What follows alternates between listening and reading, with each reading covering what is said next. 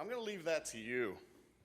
Well, I can't do it. I don't want to do that from my laptop because I don't want to be doing anything else besides streaming. Okay. Sound check. 1, 2, 1, 2. From your PowerPoint laptop, from one of those guys. Do what now? Just go to the dashboard, you know, and you can theoretically bring up your card if it's nearby. Oh, okay. Okay, I'll see if I can do that. All right, I'm not seeing anything happening on my stream. So. It takes a while. Does it? What kind of delay are we talking?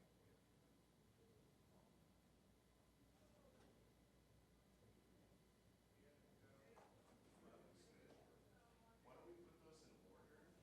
Let's get us in order. No, in order of presentation. I'm going to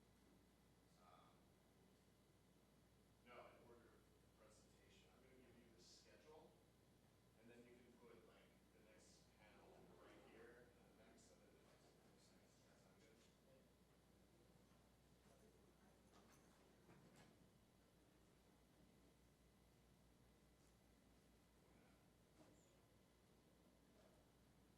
Does that sound good? Did you ever see yourself? No, still looking. What are you going to see? Because we just put the stream up.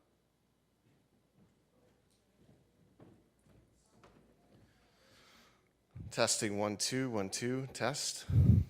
See anything? No, nothing.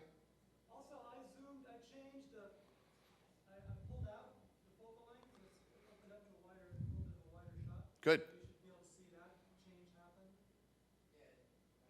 Yeah, it looks good. Just doesn't show people.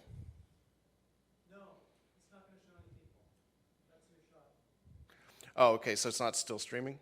No, it is. It is. I'm saying you're not, I don't have a... No, I mean people. Okay, let me be more specific. It doesn't show me. Oh, yeah, there you are. Am I on now? So what, maybe a 5-minute delay? Something like that. Okay, that's fine. Is that through YouTube? Because it's not through us. Yeah, YouTube. They have to do all their magic.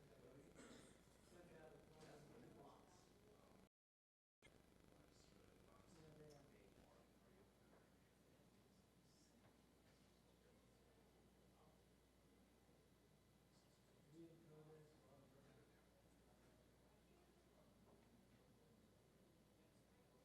Yeah, I'll give you a schedule. No.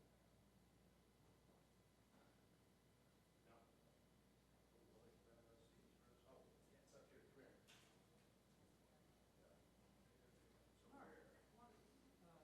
Come here. So here it is. I'm on panel 1. We're set, right? Panel 2 is Falk, Rothschild, Shaheen. Maybe just do them in one row. Yeah, I can do that. So him first, second, third, and then just put them all in a row.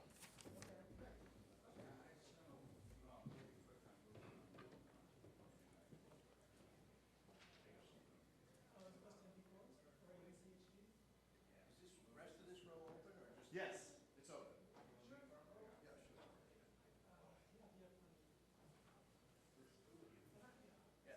mean, I'm shooting ADCHD over there, but...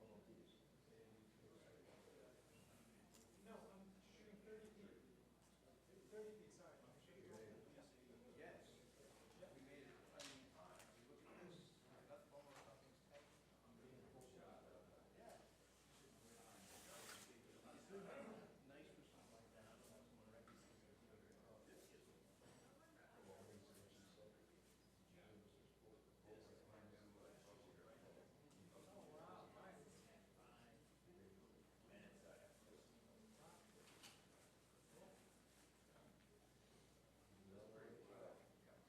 want someone recognizing the only problem with being this close, I won't be able to see my face.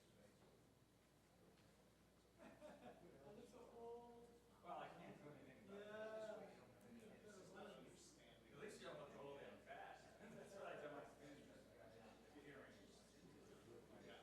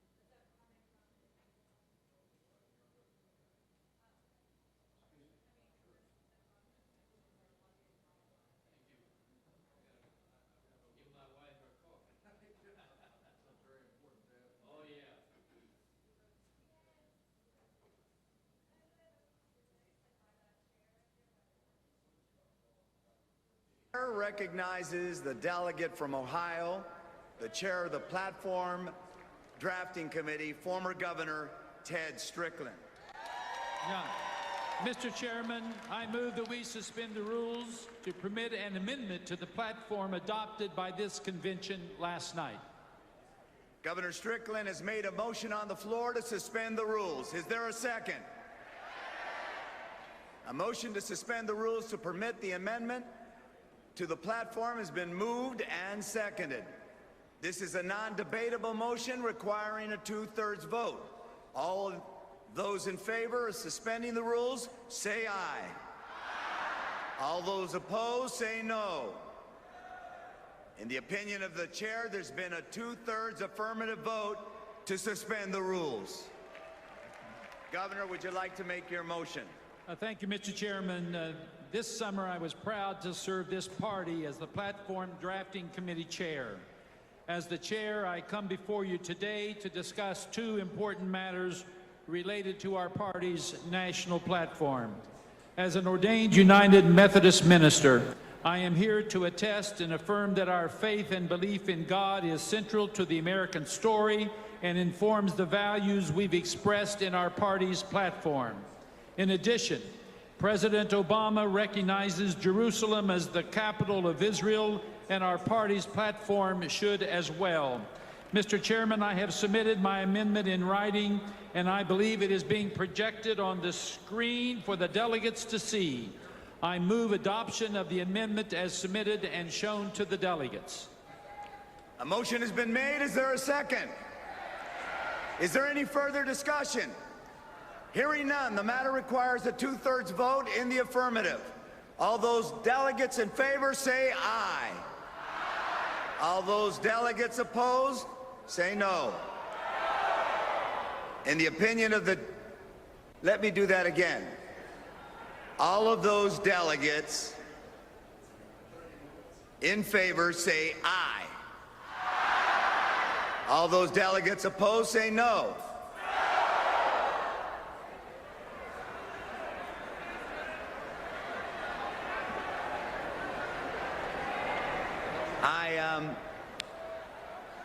I guess... And then you've got to let them do what they're going to do. I'll do that one more time. All those delegates in favor say aye. All those delegates opposed say no. In the opinion of the chair, 2/3 have voted in the affirmative. The motion is adopted, and the platform has been amended as shown on the screen. Thank you very much. Thank you. Governor Strickland, thank you again for your service. Governor Strickland, thank you again for your service as chair of the Platform Drafting Committee. Now, everyone.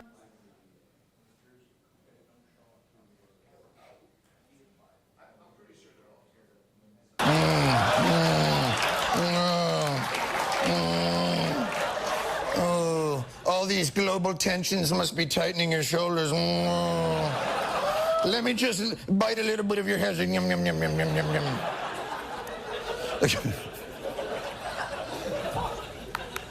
Of course, the president did gently point out the uproar that would have occurred had a Democratic Congress invited a foreign leader who was criticizing a Republican president.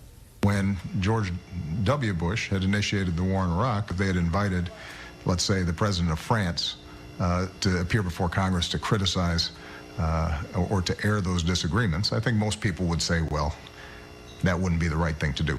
Right, they might have said that, or they would have gone bananas! Republicans would have demanded the inviters be arrested for sedition and treason. I mean, for God's sakes, just for France not joining our coalition, Republicans officially had the word French removed from Capitol building fries and renamed ketchup. I have to admit, after all that buildup, I was pretty excited for the speech itself, but nowhere near as excited as Congress, which cheered so loudly as Netanyahu entered the room, they broke C-SPAN's sound equipment.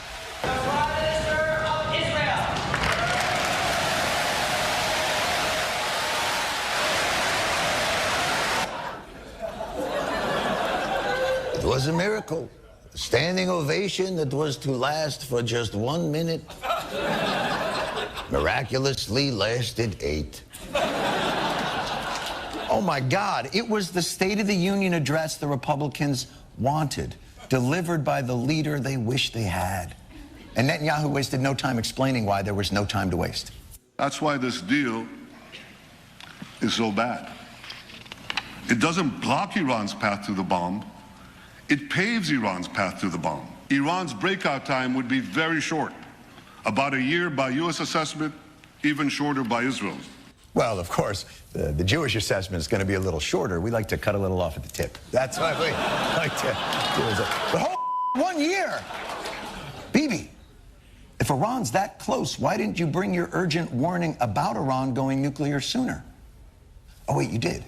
Apparently time was also running out 19 years ago. The most dangerous of these regimes is Iran. If this regime or its despotic neighbor Iraq were to acquire nuclear weapons, this could presage catastrophic consequences. Only the United States can lead this vital international effort to stop the nuclearization of terrorist states. Time is running out. We have to act. Why is he not aging?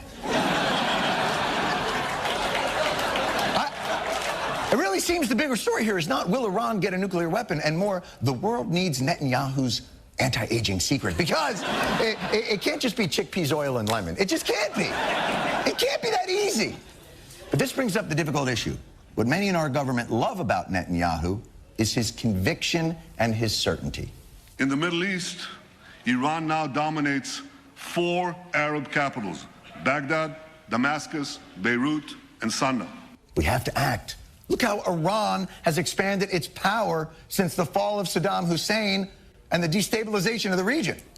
I mean, what kind of an idiot wouldn't have seen that coming in 2002? Oh, shalom. If you take out Saddam's regime, I guarantee you that it will have enormous positive reverberations on the region. The reverberations of what happens with the collapse of Saddam's regime could very well create an implosion in a neighbor regime like Iran. Or the opposite. But in the House chamber, there was no such reflecting. Netanyahu wrapped his speech up, and it was time for another 10 minutes of applause. New York, Bill de Blasio.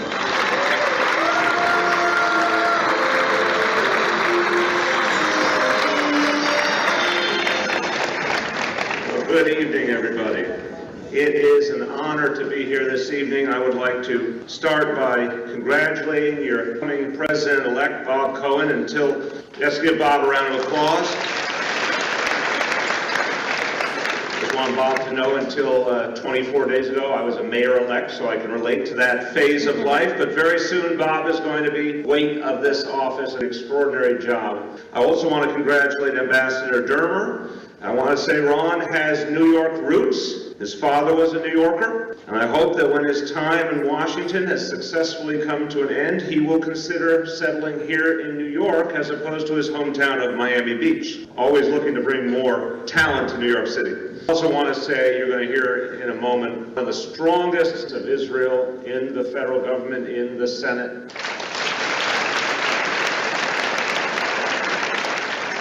Now, I am, again, as I said, 24 days into the job here, and I've learned the hard way it very much entails dealing with snowstorms. That's a big piece of the job description. They didn't tell me that in advance, but we're learning.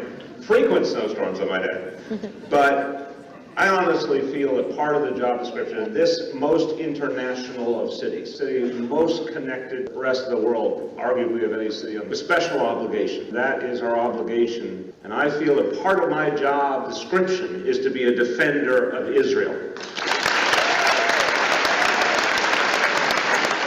There is a philosophical grounding to my belief in Israel and my belief it is our obligation to defend Israel. But it's also something that is elemental to being an American, because there's no greater ally on earth. And that's something we should say proudly. And then, as the leader of New York City, between the State of Israel and the City of New York. There is no deeper connection across boundaries than this connection we share. And it's for a lot of reasons.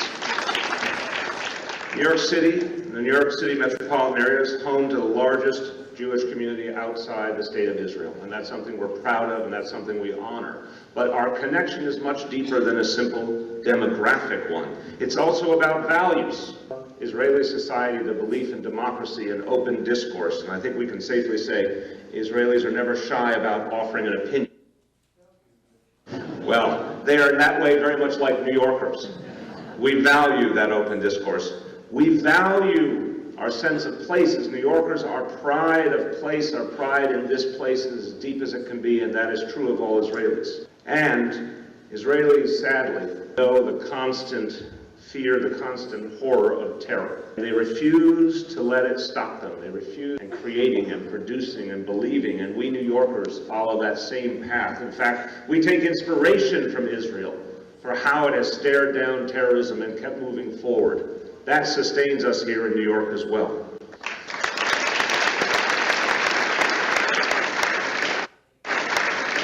As mayor, I am committed to not just maintaining an alliance, but strengthening the alliance between Israel and the City of New York, and Israel and the United States of America. And I have to tell you, my trips to Israel, I've been 3 times. The last time I had the joy of going with my wife, Charlene, and my son, Dante. And I have to tell you, we went all over, and we saw the challenges at each of the borders. We went to different parts of the country and saw very vividly every single day. But it was when we went to Sderot that I was most moved. Because my son, this was a few years ago, so we went to the children's center in Sderot, and we saw what it meant for everyday families. If they wanted to have time with their kids to play, they had to be in a missile-proof, bomb-proof play area, because you could not know otherwise if your children would be safe in that brave town. You can't have an experience like that and not feel solidarity with the people of Israel, and know that they're on the front line of fighting against so many challenges. The honor of representing one of the largest Jewish communities, Borough Park in Kensington. Developed deep relationships there, and I learned from people's experiences how prejudice, and to this day and in many, many parts of the world, and it's our mission to fight against it. And so, as New York City Public Advocate, my previous job, thought it was important to use that platform to speak out against Saudi Airlines, because Saudi Airlines, to this day, has deprived Israeli citizens, which is a violation of the laws of this country, and I don't think they belong in our airports if they're not going to allow Israeli citizens the same rights as everybody else. If you're in any way, shape, or form economically propping up the repressive Iranian regime, you have a choice to make if you're a company. You either want to do business with them or you want to do business with the people of the United States of America, but you can't have it both ways. And companies need to get out of Iran. I'll conclude with this. Again, our ties could not be deeper, and it's our job to deepen them. And I want to commend my predecessor, Michael Bloomberg, for what he achieved with the Applied Sciences Center on Roosevelt Island.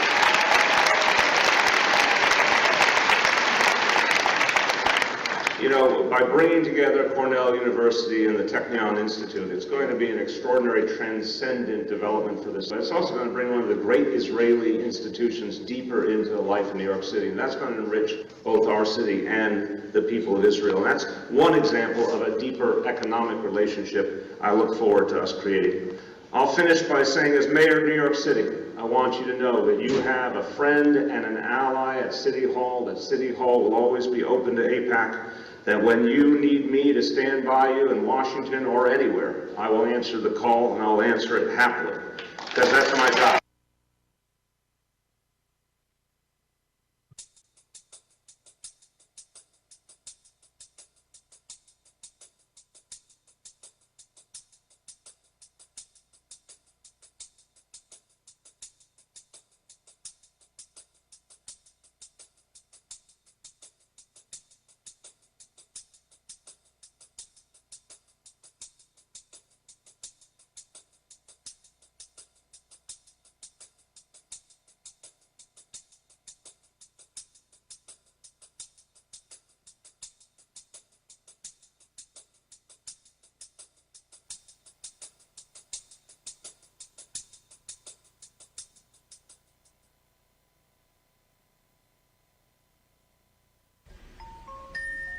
Welcome.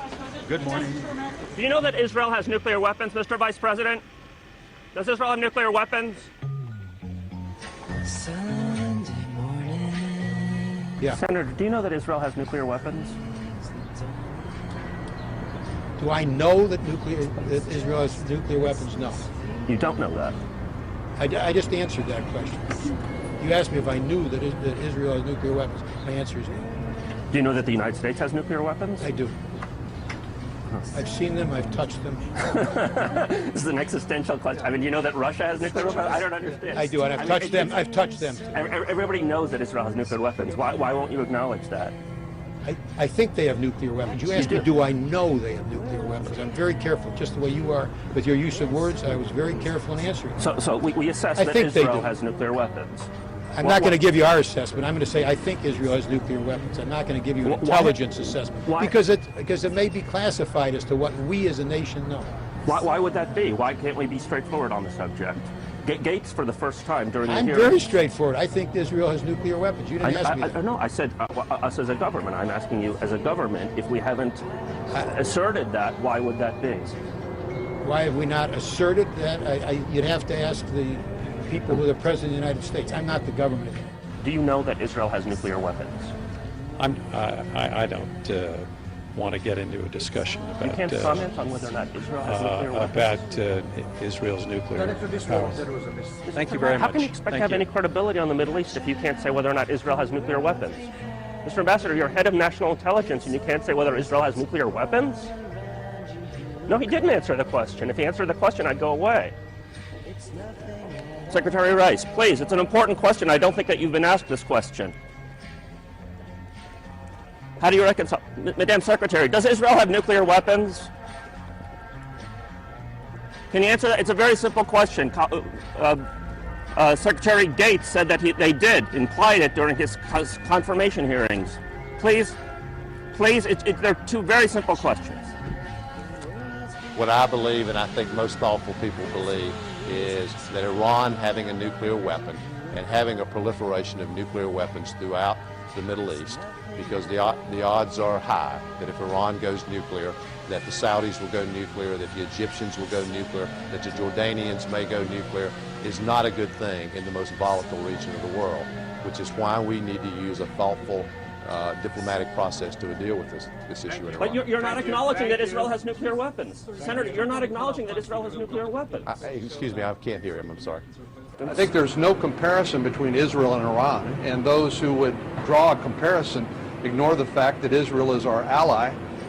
Well, I think that's a determination for Israel to declare whether they do or don't. If that's otherwise been established as a matter of fact, then it speaks for itself. Senator, do you know of any country in the Middle East that has nuclear weapons? I'm not free to comment on that. Why can you not say that Israel is a nuclear power, Senator? I'm sorry? Why can you not say that Israel is a nuclear power, Senator? I basically think it is, but I'm not somebody that's privy to all the details on that. Do you know that Israel has nuclear weapons?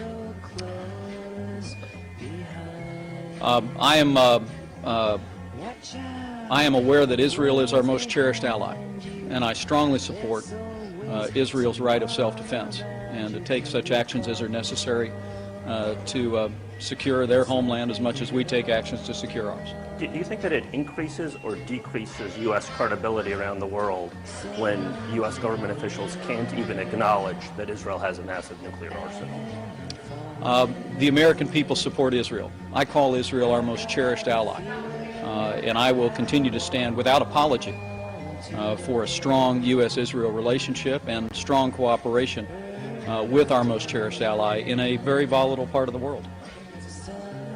I think it's a decision for Israel to make about its nuclear policy. Do you know that Israel has nuclear weapons? What has that got to do with it? Sorry. Of course. I think every practical person knows that it is probable that the Israelis have nuclear weapons. Why Obama, when he was asked at his first news conference, said he didn't want to speculate? Why do you think the United States has been so, it hasn't acknowledged this empirical fact?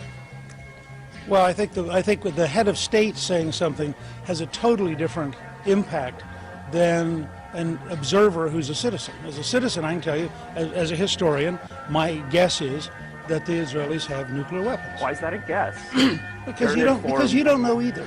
Because the truth is, you have no idea whether the whole thing is a Potemkin village. Sure, everybody has common knowledge and commonly understood. Why won't the administration acknowledge that? I don't know what the administration policy is. Don't you think that it shows? Don't you think that it shows that we're hypocritical?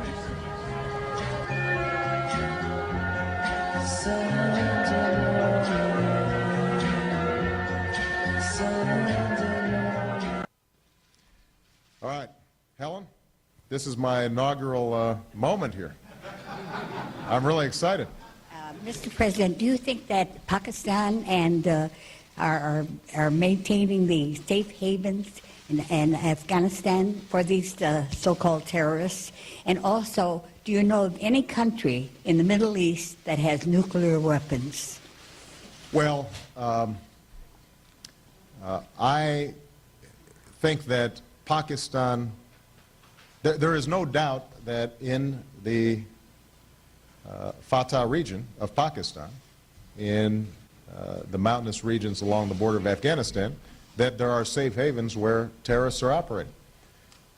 And one of the goals of Ambassador Holbrooke, as he is traveling throughout the region, is to deliver a message to Pakistan that they are endangered as much as we are by the continuation of those operations, and that we've got to work in a regional fashion to root out those safe havens. It's not acceptable for Pakistan or for us to have folks who with impunity will kill innocent men, women, and children. And I believe that the new government of Pakistan and Mr. Zardari cares deeply about getting control of the situation, and we want to be effective partners with them on that issue.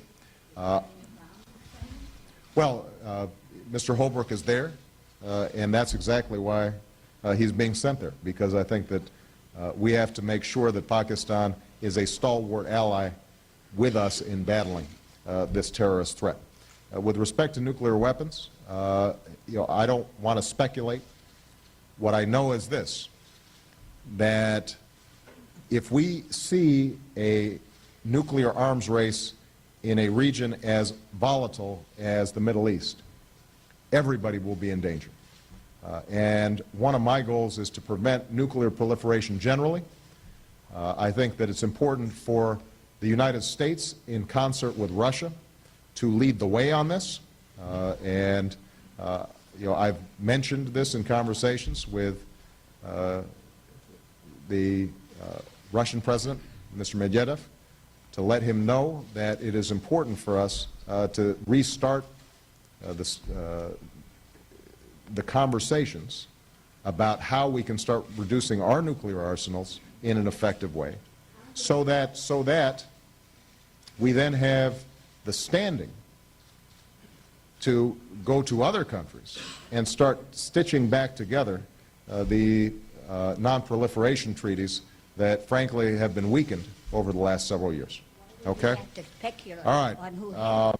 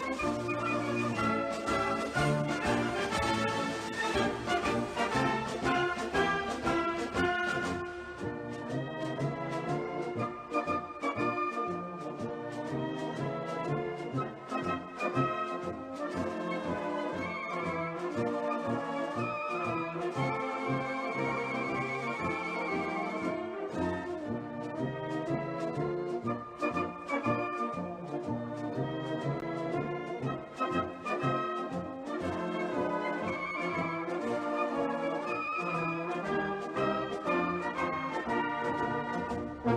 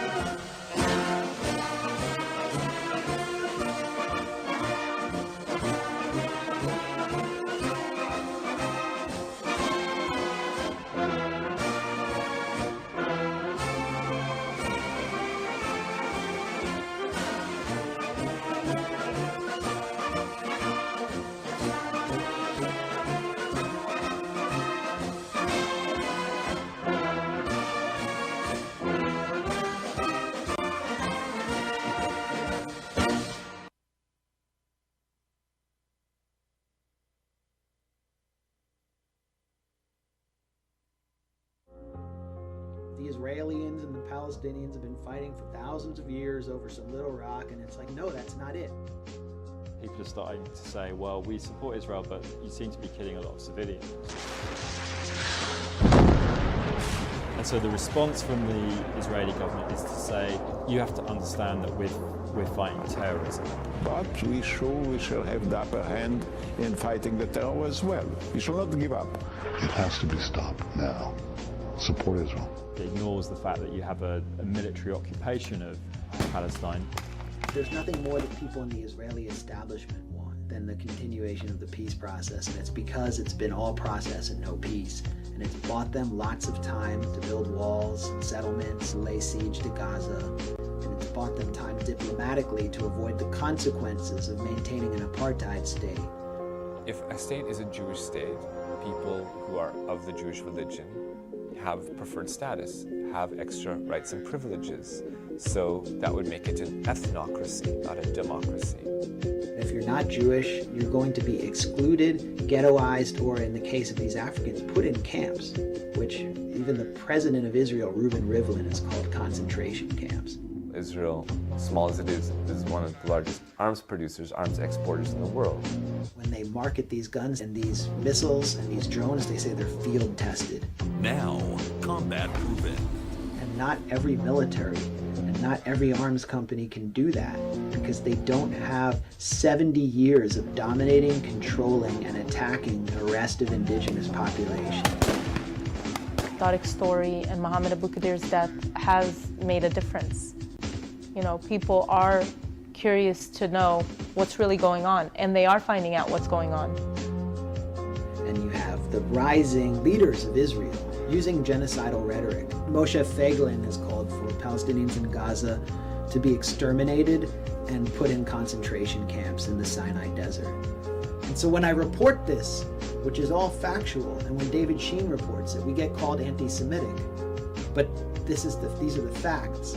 When I hear what people say about us, you know, just because me and my friends, what we do, raise awareness and have these events, and people label us as extreme, radical extensions of Hamas, you know, all these crazy things. And I'm just passionate about this conflict because I see oppression and I just want to speak out about it.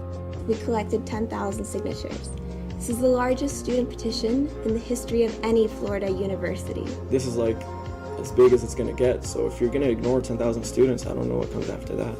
It's so important that we speak out here in America because we are responsible for the occupation. We are funding it. We give Israel billions of dollars a year. It's our duty to speak out and say, listen, we're paying taxes. We don't accept this anymore. People are losing their jobs over this. I mean, their lives are being absolutely destroyed. One day, you will be walking in the streets as a respected professor, and the second day, you're in solitary confinement. When you are brought to the courthouse, they have snipers over rooftops. They take you in a helicopter, like Tampa is under attack somehow. I mean, it was unbelievable. It was all the creation of the government in order to bring this to the jury that somehow we were so dangerous that they needed all this protection. And in the end, the government drops the charges. Oh, okay, after 11 years. So you can't help but feel like, what if this happens to me?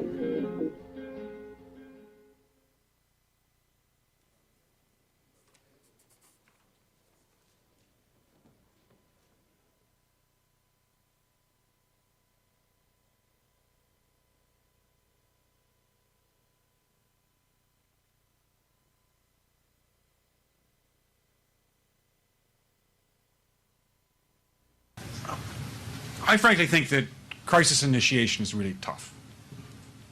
And it's very hard for me to see how the United States president can get us to war with Iran. Which leads me to conclude that if, in fact, compromise is not coming, that the traditional way of America gets to war is what would be best for U.S. interests. Some people might think that Mr. Roosevelt wanted to get us into World War II, as David mentioned. You may recall we had to wait for Pearl Harbor. Some people might think Mr. Wilson wanted to get us into World War I. You may recall he had to wait for the Lusitania episode. Some people might think that Mr. Johnson wanted to send troops to Vietnam. You may recall they had to wait for the Gulf of Tonkin episode. We didn't go to war with Spain until the until the Maine exploded.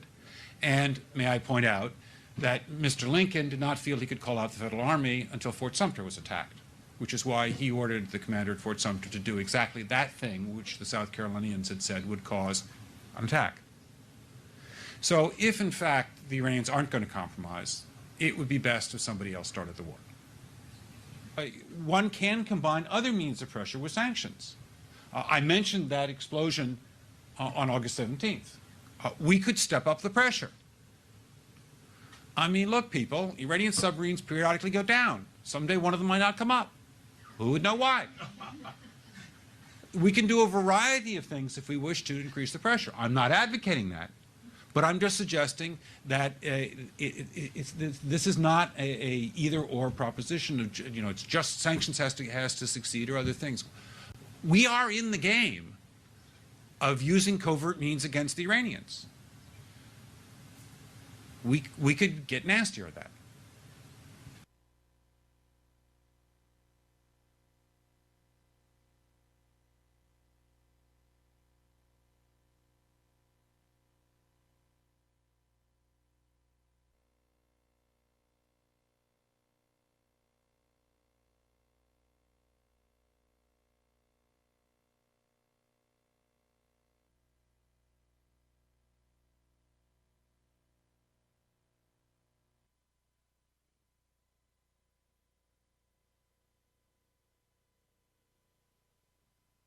Recognizes the delegate from Ohio, the chair of the Platform Drafting Committee, former Governor Ted Strickland.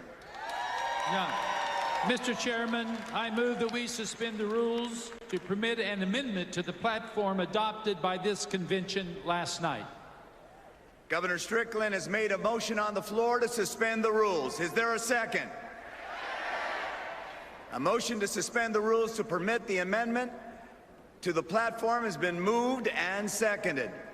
This is a non-debatable motion requiring a 2/3 vote. All those in favor of suspending the rules, say aye. All those opposed, say no. In the opinion of the chair, there's been a 2/3 affirmative vote to suspend the rules. Governor, would you like to make your motion? Thank you, Mr. Chairman. This summer, I was proud to serve this party as the Platform Drafting Committee Chair. As the Chair, I come before you today to discuss two important matters related to our party's national platform.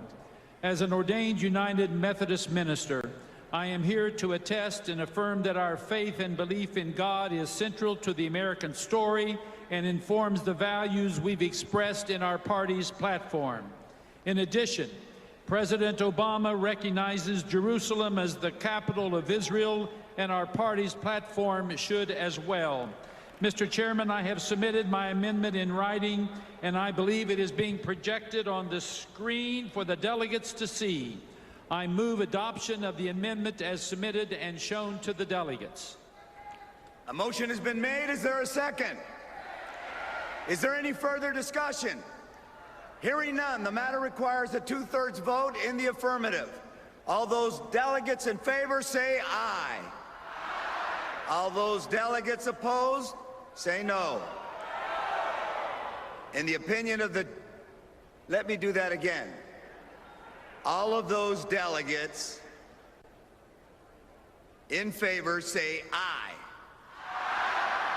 All those delegates opposed say no.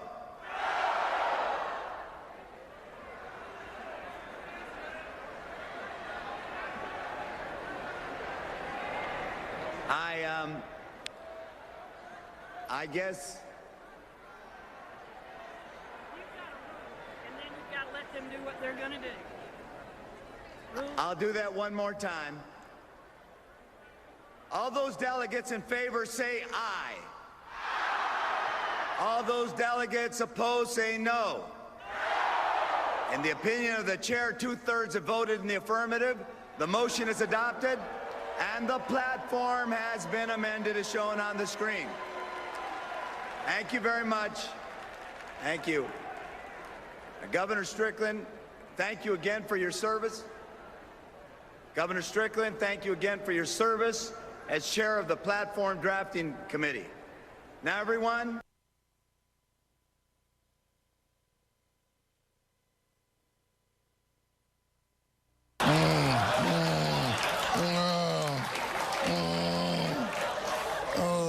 All these global tensions must be tightening your shoulders.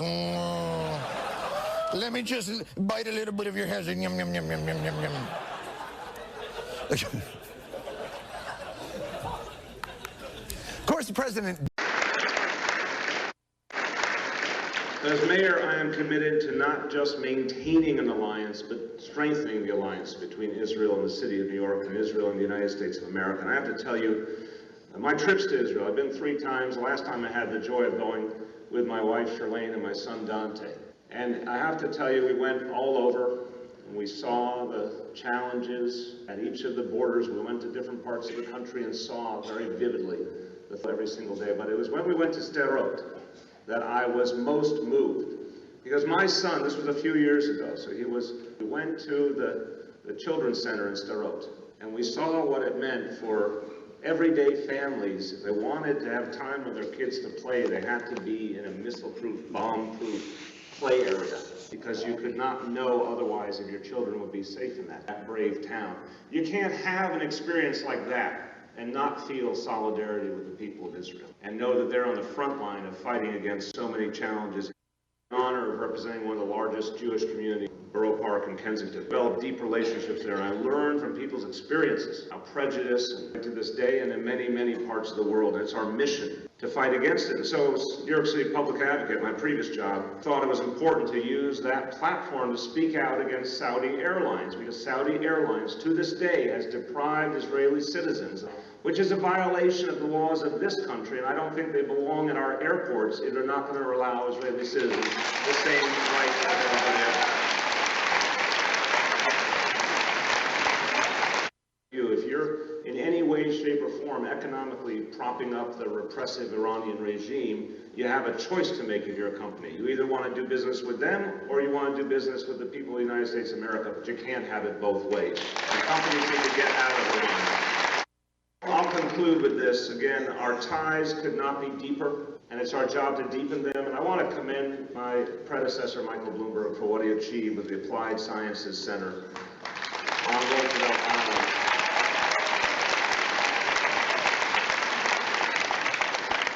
You know, by bringing together Cornell University and the Technion Institute, it's going to be an extraordinary transcendent development for this. It's also going to bring one of the great Israeli institutions deeper into life in New York City, and that's going to enrich both our city and the people of Israel. And that's one example of a deeper economic relationship I look forward to us creating. I'll finish by saying, as mayor of New York City, I want you to know that you have a friend and an ally at City Hall, that City Hall will always be open to AIPAC, that when you need me to stand by you in Washington or anywhere, I will answer the call, and I'll answer it happily, because that's my job.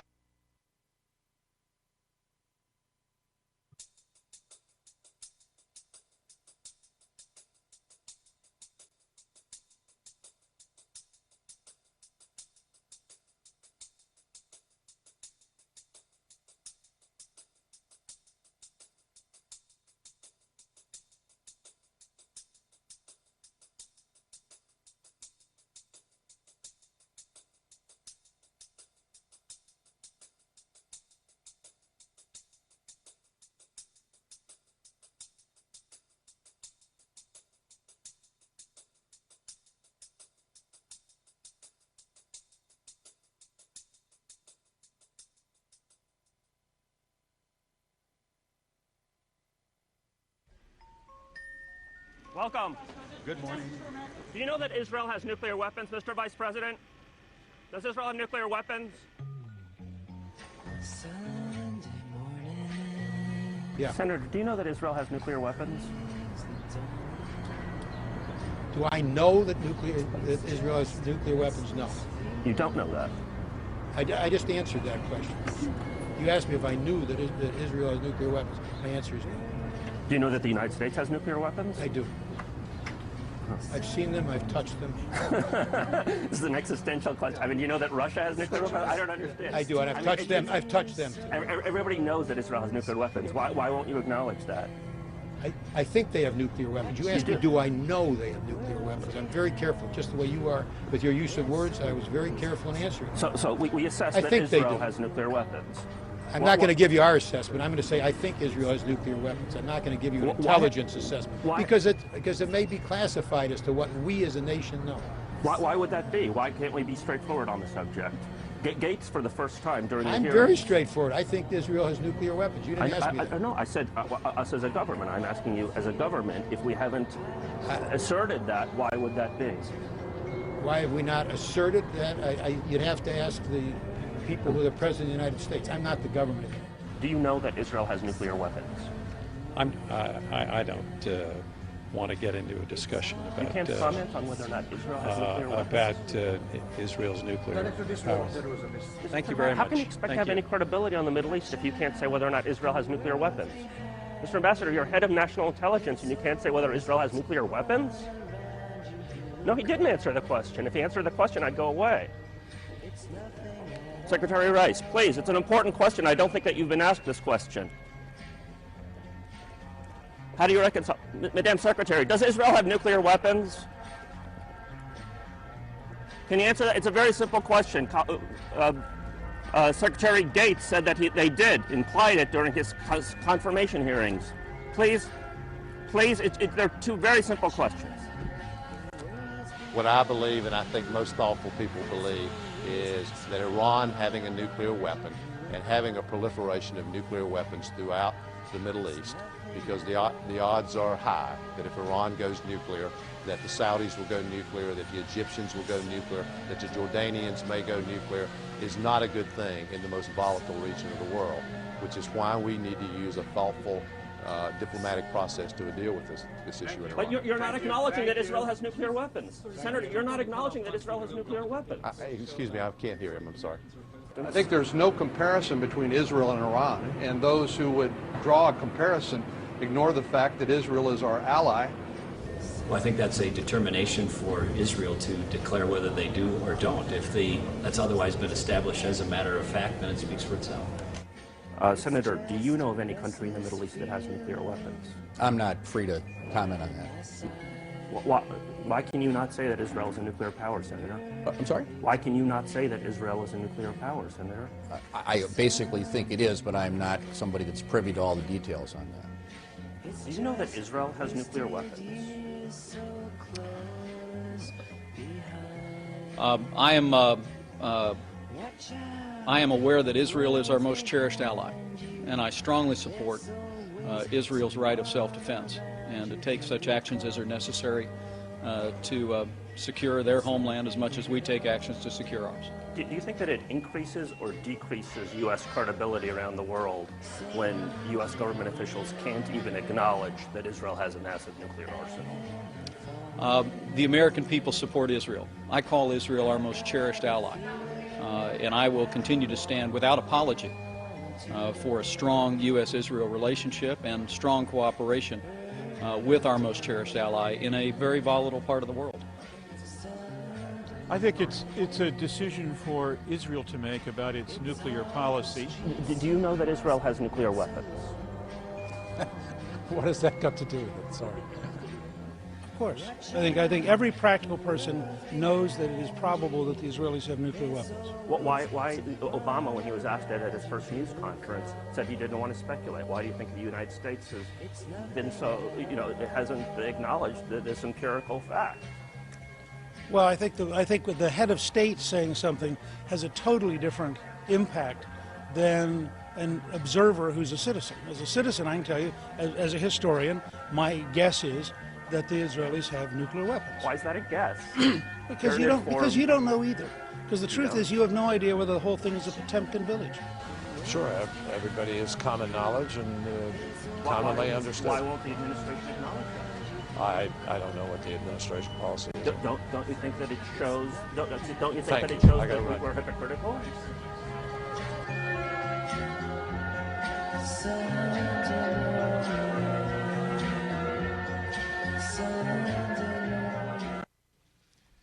All right, Helen, this is my inaugural moment here. I'm really excited.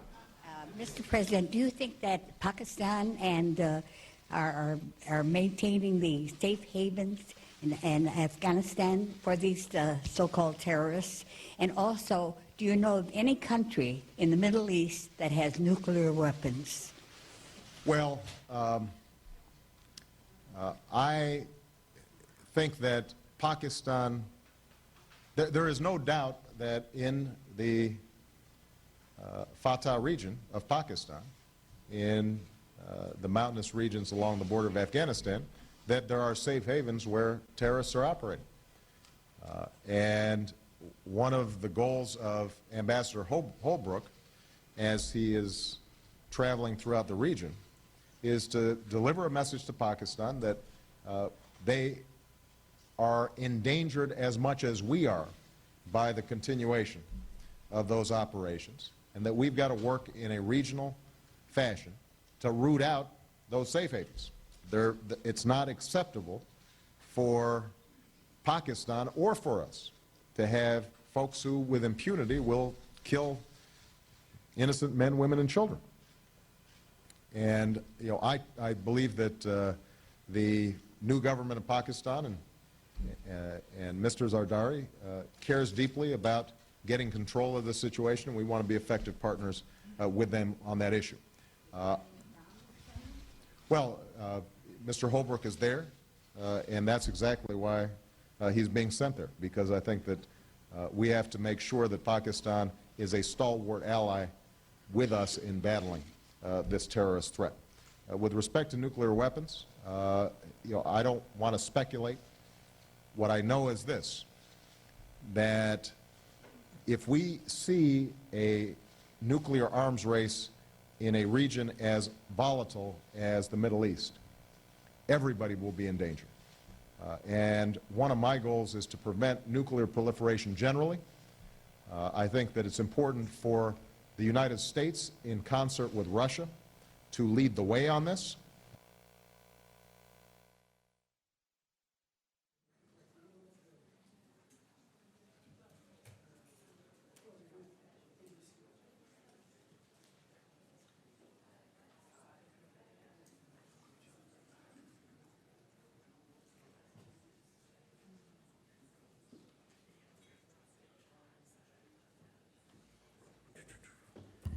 All right, well, good morning, everyone. I'm Dale Sprzansky. I'm the assistant editor of the Washington Report on Middle East Affairs. The Washington Report is co-hosting today's event with the Institute for Research, Middle Eastern Policy.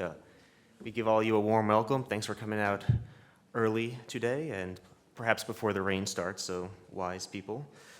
So my job is just to do some housekeeping here so you all know what's going on today. The big thing important for the audience will be the question and answer session. So inside the bags you were given at registration are 6 note cards, 1 for each event. If you have any questions, you can write it on those note cards and pass it down to people who will be collecting them. They will give it to the audience members on the stage and answer your questions. This will allow us to speed things up, compile similar questions together, and keep our compact program flowing smoothly today. This event is also being live streamed on our website, so questions can also be submitted on Twitter at Israel Lobby US. Also, of course, just please make sure your phones are silenced if you're going to be having conversations outside the doors so that events aren't disrupted. Book signing. Lots of our authors will be signing books later today, throughout the day. The book signing schedule is found on the back of your program. Also, just a reminder that there are lots of members of the press here, so if anyone talks to you, it could end up published somewhere, so if you don't want something published, don't say it. If you'd like to rewatch something or share this event with friends and family and stuff, it will be online on our website, the video, within 24 hours. Transcripts up shortly after that.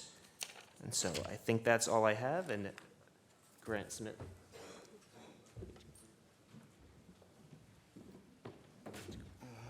Let's see, what do we do?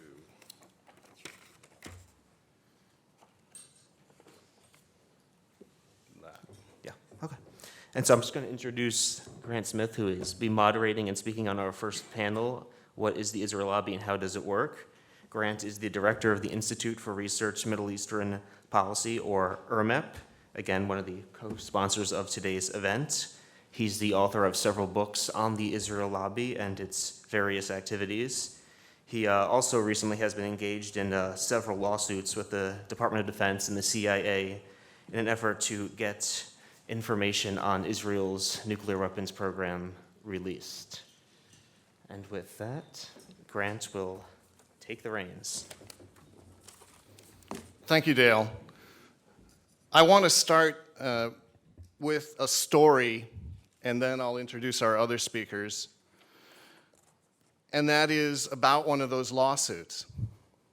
On February 10, the Department of Defense released a document, Critical Technology Issues in Israel, that unequivocally confirms for the first time from a U.S. government source that Israel has an advanced nuclear weapons program and national laboratories equivalent to our Los Alamos and Lawrence Livermore laboratories, and that the Sorek reactor, a gift for Atoms for Peace from the Eisenhower administration, has, quote, the technology base required for nuclear weapons design and fabrication. This process was 1,132 days and another 140 days in federal court. As many of you know, and this is one reason we're repeating so many of these loops about nuclear weapons, we do have modifications to our Foreign Aid Act of 1961, the Symington and Glenn amendments that occurred in the mid-70s, which explicitly prohibit U.S. foreign aid to countries trafficking in nuclear weapons technologies outside of the Nuclear Non-Proliferations Treaty. And so our question must be, how much are Americans at this point owed for all of the aid that was delivered on false pretexts? This amounts to $234 billion as of today. And if there are 122 million US taxpayers, our average refund per taxpayer is that figure up on the screen, $1,900.09 and 54 cents, or $9.54. So the question is, it's a video to say, why do presidents deny that this weapons program exists? Why does the press underreport it? In this game, as in many games, if you're looking at a con develop and you can't figure out who the mark is or the victim, that's because it's you. In this case, strategic ambiguity, as it's called, is a farce masquerading as grand strategy that started back during the Nixon administration. In 2014, the ISCAP, which is the highest declassification authority in the United States, overruled and released information about the Nixon-Meyer negotiations in which Nixon's feelings that he would be, quote, have a Zionist campaign to try to undermine, unquote, him if he did not agree to this gag policy is clear at this point. Israel claims it won't be the first to introduce. Our presidents won't comment on it. Whistleblowers are punished by Department of Energy regulations. The Nuclear Non-Proliferation Treaty is undermined, and taxpayers are both abused and uninformed. And it's not like they don't know. The question to ask is who's being fooled. In a Google consumer survey last year, a majority of Americans, almost 64%, said that they believe the Israelis have a nuclear weapons program. So they're not being fooled. And it's a testament to the power of Israel lobbying organizations in this country that a policy costing so much can last for so long. So what I'd like to talk about are one portion of activist organizations, which I call Israel affinity organizations, which is a tax-exempt portion of this lobbying ecosystem. And just to define that a little bit more, we're going to look at 350 organizations. We're going to look at when they were formed. We're going to look at some of their major functional categories and what could happen in the future as they continue to grow in terms of revenue and resources. So every organization I'm talking about in aggregate is a 501c3 or C4 organization. That's unconditional support for Israel is a top priority. It's headquartered in the US, and it's retaining its tax-exempt status. Again, that's almost 350 organizations, but it's not the whole picture. In terms of the whole picture, we realize that in blue we have this darker and darker puzzle called bundling, campaign contributions premised on support for Israel. In red, we know there are captive media organizations. We know that the Brookings Saban Center is a carve-out of that organization that's very pro-Israel, not counted. Churches, synagogues, not counted. Just the green portion, which is the puzzle piece that we're looking at right now. The first data extract reveals, in terms of the time that they were incorporated or received tax-exempt status, there are 4 great waves. Number 1, the wave asking for approval of Zionism, promotion of Zionism and immigration. Phase 2, state building, the creation of fundraising organizations, the big transfer organizations and subsidy organizations came into play. The 80s and 90s are a period of the media watch and think tanks, the off-splitting of the Washington Institute from the mothership AIPAC. And the 4th wave, I like to talk the attack lawfare at campus monitoring and messaging are the top priorities of these organizations. And later on in the program, there will be a lot of people talking about Israel activity on campus. It's interesting that half of the organizations surveyed, which are the biggest, were created before 1975, and half of them were created after 1975. This is interesting because it coincides with the period at which the Justice Department, after trying to get the Zionist Organization of America to register as a foreign agent 7 times, after ordering the American Zionist Council to register as a foreign agent only to see the lobbying division AIPAC split off 6 weeks later and start the same activities, they threw in the towel. And so the number of organizations exploded, as did the amount of US foreign aid, the blue line, in terms of their lobbying successes. So there's this blossoming of foreign aid that occurs right after DOJ threw in the towel. The demands of these organizations, if you review tens of thousands of Lexis pages have evolved over time from simple recognition to the much more troublesome trade concessions. Of course, our first foreign trade agreement was with Israel. Terrorism designation of Israel's enemies, and finally calls for U.S. military action against Israel's enemies. So these four great waves of Israel affinity organizations leave us asking, what will be the next great wave? I called the last one the imposition wave, in which we're imposed, told how to think on campus, told what Americans think by the Israel Project and its dubious polls, told what's legal and not by the Law4 Project on campus.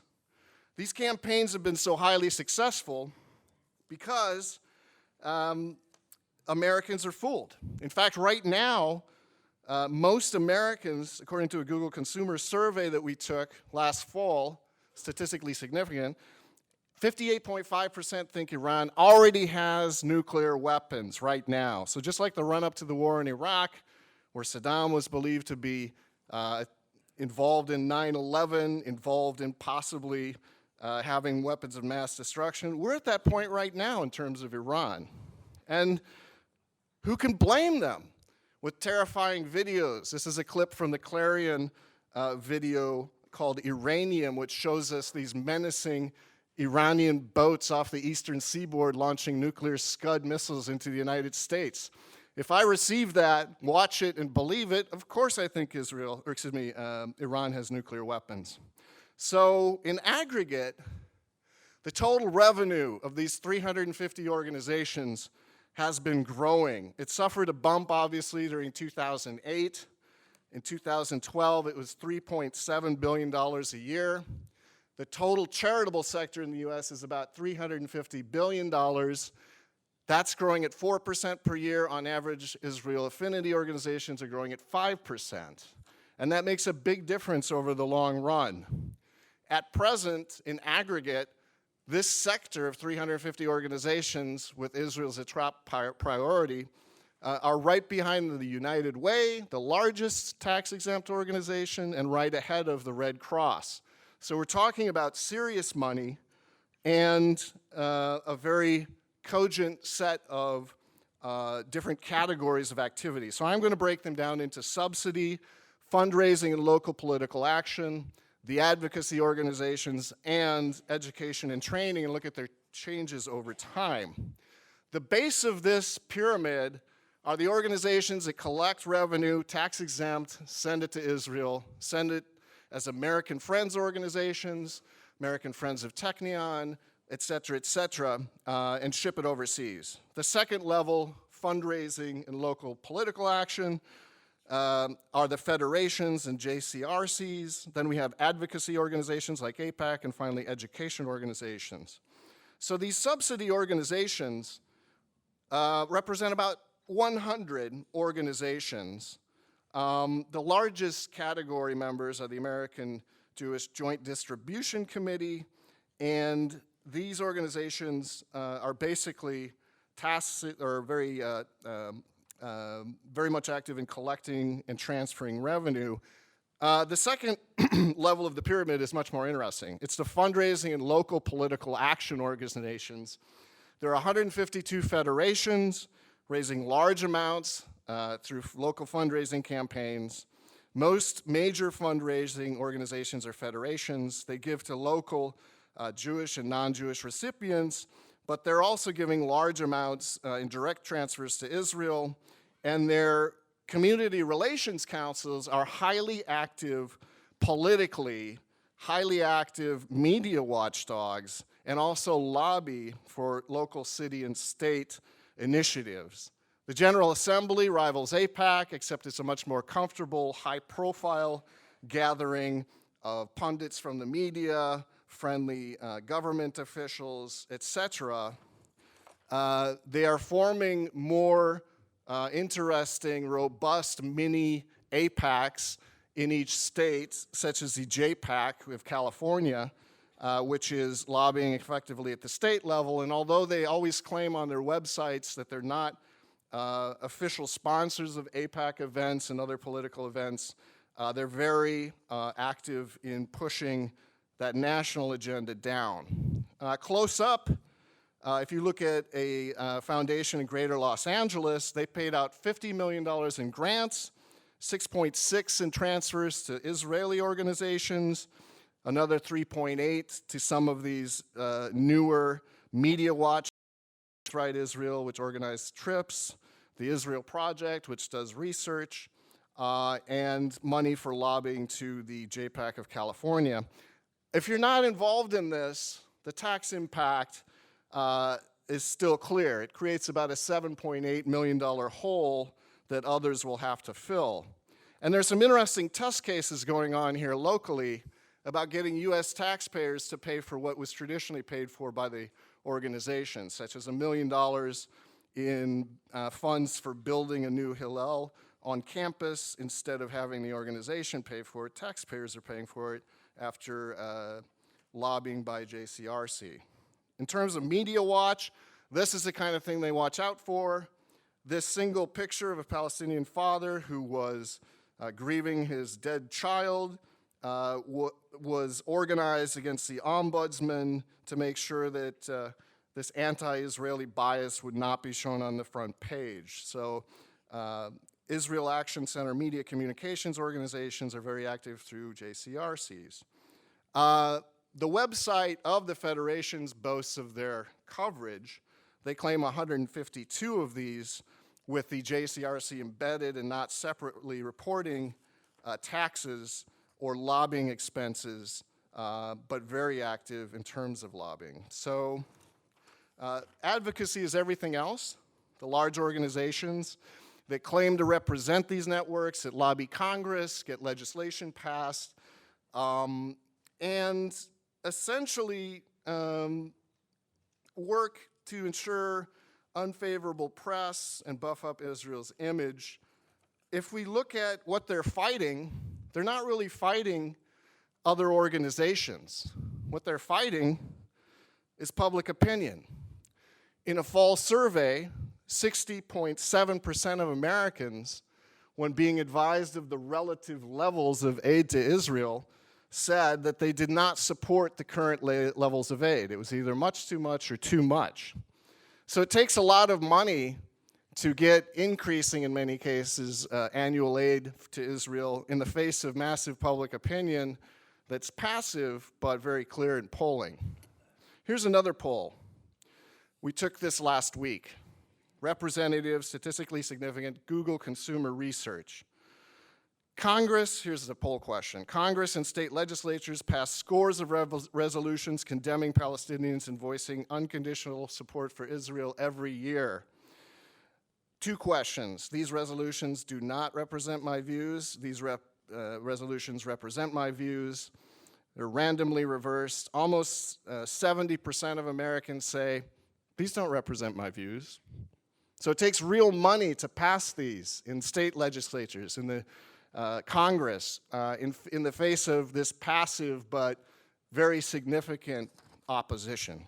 So the education and training indoctrination segment of Israel affinity groups and organizations is really involved in training within the community, Zionist education. For the American public, it's about Holocaust museums.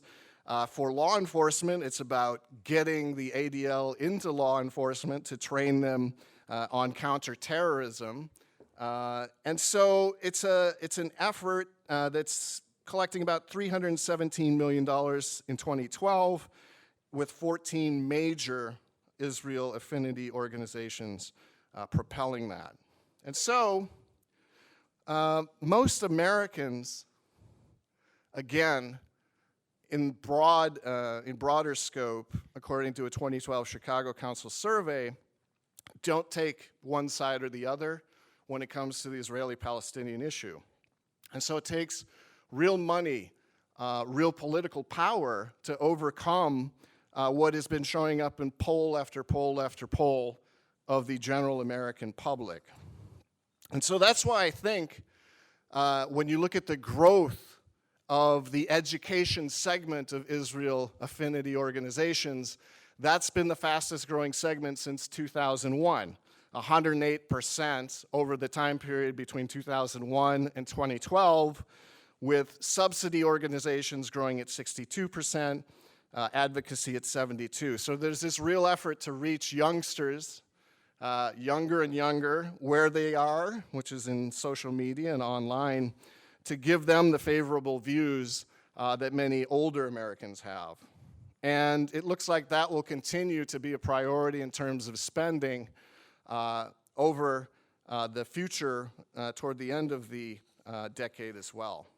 So, in terms of employment and volunteers, 14,000 people are on the payroll of organizations that have promoting unconditional support for Israel as a major goal, 353,000 volunteers.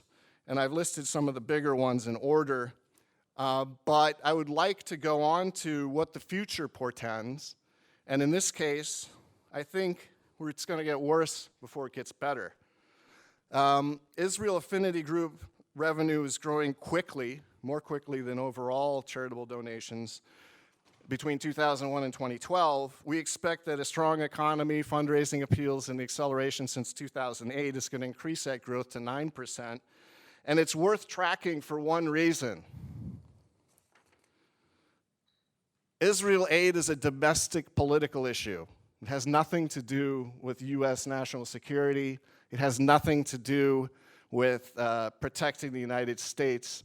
It is purely a political issue, and it shows up in the numbers because aid to Israel closely tracks the amount of spending of Israel affinity organizations. When it goes up, aid goes up. When it goes down, it goes down. It's highly correlated. And so I can say with confidence, especially with President Obama making noises of conciliation after this initial Iran agreement, that there will be more aid, secret and public, in the future. And so we see probably toward the end of the decade, $3.5 billion in aid increasing to $7 billion a year if this trend of correlation between fundraising, sort of a symbol of political support, and aid continues. They're closely related. I would urge, however, every American insist on getting their $1,900 back before this happens. Finally, I want to talk a little bit about agency regulatory capture. I already mentioned the Justice Department threw in the towel. It does not enforce laws on the books about foreign agency and consorting with foreign governments and bringing that in as a domestic political issue. We've had espionage investigations against AIPAC, the ADL, the Weizmann Institute. They were all quashed by political pressure. The U.S. Treasury Department has never pulled tax-exempt status for any reason more innocuous than failure to file. And yet, the charitable purpose of these organizations is dubious. The American Israel Education Foundation, which was granted tax-exempt status as an education organization in '89, is supposed to educate Americans about the Middle East. And it said all research will be produced and published and made available to the general public. Well, it never has been. They don't even have a website with more than one page, and that thing was put up a year ago. Their observable activities are taking members of Congress on trips to Israel, 1,000 of them between 2000 and 2015, and their family members, providing tax deductibility to donors for AIPAC education, what I would call a disinformation campaign.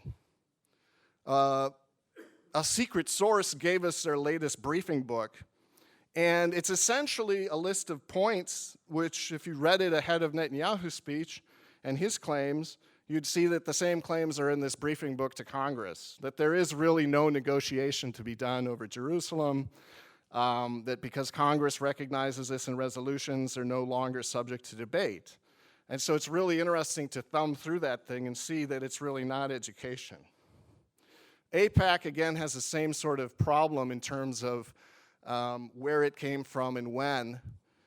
They were incorporated in 1963, 6 weeks after their parent was shut down. Their tax-exempt organization application in '67 was for charitable education and religious association, but they've been lobbying, just like their parent has, and have never been called on the extremely tight coordination with the Israeli government, They've never been prosecuted for obtaining on 3 occasions classified information to lobby against American industries and pass a free trade agreement, missile secrets to overturn sales to allies, and they refuse to register under FARA. Even though they are a successor, the Justice Department is uninterested in that. So I would just have to say, in conclusion, that studying the movements of these organizations provides a real insight into the future. Our next 2 panelists will provide a level of detail that's even greater in terms of their observations inside and outside of these organizations. I think I'll just start off then by introducing our next speaker, Seth Morrison, who's held leadership posts in various local, regional, and national Jewish organizations, starting in college as a youth leader in Young Judea. He's currently active in Jewish Voice for Peace. He's serving in the DC Metro Chapter Steering Committee and on the National Congressional Outreach Committee. In 2011, Seth resigned from the Washington, D.C. board of the Jewish National Fund in protest over Israel's repeated evictions of Palestinians from their homes in East Jerusalem. So at this point, I'd like to hear from Seth Morrison. Thank you very much.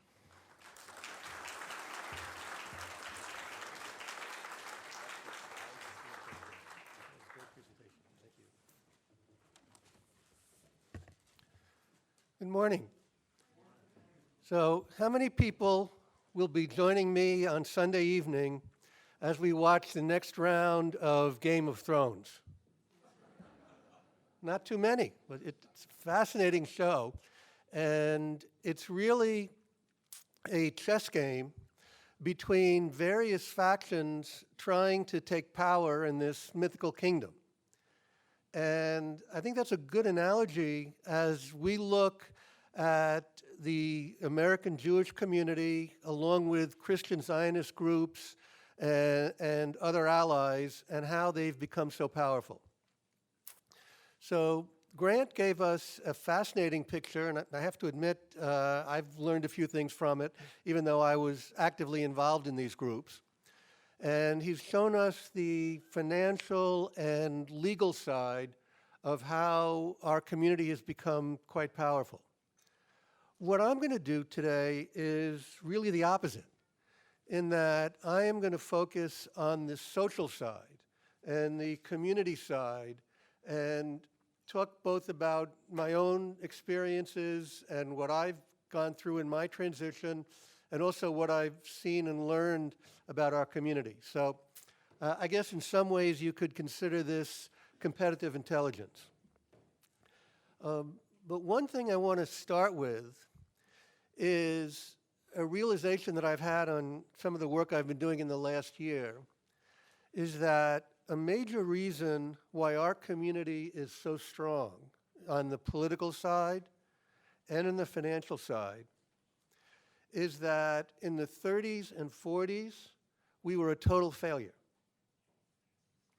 And if you think back, and those of you who've read history, who've studied the Great Depression, who've studied World War II, you know that we talk in the Jewish community a lot about the Holocaust. But in the 1930s, especially the latter part of the 30s, it was pretty well known that the Holocaust was really bad. Now, we didn't know that there were mechanized death camps, but there were a lot of stories about how serious the situation was. But at the time, the U.S. had clamped down on visas. My 4 grandparents all came from Eastern Europe before World War I. But those who stayed back and tried to get in later couldn't do so. So basically, our community, even though we were thriving and doing well economically, we didn't have political influence. Then during World War II, when we knew about the death camps, our greatest leaders went to Roosevelt and said, bomb the rail lines, save some lives, stop people from going to the camps. And Roosevelt said no.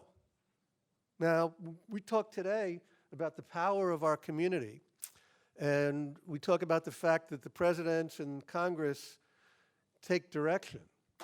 But understand that that came from colossal failure, and that colossal failure motivated our community and the leaders at the time to sit down and say, okay, guys, how are we going to overcome this? So taking that personally, I was born in '51, and when I started Sunday school in my synagogue at age 3, we marched around in blue shorts and little white caps playing kibbutzniks. And we were told how these wonderful, brave people were out there saving our people and creating a homeland. All of the clergy members and religious school teachers in my synagogue and in most of the other synagogues were Holocaust survivors. Now, it was sort of a charitable thing. These people came through utter terror. They hadn't gone to college. They needed jobs. We found them jobs. As kids, I have to admit, we were pretty cruel. You know, we made jokes about their accents and all of that.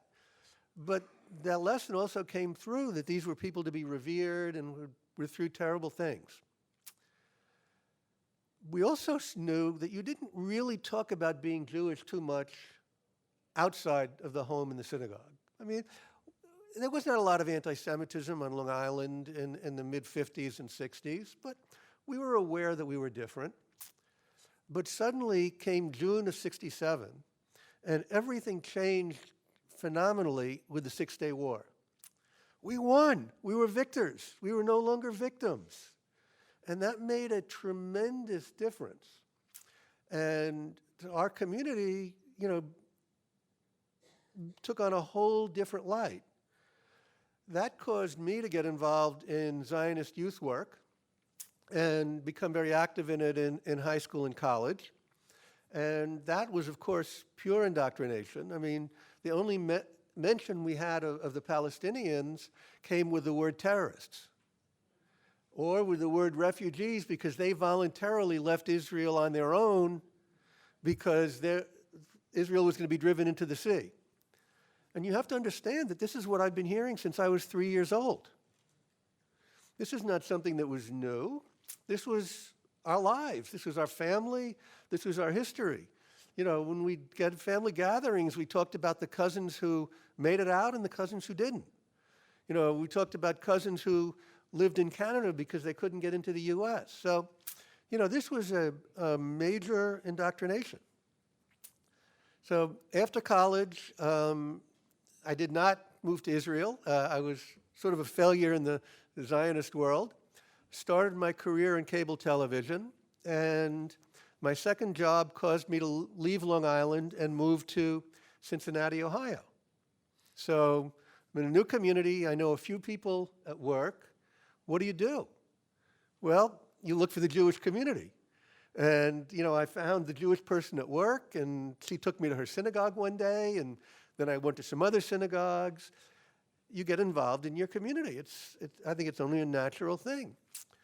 Well, what happens when you do that is suddenly somebody comes over to you and say, hey, welcome to town. You know, there's this committee. Maybe you want to help us out. And, hey, you know, I know you don't earn a lot of money. You're young, and we're glad to have you. But, you know, you got to get used to giving. It's our culture. It's our history.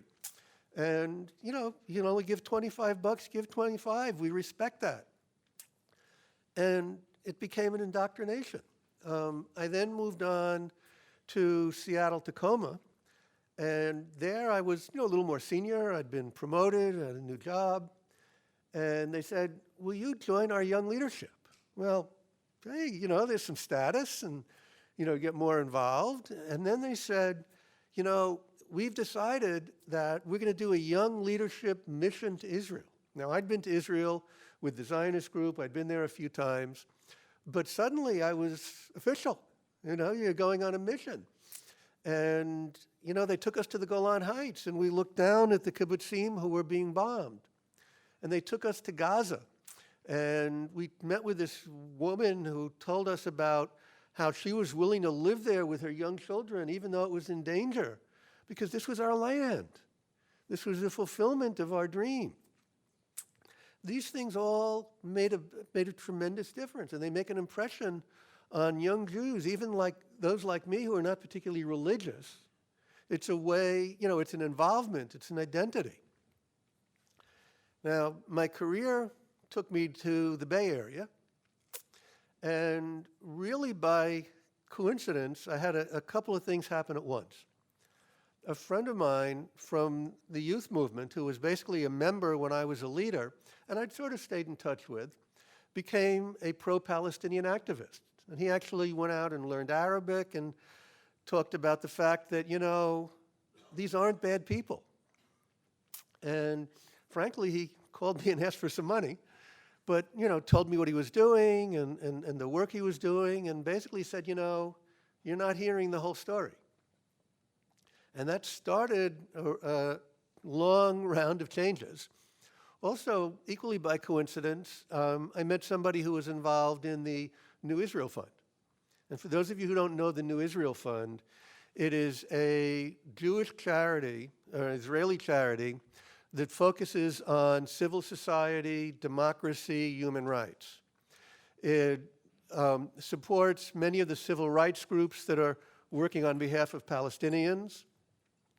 The one thing they do not do is support BDS, but they are very much progressive, very much in light of things that most of us in this room would support. But when you get into that question of what is a Zionist, they will tell you that they believe in a Jewish state.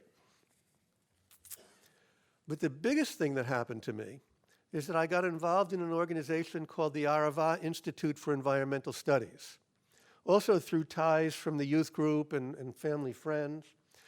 Arava is university-level education on the environment for Hebrew speakers, Arabic speakers, Palestinians and Jordanians, and North Americans. And that became my major personal fundraising focus for a number of years, and took me to Israel a few times and gave me the opportunity to meet many young Palestinians who were basically saying, I'm so concerned about the environment that I'm willing to sit and live and work with Israelis so that we can work together on the environment.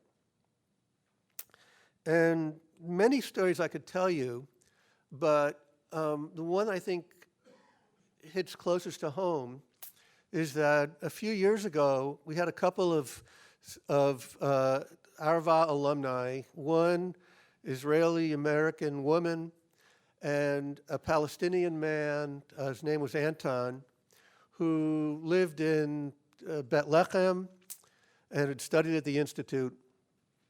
And they were here on a fundraising tour, and we had a day off here in DC.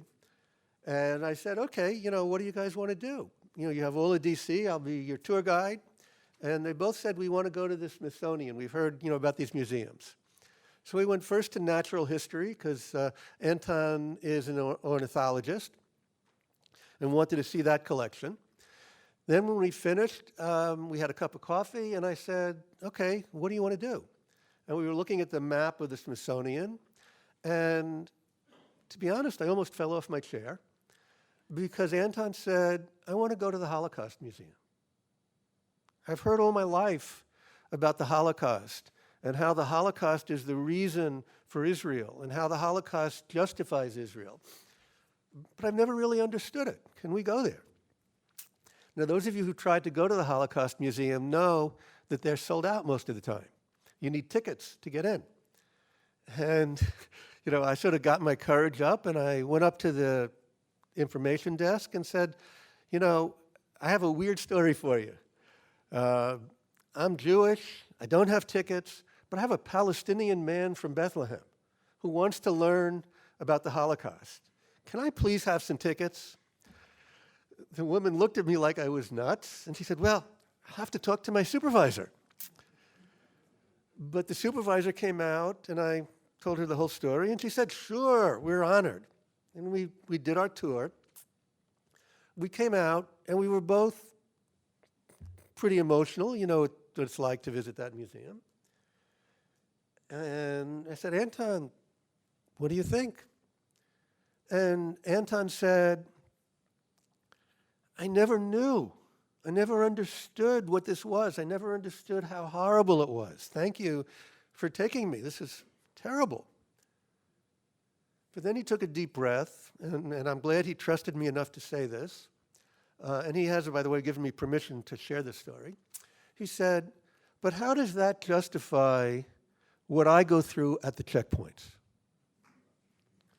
Brilliant. And I think that's a very important learning, that we have to separate these things. So I became a J Street activist. I got involved in JNF because of Arava, because Arava gets its funding from JNF, and it was a way to bring more money in. But then I found out that the JNF was stealing homes from Palestinians in East Jerusalem, and I had been told that wasn't happening when I got involved, so I resigned there. But I stayed in J Street and for a couple more years. But then I started finding that J Street, while they're saying all these wonderful things, is not getting anything done, and is not willing to use the power that they had gained to really make change. That as long as they were unwilling to challenge aid, as long as they were unwilling to say, veto these UN resolutions, I realized that J Street just wasn't going to work. And that's when I resigned and joined Jewish Voice for Peace. And it's helped me, over the last couple of years to understand a lot more about these organizations, about this structure, and while still respecting the Zionist idea, because that is part of my heritage and culture, I also, have realized that the current situation is untenable. And, I don't know how we're going to solve this. 1 state, 2 states, there's a lot of healthy debate. But it's clear that strong, aggressive action is going to be required to make change. And that's what I think groups like JVP and others like most of you are willing to do. So let me take this discussion back to the broad level and pick up on where Grant left off. And what I want to talk about is the group that really is responsible for the strength of the Jewish community. And most of you would probably say that that's AIPAC. But I will respectfully say that that's wrong. Do we have the first slide on here? You can just go back, and those are the associates. Right. Oh, we don't have the other slide on here. Oh, okay. We're missing a slide, but that's fine. The group that is really in charge, that you don't hear about very often, is the Conference of Presidents of Major Jewish Organizations.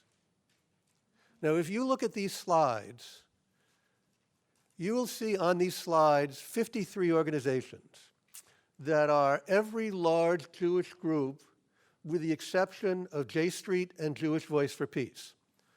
All of the synagogue groups, all of the fundraising groups, all of the political groups, all of the influencing organizations. 53 people in one room control those groups. How many people know who the board of AIPAC is? Well, and I have to admit, Grant told me this one when we were getting ready for this presentation. And I sort of knew it, but I didn't realize it as directly. The Conference of Presidents, these 53 people, are the board of AIPAC. It is in that body that these decisions are made, and that all of this confluence come together. The synagogues get their marching orders. The universities get their marching orders. The charities get their marching orders from those 53 people. And every once in a while, you'll meet a liberal Zionist, like I was, and they'll say, we stood up and we argued for the Palestinians. Well, you know what happens? They're outvoted, 50-3. And they stand up and they say, I argued for the Palestinians. And they may feel good, and they go to all these fancy meetings, but the reality is that they're ignored. So let me just give you two conclusions that I hope you'll keep with you throughout the day and throughout your work. One is that we have to understand who our opponents are, and we have to use the same skills.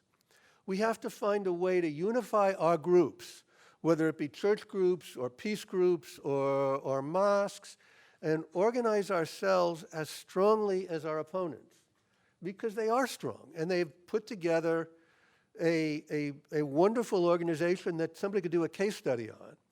We must learn from them and use that. The second thing is, I only have a moment left, but many of you have heard about a Palestinian initiative against what is called normalization. And it's a very valid issue that says that Palestinians should not participate in activities that normalize the occupation or show them on the same level as Israelis, because clearly they're not. And I support that initiative. But I will also say that I would not be here today if I hadn't met Anton and so many other Palestinians willing to educate me about their life story and about their history and about why there's another side. So especially as we look at American Jewish communities, we have to talk to them. We have to reach out to them. And it's not easy, and you'll hear things we don't like. But especially we have to bring Palestinians to them and say why they're mistreated and how they're mistreated and share their stories so that we can all learn from each other. Thank you.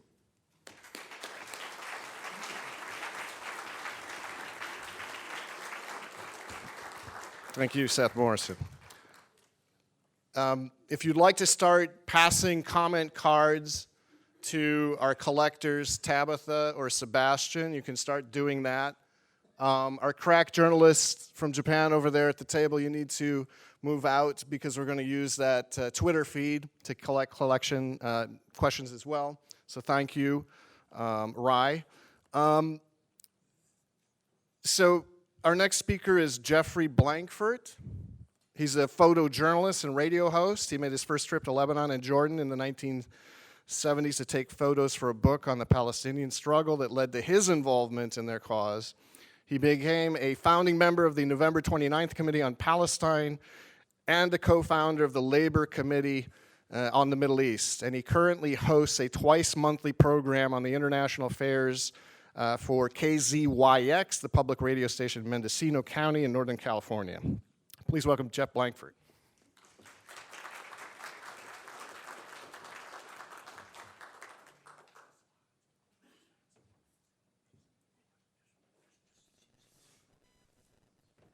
I see my time is ticking off here. First of all, I'd like to welcome you to the most important Israeli-occupied territory, Washington, in case you had any confusion about that. And that will be proven by the fact there'll be no coverage of this event in the national media, as what happened last year, although C-SPAN did cover the event last year, not this year. Well, the Anti-Defamation League I'm going to talk about today was formed by B'nai B'rith, the world's oldest Jewish organization, 101 years ago, last October. It was formed to, quote, to stop the defamation of the Jewish people, to secure justice and fair treatment to all citizens alike, and to put an end forever to unjust and unfair discrimination against and ridicule of any sect or body of citizens, end quote. By 1937, however, it was already in the spying business, providing information to the federal government about individuals and groups that it considered to be subversive. One of them was the first House Committee on Un-American Activities, run by Martin Dies, whose antipathy to Jews was well known, and among his first targets was the National Lawyers Guild, the majority of his members who happened to be Jews. A decade later, in 1947, it joined the House Committee on Un-American Activities in the Hollywood witch hunts, acting as a liaison for those Jewish witnesses who wished to inform on their friends and offering information on those who refused to do so. In October that year, hearings before the House Committee on Executive Department Expenditures revealed that the Civil Service Commission, without congressional authorization, was collecting information on individuals who had not applied for jobs with the civil service. the alleged subversives. And they were providing this information not just to the Civil Service Administration, but with the FBI and HUAC. This appalled committee chair, Michigan Democrat Claire Hoffman. When asked to define the groups that had provided the civil service the information, Hoffman said, "I will tell you that they are smear artists." He was mainly referring to the ADL, which should provide information to the committee and up to 7,000 individuals. Mind you, this was a year before Israel came into being and reflected more the nature of the ADL than its commitment to Zionism. But this would change. With anti-Jewish discrimination no longer a problem, protecting and propagandizing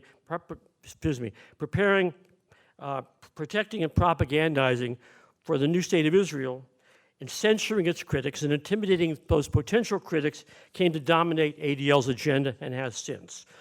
Long before Abe Foxman became the national director, its leadership had already invented the new anti-Semitism, equating criticism of Israel with disliking Jews. In 1971, True magazine interviewed 3 top officials of the ADL who boasted of its use of undercover agents. And the interviewer said, ADL must have a pretty extensive spy network to do all that. Well, it did. It became evident in 1993 when an unprecedented police raid on ADL San Francisco headquarters revealed that its #1 investigator, Roy Bullock, that's how the ADL's chief spy, there he is, described him, was taken part in Israel in AIPAC's nationwide, the ADL's nationwide spying organization. The majority of information in his files had been illegally obtained, according to the police, and violations committed by the ADL were so great that the district attorney said there were possibly 48 felonies they would be charged with. At the time of the raid, Bullock was being paid as a cutout, unofficially, for 30 years by a Beverly Hills attorney who was an ADL official, so it would not appear on his records, the ADL's records. At the first, ADL denied even to senior staff members that Bullock was one of theirs. A memo sent to ADL's regional directors simply referred to, quote, information was found in the possession of an individual who was alleged to have a relationship with the ADL, end quote. The memo also attacked reports falsely implying that ADL worked covertly with Tom Girard to monitor Arab Americans, end quote. That was a reference to a police inspector, Tom Girard of the San Francisco Police, whose earlier arrest for unlawfully possessing thousands of computerized files on Arab Americans had sparked the story in the first place. Well, proof of this was a confidential memo of a meeting with the ADL office, in the ADL office with Girard, about a Palestinian Bay Area activist, and the information was then sent to Erwin Sewell, the chief spy master of the ADL in New York. Bullock, who worked with Girard, was being paid $25,000 annually through this cutout, as I mentioned, and his job was to infiltrate and spy on Arab American organizations and those who he referred to as, in his files, anti-democratic organizations and individuals. Some, like neo-Nazis, militia groups, and skinheads, did come under that category, but the majority didn't fit that category. According to more than 700 documents released by the district attorney, Bullock's files contain information on 77 Arab and Palestinian organizations and 647 groups that Bullock labeled Pinko and anti-apartheid groups. What Bullock labeled Pinko were organizations from every sector of the progressive social, legal, and political spectrum, from the NAACP to the Asian Law Caucus, United Farm Workers, and so on. Any group that might eventually take a position on the Israel-Palestine conflict, he kept files on. The names of more than 12,000 people on whom he kept files, though, were never released. The decision to make what he had public effectively ended the district attorney's political career. But then he caved in to pressure from the Jewish establishment and didn't file any charges against anybody. It didn't help him, however. A separate section of Bullock's files were devoted to groups opposing South African apartheid, including the African National Congress, which the ADL vehemently opposed. His surveillance of anti-apartheid activists reflected ADL's efforts to keep information about Israeli-South African ties from going public. Since, as Bullock acknowledged, he was already collecting this material for the ADL, when he went to work for South African intelligence officially, and being paid for South African intelligence, he was already doing that work. He didn't have to do any more work. His career began to unravel when he infiltrated the Labor Committee on the Middle East, which Bay Area labor and anti-apartheid activist Steve Zeltzer and I founded in 1987. Bullock attended the first two meetings at Zeltzer's house, and he had infiltrated a anti-apartheid group that was supporting an imprisoned South African labor activist, and that's the way Steve invited him to come to the first meeting. And I had met him because he had infiltrated the American Arab Anti-Discrimination Committee, where because of his beefy appearance, he worked as security at their events. Shortly thereafter, I received in the mail a page from the Journal of the Institute for Historical Review, which claimed that Bullock, who had attended its conferences, had been working for the ADL and spying for it for 25 years. While no fan of that group, I suspected what it said about Bullock was true. So Steve and I met with him and showed him the article and asked for his response. He denied working for the ADL, but he did say that he had attended the conferences of the Institute for Historical Review. And he'd done so, he said, in order to recruit members for the American Arab Anti-Discrimination Committee, which of course is the last place the ADC would want to recruit members, but the ADL would want them to because they could blame and smear the ADC by saying they're pro-Nazi or Holocaust deniers and so on. Having made some inquiries on my own ahead of that meeting, I asked Bullock to explain why he happened to turn up at so many Palestinian conferences around the country.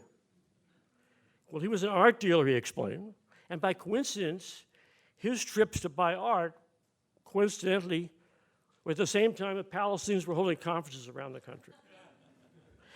Well, to back that up, and this is important, he provided references to two art galleries that he said would back him up as being an art dealer.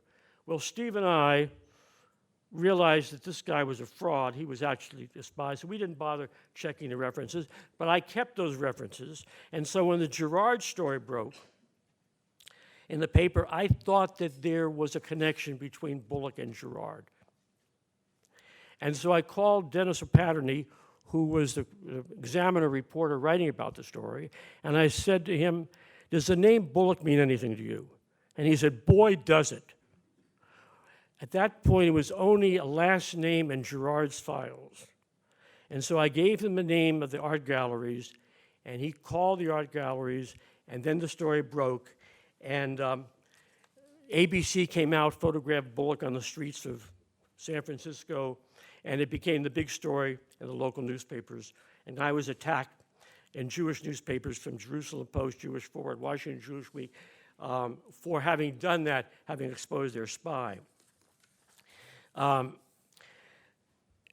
a twist of fate, ABC wanted to speak to one of the people who had been spied on by Bullock, and so the Assistant District Attorney, John Dwyer, gave them Steve's file, and in Steve's file was my name. So Steve called me to tell me, "You're in my file." So I called Dwyer. It was about 2 o'clock in the afternoon. I said, "Could I get my file?" He said, "Sure, come over and get it." And I wasn't that far from the Hall of Justice, so I went over to get it.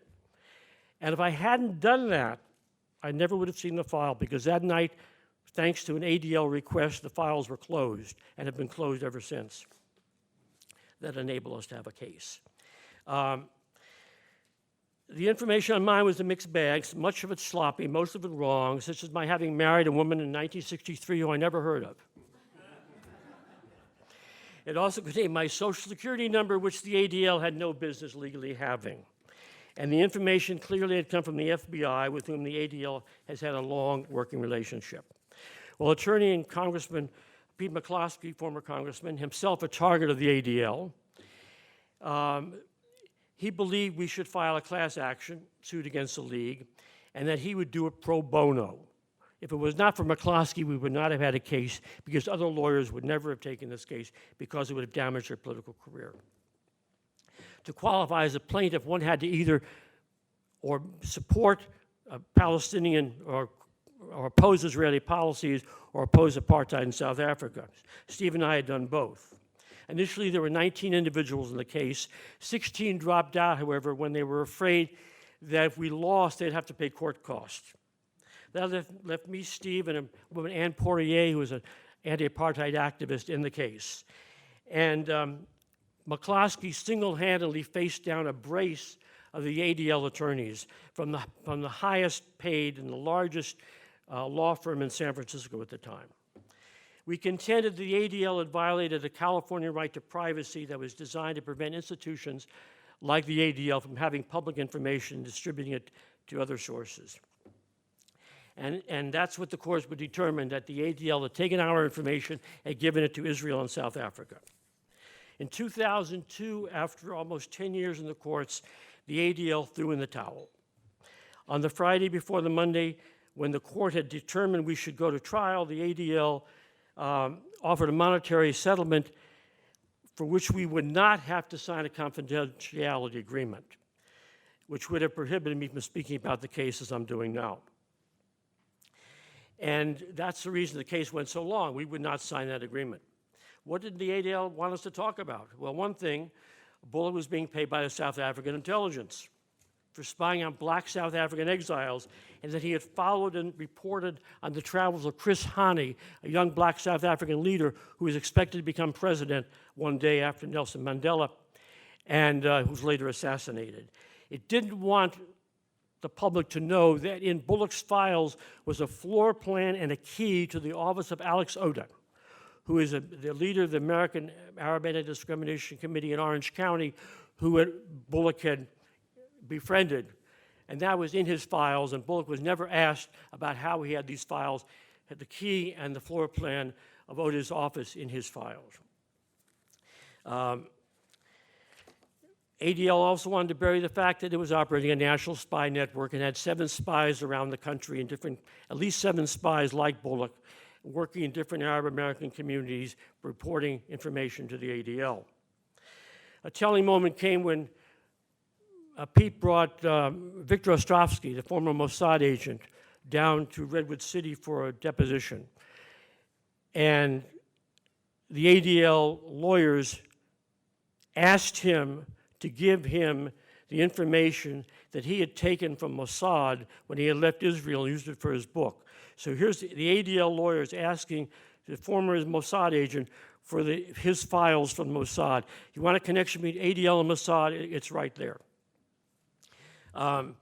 It was, of course, it was logical, but back in 1961, there was a letter from the head of the ADL, Ben Epstein, which he bragged about how the ADL provided information to the government of Israel and the government of the United States. So, and bragged about that when Joftis, who was the head of the B'nai B'rith, complained, Joftis was fired. He said the ADL shouldn't be doing that, said Joftis, and so Joftis lost his job. The police investigation of the ADL in San Francisco was unusual because the ADL was collaborating with police all around the country, and the San Francisco police, when they went to Los Angeles, which was heavily infiltrated by the ADL, the LA Police Department, the LAPD would not collaborate or cooperate with the San Francisco police in their investigation. The San Francisco police behavior was not atypical. For years, the ADL has been currying the favors of police chiefs and law enforcement officials across the country, sending them on all expense-paid trips to Israel. Gerard had been on one of those trips. According to the ADL's 2013 990 tax filing, 890 law enforcement personnel had been through its, quote, advanced training school on extremist and terrorist threats, and more than 85,000 had undergone training in conjunction with the Holocaust Museum here. How that was expected to benefit Americans, I don't know.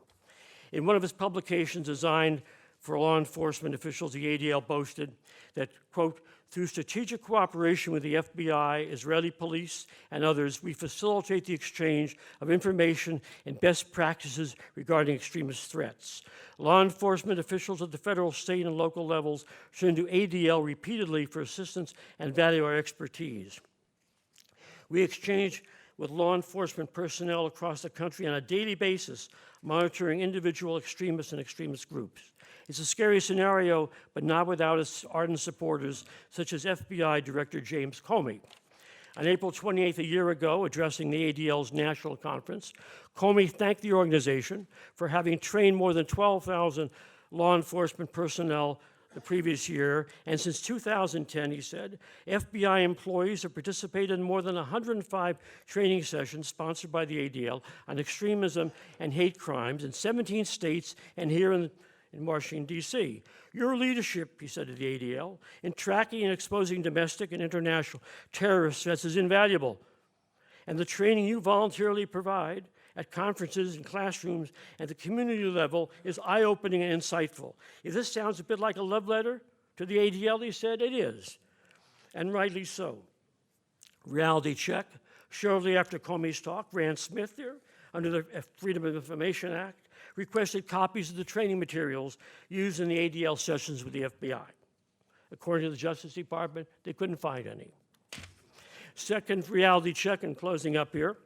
In November 1983, Leonard Zakim, executive director of the ADL's New England office in Boston, sent campus Jewish leaders a booklet, quote, a booklet containing background information on pro-campus Arab sympathizers who are active on college campuses, telling them that if, quote, you need more information on these individual groups or any others, please call us, end quote. He encouraged them to pass knowledge on that they may have on other individuals and groups onto us so we can have a more complete and useful listing, end quote. In a postscript, he cautioned that, quote, this booklet should be considered confidential because it easily could be misconstrued, end quote. Among the names were Professor Edward Said and Senator James Aberesk. The booklet's existence was not made public until January 1985, when the Middle East Studies Association was preparing to pass a resolution asking the ADL to disown the document. When questioned about it by the New York Times, Zakim said the document had been careless and that he would not have written the cover letter if he considered the matter thoroughly. Given it had been distributed more than a year before that, it's obvious the only thing that Zakim regretted was that he'd been caught. His reputation survived that.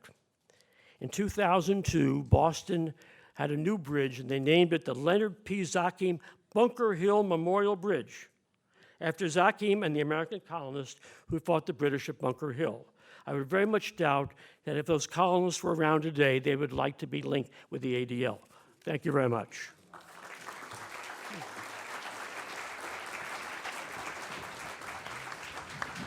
Thank you very much. Do we have these mics on? Okay, that's great.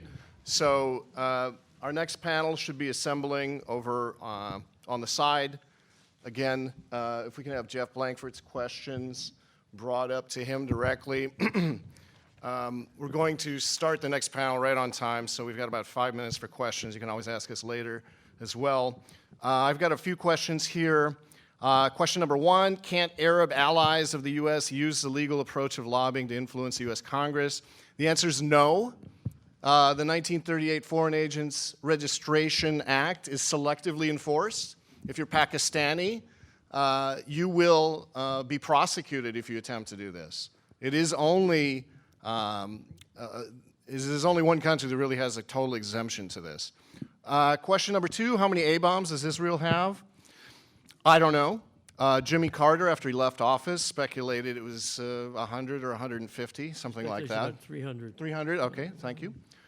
Saw him this morning, maybe. All righty. Okay, I quoted documents proving that Israel has nuclear weapons laboratories equivalent to Los Alamos. Does that mean that it not only has a fission bomb, but also a fusion bomb? The report, again, you can find it online, Critical Technology Assessment in Israel and NATO Nations. It states unequivocally that in 1987 they were developing the codes they needed to build hydrogen bombs. So look at the report, but it's pretty unequivocal. So I'll leave it to Seth. He's going to go through his questions. Okay, I'll try to go through these quickly because there's a lot here. How could or should you delegitimize the Israel lobby without delegitimatizing Israel itself? Do you think Israel is sustainable? You know, in all honesty, I don't know. What I do know is that, you know, we tend to focus on the Israel-South Africa analogy. And there is a problem with that analogy in that in South Africa, the whites were like 10% and the blacks were like 90%.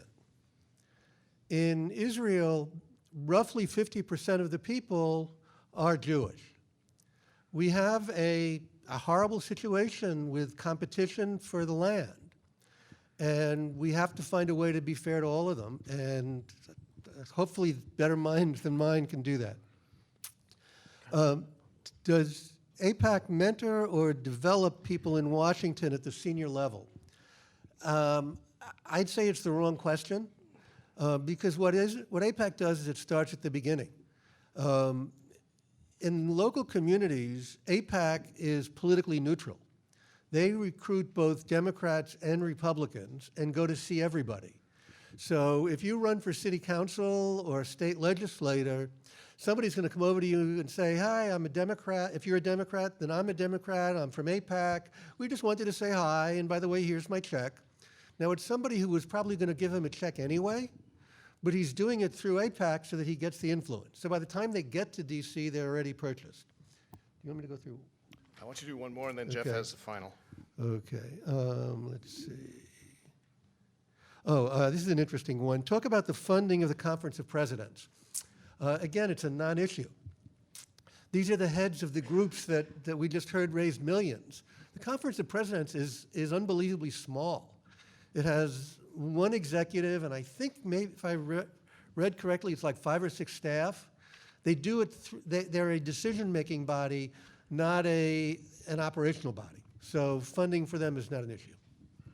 It's interesting, Malcolm Hohenlein, who's the longtime executive director of the Conference of Presidents, bragged back in 1995 when Clinton was president as having been like the architect helping to form the first counterterrorism and death penalty act, which added the number of possible death penalties under the federal law, but also really responsible for making it almost impossible for Arab Americans to donate money to Palestinian organizations without possibility of being arrested for collaborating with a terrorist organization. So they're very instrumental, and they have access to the offices of every member of Congress.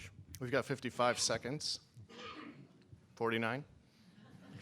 One other thing I should say about AIPAC, you'll be hearing about it later, is they have their meetings and dinners and luncheons all over the country, and they invite members of all the local officials, mayors, city councilmen, supervisors, police chiefs, anyone who's a potential candidate for Congress.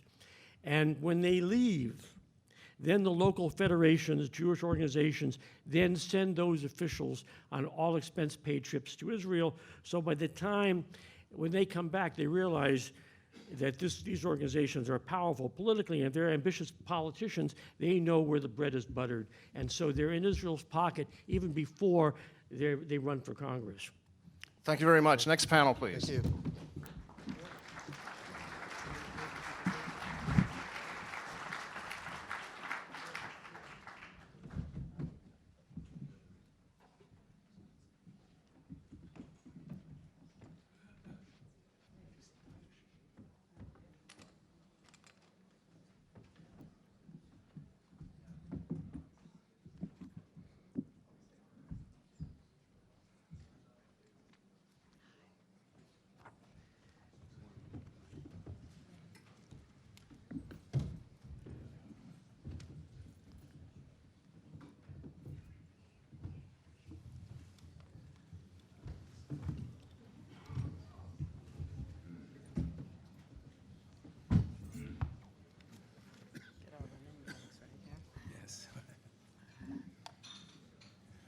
Greetings.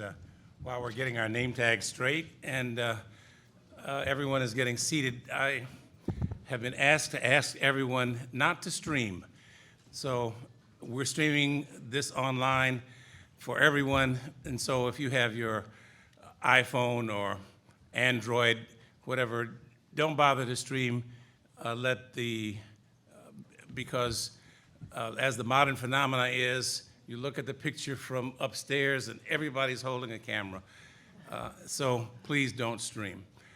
I'm Askia Muhammad. I'm a news director at WPFW-FM. That's the Pacifica station here in Washington. I write a column for the Washington Informer newspaper here, and I'm a senior editor at the Final Call newspaper. I'd like to, as I introduce this distinguished panel, remind you of one of the things I considered so important about this event.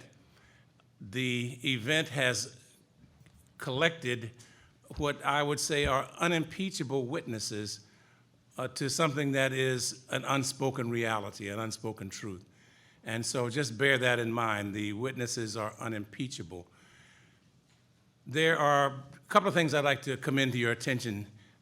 Yesterday, April the 9th, was the 150th anniversary of the surrender of the treasonous rebel leader, General Robert E. Lee. The Army of the Northern Virginia surrendered unconditionally to the United States Army led by Ulysses Grant. I say treasonous and traitorous because it was 110 years after General Lee's death before his citizenship in the United States of America, the US of A, was restored. They were in rebellion. They formed a armed uprising against the United States of America, which I think constitutes treason and traitor behavior. I mention that because after this surrender unconditionally, it ushered in 100 years of American apartheid, which ended ostensibly with the passage of the Civil Rights Acts and the 1960 Civil Rights Movement.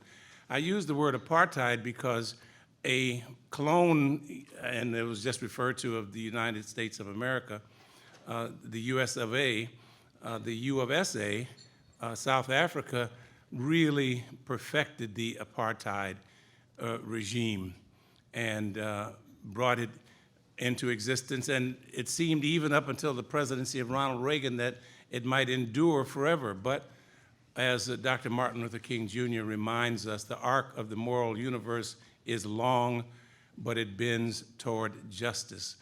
South African apartheid was dismantled. Today, former President Jimmy Carter says what no sitting president can ever say, and will say, in the cover of his book, the title of his new book, Palestine, Peace, Not Apartheid. And when this question is raised, why are you calling this apartheid? Well, in some ways it is an apartheid state, although the population is 50-50. And if there were a one-state solution, boy, one person, one vote, you'd have a questionable outcome. Nevertheless, the arc of the moral universe is long. It bends toward justice. This event today is a witness of that because I think I heard Grant Smith say a similar event was organized a few months ago, and about 1/4 the participants were here. And so this is growing, the BDS movement is growing. And so prepare to understand that you are not alone. The guests I'm going to introduce, and I guess we'll have them speak in alphabetical order again, unimpeachable. Please allow me to present for his remarks Richard Anderson Falk. He is a professor emeritus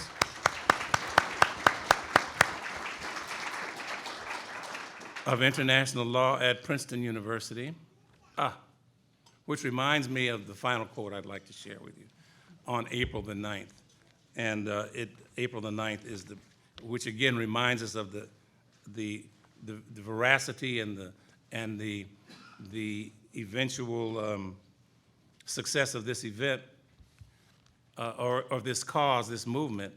On April 9th, in 1898, Paul Robeson, world citizen, was born in Princeton University, where Professor Falk was an emeritus professor.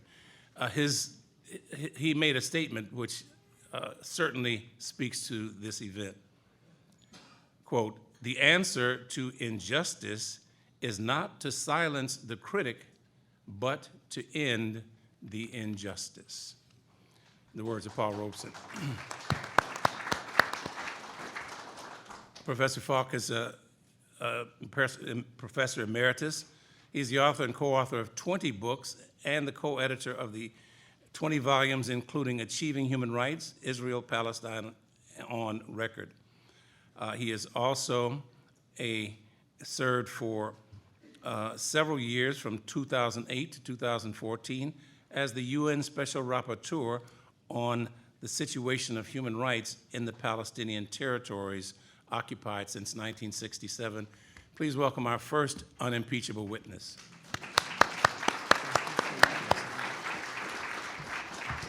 I should have stood.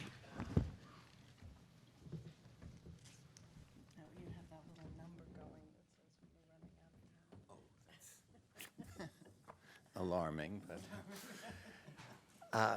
let me first say that I'm honored and happy to be part of this important event and thank the conveners for bringing us together. It reveals the two sides of the present reality that should be both encouraging and disturbing. The one side being that there are growing voices that seek justice and peace for both peoples. And this kind of gathering, I think, is an affirmation of that. But it's also true, as Jeff Blankford reminded us, that there's a dreadful asymmetry in the way in which the public is informed about these realities. The media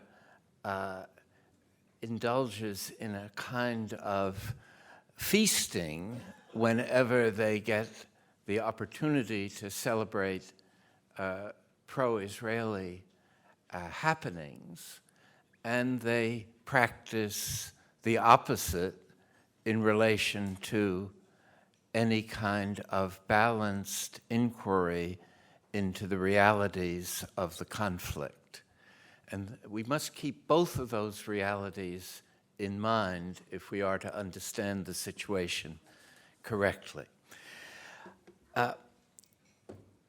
There are no better texts for assessing the damage done to the role and reputation of the United Nations by the Israeli lobby than Secretary of State John Kerry's recent statements about efforts within the UN by the US to protect Israel from the fulfillment of its responsibilities under international law and in relation to the UN.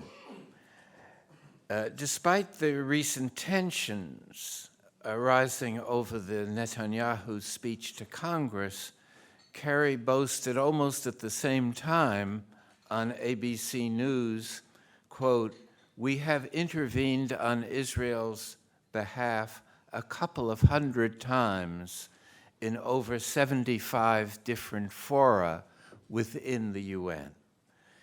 And when addressing the Human Rights Council in Geneva, Kerry included a statement that could have been drafted by AIPAC or Israel's ambassador at the UN, when he said, it must be said that the Human Rights Council's obsession with Israel actually risks undermining the credibility of the entire organization.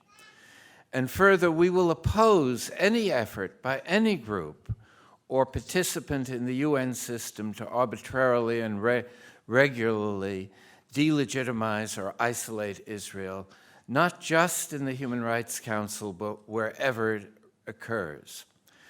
What is striking about such statements by our highest-ranking government officials dealing with foreign policy is the disconnect between these unconditional, between this unconditional support and Israel's record of disregard for its obligations under international law and with respect to the authority of the United Nations.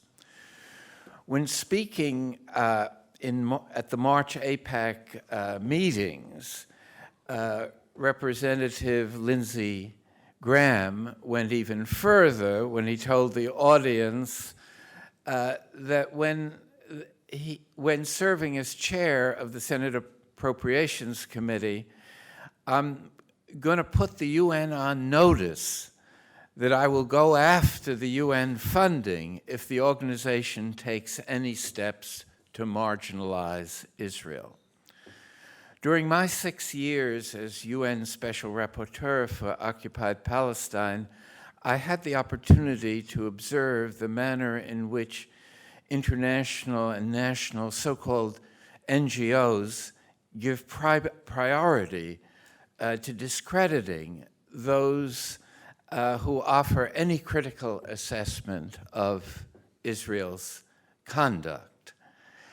And these are so-called NGOs because they're so closely aligned with the governmental priorities and viewpoints of Israel that they should be really known as quasi-governmental organizations.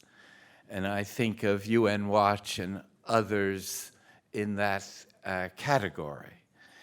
There are really two ways that this effort to devalue and discredit the UN and its activities takes place. One is to attack individuals, and the other is to attack the organization itself.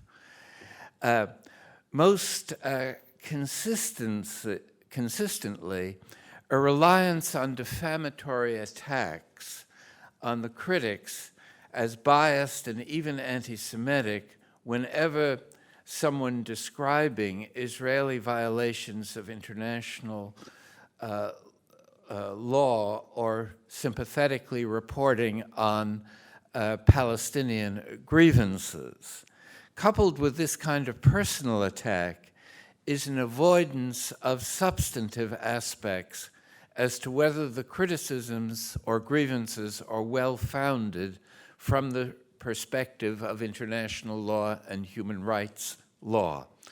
In other words, these defamatory attacks are disassociated from whether their substance is grounded in fact and reasonable interpretations of relevant law.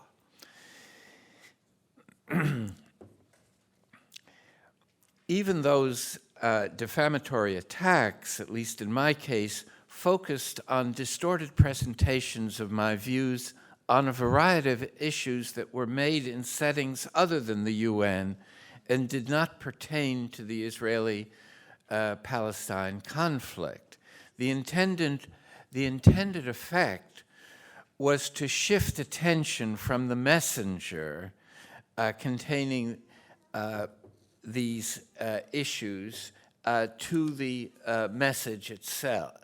In other words, instead of focusing on the message, the hope was to generate a controversy about a disreputable messenger. With incredible persistence, UN Watch in particular circulated their defamatory attacks to prominent international personalities, including high-ranking civil servants in the UN itself, such as the UN Secretary General and the High Commissioner for Human Rights, and a variety of ambassadors of countries friendly to Israel. What was particularly disturbing to me was the extent to which these defamatory attacks were treated without examination as credible by supposedly responsible officials here in Washington and New York, who didn't even bother to check with me or with the sources that were being relied upon, and led to the endorsement of such defamation in ways damaging to my reputation, but more significantly, diverting attention from the substance of Israeli uncontestable violations of fundamental international law and human rights law. And it's what I call the politics of deflection. Instead of talking about the real issues that should be discussed within the UN, the effort is to get people to talk about whether a particular person is an anti-Semite or is in some way biased. And it doesn't rest on any facts, it rests on the repetition of the defamation. And if you repeat, as Joseph Goebbels understood very well, if you repeat a lie often enough, it becomes a kind of publicly accepted truth. And that's where the, I think, very destructive effect of this kind of tactics occurred.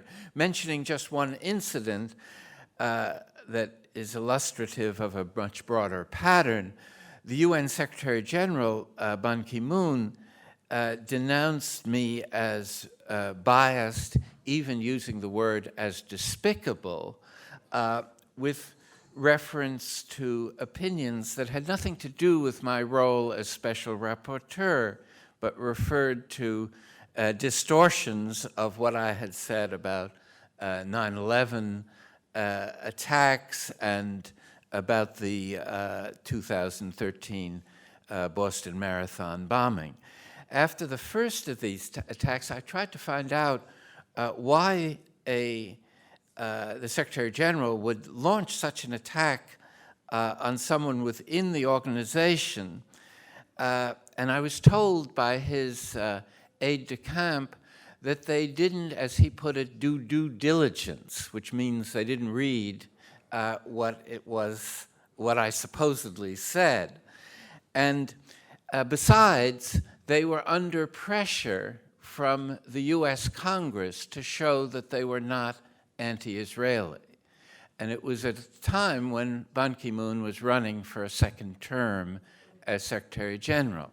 So one sees the insidious way in which these political maneuvers play out, and it's sort of reminiscent of the Soviet system where the leadership reaches out to some lowly individual like myself in order to demonstrate a kind of larger political reality.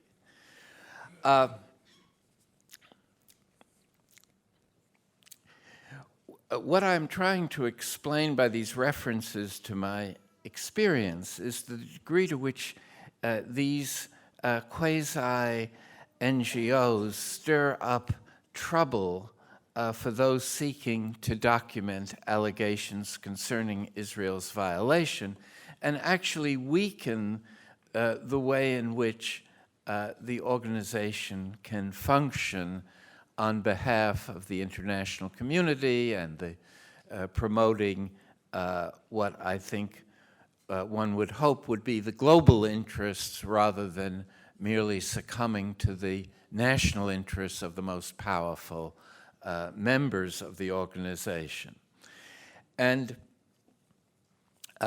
one of the most disturbing features of this is the degree to which the US ambassadors at the UN swallow what UN Watch and NGO Monitor, both kind of quasi-governmental organizations, what they feed them. And again, in my case, Susan Rice and Samantha Power, both of whom know better, just routinely repeated the kind of denunciations and defamations that were associated with these attacks. The second approach used on behalf of Israel to weaken and discredit the UN involves trying to both manipulate the organization and to undermine it at the same time. It's a very sophisticated kind of relationship to the UN that Israel has. It both pretends to be victimized by the organization, and yet because of its relationship to the US and its clever use of these kind of tactics, it intimidates the organization more than any other government, however large or small.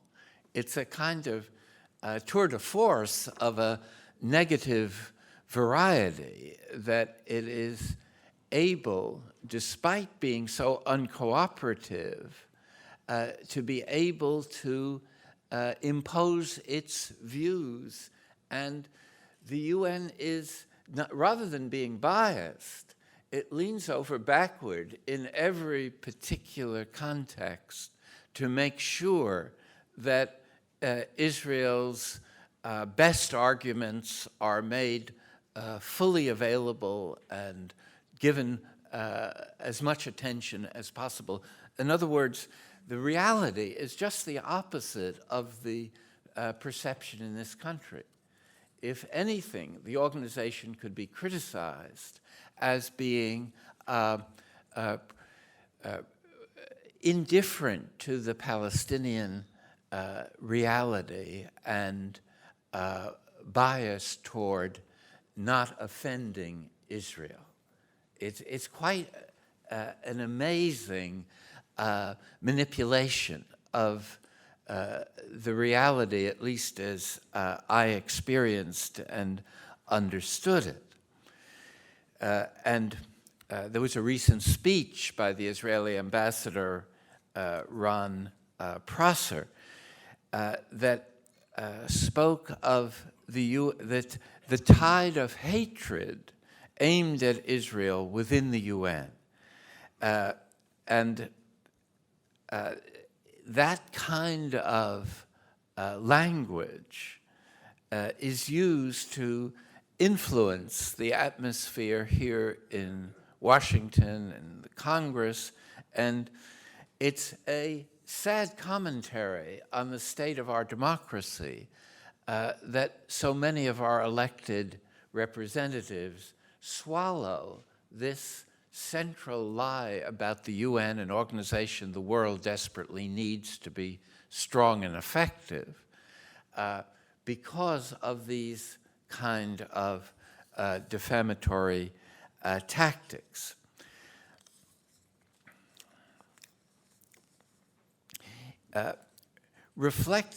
Rather than the UN reflecting the supposed hostility of oppressive regimes to Israel, the UN has increasingly been neutralized in any effort to produce a sustainable peace that is just for both peoples. One forgets that it is the UN that failed the Palestinian people when the British gave up their colonial mandate and dumped the future of Palestine into the hands of the UN. It's unlike any other place in the world as far as UN responsibility is concerned. And so, again, the criticism that Kerry made and others, that the UN devotes a disproportionate attention to the Israel-Palestine conflict, is really the reverse of what it should be doing. And that is, for over 65 years, it's failed to realize the right of self-determination for the Palestinian people that every other major people in the world has enjoyed and achieved.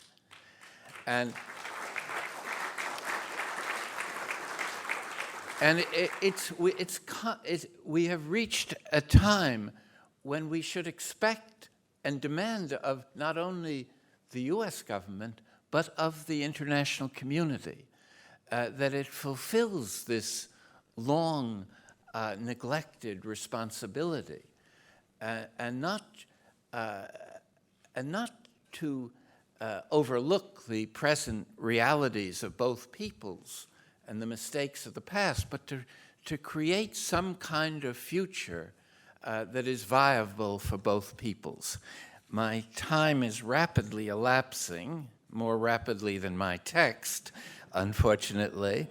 But let me just say the following, that Palestine may be winning the legitimacy war being waged throughout the world and at the United Nations to obtain popular support for the Palestinian cause with the peoples of the world. But it is continuing to lose the geopolitical war that is being waged within the organization. And it's very important to keep these two wars in mind. The legitimacy war is a war waged by people to achieve rights and justice. The geopolitical war is being waged by powerful governmental forces linked to powerful economic forces that seek to sustain unjust structures of authority and power. Let me stop there and thank you for your patience.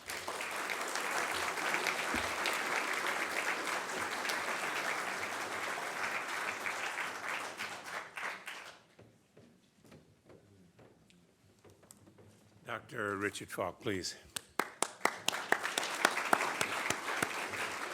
As a radio person, I'm not often conscious of the optics, and so I'll stand for my photo op.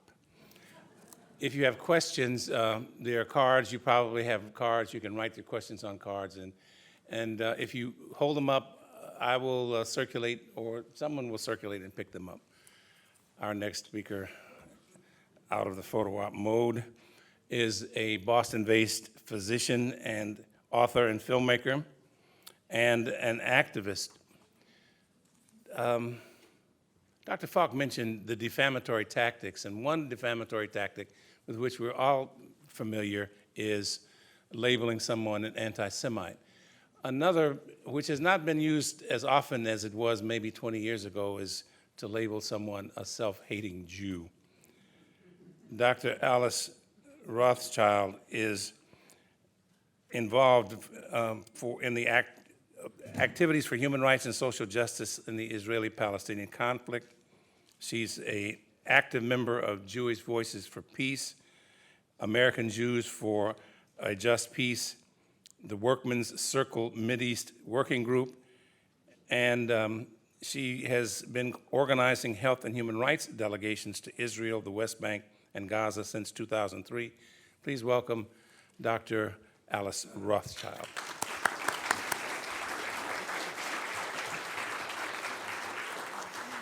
Thank you so much. I just got back from Gaza 3 days ago, if I'm a little verklempt, as we say. So first of all, I want to talk about what silencing looks like. It kind of overlaps with active muzzling, with a strict framing of the dominant paradigm. It involves a widespread systemic intolerance of alternative framing. Silencing challenges free speech, rights of protest. It's all about power, about fear, and about the broad cultural and political assumptions in the world that we live. So I'm going to first speak from my personal experiences as a self-hating Jew, as you mentioned. In 2004, I had come back from the region, and I wanted to do grand rounds, and I was invited to Cambridge Hospital to speak on the impact of war and occupation on civilians.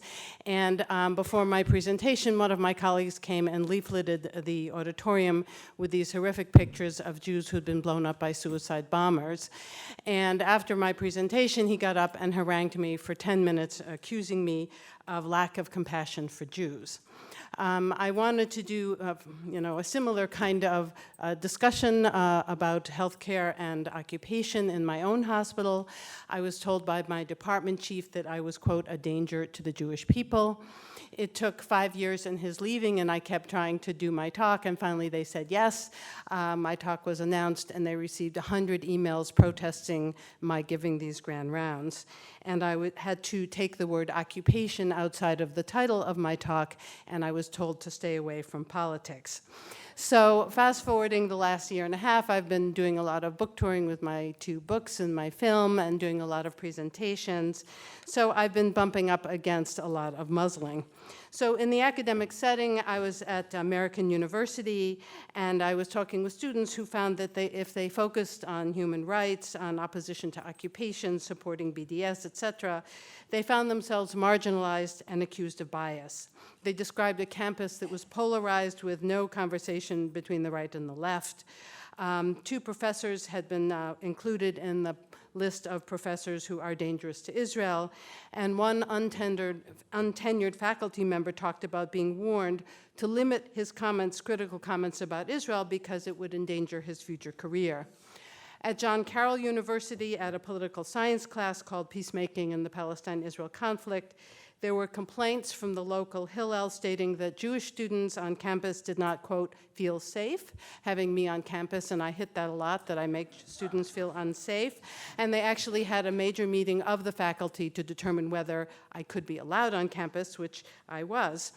And the most disturbing part of that little event was at the end, the Israeli shalicha, which is an ambassador that the Israeli government sends out to schools and temples and things like that to, do Israel messaging. And she basically came up to me in front of all the people and started screaming at me, attacking me as a liar, doing a great disservice to the Jewish people, and just being a general bully, which was kind of an interesting experience. At the University of Maryland, at an Arab media class, one Jewish student told the professor after I spoke that he was very unhappy with my presentation. He was disappointed in the professor. He accused me of hate speech, and he said he felt offended as a member of Hillel. At the University of Virginia, at a book club, I was doing a book reading, and several alumni complained and took it all the way to the president of the university that I should not be allowed to read from my book, and then threatened to withhold funds since I was allowed. When I've been in more religious institutions, there's a church in our DC suburbs that shares a building with a temple. They've had a long positive relationship, and the rabbi told the minister there that if he showed my film, that he would sever their relationship. There was a church in Vermont with a very wonderful pastor who does a lot of work with a progressive accept Palestine rabbi who really pushed him hard when he invited me to the church. And I saw the emails, and the tone of the emails were, I'm profoundly disappointed in you. We've worked together on all these issues. I thought I could trust you. And now you are showing this anti-Semitic, one-sided film from this known self-hating Jew. When I try to speak in temples, that's like getting up against the wall of McCarthyism, but I've had a couple of little successes. There was a Reform temple in Ithaca, which I found that whenever they have announcements about speakers like me, the person who does the newsletter puts a little disclaimer saying this does not represent the opinions of the temple. And I also found, as I made my rounds of the few temples that would let me in, is that their maps of Israel are all the greater Israel, including all the occupied territory. So that was sort of fascinating to find out. I was invited to an Orthodox synagogue in DC by an Orthodox human rights lawyer who's also a Hebrew school teacher there. We set up the film, and the rabbi canceled it. At the greater Jewish community, I was in Sacramento. There's a Jewish Federation newspaper called Jewish Voice. For 2 times in a row, they've refused to publish an announcement that I'm in town, once doing a book reading, once showing my film, because they say that I am anti-Israel. In a Jewish community, in a public library in Ohio, I had this totally conflicted, agonized audience. They were completely unaware of the many millions of dollars that are being spent on Israeli Hasbara and the aggressive control of Israel messaging. And one woman got up and she said, we could have this open conversation anywhere in the United States, but in Arab countries, we would be censored, arrested, and sold into sex slavery. I pointed out that actually I cannot have this conversation anywhere in the United States. In fact, I can't have this conversation in most temples, hillels, and Jewish community centers. She then pointed out that the poster for my talk was very offensive because it had the word conflict in it and a picture of the separation wall. So she said, it says what side you're on.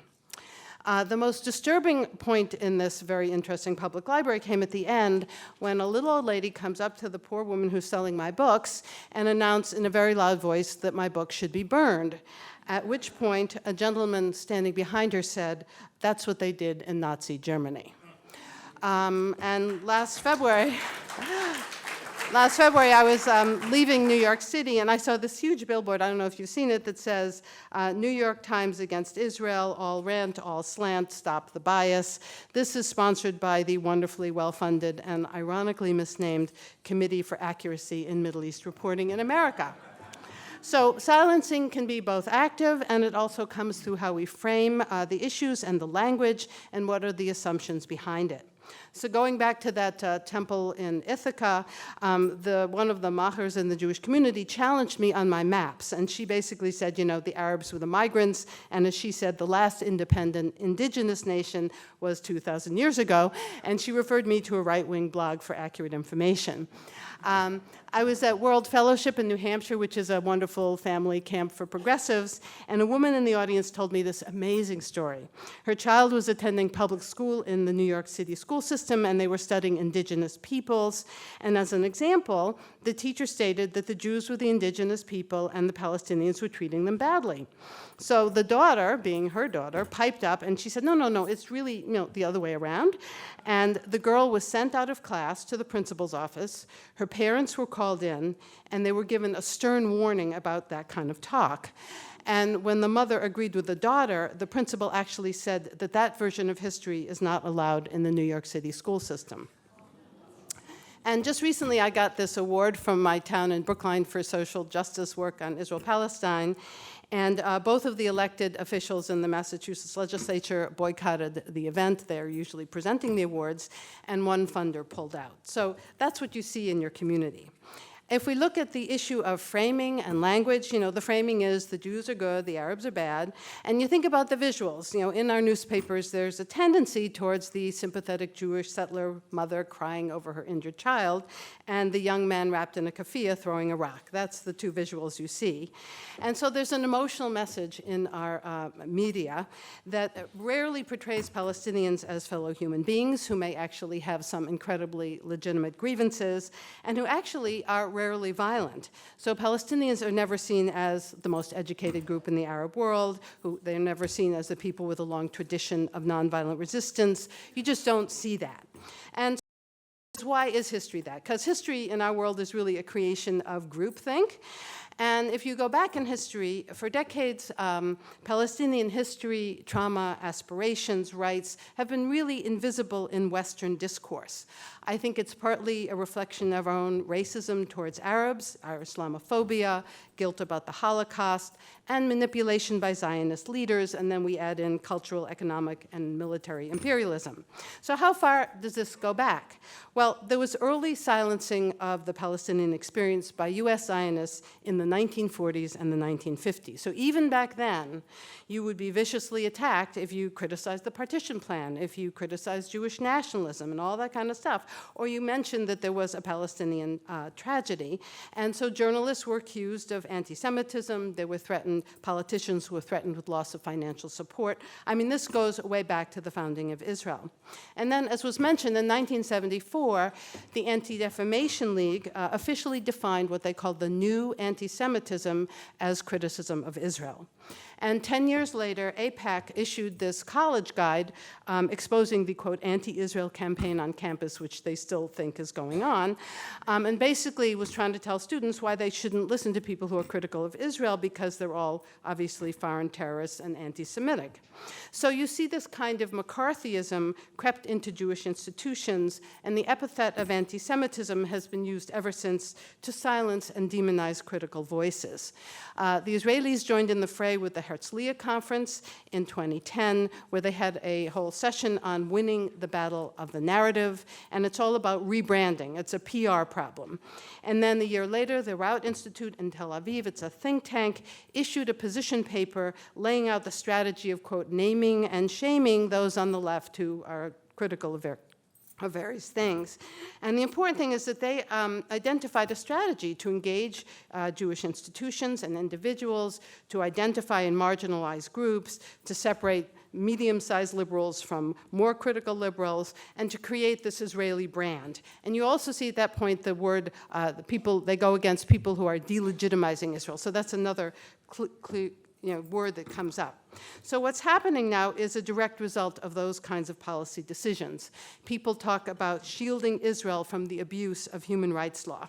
And then in 2011, Haaretz reported that there was actually an Israeli military intelligence unit that was created to monitor folks like us. So in academia, we have Hillel International, which is the umbrella organization for the Hillel chapters on American campuses. It did start out not as a Zionist organization, but it's basically become an Israel advocacy organization. And despite, espousing pluralism and tolerance, they actually have very strict guidelines about what you're allowed to talk about and what kind of speakers you're allowed to have. And in December of 2014, Hillel International and the Simon Wiesenthal Center developed a new campus surveillance tool, which is a phone app, to fight anti-Semitism, which will be deployed on 550 US campuses with Hillel centers. And it's supposed to report students and professors who are being anti-Semitic, and they call it See It and Report It. The Anti-Defamation League last December also published a blacklist of those who have linked what's going on in Ferguson with what's going on in Palestine. And also, as was mentioned, there have been more than 6,000 US police trained in Israeli police and military units, and this is funded by the ADL. It's also funded by JINZA, which is another group to watch, the Jewish Institute for National Security Affairs. And you may not know that the New York City Police Department now has a branch in Tel Aviv. So we now have our police emulating the Israeli Defense Forces. We have academics being monitored and attacked. We have university donors pressuring administrators. We have groups sympathetic to Palestinians being confronted with lies. And I suggest you Google Hamas on campus. It's a really interesting YouTube. And then people are emotionally blacklisted and called anti-Semitic. Now, in the Jewish community, there's actually a tremendous conflict because Jews have traditionally been more left-wing on every other right but Palestine. And many of us, particularly people under 35, which obviously doesn't include me, feel that we are being asked to suspend our love of justice, democracy, and fighting for the oppressed when it comes to Israel-Palestine. And we see very right-wing forces, Campus Watch, Stand With Us, Camera, AIPAC, David Project, et cetera, aligned with the Christian right, lobbying Congress to support the most right-wing governments in Israel. I call this our own US branch of the Likud. And then we have muzzling of dissent and tolerance in our own community.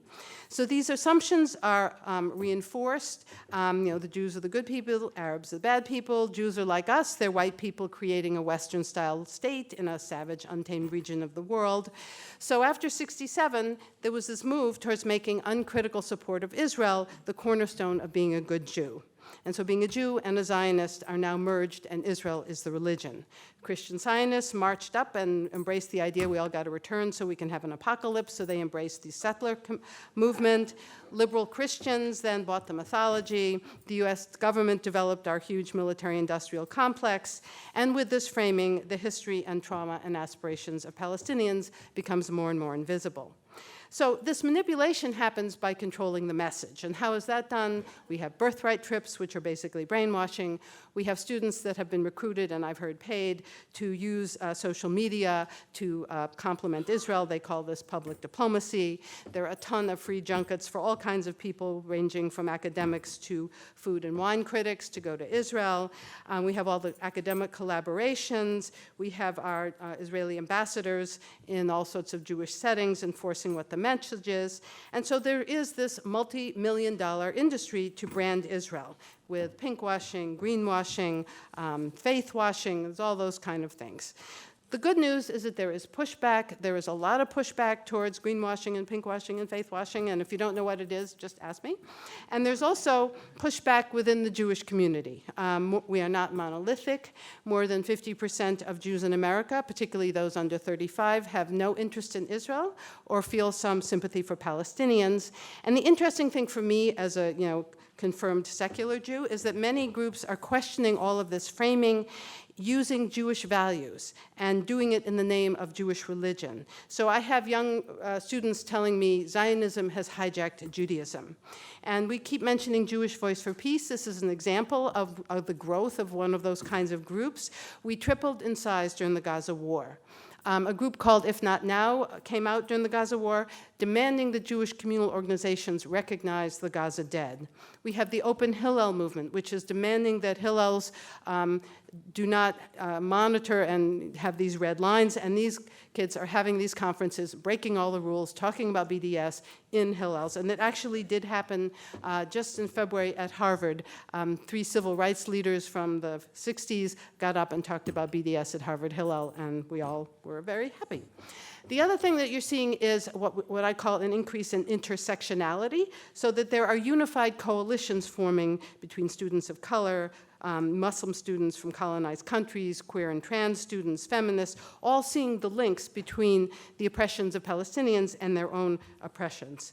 So in conclusion, because I'm going to get this in 18 minutes, what is happening to Jews and their allies is a loud battle about the meaning and understanding of history. We're separating Judaism, the religion, from Zionism, the national political movement. We are making a call to define a Jew as someone grounded in religion or culture or history, a set of ethics, a sense of peoplehood, and all these definitions are equally compelling. It does not matter if you're in the diaspora, because Israeli Jews think us diaspora Jews are not really first-rate Jews. And so diaspora Jews are really reclaiming our legitimacy and our voice as Jews. There's a delineation of the racist ideology of anti-Semitism from thoughtful moral criticism of the policies of the country of Israel, and the treatment and solidarity of Palestinians has now become the civil rights movement of our day. We see major challenges such as the boycott, divestment, sanction movement, the campus Open Hillel, Students for Justice in Palestine, et cetera. We have African American civil rights leaders embracing this issue and drawing parallels with our civil rights struggles. And with all of the increased amount of information that we now have access to, you really can't hide reality anymore. And I would like to propose that the intensity of the backlash and the muzzling may also reflect that the mainstream and right-wing forces are feeling increasingly cornered. Their positions are less defensible, and perhaps this is the beginning of a major turning point in the long struggle for justice in Israel-Palestine. Thank you.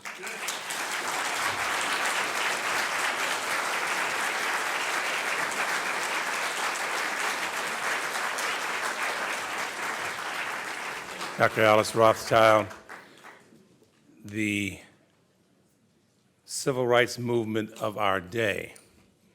She defines what we are witnessing. A generation ago, Dr. Martin Luther King Jr. said again, the arc of the moral universe is long, but it bends toward justice. The final speaker on this panel is an acclaimed author and media critic. He's a filmmaker whose writings illustrate that the damaging racial and ethnic stereotypes of Arabs, blacks, and others injure innocent people. Dr. Jack Shaheen is a distinguished visiting scholar at New York University. He served as a CBS News consultant, how do you ever get that job, on Middle East affairs, and as a professional film consultant. Please welcome Dr. Jack Shaheen.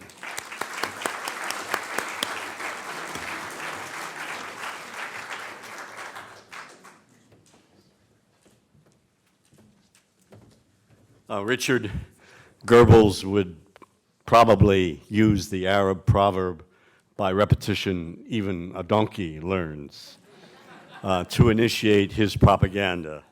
And Alice, Israeli Jew equal good, Arab Muslim equal evil, is the subject of my brief comments this morning. I want to thank you. Let me start with another Arab proverb. One hand alone does not clap. And I'm very humbled and honored to be here with my Jewish and Israeli colleagues who receive criticism from both sides. And I think it's just good to be together to kind of work towards peace and to bring people together. One more quote, Sophocles, I'll paraphrase Sophocles. Those who tell the stories rule society. And Jack Valente, Washington, former president of the Motion Picture Association of America. Washington and Hollywood spring from the same DNA. Yeah, so and finally, the last quote, my wife loves it when I use quotes, so you have to either blame her or credit her, all right? It is, while I was walking in the hall, I saw this terrific photograph of my hero when I was a young man teaching documentary film, Edward R. Murrow. And Murrow's great quote, though what we do not see is as important, if not more important, than what we do see. And I sincerely hope someone would send that message to C-SPAN, because they're not here today. I wanted to talk about a little, and believe me, there are wonderful Israeli filmmakers that do not do what the Israeli filmmakers I'm talking about today do. I want to start with Menachem Golan and Yoram Globus, who in the 1980s bought a motion picture company called Canon Films. And they churned out dozens of films that vilified Arabs and Muslims. And no one really wrote about this or discussed this. And the only person to bring it to light was my friend Arthur Lord, who's since passed on, a Jewish American who worked for NBC News. And he did a special for NBC on the Today Show and received just hundreds of hate mails. But I thought, to get things started, liven it up, would show a quick clip of some Golan and Globus films, plus a few others, and then I'll move on to television and we'll wrap it up. So can we show the Golan Globus clip?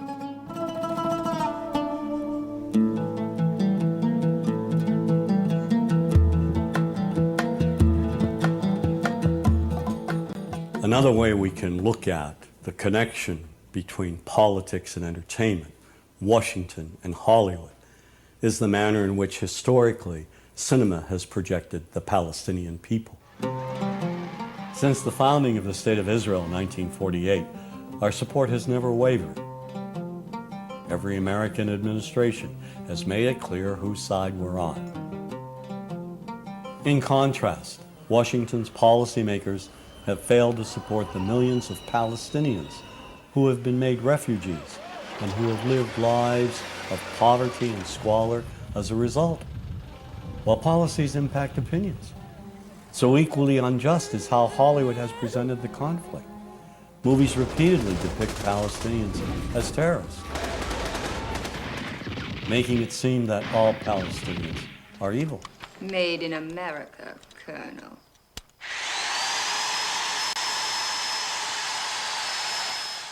Now that image has been perpetuated by Hollywood films, beginning with the film Exodus. It dealt with the very early conflict. Here, Palestinians are either invisible or they're linked with Nazis, perpetrators of horrific acts. The 1966 movie Cast a Giant Shadow is another early film presenting Israelis as innocent victims of Palestinian violence. Kirk Douglas is an American military specialist, and he goes to assist the Israelis. Some of the dialogue in this film reads like it came straight from the public relations department of the Israeli government. Now, here's a country surrounded by 5 Arab nations ready to shove them into the Mediterranean. No guns, no tanks, no friends, nothing. People fighting with their bare hands for a little piece of desert. The Palestinians in this movie are the lowest of the low. We see them solely as vicious gunmen, wide-eyed maniacs. They will kill anyone, anywhere, anytime, for any reason. There's one brutal image in particular, of a burnt-out bus with a dead Jewish woman tied to its side, with the Star of David carved into her back. And when the Palestinians finally speak, they mock and psychologically terrorize another woman trapped in a bus.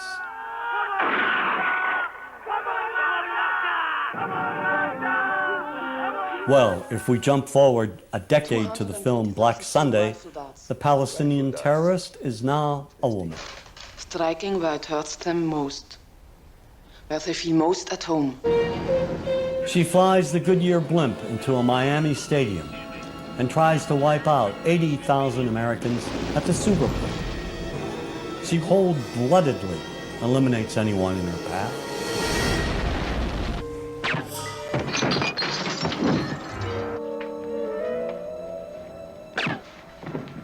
The movies that we see basically follow Washington's policies.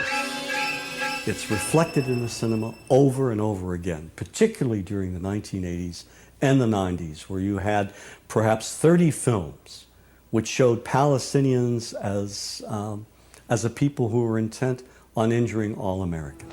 How may we help you, Jad? One of the most despicable portrayals of Arabs and Palestinians occurs in the 1987 film Death Before Dishonor. First, they murder a guard and then slaughter an Israeli family.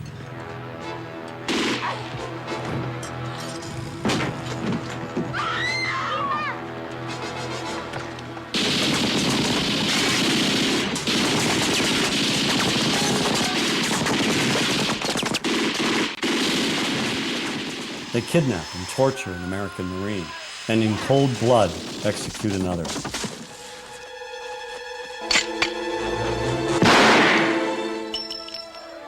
And they burn the American flag right in front of the American embassy, and then dispatch a suicide bomber to blow it up.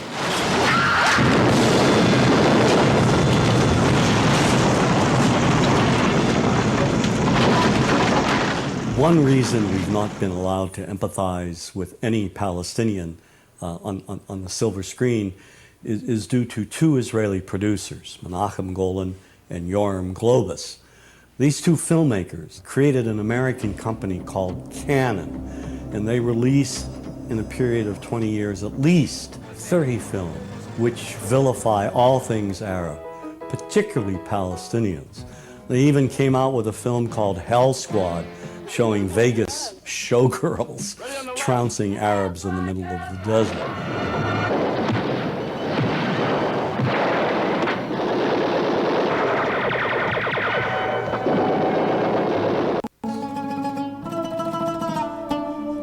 I mean, the Vegas showgirls, I think, is a good way to wrap up the Golan and Globus film. You know, these were, of course, aimed at teenagers. They're all B-minus films, but very, very successful movies. There are a couple of myths that American filmmakers, television producers, as well as some Israelis perpetuated. One was a land without a people, that there are no Palestinians. Two, Jerusalem is the capital of Israel. And three, the only Palestinians that exist are terrorists. Now, if we fast forward to today, and this really disturbs me. Well, let's go back to 1996. 1996 was the first real Israeli introduction to American television. And that's when CBS TV introduced Ziva David, who was a Mossad agent, to a very successful series called NCIS. Not only did David wear a Star of David, she also wore an IDF uniform to show the military influence on her character. Harvard University professor Etienne Kensky identified David as, quote, the most prominent televisual Israeli in the United States. Her depiction was praised for exposing the Western public to Israeli society and culture, its positive portrayal of an Israeli, and its cheerleading role in promoting the ties between the United States and Israel. Now here she is working with American agents, not only killing Arabs and Arab American and Muslim American terrorists here, but throughout the world, even in Israel. There's one episode where she goes to Israel and kills some of the most ugly Palestinians. I can't watch it again. I mean, I watch so many TV shows and films, but this one took the cake. Anyway, that show lasted for 9 years. Now, can you imagine, there was no press on this, if two filmmakers called Hishmi and Hunedi created Canon Films and vilified Jews and Israelis the way Golan and Globus vilified Arabs and Palestinians, what the press might have been like. And why didn't the producer of NCIS include a Palestinian heroine working with NCIS? You know, call her Layla Rafidi. So Layla and Neva, they could have done the Dubki and the Hora all at the same time. But no, we have to have this biased point of view over and over again. I've been talking about this issue for more than 4 decades now. I gave my first speech at the American University in April of 1975. And what I keep trying to hammer home gently, very gently, is entertainment acts as propaganda, and we don't see it as propaganda. We think it's mere fluff. The films of Leni Riefenstahl in Nazi Germany were more effective than Germany's propaganda films. So we cannot look at these films in a vacuum and think, you know, they're pure fluff. If we fast forward to today, there are 2 Israeli producers, Avi Nir and Gideon Raff, responsible for some of the most horrific anti-Arab shows I've seen in my life. Tyrant, Dig, and Homeland. Homeland, you know, it's sort of like 24 for grown-ups. I understand the Israeli version is much better than this one.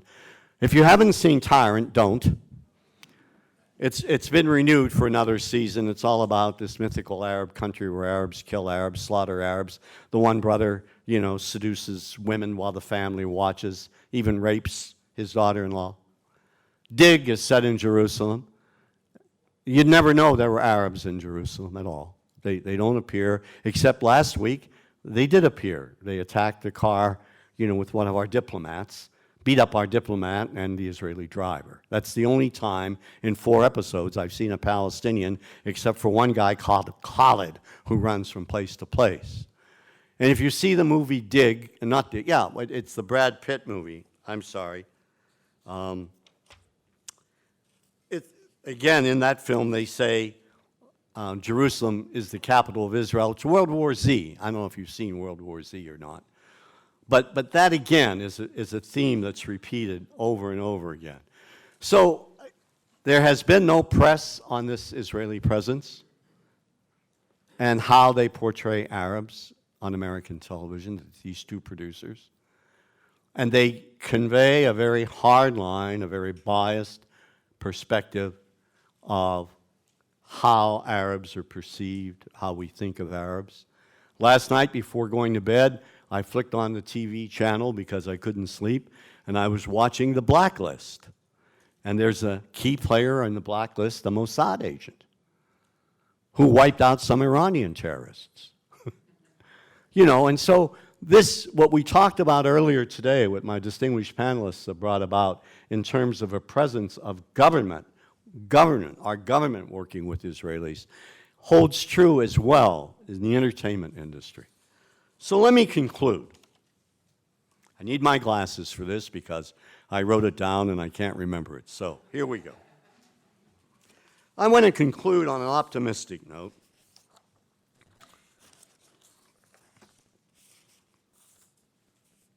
Joseph Lowery, a humble man, champion of civil rights. This was at President Barack Hussein Obama's inauguration. It reminds us that those who have vilified Arabs and Muslims in the past have the ability to eliminate them. They just need to embrace the wisdom of Lowery. Quote, "Lord, help us to make choices on the side of love, not hate, on the side of inclusion, not exclusion, tolerance, not intolerance, and help us work for that day when black will not be asked to get in the back, when brown can stick around, when yellow will be mellow, when the red man can get ahead, man."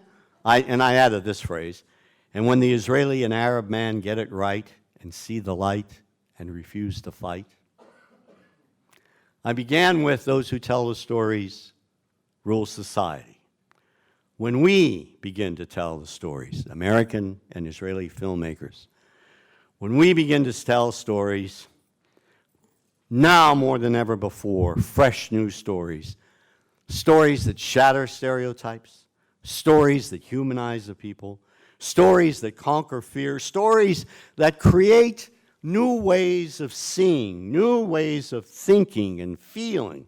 When we create those stories, we will crush hate and advance peace and sort of remind ourselves that all humankind is truly one family in the care of God. Thank you very much.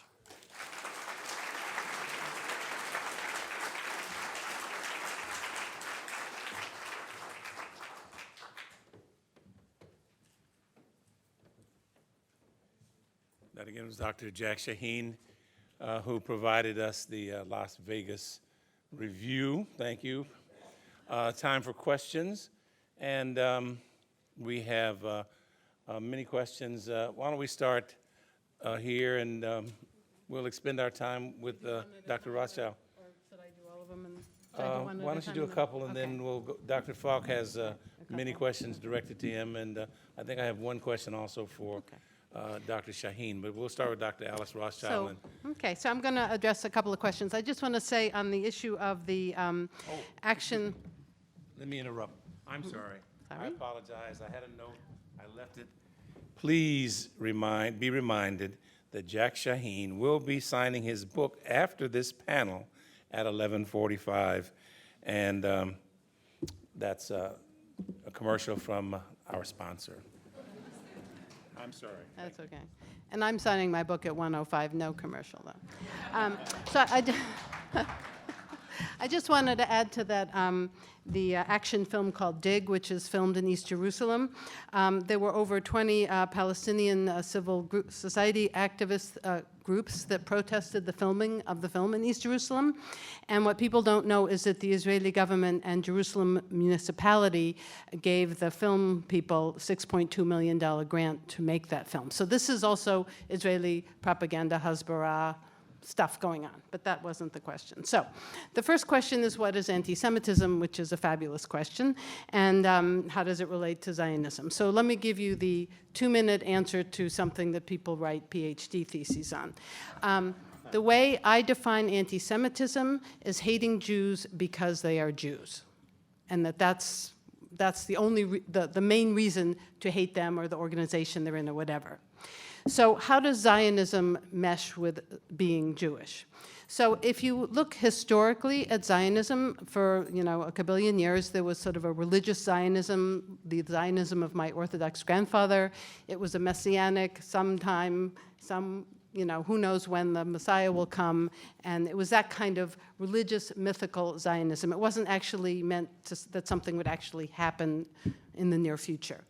And then in the late 1800s with Herzl and the First Zionist Congress, there was an increasing movement amongst Eastern European intellectuals to respond to the horrific amount of Christian anti-Semitism that occurred in Europe. And they, along with all sorts of other groups that were having movements of nationalism, so it's in that context of nationalism, and also in the context of colonialism, developed the idea that the Jews needed an actual place to go to be safe. They were kind of vaguely helped by the British Empire that promised the same piece of land to the Arabs and the Jews. And I think one of the things to remember is that Lord Balfour, with the Balfour Declaration, had Christian Zionist tendencies. So there were a lot of sort of anti-Semitic reasons why colonial powers wanted to get rid of their Jews and put them someplace else. There was actually a tremendous debate within the Jewish intellectual community. I put Martin Buber on one side and Herzl on the other. Should there be an actual place? Should it be in Uganda? Should it be in Palestine? Should it be a binational state? Should it be a Jewish-only state? I mean, this was a major, major debate, and I think it's important to understand that. The people who wanted a Jewish-only state won out, and sort of the rest is history. history. So at this point, when I use the word Zionism, I'm referring to a political Zionism as it is currently practiced. And the way I define it as currently practiced is a belief that Jews, for either historical, Holocaust, biblical, whatever reasons, deserve or must have a state that is for Jews and that privileges Jewish people over everybody else. And that is what's going on in Israel right now and in the occupied territories. So the reason that I think it is really important to separate Jews from Zionists is that, first of all, many Jews are not Zionists. Zionism is a political movement that I think in retrospect has had really catastrophic implications, both to non-Jews and to Jews. And I would argue that political Zionism, as it is now practiced, is incredibly dangerous to Jews. So that creating, when I look at the state of Israel and I look at the policies of the state of Israel, I can't find anything Jewish about it except singing Hatikva in Hebrew. I mean, seriously.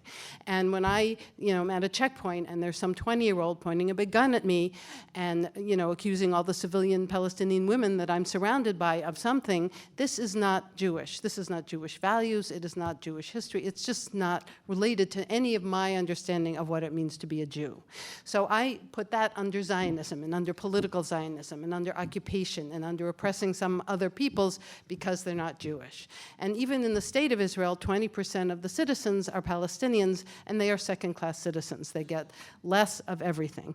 And so for me, founding a state that by definition privileges Jews over everybody else is doomed to chronic catastrophe and ultimately to failure. And I think that's very different than Jews as a religion or an ethnicity or as a culture. So that's why I keep those very, very separate.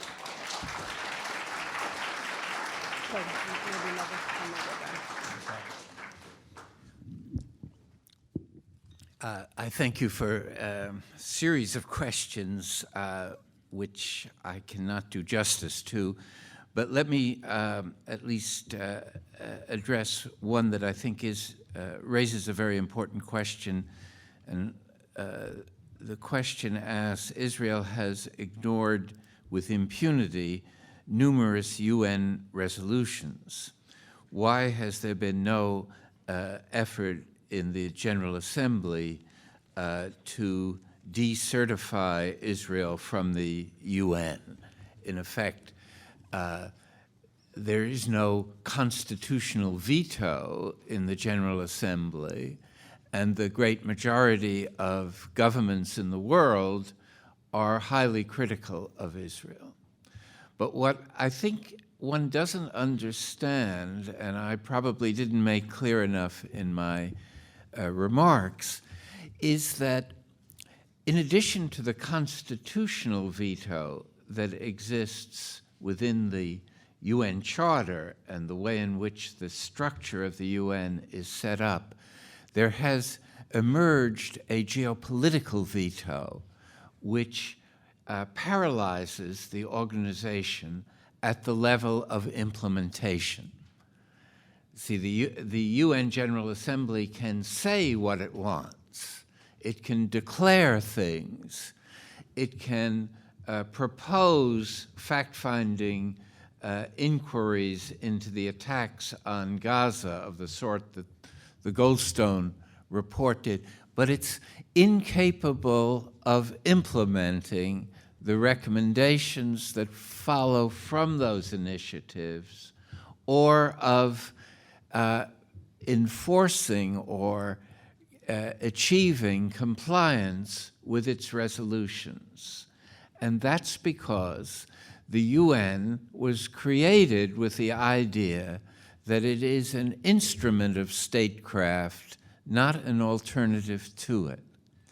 And it's very important, the UN is very important symbolically and in waging this struggle to control the heights of international law and morality, which mobilize people. There wouldn't be a BDS movement or an anti-apartheid campaign if there hadn't been a UN to create a consensus that what Israel is doing and what South Africa was doing were fundamental violations not only of international law, but of the most basic ideas of international morality, and constitute, in effect, crimes against humanity. But that consciousness, see, the UN is important for mobilizing a moral consciousness around the world, but it's incapable, due to its structure and due to the way in which world order is organized on a global basis, to create the behavioral changes that moral consciousness calls for. That depends on civil society.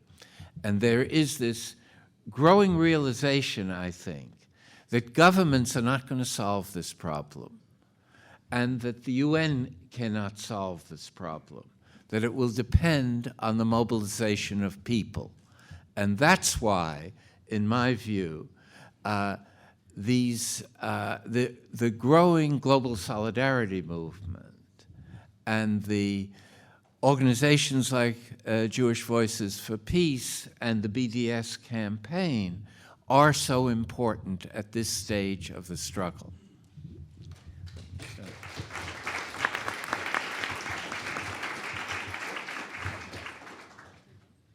Okay, so I'm being asked, what is the New York Police Department doing in Israel? And there are no blacks there to kill except the Ethiopian Jews. So first of all, that's not quite correct. There are Sudanese and Eritrean asylum seekers who are black who are subjected to horrific amount of racism, so there are blacks to kill. But that's not the answer. So the thing that you need to understand is that what sort of the Israeli PR is that one of their biggest products is security, and that they really know how to do crowd control. I mean, they've been occupying a whole ton of people for decades now, and so they have the expertise to do crowd control and to fight terrorism. And when you sort of investigate this a little bit, not only do they have the most advanced weaponry, mostly from us, but they have developed a huge system of collaborators and sort of a malicious kind of security system to keep a population under control. So what our American cities want to do is to learn how to control us. They want to learn how to control protests and crowds. They want to learn how to fight, quote, terrorism, as it is getting more and more broadly defined. And Israel is supposed to have the best product. So that's what our policemen are doing in Israel. The other thing that is very, very worrisome, I think, is, for instance, if you look at the wall between the US and Mexico, that is partly built by an Israeli company because they're also really good at building walls to keep people out or in or whatever they're doing. So, and the thing that gets even more messy about this whole thing is that our US military now has all this excess equipment, now that we're not actively killing a whole bunch of people, we're just kind of doing it more slowly. So the military is now giving our police departments tanks and things you might need to do if you're doing traffic in Idaho or something. So we have a police that are weaponized by our excess military equipment, that are trained in Israel, and that means that we are all at risk. So I always like to remind people that this is not some little conflict off in some crazy country. This is going to come to bite us. The reason that we have our Fergusons and all the black men that are just assassinated, shoot to kill, is for a reason. And these are the kind of forces that go into making that true in our society. We have lights, red lights are flashing, tones are beeping. It is time for us to take a break. As much as we might want to hear more, it is time for us to take a break, and I think we should stick with our discipline and carry on as the previous panel did, and not be a bad example for those who have yet to speak. So please take a break. Dr. Falk will be signing books in 10 minutes, and I'm glad to be here, and I'm glad you're here. Oh, thank you. This is very wonderful. Yes.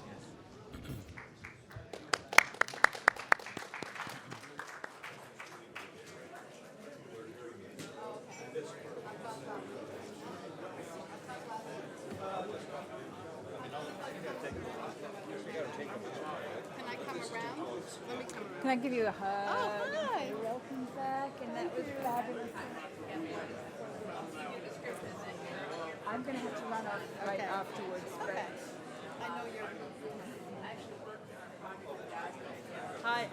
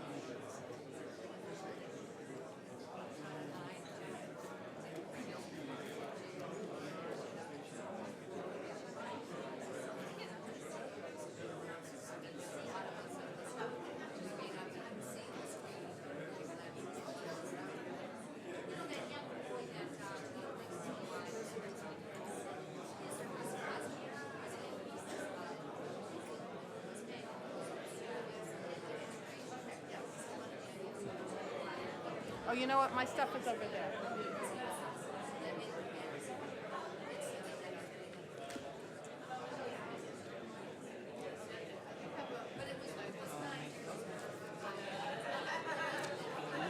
Yeah, no, I'll do it. I'll put my name, my website, and my email. How's that? Again, just to give you, it runs around 7,500 words each one. Okay. There's I'm doing my email. a modest stipend of $1,000. Okay. And usually we can give about 2 months. Okay, I mean, I just came back from Gaza. I know, 2 days ago, so I'm a little, yeah. but yeah, just write to me, dkar@amsterdam.com, dkar@amsterdam.com, and that's my website. Yeah, if you lose it, you can get in touch with me. My publishing. Great.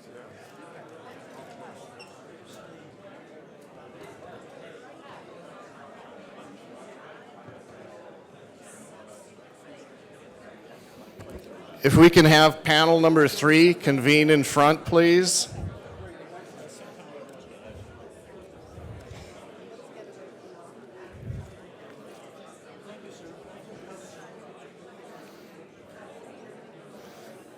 Panel, is freedom of speech encouraged on American campuses? We need to begin in 3 minutes. Next panel, and then lunch. Yeah, one more before lunch. This will be the last panel before lunch, for those who are curious.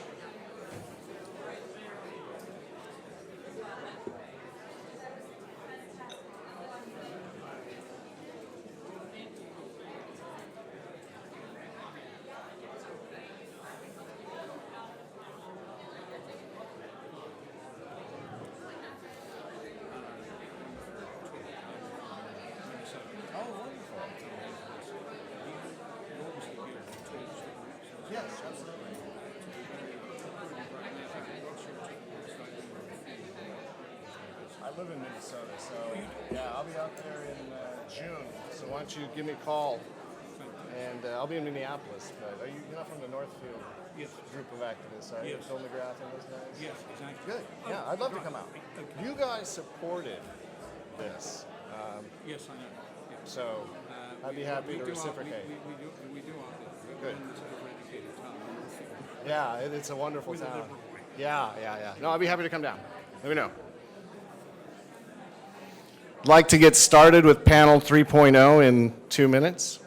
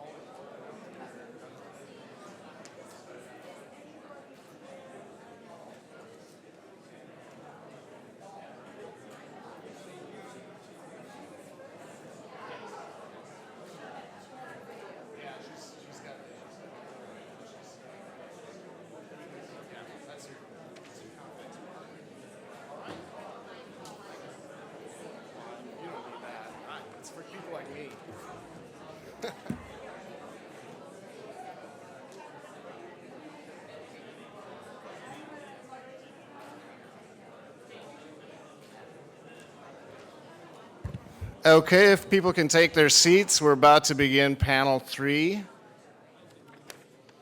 Is freedom of speech encouraged on American campuses? Please take your seats. This is the last panel before lunch.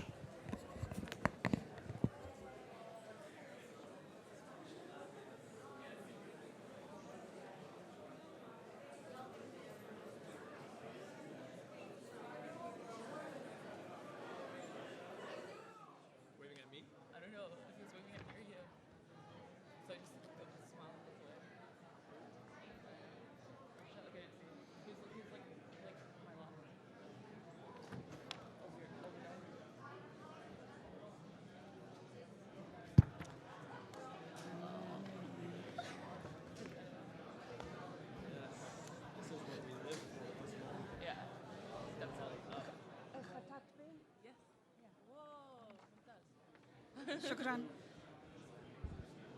It's always mispronounced.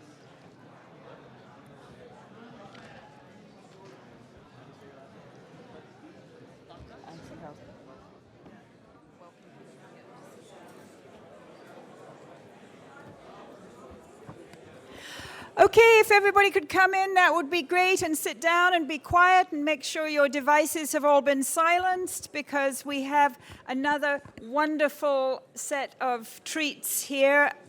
I think, honestly, if I'd been organizing a conference, I would have had it be a 3-day conference with all this richness of people and participants and interactions and information.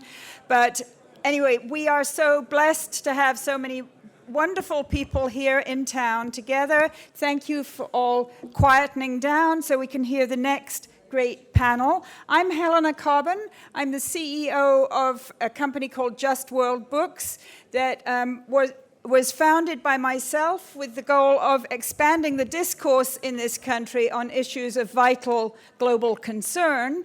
And as it happens, most of our books recently have been about Palestine, including this fabulous title by Nora Barrows-Friedman, which speaks directly to the experiences that you're going to hear in person from Ahmed, Amani, and Dima right now. This book and many other fine books are available for sale at the WRMEA book stand, which also has olive oil and Palestinian tchotchkes and all kinds of wonderful things. So I urge you to support them by going and buying all those great products.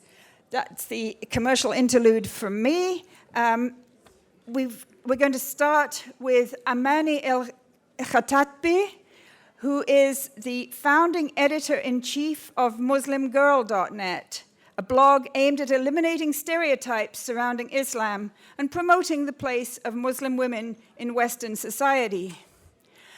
Amani, by the way, in case you didn't know, this whole panel is about what's happening on the college campuses these days, which is absolutely crucial to the future of this issue. So that's why it's particularly great to have this youthful energy here. And it comes with an enormous amount of experience of organizing on campuses. So Amani ran into trouble with Rutgers University trustees and its daily newspaper, the Daily Targum, which decided that criticism of Israel is anti-Semitic. In June 2012, the ADC named Khattatbi its media relations specialist. So we're delighted to hear first and foremost from Amani El-Khattatbi.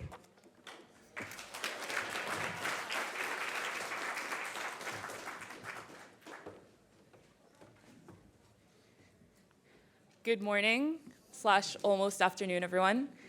I'm really honored to be opening up this panel. It is definitely crucial to the conversation surrounding how we're going to be talking about Israel and Palestine and how we're going to shape politics in the future. So I'm excited to have this panel here, and I thank the organizers for allowing us this opportunity to speak on these topics with such a distinguished audience and amongst such amazing speakers that all of us have been referencing all throughout college for the work that we've done.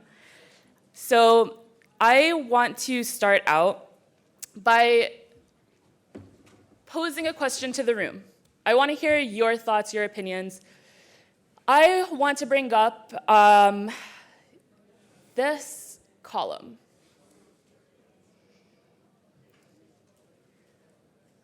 That just went away completely. Someone can help me with this, please? Thank you. Okay. Until it comes back up on the screen behind me, I want to read aloud what it says. It's a column that was published in the Daily Targum, Rutgers University's student newspaper. And it was written in criticism of a new building that Hillel was raising funds for on our campus. They had a huge building in the center of our university, and they were raising funds to make an even bigger one to be able to provide even more services to the campus community. This article was published around that time. It's called, "Can Hillel's Funding Be Put to Better Use Elsewhere?" In the column, Colleen Jolly, the writer, says, "If you know anything about Israel, you can conclude that pro-Israel parties are good at getting money into funds, i.e., the purchases of Jewish National Fund and modern-day Palestine. On December 2nd, the Jewish Federation of Greater Middlesex County, where Rutgers University is situated, a federally and privately funded agency, raised $400,000 at a telefund held at the Douglas Campus Center. I'm not 100% sure where this money is going, but seeing that they use the university building, my only guess would be that the university, or specifically to the proposed Hillel building. This building is to be named after Eva and Ari Helpem." So Colleen brought up an interesting point, right? Her column didn't take into account how that money was being accrued or the fact that Hillel's building was being privately funded, but it brought up some links that she saw with pro-Israel organizations and parties across the country, or what she viewed as her own experiences with them. Now, does this column have anti-Semitic undertones? Do you think so? Okay. I want to keep that in mind as we look at this next column. Now, Colleen Jolly was a student. This column was published by the same newspaper, Rutgers' daily paper, by a man who actually has a position, an official position as a rabbi at Hillel on campus. And this was published a few years prior. It was during the uproar around Operation Cast Lead. So Rabbi Weiss says, if you know anything about, he says, standing on the steps of Broward Commons on College Avenue campus, they held a vigil for, referring to an organization that later became known as SJP on campus, the 1,400 lives lost during the war in Gaza more than 2 years ago, the Daily Targum reported, yet students and staff who came for the ambiance of a peaceful vigil that night may not have known that they were involved in a vigil which mourned the deaths of terrorists. Included in the number of victims being mourned were a whopping 600 to 700 Hamas terrorist operatives that were also killed in the Gaza war. Student groups paying homage to known terrorists fuels fear, hatred, resentment, and divides our campus community. This kind of activity is much more common on more hostile and radically charged campuses. University students were exposed to paying tribute to fallen terrorists under the guise of innocent civilians. Now, does this column seem racist? Right? I mean, I'm not going to bring up anti-Semitism and how it also applies to Arabs and how this could be applicable as anti-Semitism. But it's interesting that this column received an entire uproar. I actually published this column. I was the opinions editor of the student newspaper at the time. And this came to my desk, and I decided to run with it. We edited it. It was much more offensive before we decided to publish it. But I and several other editors went through the editing process with it, went forward with it, because I felt like there were much worse things published in this newspaper before for other groups, right? And if we're going to be boasting about freedom of speech in our college newspaper, it should apply to all types of columns that we receive, and it shouldn't be filtered based on who we're talking about. But this op-ed turned out to be the one that launched 1,000 other op-eds, and this was the result. This was a public statement issued by the editor-in-chief, who was my boss at the time. And this decision was made completely without my consideration at all, even though I was the editor of that page.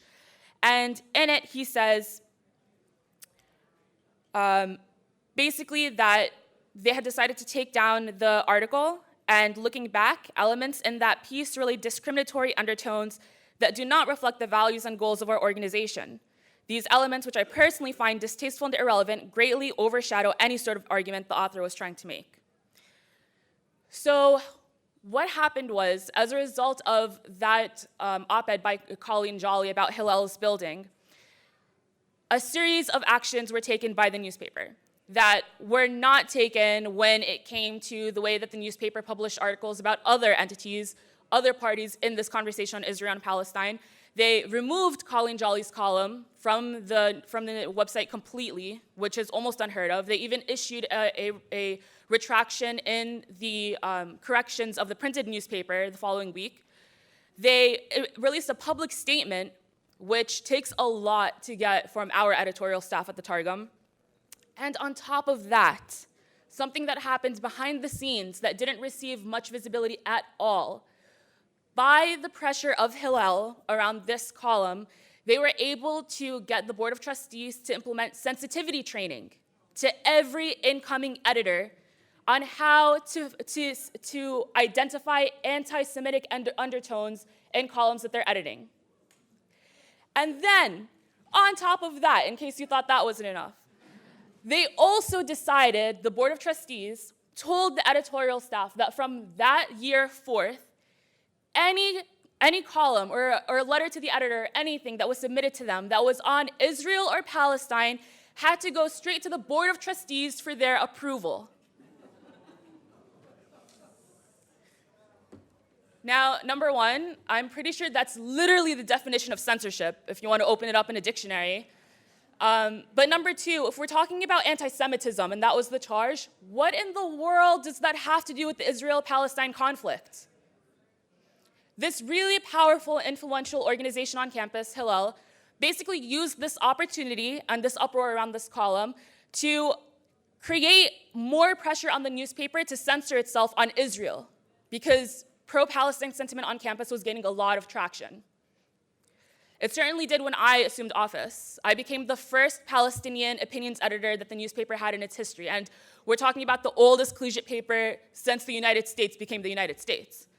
I was also the only Arab editor for my entire editorial staff, so I guess that was kind of, a sensitive thing in the office. And on top of that, I was told by people that had worked there before that I was the first hijab-wearing Muslim woman that they had as an editor in the newspaper as well.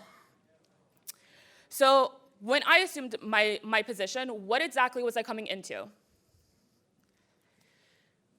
When I was a freshman at Rutgers, the newspaper had a really awful reputation for being very pro-Israel, very slanted. The opinions page only showed these really strong columns, like the one you saw from Rabbi Weiss, that were very distorted and showed only one side, one point of view to things. And there was a lot of controversy on campus even then. So these are statistics that were put together by students and faculty alike. They went back through an entire year to 2 year span in the newspaper of the opinions page before I assumed office. This was 2 years before I received my desk as the opinions editor. And they put together how many opinions articles were exactly published that were pro-Palestine, how many were published that were pro-Israel, and how many were neutral.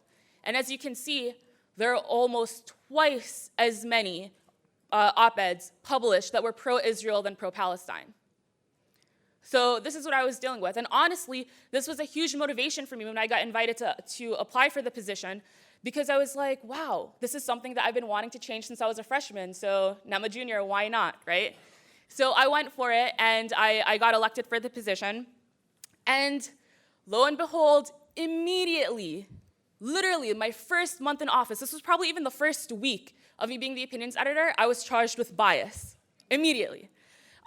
Literally one of the first op-eds that I published was submitted by a Hillel member on campus, and it was about Iran and Israel's interests in US policies in Iran, why the US should be against Iran, et cetera, et cetera.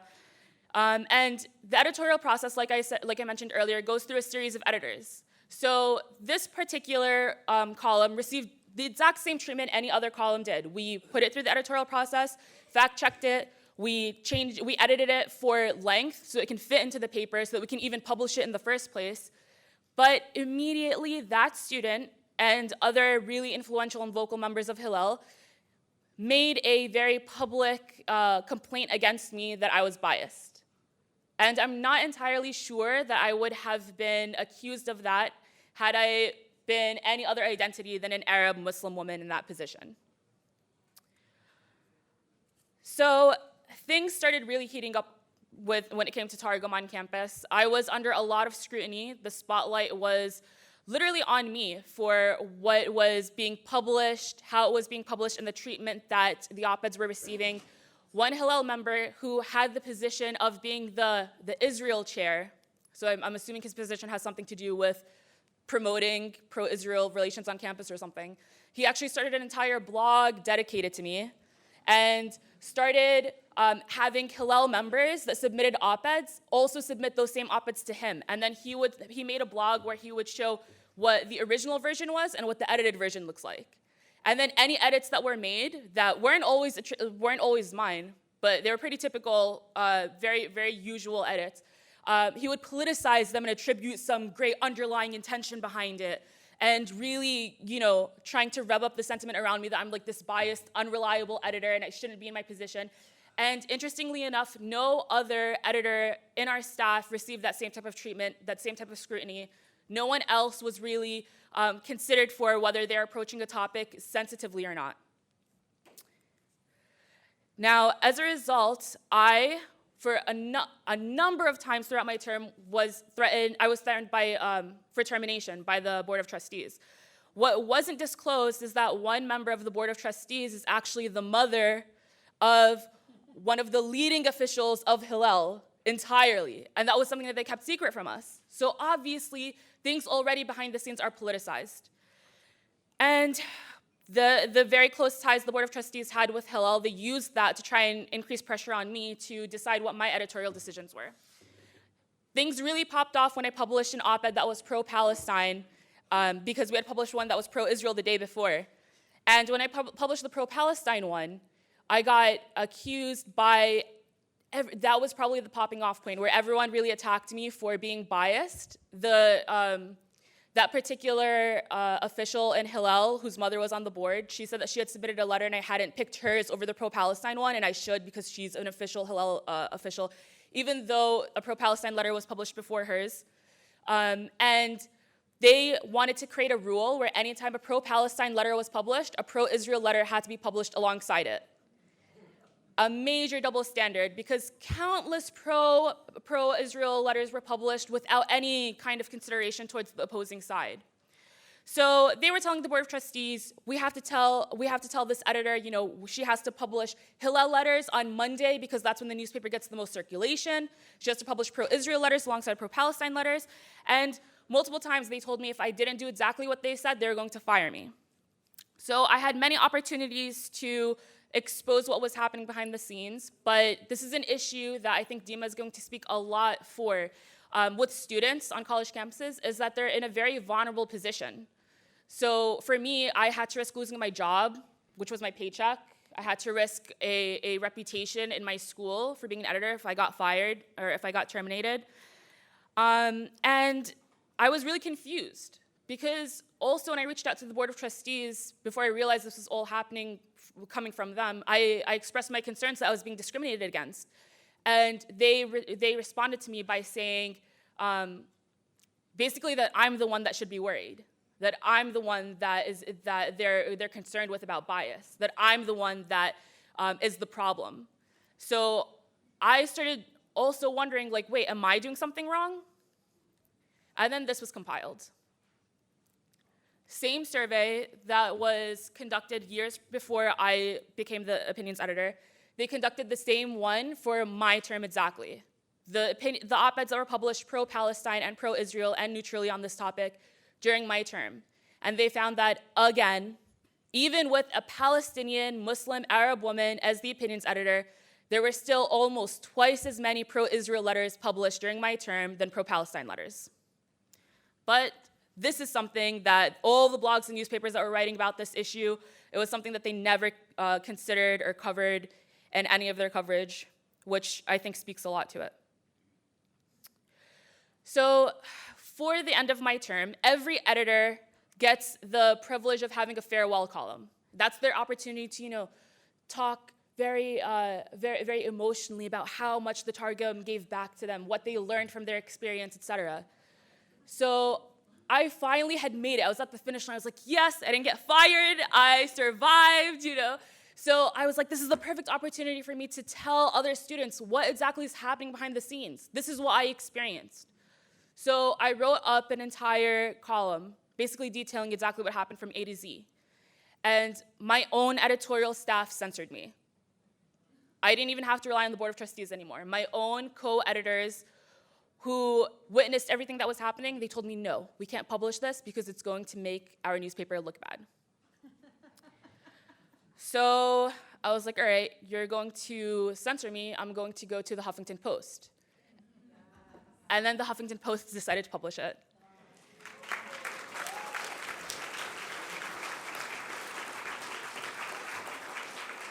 Now, this was my first time writing for a major publication like this, and I was very relieved because I was almost in tears when they were censoring me. I was like, wow, this is literally happening again, even as I'm about to leave. But thankfully, it turned out for the better because this issue ended up receiving a national audience, and it getting published in the Huffington Post is even the reason why I'm here today. The ADC, the American Arab Anti-Discrimination Committee, it's the largest civil rights organization in the country for Arab Americans. They saw this and they reached out to me because they felt like I was being discriminated against. And then only a couple of months later, when I was about to graduate from college, they reached out to me and recruited me to be their media relations specialist. And now I'm in DC where these decisions are happening.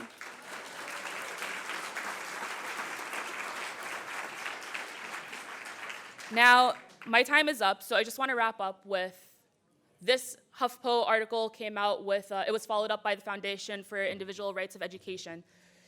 They wrote a blog about it, and in the blog they said, Targum readers think that they are getting news on controversial topics from independent student editors, but instead they seem to be getting the perspective of unknown members of a board of trustees working behind the scenes. Now, if college campuses are a microcosm of society, I hope that everyone keeps this in mind when we think about what's really happening with our news today. Thank you.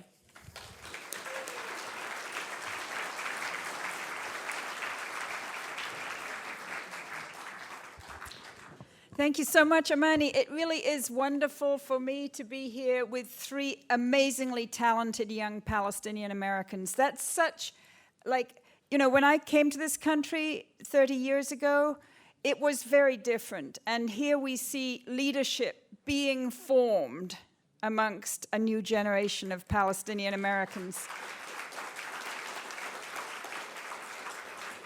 So our next speaker is an exemplar, Dima Khalidi.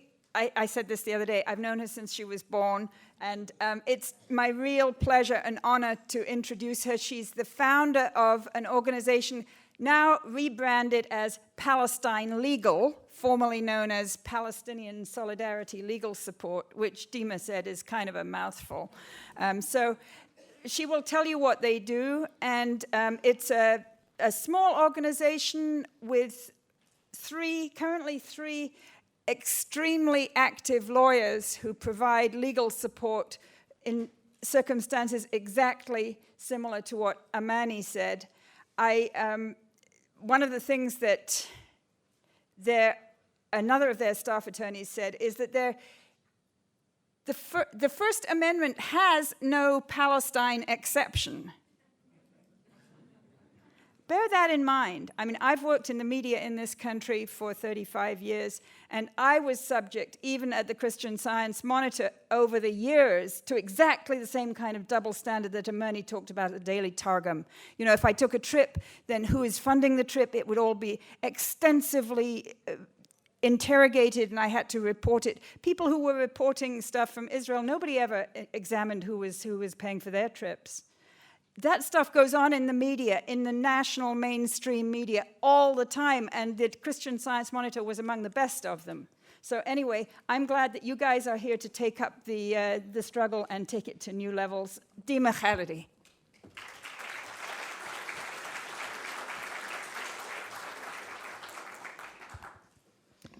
Hello, it's so nice to be here in such a full room. This is lovely. I think it's crucially important that you hear about this issue about the way that students on campuses are affected from students themselves or recent students themselves. You know, it's really, their experiences exemplify what Palestine Solidarity Legal Support, still PSLS, but Palestine Legal for short, is seeing again and again around the country. And we work nationally, so we are getting a very good sense of how widespread this problem is. There's really a concerted effort among Israel advocacy groups in the US to undermine and thwart campus activism for Palestinian rights. There are dozens of national and local organizations that are contributing to this effort, and I think you've heard about some of them throughout the morning. And they're spending millions of dollars to mount campaigns against groups, against individuals, all intended to stop the momentum of the movement for Palestinian rights. And this has been now focused on campuses because of the energy of the student movement, because boycott, divestment, and sanctions campaigns are gaining strength, and students are spearheading a lot of those efforts. And that is a big threat to the status quo in this country and in Israel. On the most basic level, we're dealing with efforts to curb dissent on one of the few issues that has long garnered unconditional, bipartisan support in this, the nation's capital especially, as you all know, which is support for Israel. But such dissent is exactly what the First Amendment of the US Constitution is designed to protect. When government officials, including public university officials, right, dictate the limits of acceptable public discourse, they're effectively censoring viewpoints that they disagree with. And universities in general have been exalted by the US Supreme Court as peculiarly the marketplace of ideas. And it has emphasized the dependence of a free society on free universities. It's also repeated that free speech cannot be limited based on how uncomfortable it may make some people, because, quote, a function of free speech under our system of government is to invite dispute. It may indeed best serve its high purpose when it induces a condition of unrest, creates dissatisfaction with conditions as they are, or even stirs people to anger. Yet Israel advocacy groups have played a central role in encouraging public and private institutions to silence and punish dissent on the Israel-Palestine issue through a number of tactics that often rely on complaints that students who support Israel are made uncomfortable by this discourse. The dissent in question is characterized by activities such as lectures, film screenings, creative actions like mock checkpoints on campuses, mock eviction flyers being posted in dorms to give a sense of what Palestinians go through every day, and boycott and divestment campaigns, of course. These are all forms of speech that are protected from government interference by the First Amendment of the Constitution. Palestine Legal has since 2012 been tracking these efforts and challenging them with legal advocacy on behalf of activists that are facing backlash, like Amani, I think, showed daily. We're getting an enormous amount of requests for help. I'd like to elucidate some of the trends that Palestine Legal has observed in tracking the repression of Palestine activism on campuses especially. Just to give you an idea of the volume of requests for legal advice and reports of repression that we've gotten, in 2014, we documented over 240 requests and reports of incidents, which was more than double what we documented in 2013. And about 75% of these originated on campuses and involved students or academics, professors, faculty, others, who were under attack. And so far this year, just in the first 3 months of 2015, we've already documented over 115 requests for help and incidents of repression. Again, the majority on campuses. Some of the most prominent tactics that Palestine Legal has documented include smear campaigns, legal complaints, disparate treatment by universities, and interference in student democratic processes. I think we've heard a lot about smear campaigns. Richard Falk and Alice Rothschild spoke a lot to that, as has Amani, I think. But smear campaigns include false accusations of anti-Semitism, as we know, against individuals and groups that criticize Israeli policies.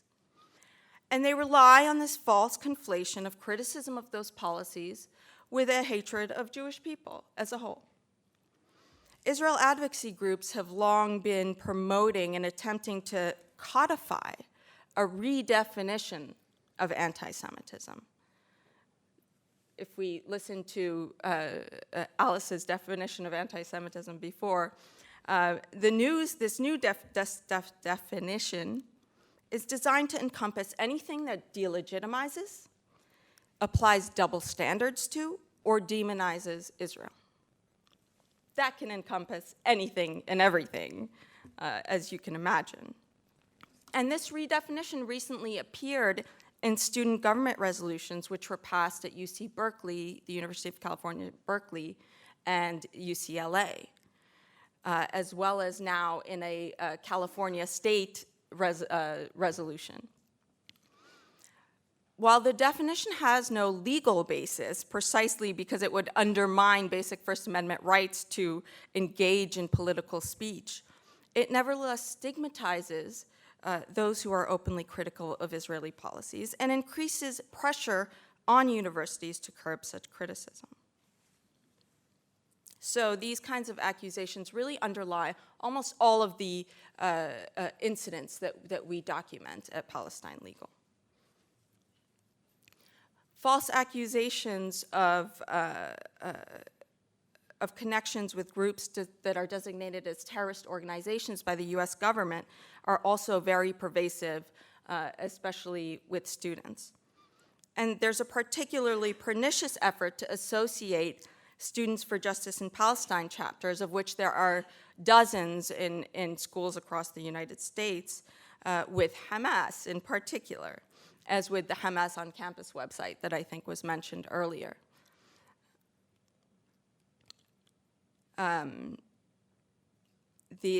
Another effort has been something that again, ironically named David Horowitz Freedom Center recently posted on campuses around the country. You can see here that they had Students for Justice in Palestine written on the top, and they depicted brutal Hamas activities against other Palestinians, and the hashtag Jew haters at the bottom.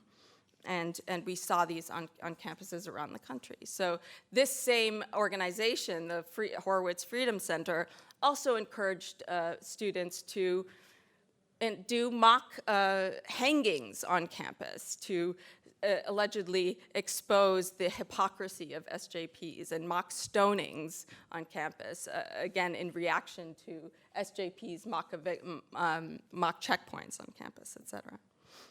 The chilling effect on academics and students is undeniable. I mean, who wants to be branded as an anti-Semite or a terrorist just for speaking out for Palestinian rights?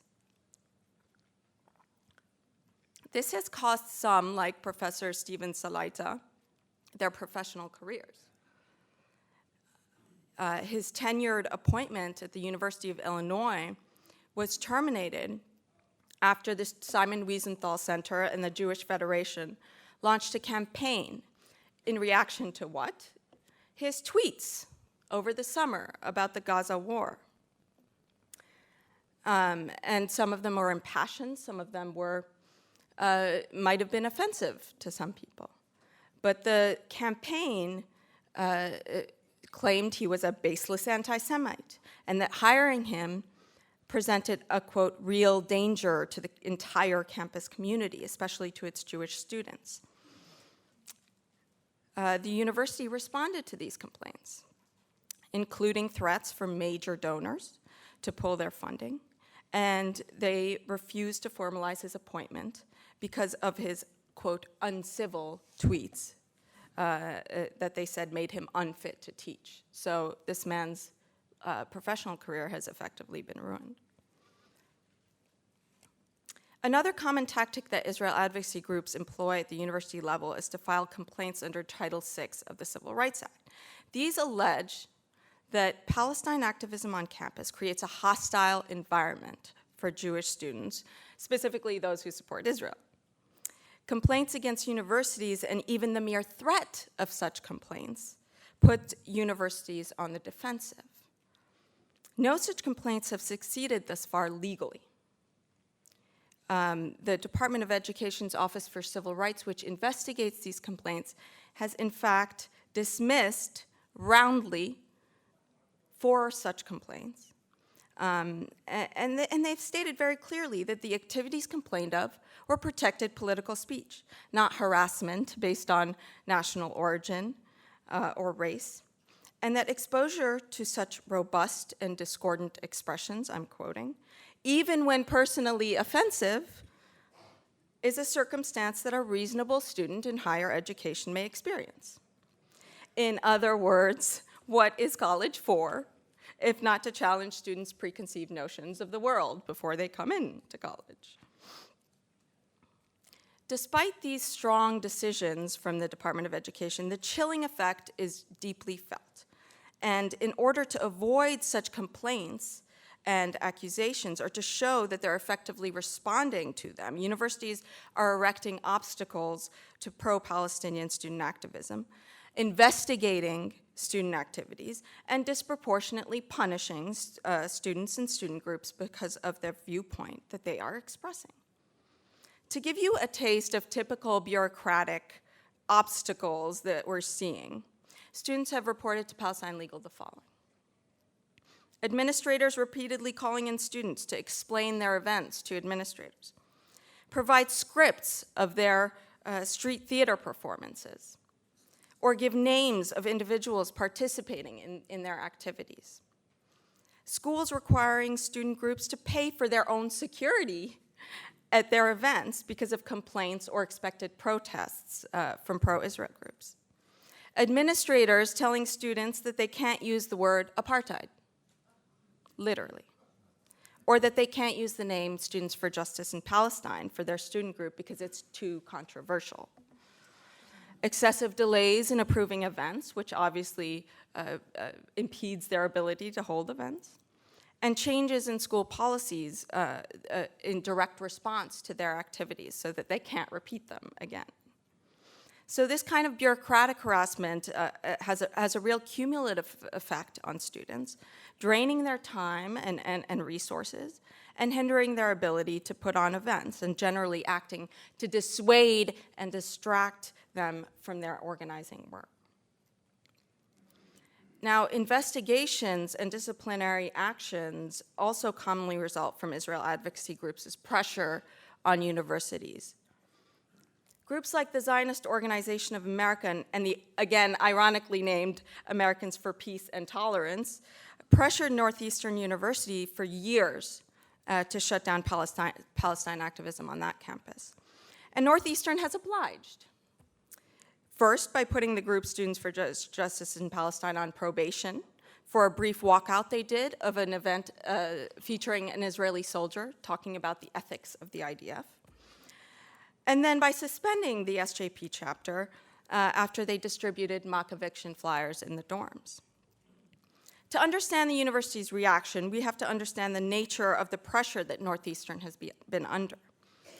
Americans for Peace and Tolerance first started a campaign called Shame on NEU, claiming that SJP was, quote, calling for the murder of Jews and cheerleading Hamas, among other baseless accusations. The ZOA compounded this with a threat to file a legal complaint, a Title VI complaint, as I discussed before. And they claimed that the university tolerated a hostile environment for Jewish students by employing professors that were critical of Israel and by allowing SJP to organize on campus. The ZOA made sure to copy one of its own major supporters, Robert Shillman, who also happened to donate $3 million to the university to build Shillman Hall, and whose statue also happens to adorn the campus. One incident at Loyola University in Chicago led to blatantly disparate disciplinary action against the SJP group there last fall. Students learned of a tabling event publicizing Birthright Israel trips, which was sponsored by the school's Hillel chapter. And they decided they learned about this the night before. Several students, mainly Palestinians, spontaneously decided to line up at the table and try to register in an attempt to highlight the program's discriminatory policies. Only Jewish students are presumed, of course, to have a birthright to the land that constitutes Israel and the Palestinian territories, and they're offered free trips there. When students lined up and calmly asked to register for a free trip, since, after all, their own grandparents hailed from now destroyed villages in present-day Israel, students manning the table immediately complained to administrators. The university undertook a month-long investigation, and they eventually charged SJP as a group with 6 conduct violations, including bias-motivated misconduct, harassment and bullying, and a violation of school demonstration policies. SJP was ultimately found responsible for only one of the 6 charges, which was violating demonstration policies, not registering their demonstration 7 days in advance like the school requires. But for this infraction, the group was placed on probation for the remainder of the year, and they couldn't access any more school funds. Meanwhile, Hillel was also found responsible for not registering their tabling event.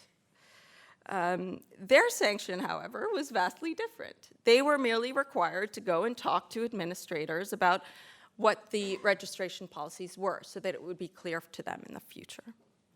So this kind of disparate treatment and disproportionate punishment has come to characterize university reactions to Palestine activism on campus. And this spring especially, we've seen a huge number of attempts to interfere in student democratic processes, especially around divestment resolutions. The spring happens to be a very big time for those on campuses. Just to give one quick example, at the University of Toledo, the Jewish Federation pressured the student government to close a hearing on a divestment resolution to all but Hillel and the SJP chapter, even though there were others, of course, supporting the initiative. And the 2 groups were barred from the hearing room while the other one presented, so they couldn't hear the other's arguments.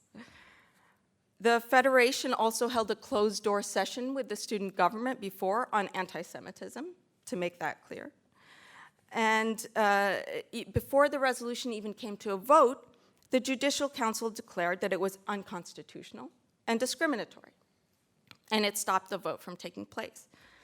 Well, there was an uproar from students and supporters, including Palestine Legal and other attorneys who wrote to the student government. And the student government ended up allowing an open hearing, and the resolution passed, ultimately. So what does this all mean?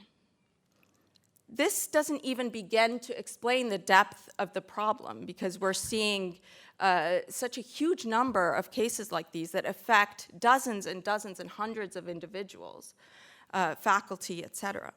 We really are witnessing a situation in which it's become impossible for students and faculty on US campuses to speak out for Palestinian rights without being personally attacked and condemned as hateful and anti-Semitic and punished for their by their universities in response to pressure from these Israel advocacy groups. The incidents that we are documenting do point to an apparent Palestine exception to the First Amendment, a situation in which public officials find it acceptable to muzzle a certain viewpoint in order to appease a strong political constituency, and often big donors, of course. In addition to the palpable effects on their direct targets, which I think Amani and Ahmed point to very well, and I think Alice showed that also very well, the emotional burden on people who are attacked in this way is something that is not really understood or talked about very much. But these repression tactics work to restrict public debate on a critical issue and thereby help preserve the status quo on Israel-Palestine in this country. Universities, think tanks, policymakers, media outlets, if any of you are here, forsake their responsibility to address one of the most prolonged human rights issues of our time when they accede to these pressure campaigns and inhibit people from speaking and protesting and taking collective, nonviolent action to effect some kind of change. Without an honest and critical public conversation about this, US policy in the region will continue to enable this state of occupation and subjugation. And really, it is precisely because students and others on university campuses are reaching their peers. They're making connections, it's a sound, between social justice movements and proposing a rights-based approach to the conflict that Israel advocacy groups are putting their thumbs on the scale now.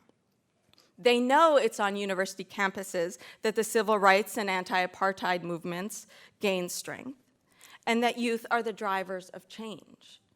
It's upon us to ensure, ultimately, that these voices are heard, that efforts to suppress this movement are exposed and challenged, and that we allow discourse in this country to move beyond blind support for a repressive regime that we ourselves are enabling, in fact.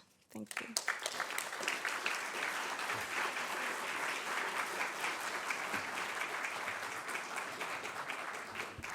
Thank you so much, Dima. So next up, we're going to have Ahmed Saadeddin, who's a filmmaker, producer, creative writer, actor, and grassroots organizer dedicated to sharing untold stories to raise awareness and create positive change. As a public relations major at the University of South Florida, Ahmed organized the largest grassroots campaign in the university's history, collecting more than 10,000 signatures, calling on the school to divest endowment funds from corporations complicit in human rights violations. So, Ahmed, really looking forward to hearing your tales from college and maybe from since college.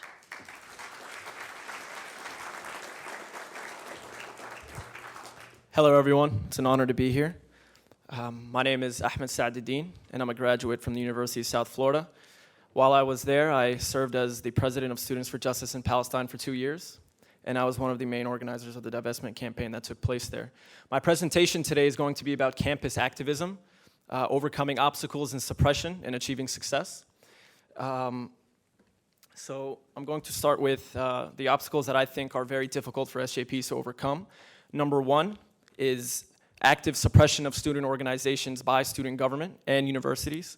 And number two, the demonization of Muslim, Arab, and SJP students and activists by pro-Israel organizations. So I'm going to try and help you understand some of the obstacles that we face by sharing with you my experience at USF and what we went through over there, and then trying to tie it in with what's going on around the nation. So in January 2013, we started our divestment campaign. I went to student government and I met with the Senate president, who was in charge of creating the agenda for the meetings. And I shared with him a copy of our divestment resolution. It was just a draft at the time. And I asked for advice. I was trying to learn more about the process. How does it work? And he told me you should attend the student government meeting later that evening. And he asked to keep a copy of our divestment resolution. So I couldn't make it that evening, but a couple of our members could. So they went to the meeting, and they stayed, and they learned, and they took notes. And at the end of the meeting, a complete stranger came up to them, got in their face, put his finger in their chest, and said, "Dead on arrival."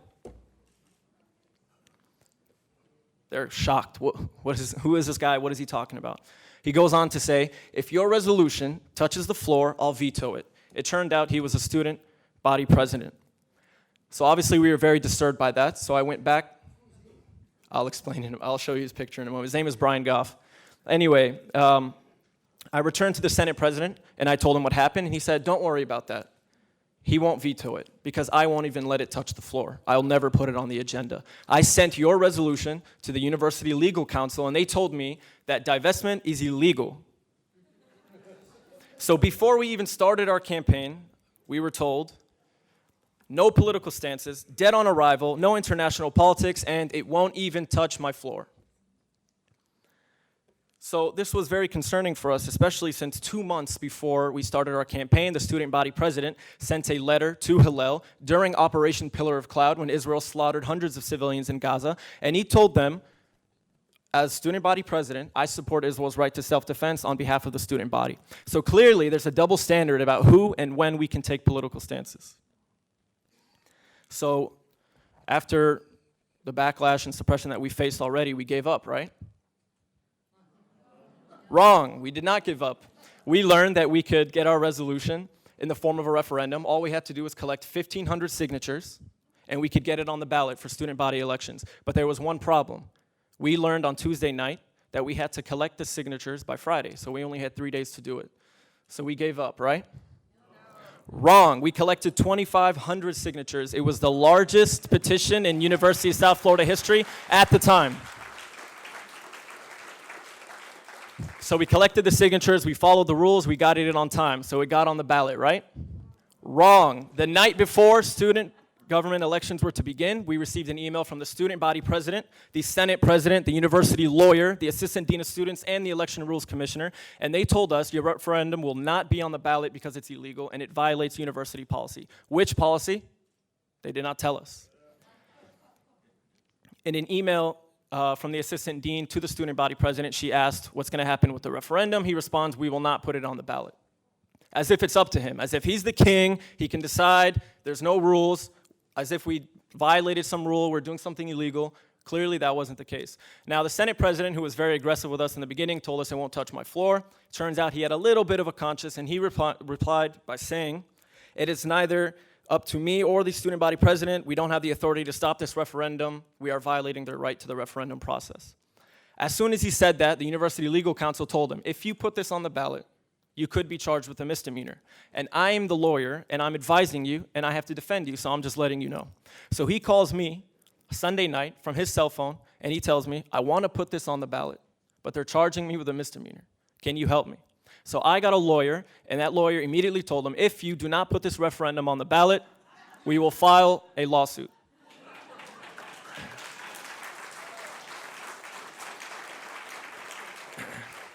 So that's exactly what happened. Now, the election results were bittersweet. We needed 50% plus 1 to pass. We got 49.55%.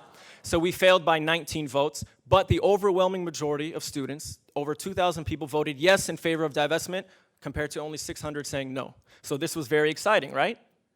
Wrong, because right after the results, the student body president ordered an executive memorandum ordering the election rules commissioner to invalidate the results because it was illegal and supposedly confusing. And not only that, but he started a bill which eventually passed in student government giving the Supreme Court the authority to censor any referendum. And can you guess what students are on the Supreme Court? All Hillel students. Not only did he do that, but he sent an email to the entire USF community, 46,000 people, students, faculty, and staff, telling them, I apologize for putting the referendum on the ballot. It was illegal. We shouldn't have done that. It was confusing. It'll never happen again. To get approval to send such an email, he had to get permission from who? The office of the university president. So this was much bigger than just some student body president. The administration, the lawyers, the assistant dean of students were getting involved and applying pressure. Now you might be wondering, why is the student body president such a jerk? Why does he say dead on arrival, it won't be on the ballot, sends an email to everyone telling them that we were confusing and we were violating the law. Turns out, not only does he attend AIPAC conferences, he leads seminars committing himself to supporting U.S.-Israeli relations. This is a tweet from Brian Goff at AIPAC. "You had me at shalom. Hashtag pickup line." This AIPAC puppet undermined the voices of thousands of students. So after all that, we gave up, right? Wrong. We did not give up. We decided that we were going to create a petition outside of student government so that they couldn't just invalidate us, and we were going to make it the largest petition in the history of any Florida university. We collected 10,000 signatures, and we went straight to the USF Foundation, the group that manages the endowment, and we told them, here are the signatures. You ignored us last year. We want divestment, and we want it now.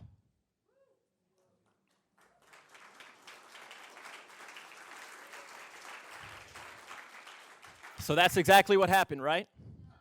Wrong. The USF Foundation, in 19 minutes, they only discussed our petition for 19 minutes. I swear to God, I have it on camera. And they rejected our petition. Why? It turns out the executive director of the Hillel on our campus posted a blog where he brags about having one-on-one meetings with Jewish trustees in order to thwart the efforts of SJP. He also told them that they lied about how many signatures they collected. They're anti-Semitic, and they were bribing students with pizza. 10,000 slices of pizza. That's gotta be like $50,000. Way over our budget. Not only does he say that, but he says that his students have been working behind the scenes to undermine SJP and student government.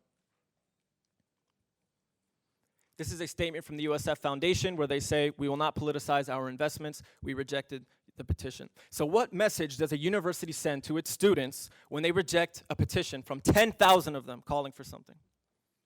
What message does a university send to its students when the student body president sends an email to 46,000 people saying, the referendum you petitioned for, the referendum you voted for is invalidated, but please don't forget to vote for your school t-shirt, have your voices heard? What message does a university send to its students when the student newspaper will not cover the largest petition in support of human rights, but will instead cover a petition to bring Chick-fil-A sauce to our student cafeteria? I'll tell you what message they're sending. They want us to shut up, go to class, pay a lot of money for tuition and for textbooks, don't talk about human rights, don't talk about anything else. The only thing you can talk about is t-shirts and Chick-fil-A sauce.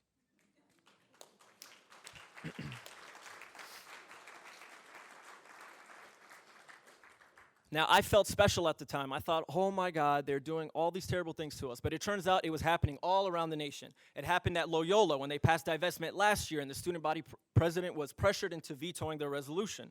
It happens every year in DC when AIPAC recruits students and indoctrinates them with pro-Israeli propaganda by giving them free trips and free boat rides as seen here in this picture obtained from their website. It happened at Northwestern when the Israeli consulate and Stand With Us tried their hardest to thwart their divestment resolution. It happened at Northeastern when they suspended them. It happened at Loyola when they gave them sensitivity training. It happened at FAU when they gave them sensitivity training. And that is all just suppression by the student government and the university.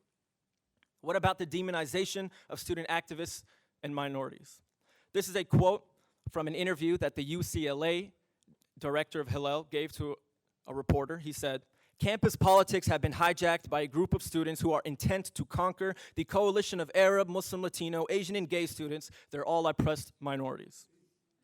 So when AIPAC buys students, when they have one-on-one meetings to undermine the voices of thousands of students, that's not hijacking. But when minorities get involved, not only are we hijacking, we're trying to conquer.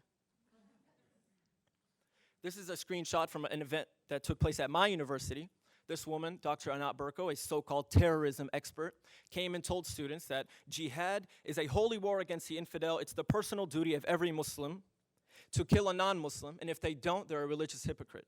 And if they want paradise, they need to kill a non-believer. She's talking about me.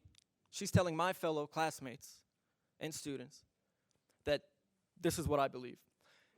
A week later, instead of passing out hummus and falafel,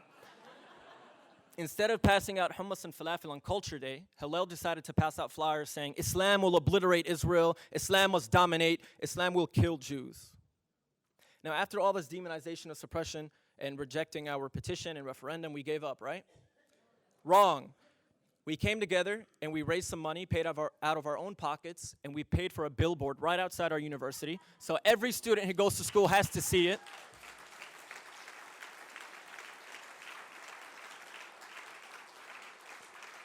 Saying 10,000 students silenced, and USF investments in Israeli apartheid, USF for human rights. Now, what was the reaction? What were Hillel students telling us on Facebook? They accused us of terrorism. Now, we posted that billboard 2 weeks after the attacks in Paris, when freedom of speech was a huge topic, huge discussion, right? Our freedom of speech somehow was terrorizing them. This is another picture that they posted after SJP and MSA had a vigil for the 3 Muslim students that were killed in Chapel Hill, North Carolina. Some of you might have heard about it in the news. Posting a picture of a crusader, obviously referring to the Crusades that slaughtered hundreds of thousands of Muslims. Another person says, all Muslims don't belong in America. That's too bad. I'm glad 3 are dead because all are terrorists. This is an organization called Hamas on Campus. Dima Khalid referred to them. Their mission is to expose SJP. In one of their videos, you can see they have this crazy web where they connect SJP to the Brotherhood, to Hamas, to all these different organizations claiming that our mission is to wipe Israel off the map and that we're anti-Semitic and that we're violent. They include a picture of 9/11 as if somehow SJP is affiliated to that. You might have seen these. This is from UCLA. They were passing out flyers affiliating SJP with violence, hashtag Jew haters. They passed it out all around campus, including on the mascot, SJP, hashtag Jew haters. So these are all the obstacles that we have to deal with in form of suppression and demonization. What about the success? Well, I like to think that for every action, there's an equal and opposite reaction. And every time they push, we push back harder. So when they suppress us, when they demonize us, we get better at organizing, we become stronger, we become much more active.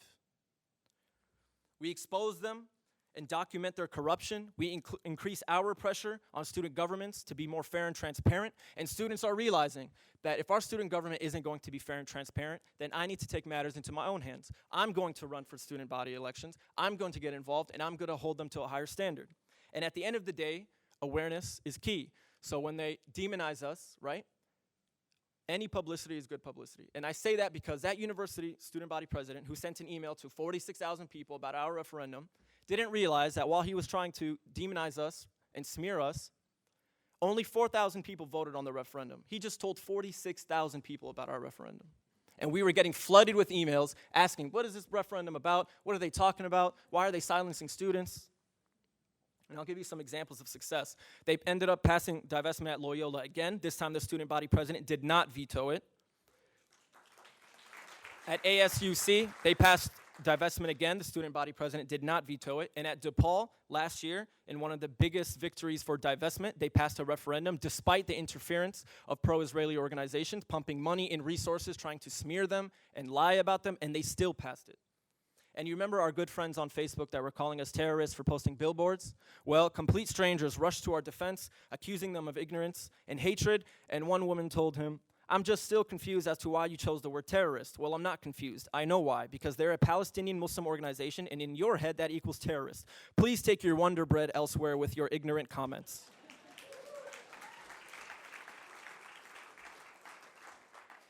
Lastly, I'd like to make the point that one of the biggest successes we have is obviously the growth of divestment, the growth of this conversation, despite the fact that they're trying so hard to silence us. So this is a map obtained from a pro-Israel organization. This is their website where they document SJPs and divestment.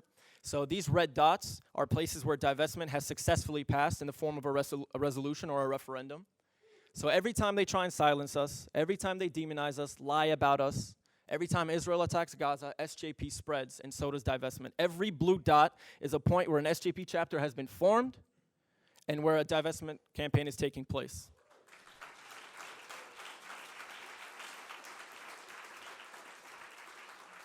So our message to them is no matter what you do to silence us, we will never be silent.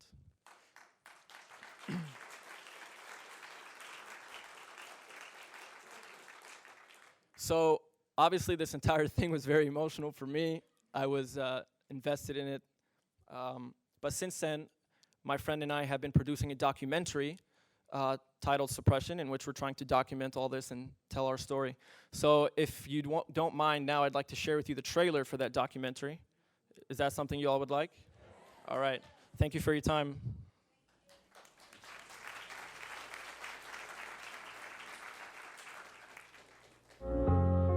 The Israelis and the Palestinians have been fighting for thousands of years over some little rock, and it's like, no, that's not it. People are starting to say, well, we support Israel, but you seem to be killing a lot of civilians. And so the response from the Israeli government is to say, you have to understand that we're fighting terrorism.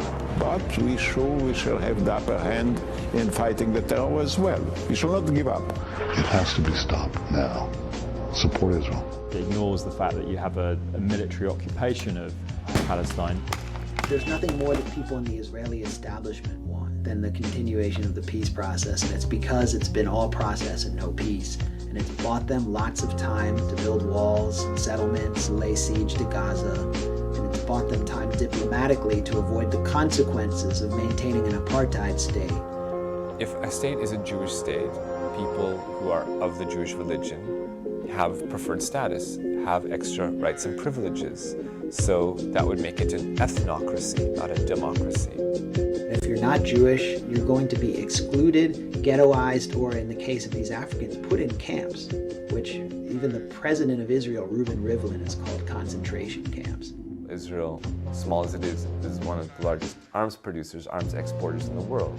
When they market these guns and these missiles and these drones, they say they're field tested. Now, combat proven.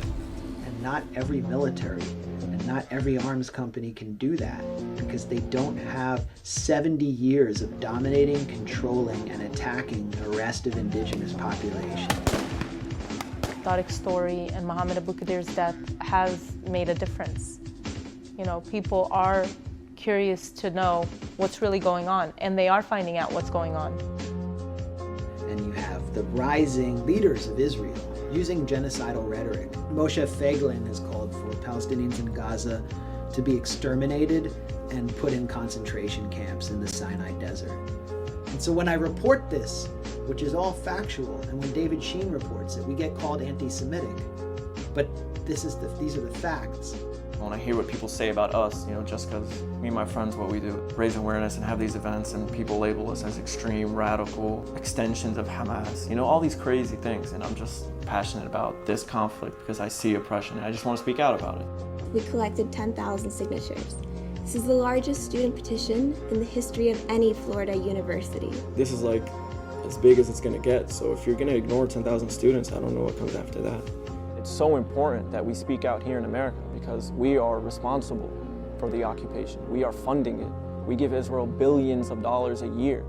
It's our duty to speak out and say, listen, we're paying taxes. We don't accept this anymore. People are losing their jobs over this. I mean, their lives are being absolutely destroyed. One day, you will be walking in the streets as a respected professor, and the second day, you're in solitary confinement. When you are brought to the courthouse, they have snipers over rooftops. They take you in a helicopter like Tampa is under attack somehow. I mean, it was unbelievable. It was all the creation of the government in order to bring this to the jury that somehow we were so dangerous that they needed all this protection. And in the end, the government drops the charges. Oh, okay, after 11 years. So you can't help but feel like, what if this happens to me?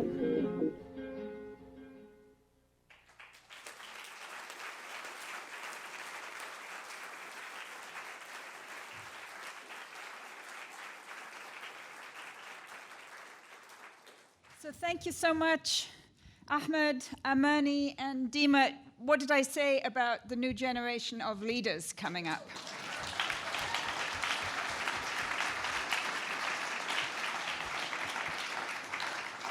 We have time for maybe one question given to each of the panelists. So, Dima, if you could choose your question first and answer succinctly and strongly, but mainly shortly. Yes. Because the next thing is lunch. The question, can you hear me? Okay. The question is, the only way to win the battle for control over Palestinian-Israeli narrative on campus is to win over the moderates who are on the fence. How can SJP groups operate effectively and present their message without being labeled as extremists? I don't think I need to speak for the students. Our role at Palestine Legal is not to tell them what to say. And do they seem extremist to you? I don't think so.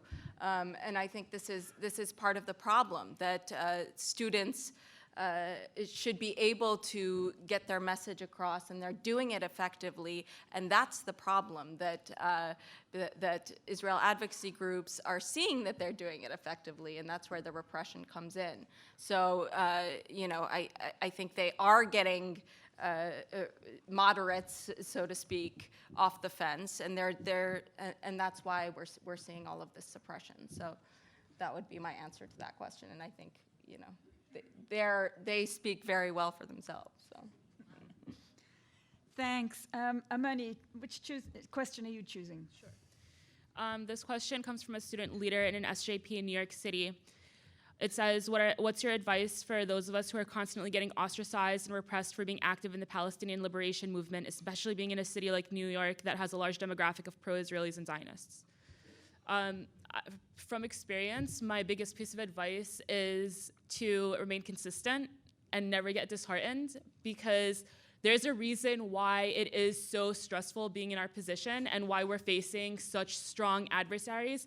It's because what we're saying is threatening. That's literally all we have. All we have on our side are the facts and the truth. And we can go up against rhetoric and talking points all day, every day, but the truth is always going to prevail, and that is terrifying for the status quo. So just remain consistent and never lose hope in that.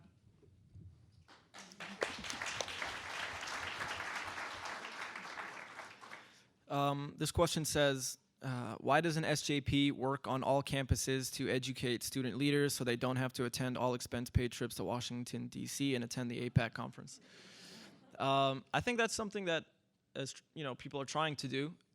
To have an SJP at a university, you need people that want to start an SJP, and it's growing. Eventually, I think it'll get there, but we're, I think, well behind APAC and these other organizations. They have a lot of money, and they've been doing this for years, so I think we're making a lot of progress, but we need support from people like you. So thank you very much.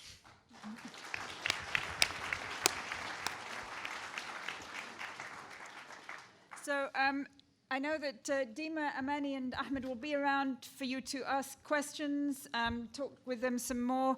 Again, just one quick plug for Nora Barrows-Friedman book about the SJP movement. Are you in it, Ahmed? Oh, yeah. So you can learn a lot more about the SJP movement from these wonderful people, and more about Palestine Legal. If you just think how much money goes into the discourse suppression organizations that Dima mentioned a little bit, all the panelists mentioned a little bit, Palestine Legal has 3 attorneys and 1 administrative person. It's amazing what the needs are. You can get more information about Palestine Legal outside. You can talk to Dima, obviously. There's lunch.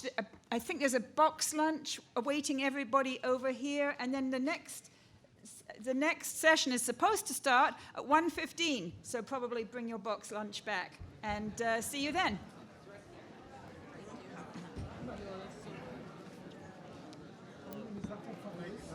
Thank you very much.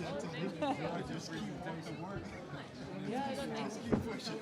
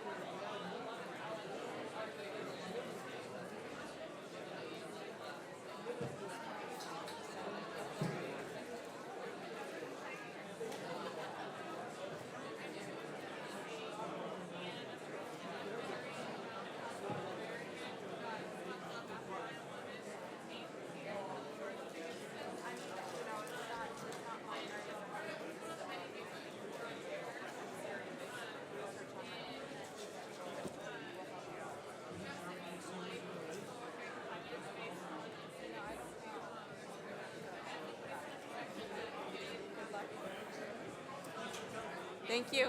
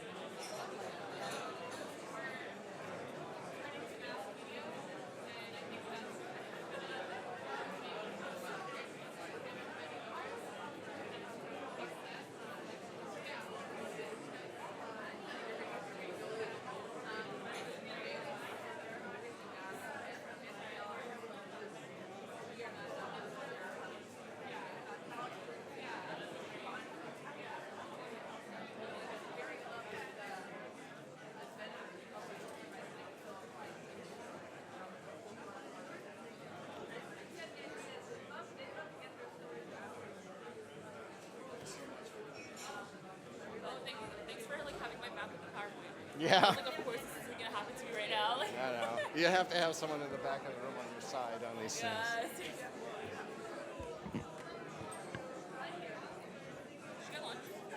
No, not yet. No, I've got someone bringing mine back to the booth, but you certainly can go in. We've got all sorts of, there's gluten-free, vegetarian, halal, it's all back there.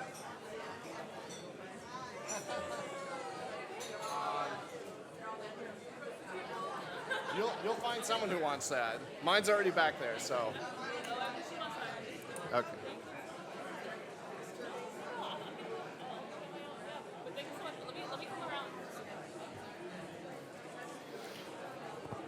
Hope everyone's gotten a chance to get your box lunch.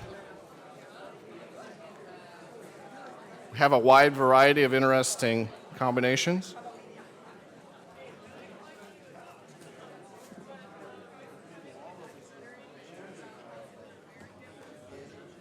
We are going to try to get back on schedule, meaning if our next panelists could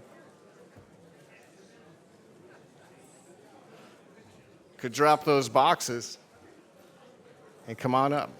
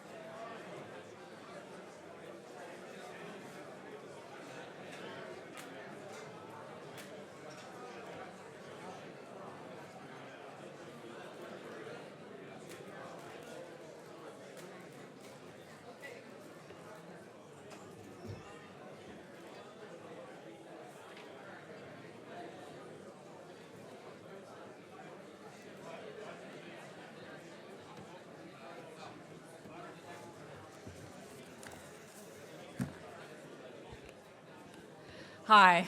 I hope you can chew and listen at two things at once, and we'll just get started so that we don't run late. I'm Delinda Hanley, the moderator of this panel, and this panel is the lobby good for Israel? So I'm the news editor and executive director of the Washington Report on Middle East Affairs, co-founded 33 years ago by Ambassador Andrew Kilgore, who is sitting right there. Would you stand up for a moment, please? Okay, well. And my father, Richard Curtis, and my mother is sitting that way. Our previous panelists talked about the Israel lobby's effect on political discourse in the United States. This panel will grapple with the question, is the lobby good for Israel? So Miko Pellet is going to talk about how the lobby enables Israeli policy. And he's an Israeli living in America. Miko Pellet is an Israeli writer and an activist living in the US. He was born and raised in Jerusalem, driven by personal family tragedy to explore Palestine, its people, and its narrative. He has written a really good book about his journey called The General's Son, Journey of an Israeli in Palestine, and he'll have a book signing outside. All these speakers who have spoken, who have books, are having signings that are on the back of your schedule. Their book, you will have quite a collection of books if you buy these. So the book describes Pellet's family's history since his grandparents immigrated to Palestine in the early 20th century. His maternal grandfather was a signer of the Israeli Declaration of Independence. His father, Mati, was a general in the Israeli army. Check out Miko's blog, Tear Down the Wall, at mikopeled.com. And please come, and we can't wait to hear what you have to say. Thank you.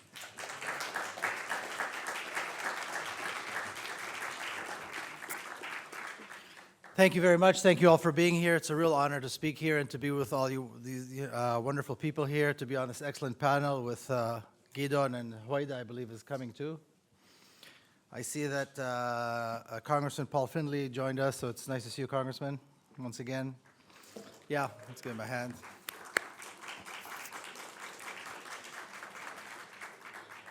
And many friends and other activists and people who are really crucial to the issue of Palestine and to the understanding of the issue of Palestine. And of course, the Washington Report that's been vital in providing real-time, real information about this issue. So the question that was posed to me, is the lobby good for Israel? And my reply would be, or I would answer this with an unequivocal yes. Those of you who have read their book, Mersheimer and Walt, argue that no lobby has managed to divert U.S. policy, U.S. foreign policy, as far from what American national interest would otherwise suggest, while simultaneously convincing Americans that U.S. and Israeli interests are essentially identical. They continue to say AIPAC's success is due to its ability to reward legislators and congressional candidates who support its agenda and to punish those who challenge it. AIPAC makes sure that its friends get strong financial support from the myriad pro-Israeli PACs. Those seen as hostile to Israel, on the other hand, can be sure that AIPAC will direct campaign contributions to their opponents. The bottom line is that AIPAC, which is a de facto agent of a foreign government, has a stranglehold on the U.S. Congress. Open debate about U.S. policy towards Israel does not occur there, even though that policy has important consequences for the entire world. One could really end the discussion here, probably, with that statement on its own, but I think this issue deserves a lengthier discussion. I think that AIPAC and the State of Israel, which benefits from AIPAC's work, owe much of its success to its predecessors, a group of Zionist diplomats who began as early as the turn of the last century, and by the 1920s were already traveling extensively around the world, lobbying for the Zionist project and for the funding and implementation of the project, basically the project being the colonization of Palestine by European Jews. Without the huge efforts and diplomatic talent of these people, who included Chaim Weizmann, Moshe Sharet, my own grandfather Avram Katznelson, later on Abba Eban and Golda Meir, to name but a few, without these people and their work, Zionism could not have enjoyed the success it had in the years leading up to the Zionist occupation of Palestine and the establishment of the State of Israel. The lobbying by the early Zionist diplomats, all of whom, by the way, were well-spoken, highly educated, completely secular, they were all white Europeans and looked nothing like traditional Jews that the world was accustomed to seeing. Their work paved the way to AIPAC and its tentacles here in the US and in other countries in the West where Zionists needed support. In order to appreciate AIPAC's enormous contribution to Israel, I think we need to do two things. We need to understand what this organization is ultimately selling and understand its strategy. The key to Israel's legitimacy is the Zionist narrative. And AIPAC is selling the narrative in order to maintain the legitimacy. The Zionist narrative in this country is not only accepted, it is treated with religious fervor. It is seen as biblical and indisputable. One does not need to convince Americans that Israel is always right and that the Zionist narrative is true, because they receive this with their mother's milk, quite literally. And what is this narrative? It is a mythical story that turned the history of Palestine from 1947 until the present time on its head. The brutal ethnic cleansing of Palestine, the establishment of a racist apartheid state, which offers exclusive rights to Jewish people in Palestine, was sold here as a story of heroism and revival. Thanks to AIPAC, the horrific, brutal destruction of Palestine from 1947 to the present day is virtually unknown in this country. That in itself is an impressive accomplishment without which Israel could not have survived. And there is no better proof of that success than the reaction here in the US to the 51-day massacre of innocents in Gaza that took place in the summer of 2014. More than 2,000 people were murdered in cold blood in Gaza on prime time. Yet we may safely say that there was a consensus in this country that this massacre was not only acceptable and justifiable, but necessary as a means of self-defense. To achieve this is nothing short of magic, and AIPAC was able to pull this through. When Israel, through AIPAC and the countless organizations that work with it and through it, talks about a threat to Israeli security, they mean a threat to the narrative. Since the early 1950s, Israel has been claiming that Palestinians in the Gaza Strip pose a threat to its security, indeed, to its very existence. The Israeli army has been attacking in Gaza and exacting a heavy toll on civilians in Gaza for nearly 7 decades. Yet, surprisingly, there has never been a tank, a fighter jet, or a regular military remotely capable of threatening the state of Israel. Why then do we hear so much about a security threat when now, as in the past, the Gaza Strip is made up of mostly poor refugees? It is the narrative. The existence of over 1 million refugees in Gaza, the majority of whom are under 18 years of age, is a threat to the narrative and therefore a threat to the legitimacy of the state of Israel. And therein lies the threat to Israeli existence. AIPAC has been able to successfully sell the myth of the existential threat to the American public. We constantly hear about the threats to Israeli existence, though clearly there has never been one. The threat of Gaza, the threat of Palestinians everywhere, the threat of Iraq, the threat of Iran, the threat of SJP, as we heard earlier, are all fabricated in order to allow Israel to maintain its brutal hold on Palestine and its people, and to receive foreign aid, though clearly, as a developed state, it does not need and should not qualify for it. The myth of Israel as a democracy has no factual basis, yet it too has become an indisputable fact. Israel has from the very beginning defined itself as a racist apartheid state that prefers Jews. No attempt has been made to hide this fact, And for almost 7 decades, Israeli lawmakers have made it their business to develop the state for the Jewish population at the expense of the Palestinian population, be they citizens, residents, or simply people living without any legal definition at all. Palestinians have been pushed out of every aspect of the life of the state from the very beginning, not to mention the fact that they were pushed out of the country and not allowed to return. The web of laws that govern the lives of Palestinians, whether they live in Jaffa, in Haifa, in Jerusalem, in the Negev Desert, in Ramallah, Jenin, or in Khan Yunis, is too complicated to even attempt to understand. Yet regardless of where in Palestine Palestinians reside, they are governed by the State of Israel under laws that are vastly different than the ones that govern the lives of Jewish Israelis. And still we hear that Israel is the only democracy in the Middle East.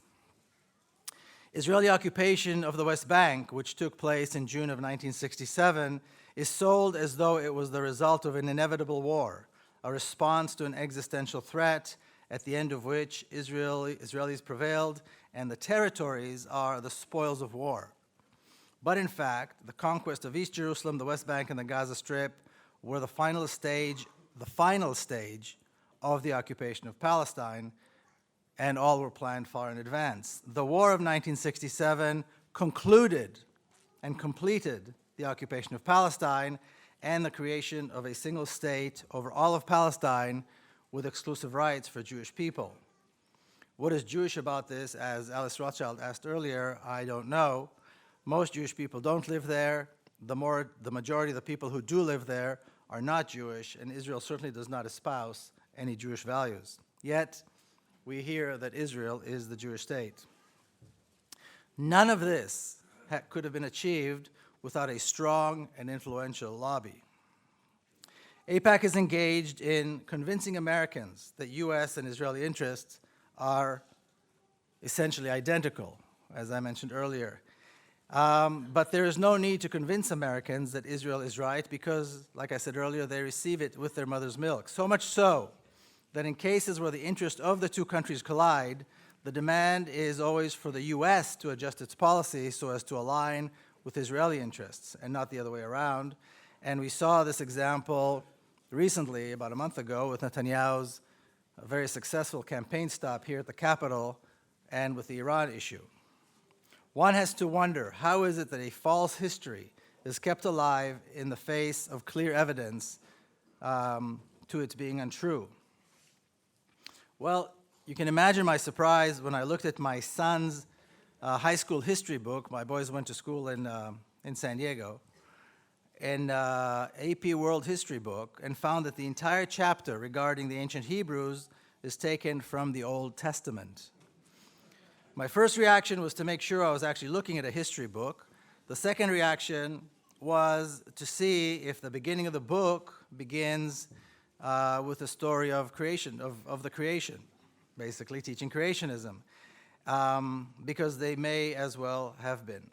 In a country where there is a debate still over whether creationism should be taught in school or evolution, the Zionist narrative, which claims its roots in biblical stories of the ancient Hebrews, is taught as history, although little to no historical proof exists to substantiate it. This sort of influence can only be achieved through years and years of hard work, an effort to instill the narrative as a value and not just as an historical episode. This can only be done, again, by a lobby that knows how to influence society. Along this vein, AIPAC and the other Zionist groups, all of whom are in the business of selling the Zionist narrative, engage in community development and service activities that root them well in communities across the country. Validation and acceptance of the Zionist narrative are an integral part of almost all of these efforts, as well as the delegitimization of any Palestinian claims to a legitimate narrative which contradicts the Zionist story.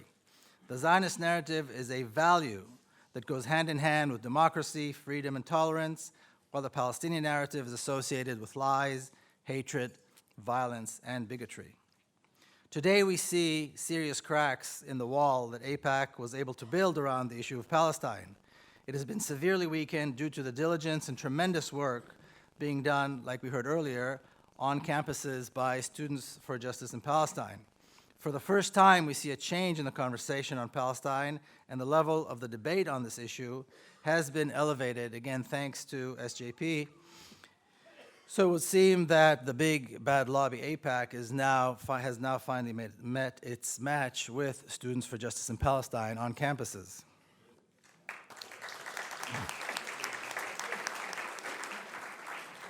But still, we see plenty of tolerance workshops and initiatives to weed out racism and anti-Semitism, and this was done recently at UCLA, where one of my sons is a junior. And these take place in schools and universities all across the US.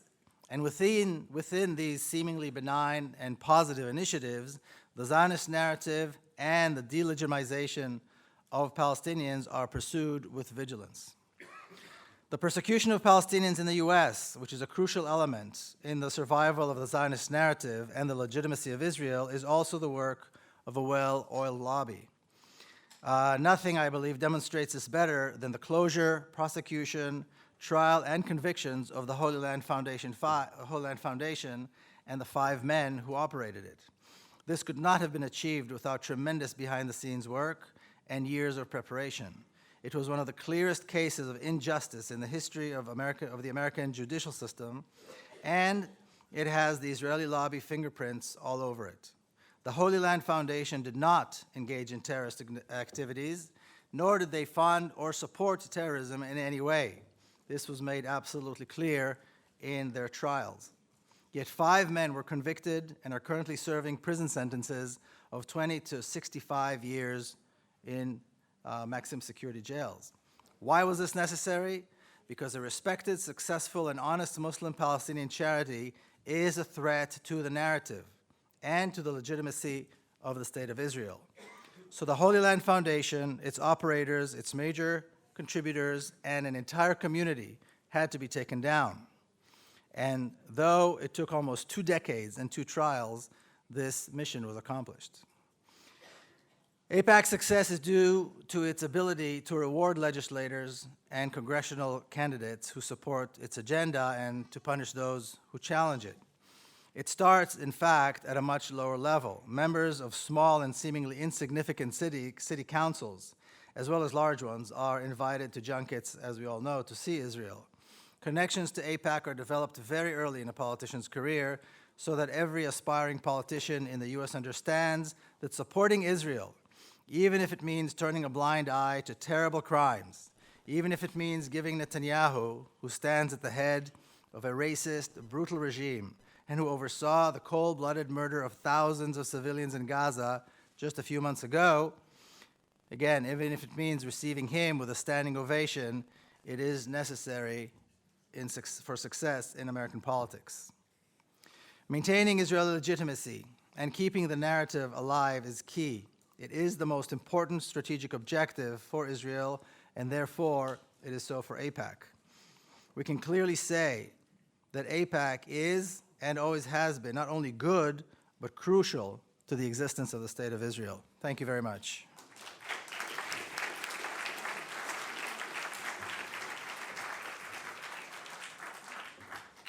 Thank you so much. I just wonder if Israel is so good, if the lobby is so good for Israel, they're losing wonderful Israelis like you. You're living in California. They're moving to Berlin. What's the deal here? Anyway, Gideon Levy. He is going to talk about unconditional support for Israel. Does it endanger Israeli voices? As we all know, Gideon Levy is a columnist for the Israeli daily Haaretz and a member of its editorial board. Levy joined Haaretz in 1982 and spent 4 years as the newspaper's deputy editor. He's the author of the weekly Twilight Zone feature, which covers the Israeli occupation in the West Bank and Gaza over the last 25 years, as well as a writer of political editorials for the newspaper. Our Washington Report readers love it when we reprint his powerful columns in our pages. Thank you.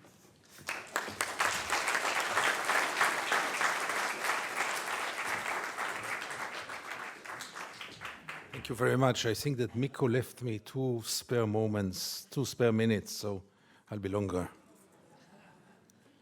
Thank you very much for having me here today. Never was I so convinced that Israel and the United States are really sharing the same values after listening to all those fascinating presentations today, because by the end of the day, we are dealing with two regimes which are very, very similar, with two regimes that have very little to do with democracy, and I will get to it. I was born in Tel Aviv. I was brought up in Tel Aviv. I was a very good boy at Tel Aviv. I served in the Israeli army. I did even something which is much worse than this. I worked for 4 years with Shimon Peres, then leader of Israeli opposition in the late 70s, early 80s, before most of you were born. And it was only by the late 80s when I started to travel to the occupied territories quite accidentally, when I realized, as a journalist, when I realized that the biggest drama of Israel is taking place half an hour away from our homes, in our dark backyard, that this real drama of Israel has almost no one to be interested in, that it is hidden in the backyard of Israel, half an hour away from our homes. All those crimes are taking place, and we Israelis, most of us, if not all of us, do not want to know, do not know, and above all, do not care. And it took me many, many years to understand how come. How come that a society, some of you met Israelis, they are not monsters. Every catastrophe in the world, the Israelis are always the first one to send rescue teams with field hospitals. Many Israelis would help any old lady to cross the road many times, even if she doesn't want to cross the road.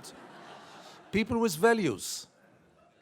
How come that this society lives for so many years with this drama in its backyard and feels so good about itself and has so little moral doubts, if at all?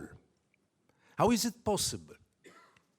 How is it possible that most of the Israelis, if not all of them, are deeply convinced that the IDF is the most moral army in the world? Try to tell an Israeli, and I tried it once or twice, you know what, maybe it's the second moral army in the world. Maybe the army of Luxembourg is more moral. I don't know if Luxembourg has an army at all.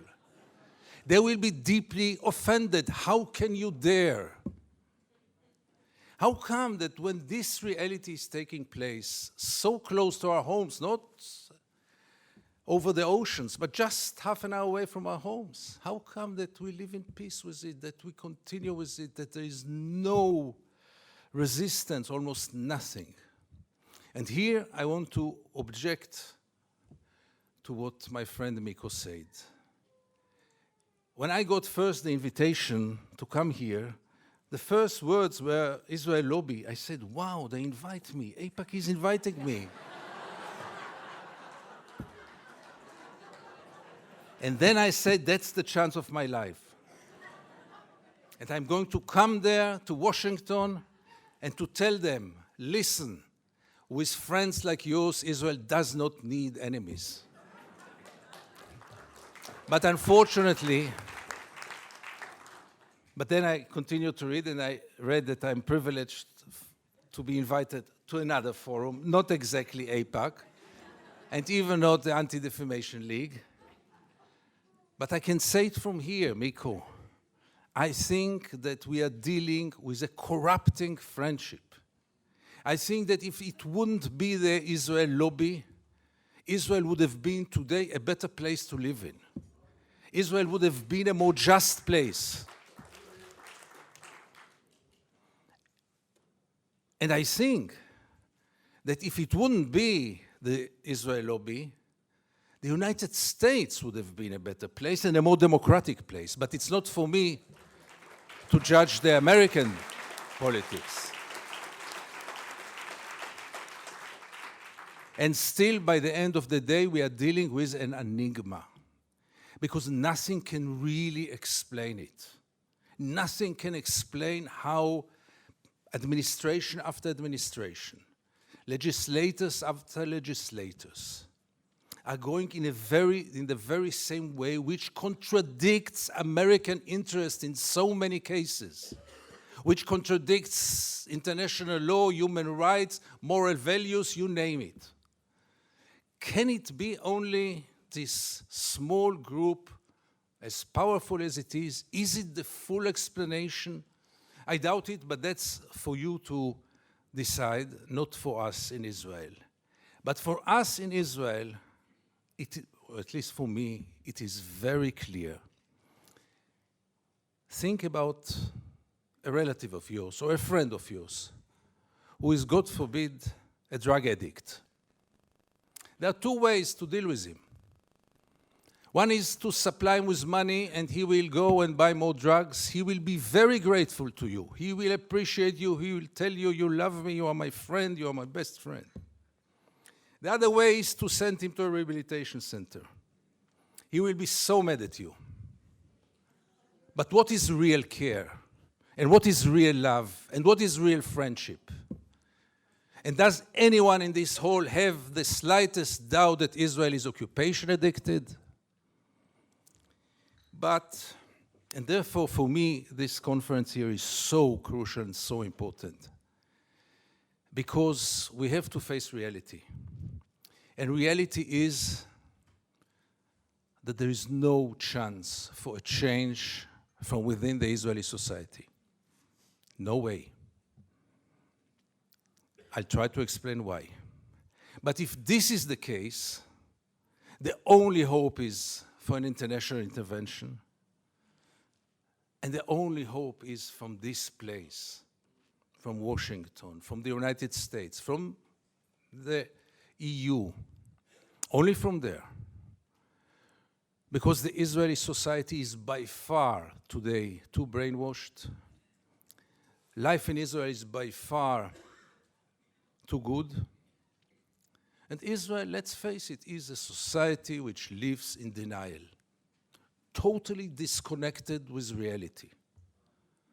Would it be a private person? I would recommend either medications or hospitalization, because people who lose connection with reality might be very dangerous, either to themselves or to society.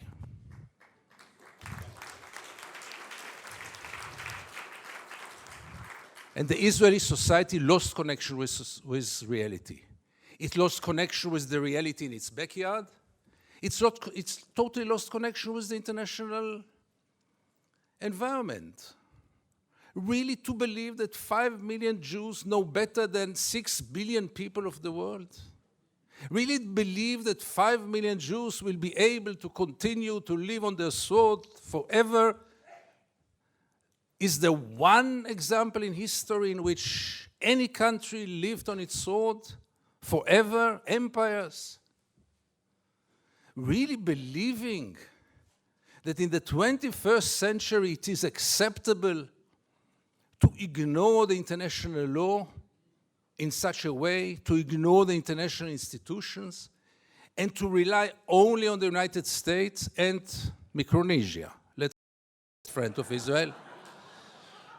And recently also Czech Republic. Thank you, Czech Republic. And Canada, your neighbor, obviously. Does it work? Had it ever worked? So therefore it is so crucial for people like me to see any kind of change here in the United States. And we jump on any sign. When J Street was established, we say, yeah, here it comes. And it didn't come. When Obama was elected, I had tears in my eyes. I said, here it comes. And it didn't come. And when I see conferences like here today, again, it gives me some hope that change might happen. Because change will have to take place here. In Israel, it's a lost case. Forget about it. The Israeli society had surrounded itself with shields, with walls, not only physical walls, but also mental walls.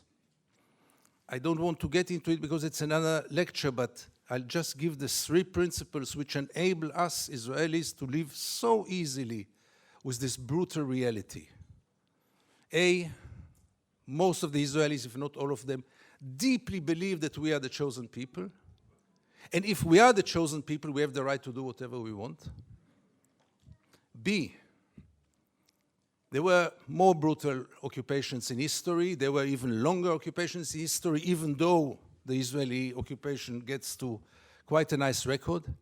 But there was never in history an occupation in which the occupier presented himself as the victim. Not only the victim, the only victim around.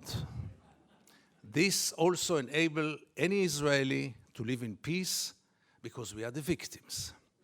The other day, Professor Falk spoke about this dual strategy of Israel of being a victim on one hand and manipulating on the other hand. After what happened in Paris and in Copenhagen with the terror attacks, Benjamin Netanyahu came with the notion all the Jews must come to Israel. It's the safest place for the Jews in the world. It's a shelter for the Jews in the world. Which is wrong, because Israel is today the most dangerous place on earth for Jews, but let's put it aside. It was only 24 hours later when he said Israel is an existential threat under the Iranian bomb.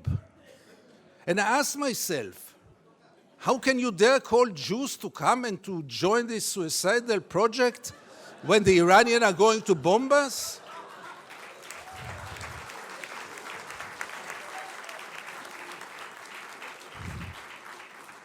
But in Israel, everything goes, and both declarations were accepted as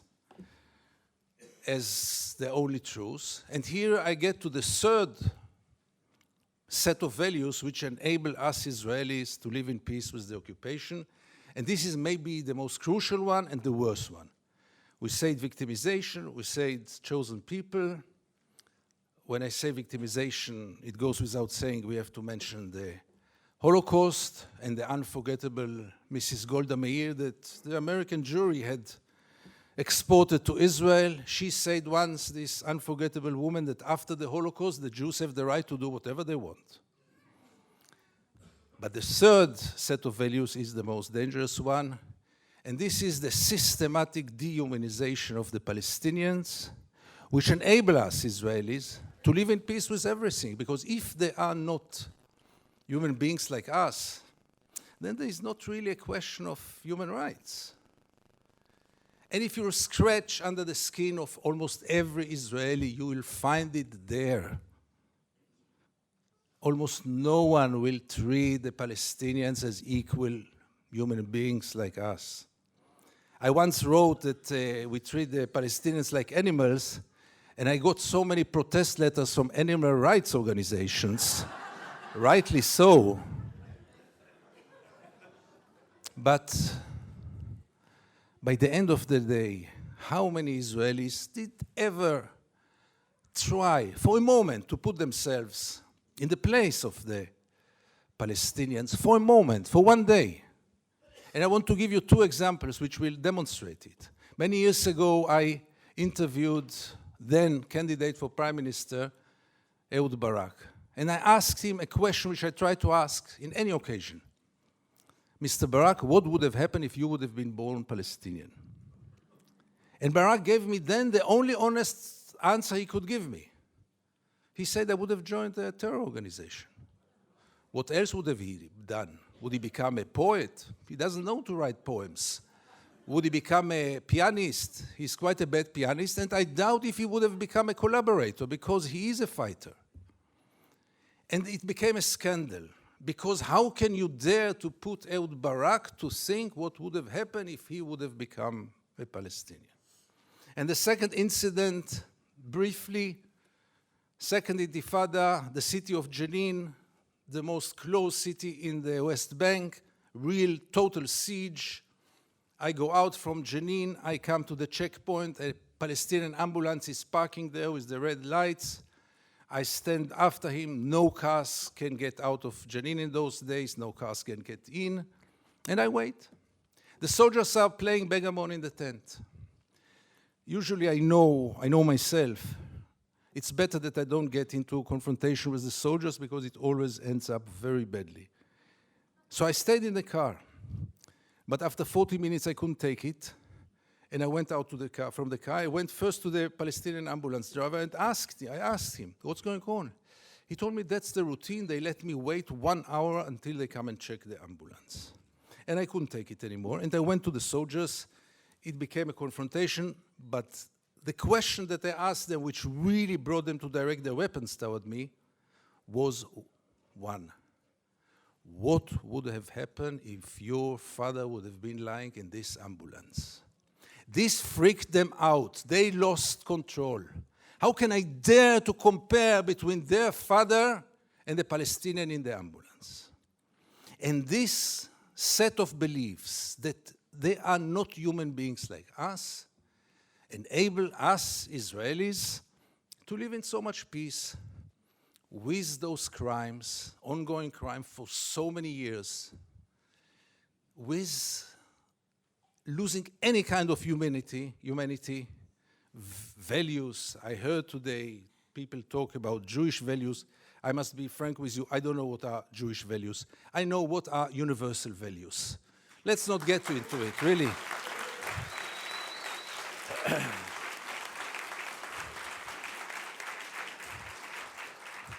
There are very clear universal values. And there is a very, very clear international law. But for most of the Israelis, international law is very important. But not for Israel. Israel is a special case. Why is it a special case? And again, you get with all those set of values, with this living in denial. And here I want to get back to the topic of our panel. Is it good for Israel? No, it's very corrupting. Because as long as the United States enable Israel to continue, obviously the Palestinians are the first and direct, unbelievable victim of it. But by the end of the day, what will Israel be after all those years? What is it already today? Where does it direct to? And things are getting worse and worse. And therefore I have so little hope about change from within the Israeli society. Because things, as you might know, are going more and more to the nationalistic, militaristic, religious direction, with very little hope that change will come from within. Why would Israelis go for a change? What incentive? Why would they bother? Life is so good. You should have seen Israel in the days when Gaza was bombed, when the beaches were crowded, the helicopters were passing on their way to bomb Gaza. The Israeli TV hardly showed photos from there.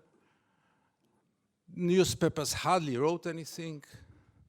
I wrote one article about the responsibility of the pilots, and I needed to use bodyguards to get out of my home after this. The problem was, by the way, that the bodyguards were settlers, and they argued with me all day long until I saw that I'm much more secure without the bodyguards rather than with them. But the last war in Gaza, and this will be my final remarks, the last war in Gaza taught us also that Israel, which has 3 regimes today, maybe the only country, the only state in the world with 3 regimes, one for the Jews, one for the Arab citizens, and an apartheid regime in the West Bank and Gaza, one of the most brutal and cruel tyrannies in the world. But even for the facade, even for this democracy, which I always thought is a democracy for its Jewish citizens, I realized last summer that it is a democracy for its Jewish citizens, but only if they think like the majority.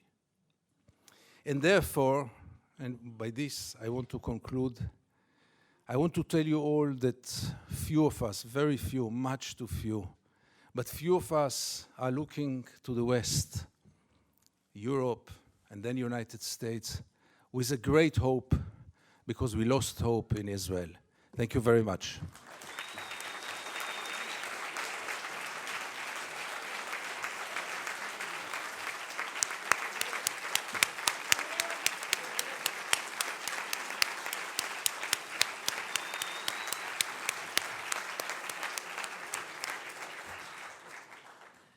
Well, now I'm afraid we're going to need a bodyguard to help you leave Washington, D.C. Thank you very much for your remarks. And I hear Huwaida, or her entourage. Huwaida Araf is going to talk about the situation of Arab citizens of Israel. Huwaida is a Palestinian-American lawyer and human rights advocate, and as the daughter of an Israeli-born Palestinian, she's also a citizen of Israel. In 2001, Araf co-founded the International Solidarity Movement, which has twice been nominated for the Nobel Peace Prize. She was one of the organizers of a delegation of American lawyers to Gaza in February 2009, and she co-authored the report on their findings. She's a former chairperson of the Free Gaza movement and led 5 successful sea voyages to the Gaza Strip to challenge Israel's illegal blockade. She was one of the primary organizers of the Gaza Freedom Flotilla, too. Please welcome Huwaida. And be writing some questions for these speakers. You don't have the opportunity to ask these questions. Do you want? Okay, good. You're used to being a mom. Good afternoon. I'm honored to be with you today, and especially on such a distinguished panel. I was asked to speak about the situation of, well, actually, the title of the talk was The View of an Arab Citizen of Israel. And in order to give you that view, I think I need to start off by saying that I don't use that term, Arab citizen of Israel or Arab Israeli or Israeli Arab. I use the term Palestinian citizen of Israel, not even Palestinian Israeli. And this is not to negate my Arabness at all. Palestinians and Palestine is a very, very proud part of the Arab world. But it is because it is an assertion of my national identity. And a national identity that Israel has been trying to eradicate systematically for decades. And for a while, Palestinians inside Israel actually went along with it. After 1948, the thought was we will try to assimilate as best as possible, keep our heads down. But that is no longer. And I should note when saying this, saying that identifying myself as a Palestinian citizen of Israel as a way of asserting a national identity, you might ask, well, what about Israeli nationality? Actually, the Israeli Supreme Court, I don't know if many of you know, but ruled that Israeli is not a national identity because Israel considers itself the state of the Jewish people instead of being the state of its citizens. And this allows for the systematic discrimination of anybody that is not Jewish. And the previous panelists talked a lot about this, so I won't go into it as much except to tell you some personal experiences. Before that, I need to also assert that Palestinians inside Israel, many of you probably know, we are the remnants of the Palestinian people who survived the ethnic cleansing of 1948. And after that, after most Palestinian Christians and Muslims were kicked out of Palestine or killed, Israel, we did not relinquish our national identity. Israel changed our political status against our will and made us a minority in our own country. And that is how we remain, and people inside continue to fight for basic rights up against this institution that defines itself as existing for the Jewish people, and therefore, no matter what, in that political system, we cannot be equals. I am also an American citizen, and it pains me or annoys me to no end to repeatedly hear about how we Americans and Israelis share the same values. Now, since Israel's last election, we heard the White House actually express its, quote, deep concern over the video that surfaced of Netanyahu talking about or fear-mongering about how Arabs are coming out to vote in droves. And while that was a positive recognition and first step, it did not go far enough. And it was also couched in quite problematic language. Because in an interview, Obama said,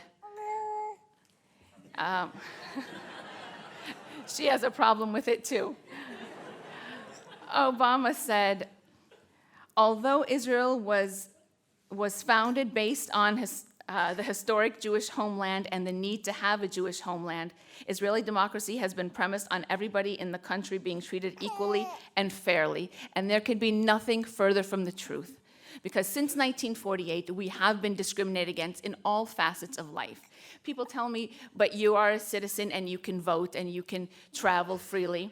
Yes, I'm a citizen. And yes, I can vote. And yes, I can leave from Ben Gurion Airport, whereas Palestinians in the West Bank and Gaza cannot do that.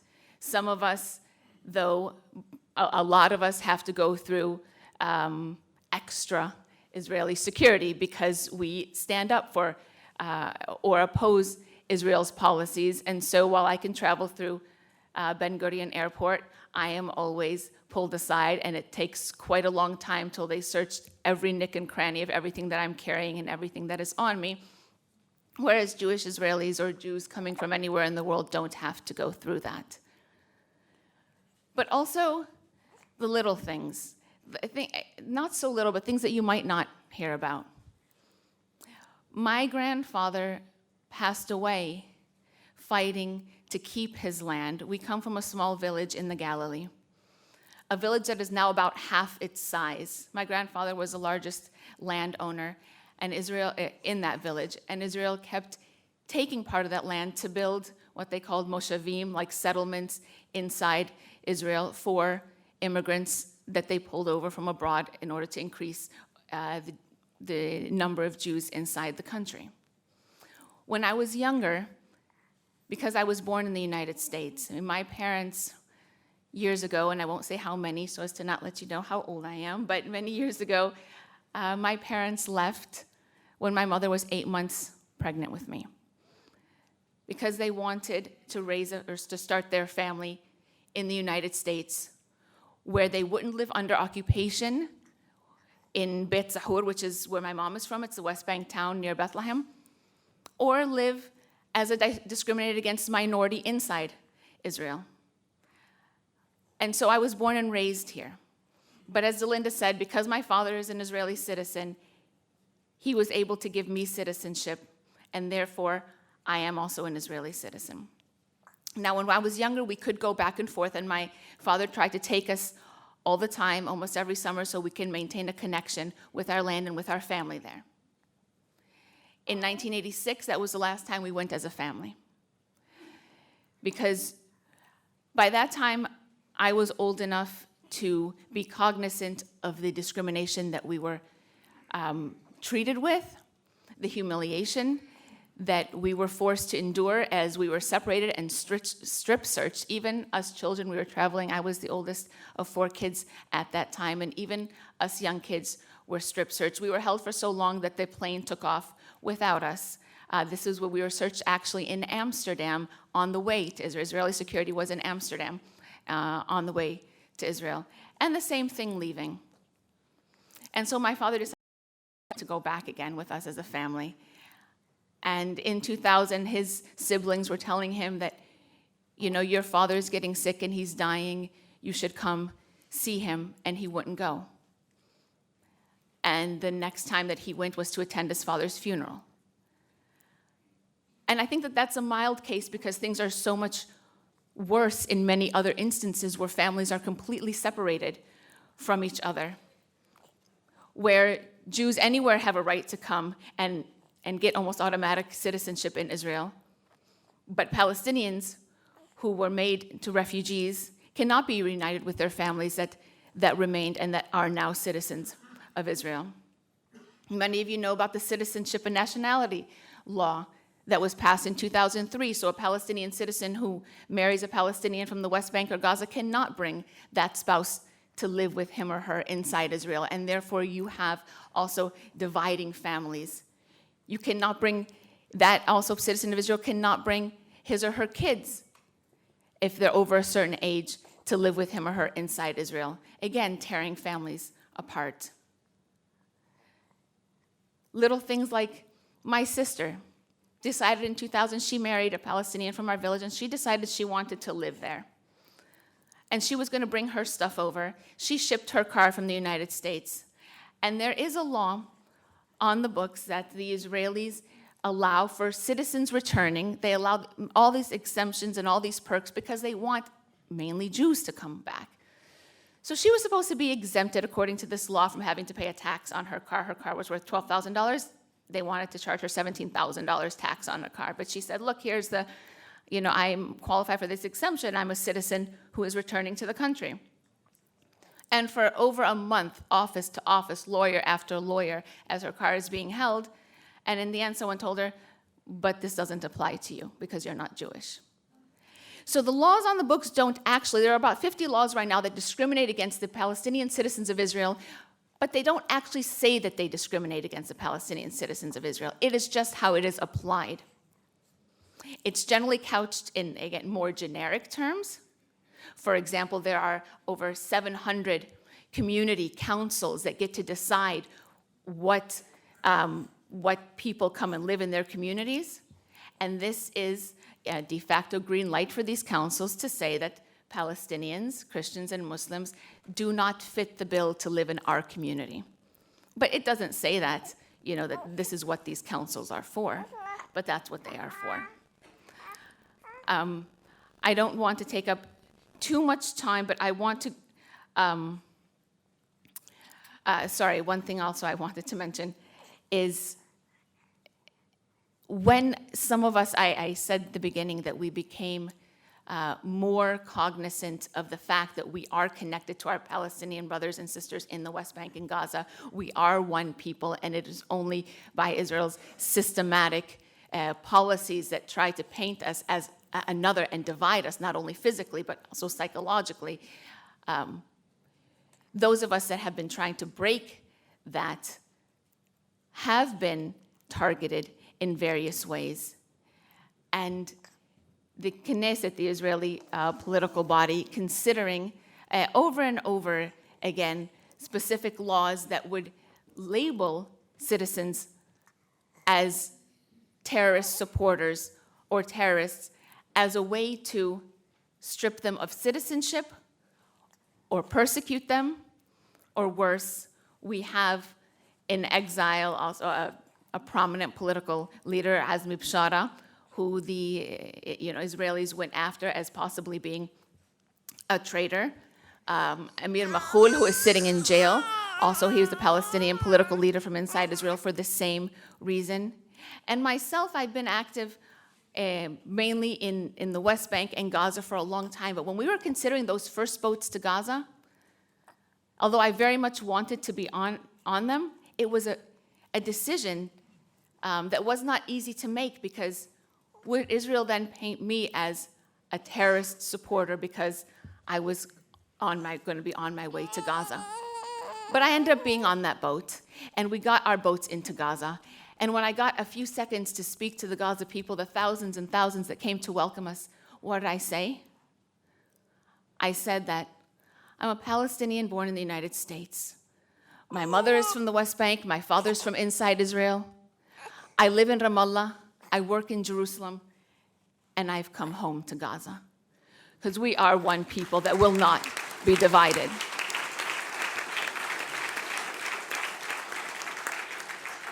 And I have my daughter here with me. Well, because my husband's busy with my son, but also because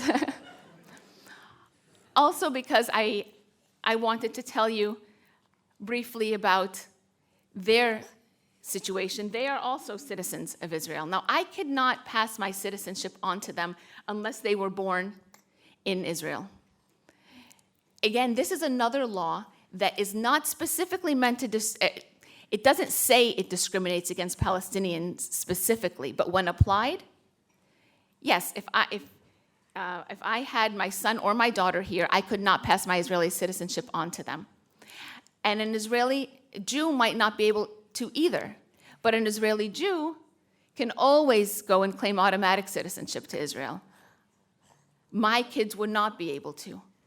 So if I had them here, surrounded by my family and my husband, who was not allowed to be with me because Israel bans him from entering, if I had them here, then in the future Israel could say that they cannot come in and they cannot know their land or their family. So my husband and I made that decision a couple years ago that I would, well, we traveled together actually, and he was arrested. Here's my husband. He was,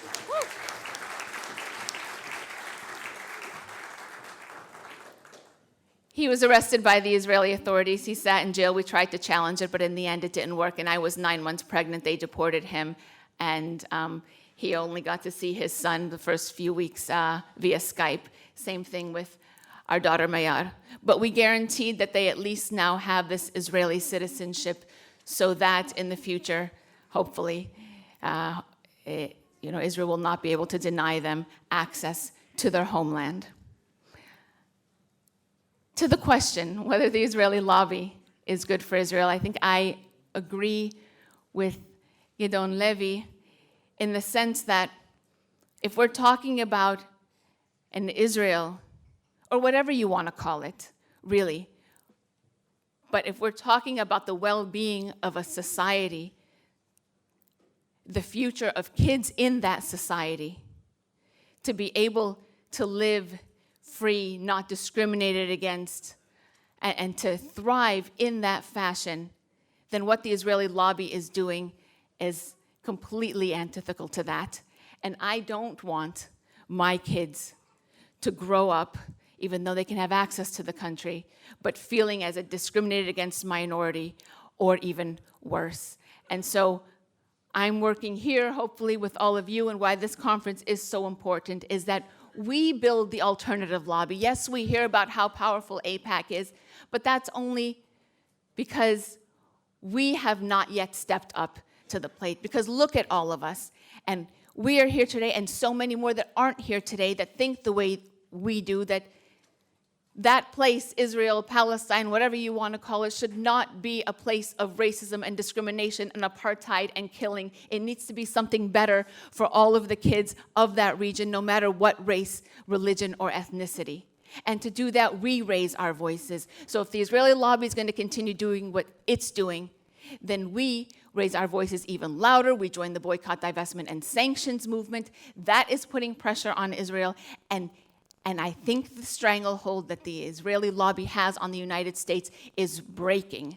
And I bring my kids to these conferences in the hopes that in the future I can just show them a picture, because what we are fighting for, the reality that we live today, won't be a reality when they're old enough to understand.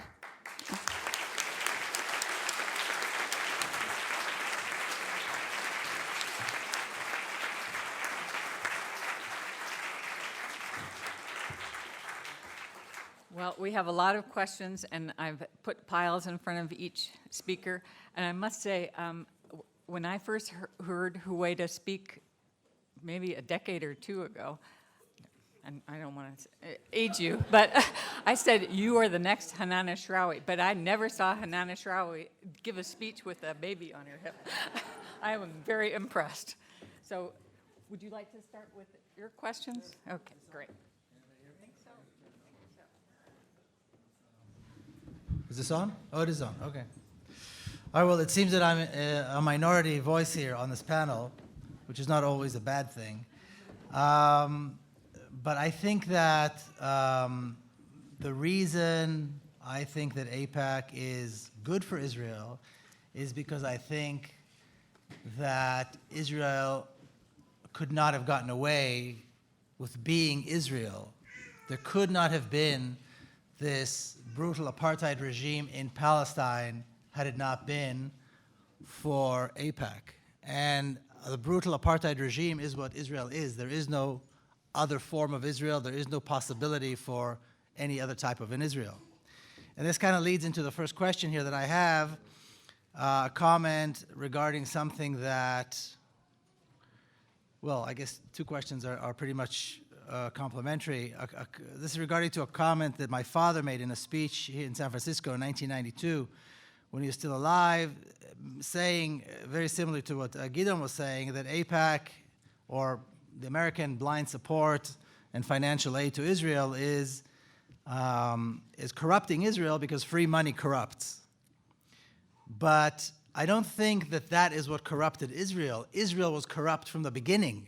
Israel was created as a result of a brutal ethnic cleansing and established itself as an apartheid regime immediately when it was formed. There was no better Israel. There was no uncorrupt Israel. There cannot be an uncorrupt Israel because it was built on a crime and it has no legitimacy. So the possibility that something else corrupted it and that perhaps it could have been better without this, I don't think that's a possibility. And AIPAC is the enabler, absolutely. AIPAC is the enabler, or maybe one of the enablers. But I don't think that the financial support is what corrupts. It feeds the corruption, but it was built on, like I said, a crime of terrible crime of ethnic cleansing and brutality, which goes on to this day, perhaps even worse than it was. And then the second question, I'll just kind of connect, so I'll connect the two, which is this whole idea that we could have an Israel next to a Palestinian state living in peace. You cannot have an Israel next to a Palestinian state because Israel is a racist colonialist state that is built on a racist colonialist ideology which cannot be reined in. There cannot be an Israel and a reality where there is some other, rights for Palestinians within it. There could only be a state that affords rights to all of its citizens, regardless of whether they're Israeli or Palestinian, or an Israel which is a racist regime. These are the two options. An option where we have two states, one a Palestinian, one Israeli, is impossible. It's science fiction because you cannot rein in a racist colonialist regime. That's why it hasn't happened, to this day. So that kind of ties in, I think, with both of these questions tied in, and that's why a single democracy or a transforming of Israel from what it is today, the so-called Jewish state, into a democracy with equal rights is really the only solution if we're seeking justice and peace, and if we want Hawaida and her children to have the same rights as my children, who were also born here in the United States and have completely different status when we go to visit Palestine. So that's it. Thank you.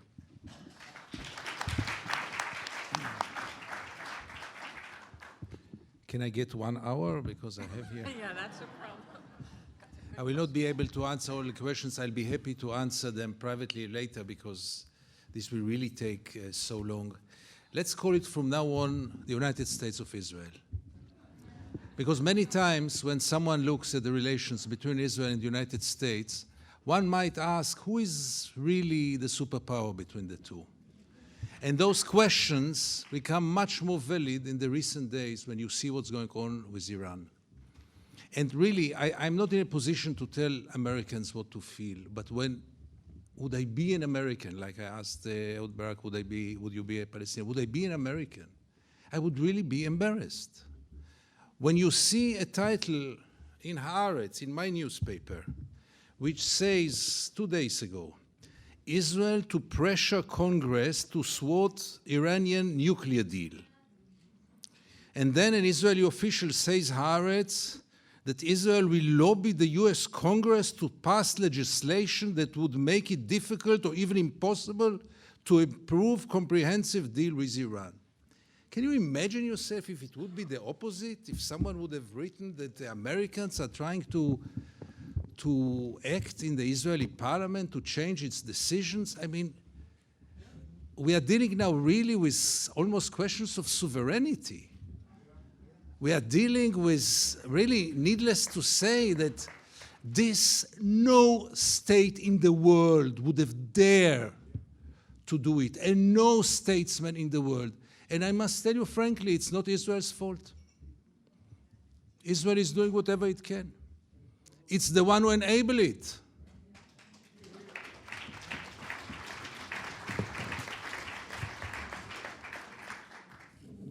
Now, there were some questions about Haaretz and about myself. This is always easier to answer.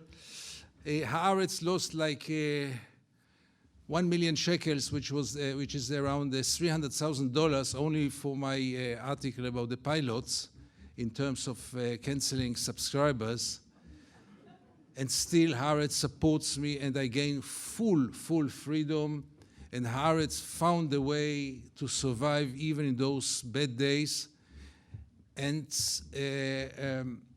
we have now paywalls, as part of you know, and it's a great success story relatively. And we are struggling like any printed newspaper in the world except of India. In all other parts of the world, the printed newspapers are struggling, but for the short coming time, as far as I know, we will be there. If the Israelis will want it or not, we will be there, and I'll be there as much as I can. Why was Netanyahu re-elected? How come that Netanyahu was re-elected? The $1 million question. That exactly shows what I try to say, where Israel is going. But Netanyahu is an artist of spreading fears. He reminds me of this child in the Charlie Chaplin movie who went and threw stones at windows of shops, and then came his father to fix those windows. So Netanyahu threw the stones, and then he calls his father, which is himself, to fix it. He spread all those fears, not only Iran, not only that all the Palestinians want just one thing, to throw us to the ocean. Even swine flu can become an existential threat in Israel for a few days. He spread all those fears, and then he presented himself as the one and only one who can save Israel from those terrible threats. It's a very well-known method to survive politically. This man never suggested one single hope for Israel. One single hope. There are politicians who build their career on hopes, many times false hopes. He went in a different way. I was last week in Canada. There is a twin to Netanyahu in Canada. Mr. Harper also, you know, I thought when I was in Canada, I felt so much at home. I mean, they have this obsession now with ISIS that in a certain stage I told my partner, let's not go out from the hotel because they are everywhere here. And Harper is elected again and again, and I never met a Harper supporter, I never met a Netanyahu supporter, but by the end of the day, they are re-elected, and that's the secret, I guess. I'll try one more question. What pressure you face to stop you from your writing? This must be very clear. I mean, I get a lot of hate mails. I'm really not the story. But until now, at least, I gain freedom in terms of my newspaper, and also, one must say, in terms of the government. It is not to be taken for granted. In the last war in Gaza, there was one very serious politician from the Likud party who called to bring me to court for treason. Treason in war, by the way, in Israel, might be death penalty, which was never implemented, obviously. But those voices become stronger and stronger. But until now, the only pressure I really face is those unpleasant things from the street, from the Jewish community. The other day, someone wrote me, thank you for a wonderful article, Adolf Hitler, and things like this. Very tasteful. I passed long time ago the wishes for my death. Now it's cancer to my children. And these kind of things, it's not very pleasant, but it's really not the issue. The issue is, where does this place go to Israeli society? You know, the best thing when we try to confront those right-wingers, those Zionists, those mainstream in Israel, the best thing is not to argue with them. The best thing is only to ask, where do you go to? What is your plan? There are no Palestinians, nothing. It's only Israel, chosen people, everything. Where do you direct? What will be in 10 years' time, in 20 years' time?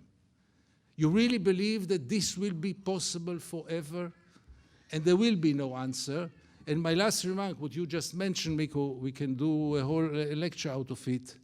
Me, like you, I truly believe that the two-state solution is dead.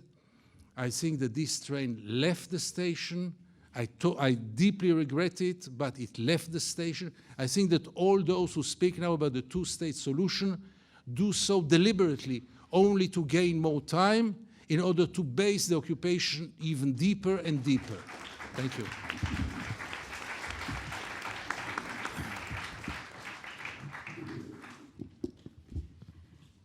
Okay, I had a comment, or a couple of comments, and it's very true. This one says, please, when talking about Arab Palestinians, please include Druze too. It's not only Muslims and Christians. And that is very true. When I said Christians and Muslims, I did not mean to exclude Druze, very much Druze, Bedouins, all Palestinian Arab citizens of Israel. And there's another question along that line that said, in regards to Arab, well, this one says Arab Israeli citizens or Palestinian citizens of Israel, would a Druze experience the same discrimination? Does the Israeli government discriminate among the Arabs living inside Israel, such as Druze, Christians, and Muslims, or are they treated equally? I don't have any hard facts about this or statistics. It show, for the most part, they're treated, they're treated equally. They're not Jewish. Of course, the Druze community, as most probably know, serve in the Israeli military. And so therefore, they are eligible for some perks that come along with serving in the Israeli military that those that don't serve in the Israeli military aren't eligible for. But also within the Druze community, it's not 100%. It is split probably around 50-50 in terms of those who serve and those that don't. It's an internal debate within the Druze community. And I know I have a relative who is Druze who refused to serve in the Israeli military. He was going to be a doctor, and he was thrown in jail. He served his time in jail and could not later pursue that. He could not become a doctor because of the fact that, he feigned some kind of insanity to get, not necessarily insanity, but some reason why he could not serve in the Israeli military. But he was allowed to become a politician, and he is currently a politician.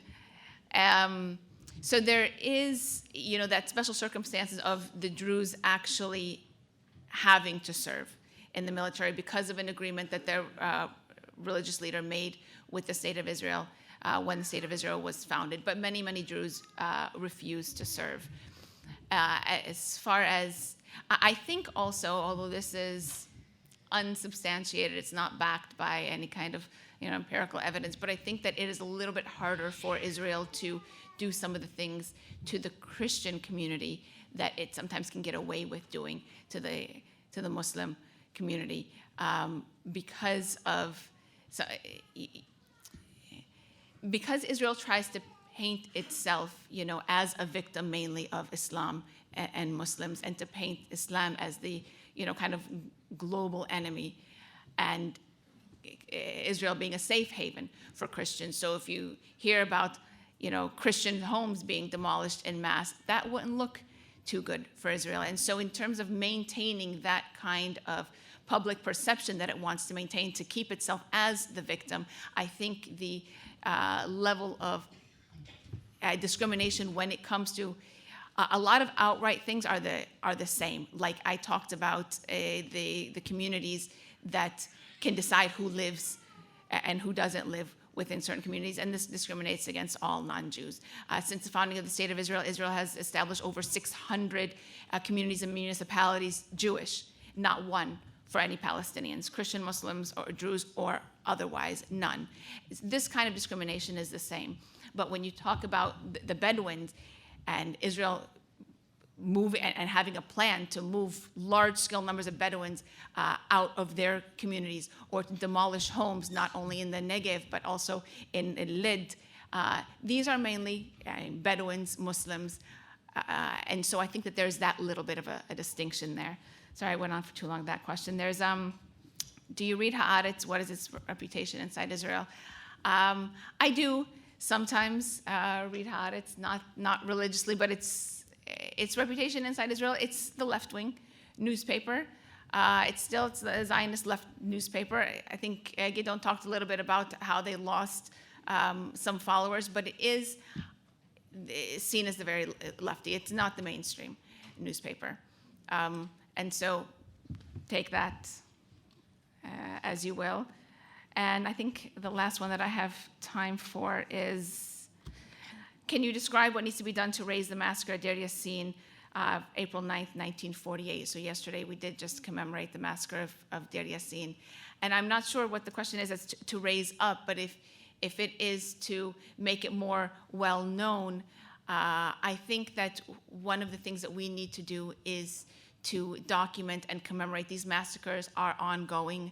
After Deir Yassin, just last summer and before, we're talking Gaza, and I fear there probably will be more.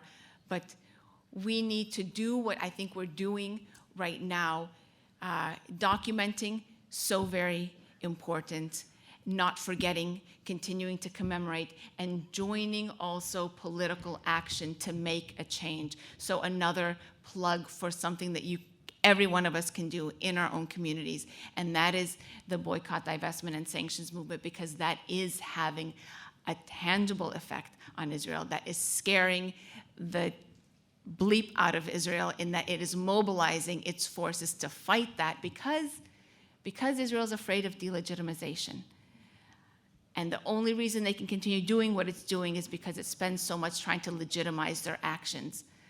And when we work to turn Israel into that pariah state that it is until it dismantles its colonial apartheid system, that is what we all need to do. And it's so, you don't have to go over to Palestine, you don't have to get on a boat to Gaza, you do it with your own community, your own union, your own home.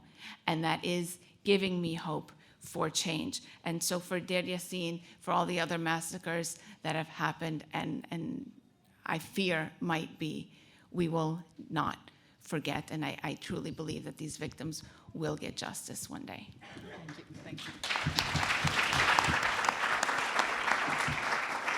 So we're running a little late, but you wanted to say one more thing? One final remark, really final.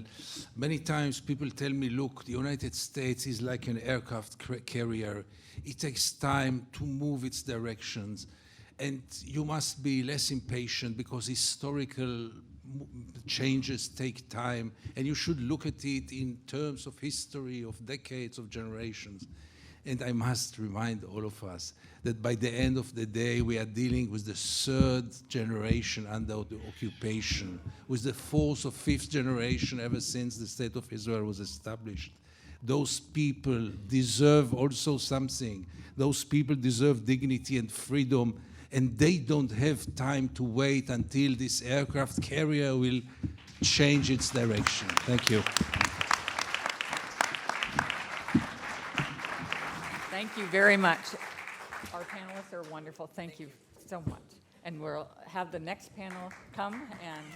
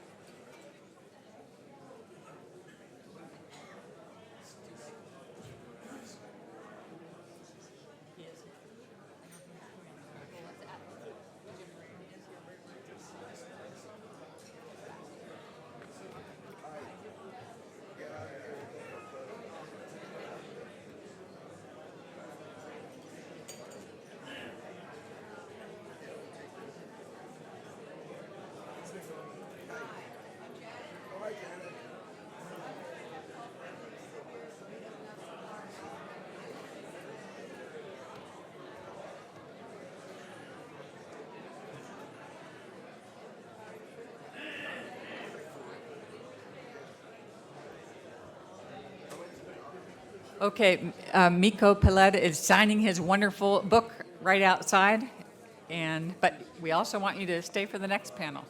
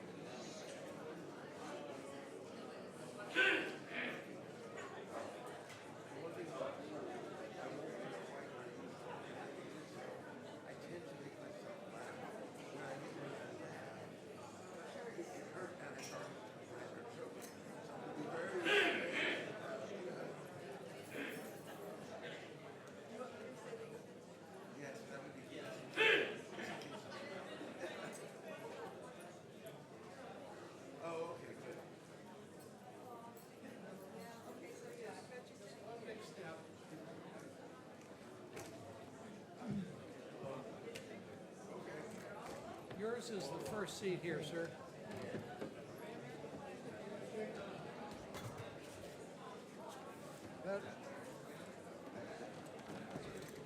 Okay, thank you. You bet. I'll put this right behind you, Dad. How are you? I knew you back in the day. I was Jonathan Bingham's legislative assistant for 7 years. Yeah, he was a great admirer. He admired how brave you were, which he couldn't quite be. No, he and his wife. No. Yeah. He was a great, he was my... Good to see you again, Paul. Good to see you. MJ, how are you? Good to see you. I met your son standing back there. I worked for Bob Michael for the last 11 years. That's where I met your colleague. When Ray LaHood was working for him? Yeah, Ray and I were in the same legislature. Is that right? We're still the closest friends. Yeah, I work together about once a week. You know, Ray's boy, Darren, running for and he'll have a clean shot to your place. That's what Ray tells me. Because he has no governor's form, all the other opponents are out. Yeah. He's a fine young man. Yeah. I know Sam. Yep, well, of course you know Sam. Yeah.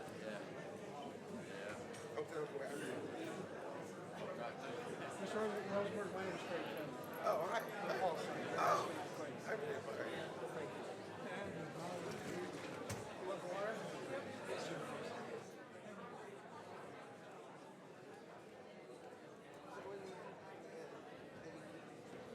No, I'm really like, we had an up and down. Here we go. You want a glass or do you want a half water?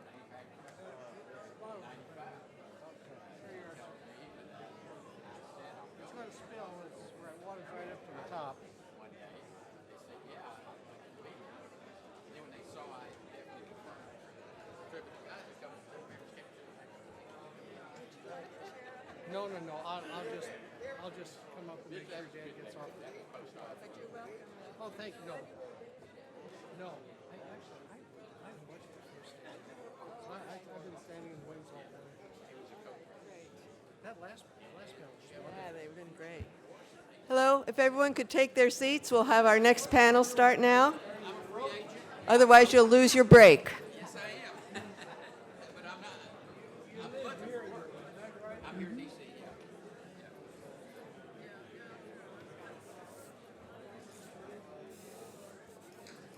Jim Moran came.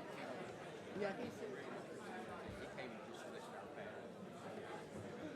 Jim Moran. I'm Janet McMahon, the managing editor of the Washington Report on Middle East Affairs. And if you could all take your seats, we'll start our next panel.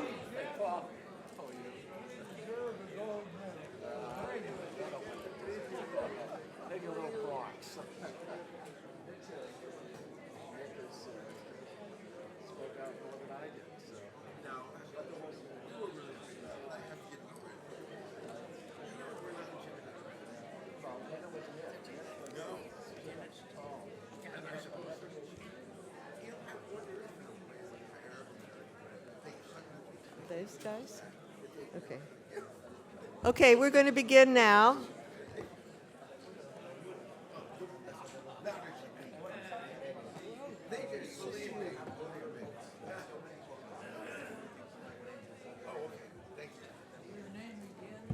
I'm Janet McMahon, the managing editor of the Washington Report on Middle East Affairs. As Delinda noted, our first issue came out 33 years ago this month, and we've been tracking AIPAC and its fellow travelers ever since. In particular, we've been monitoring pro-Israel PAC contributions to congressional and presidential candidates since 1986. And you'll find the totals through this last November's election in our May issue in your conference bag. We've also included a page listing the career totals of all 100 US senators who only run for re-election every 6 years. This will allow those of you who have senators to see what they've been up to while you may not have been looking. So I would just like to make explicit that I do not have any senators or a voting representative in Congress. Now, the panelists you're about to hear have been on the front line of the tug of war between Congress and the Israel lobby. Our first panelist, MJ Rosenberg, is a writer and commentator, primarily on matters relating to Israel. He is a regular contributor to The Nation and Huffington Post, with his writing widely reprinted throughout the world. He has special expertise on the Israel lobby, derived from working for 6 years at the American Israel Public Affairs Committee, or AIPAC, including 4 as editor of its publication Near East Report and as senior aide to Executive Director Tom Dine. He also saw AIPAC from the vantage point of Capitol Hill, where he worked for 15 years in the House and Senate. Most recently, he worked for Israel Policy Forum and Media Matters for America. And he made a special effort to be here today. He's been sick. We're very glad he was able to make it, and I know we'll find his insights both fascinating and instructive. So, MJ Rosenberg.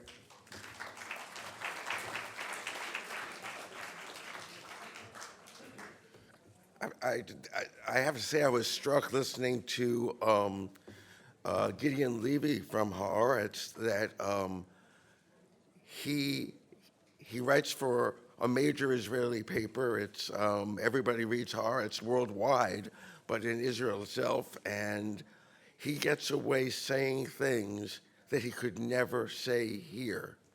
If Gideon Levy worked in the United States, the lobby would have him fired.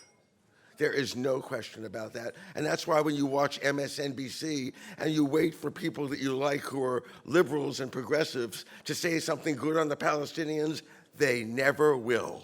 And in that regard, Israel is infinitely ahead of the United States, which means Israel has one really great thing to say about itself.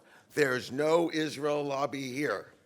And there's just Israel, which is, it just struck me listening to him. He has no equivalent in the United States. Charles Krauthammer. I have a somewhat unique perspective on AIPAC owing to the fact that I was employed there for 6 years, as a volunteer for 2 years in the 70s, as a senior staffer in the 80s, but I also did see them from Capitol Hill, where I worked for 15 years for Democratic House members and senators. One of my tasks at AIPAC was writing its manual about Israel and the Arabs, designed to be used as a guide by students, congressional staffers, rabbis, etc., to defend Israel against the lies being told by the other side. It's called Myths and Facts, although inside of AIPAC it was always called Myths and Myths.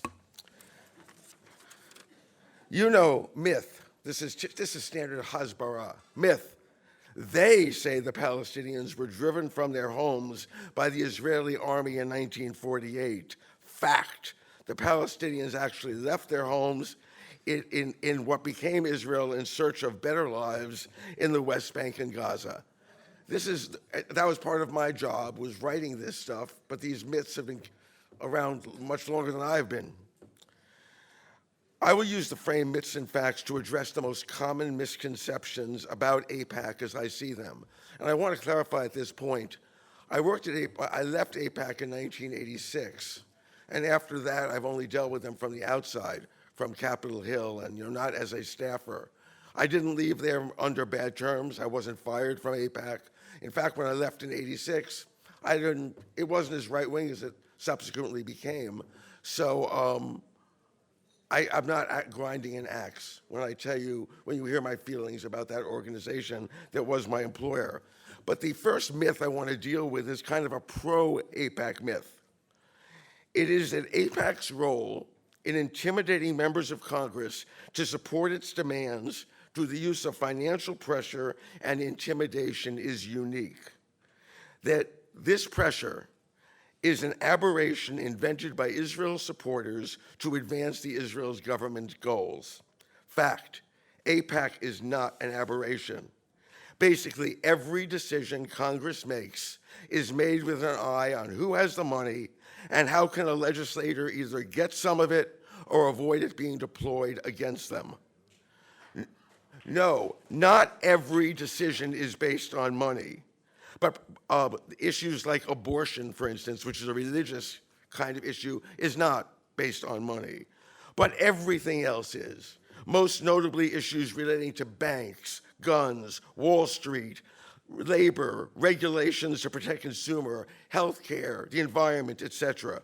And especially combating any effort to prevent or reduce the effects of climate change, like when the Koch brothers fight and lobby and use their money to prevent the development of alternative energy sources. I can hardly think of anything that AIPAC does that is less patriotic than the fact that the Koch brothers and their lobby go out there into state legislatures and city councils to make sure that they don't authorize wind farms to allow us to be less dependent on Middle East oil. They don't care about the Middle East oil part, they care about money in their own pocket. That's our system today. Yes, the Middle East policy is determined by the highest bidder, which is AIPAC.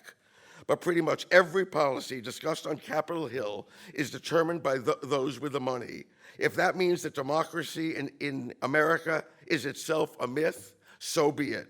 Because frankly, that is what I believe. It is not just AIPAC that is all about the money. It is everything that comes before Congress, and that's a fact.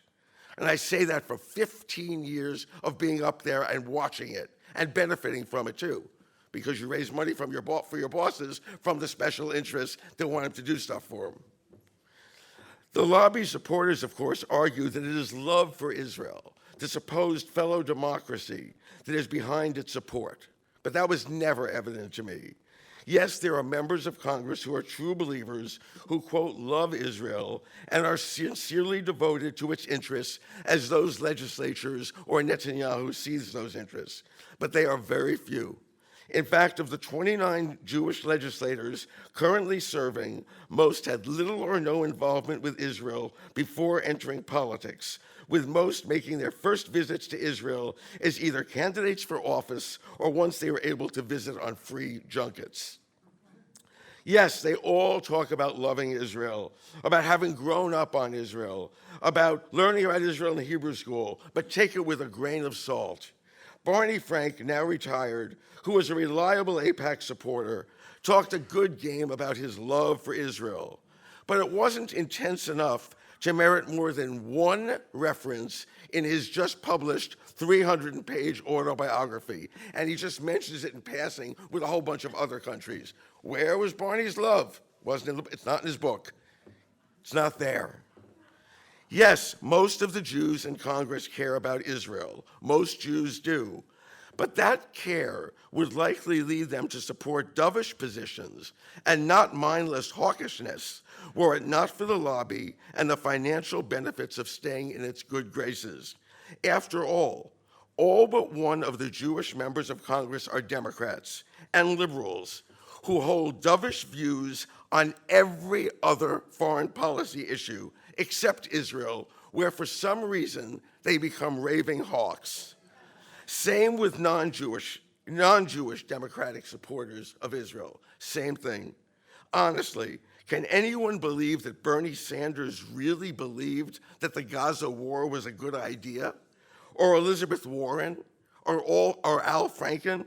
Or any of the other big-time progressive types who supported it or at the very least refused to condemn it? not even expressing a word of sympathy for the killing of kids on a beach. They couldn't say it. If you watch, there are tapes, you see them on YouTube, of Bernie Sanders screaming at constituents who brought up the slaughter in Gaza, and Elizabeth Warren literally running away from a constituent who asked a question. The same applies to the Democrats who are joining Republicans to fight the Iran agreement. These are people who always favor diplomacy over war, and certainly who support their Democratic president, especially when it comes to a diplomatic breakthrough like this, but not this time. At this point, we don't know how many Democrats will fight Obama on lifting Iran sanctions, but it may be enough to override his veto.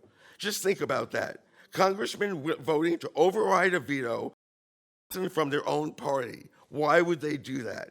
The answer is that their position on this issue of war and peace is dictated by their determination to please AIPAC donors.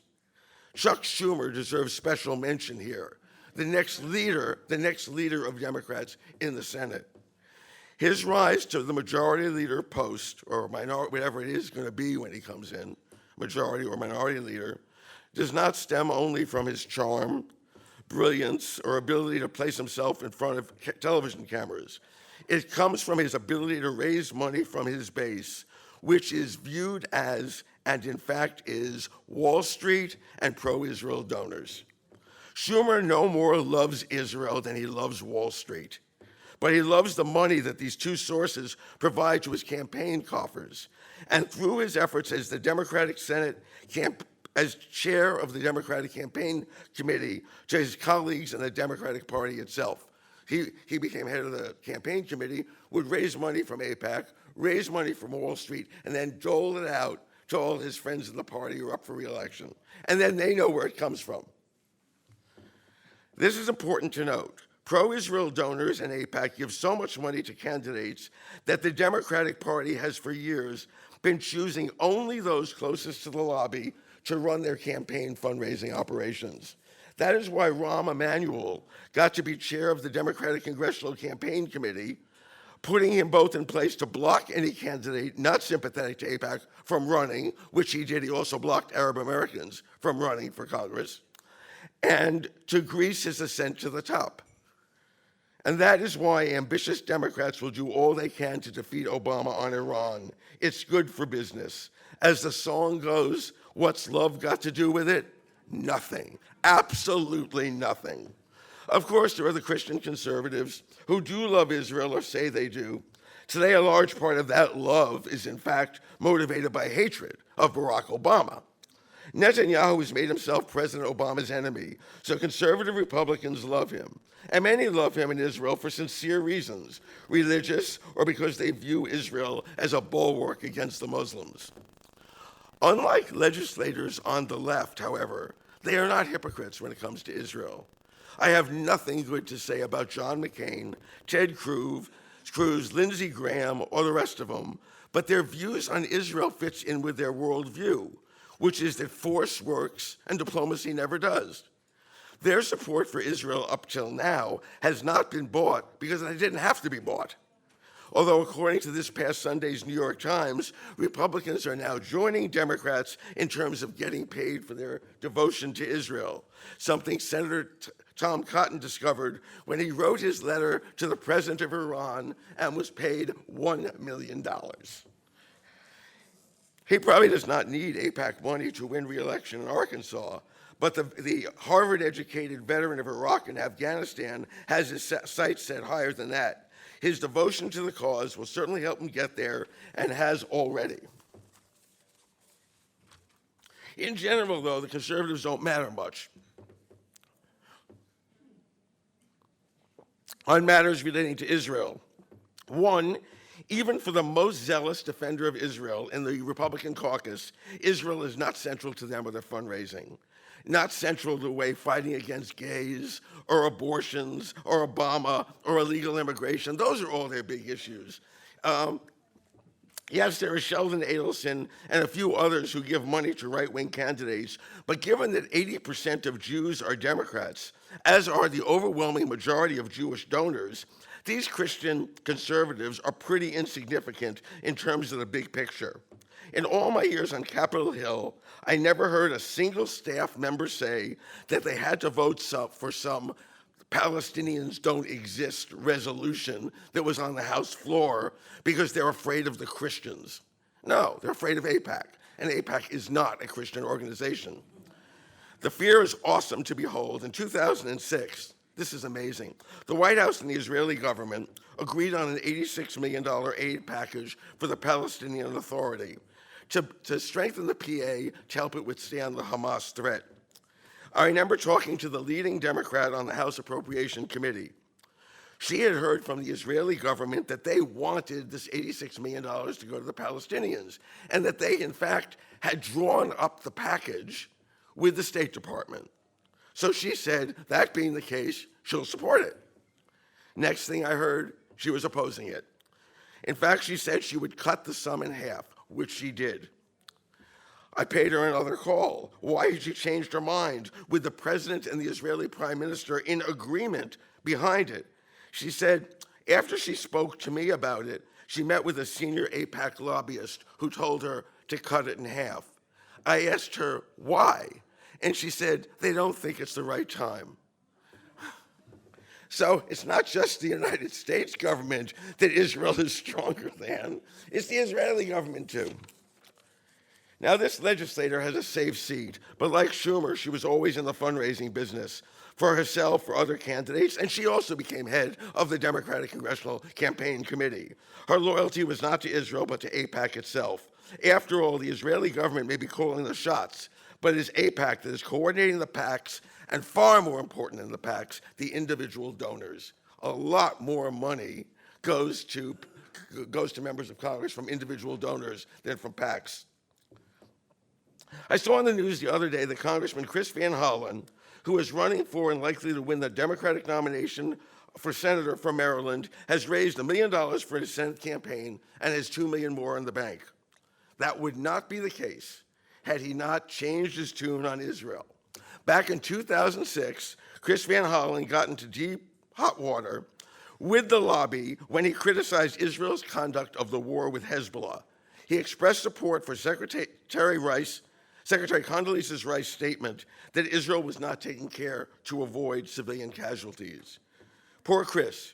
He was new then, didn't know that such an audacious stand, expressing support for his own Secretary of State, would cause the lobby to go nuts. But it did. He was summoned to explain himself to the Jewish Community Council of Greater Washington, the local branch of the lobby, which he did.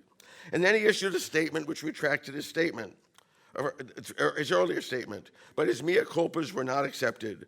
So they insisted that he go to Israel and do his repentance there. And he did. The lobby's type still didn't trust him, but now, a decade later, with Chris Van Hollen demonstrating his devotion, he is the lobby's candidate, with his opponent, Representative Donna Edwards, assigned the former Chris Van Hollen role of Israel critic. Last week, he said he was asked by the Baltimore Jewish paper why he had ever done that in 2006. What were you thinking? He said there was a situation where there were some differences with the community. The goals were the same. They're always the same, which is to ensure the safety of Israel. We have shared values, shared priorities. And this issue, that's going to be one of the biggest issues in Maryland, is in the primary, is going to be that Donna Edwards is an enemy of Israel, the Jewish people, and all. None of it's true. But this, and Chris Van Hollen, who has the same views as she does, he smartly insulated against them by making all his apologies. That is the way it's been for the past 30 years. That may be changing or not, something we will not know until we see how the effort to roll back the Iran agreement goes.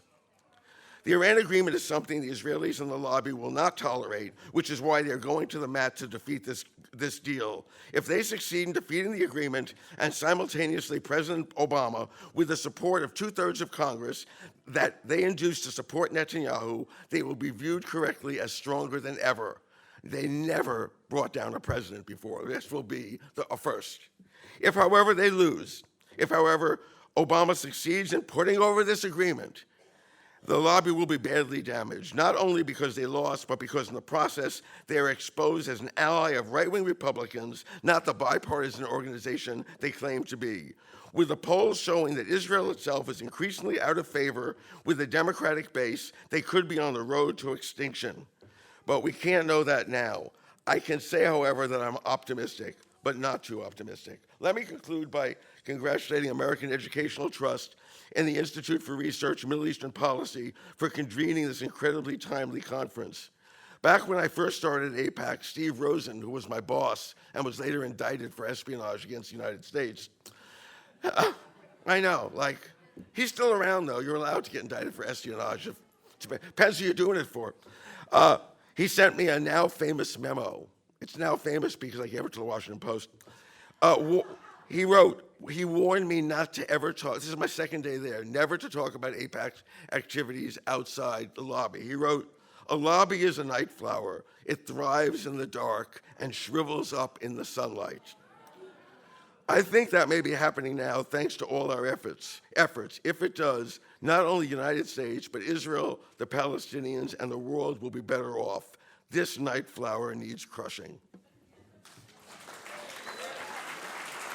Thank you.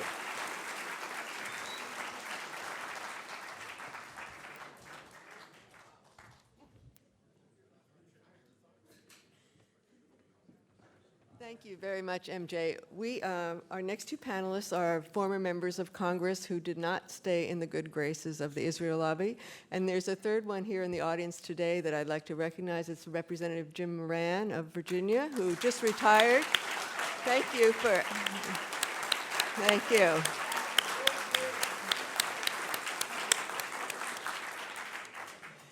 Now, our next speaker was first elected to Congress at the age of 27, becoming its youngest member. Democrat Nick Rahal, a grandson of Lebanese immigrants, represented West Virginia from 1977 until January of this year. Not only has he repeatedly expressed concern about America's relationship with Israel, but he was one of only 8 House members to vote against the authorization for use of military force in 2002 that preceded the Iraq War. Thank you for that.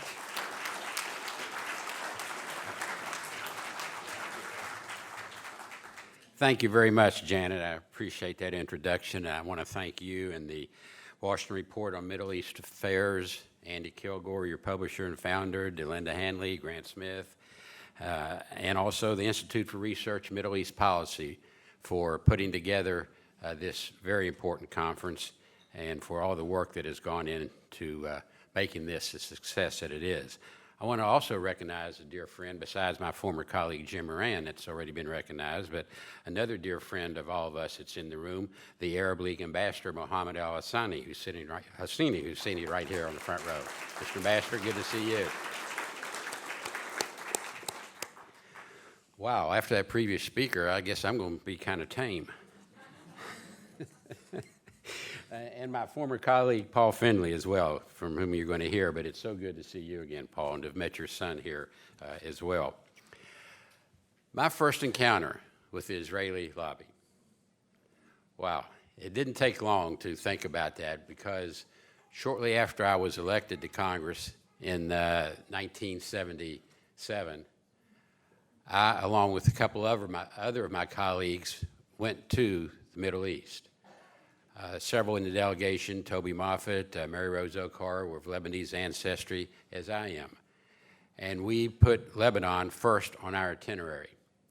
The word got out pretty soon that we were going to Lebanon first. Wow, the lobby swung into action. Don't you know, we know you're a new member of Congress, but don't you know nobody goes to the Middle East without going to Israel first? And then we'll make sure you get into Lebanon or wherever else you want to go. Nah, we said no. We had made an executive decision, and we decided, no, we're going to go to Lebanon first, the land of our grandfathers, and that's what we did. Well, that was my first encounter. Things didn't get much better after that. A couple years later, 1982, Israel starts bombing Lebanon, ostensibly to rid the country, the PLO, and to free its border from shelling from PLO terrorists into Israel. Okay, went on a while. It became pretty clear to myself that this was going a little bit beyond than just ridding southern Lebanon of the PLO when bombs started falling in Beirut. So I took to the floor of the House, made the press back in my home district and everything, pretty critical of Israel. That Ariel Sharon, then the defense minister, was out of control, that Israel was acting like a monster and wanting to take over not just southern Lebanon, but all of Lebanon. And my statements got press. Speaker of the House, then Tip O'Neill, came to me and said, Nick, I want you to lead a congressional delegation and go to Beirut and what other countries in the Middle East you want. I'll give you the plane and come back and give us all a report. I said, yes, Mr. Speaker, I'm honored you would invite me to do that. So we had a CODEL that end of July 1982. I was the chairman, Mary Rose Okar, a member, Merv Dimley, the late Merv Dimley from California, David Bonnier, who later became Majority Whip of the House of Representatives, Pete McCloskey. You'll recall all of these members, Paul, and Elliot Levitas, Jewish member from Georgia. We took off. We ended up, our whole itinerary covered 6 countries, meeting with 5 heads of state. The only one we did not meet with was the King of Jordan, who was unavoidably out of the country at the time. But we went into Lebanon, and we were able to meet with Chairman Arafat in the bowels of Beirut at the end of July with Israeli bombs falling all over the place. Several different rendezvous during the course of a 24-hour period to escape our State Department escorts, who were wanting to make sure we didn't do such silly stuff against U.S. law. They kept warning us, you can be in prison for meeting with Arafat, blah, blah, blah, blah, blah, blah. And we went on with it anyway. We came out of that meeting about 4 a.m. that night, and all the press of the world was there waiting for us. They had already heard about the meeting. Chairman Arafat signed a piece of paper that we put in front of him that said he recognized all UN resolutions relevant to the Palestinian question. It's debatable. It was debatable then. It's been debatable since whether that really meant recognition of Israel or not. I thought and still think it did, although it may have taken a couple years later for him to formally do that, 2-state solution recognized, etc. But when we came back home, the Speaker, of course, very much interested in a report on our trip. We met with him. We met with officials of the White House, briefed them, National Security Council, etc.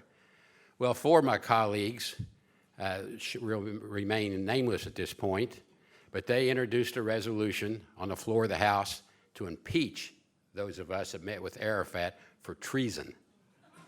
For treason. New York Post ran our picture, front page, most wanted, with the most ugly mugshots they could find of the 4 of us that met with Arafat. Now, Elliot Levitas, did not, I must say, did not meet with Arafat. Although the next day we had meetings scheduled with Menachem Begin and Defense Minister Ariel Sharon.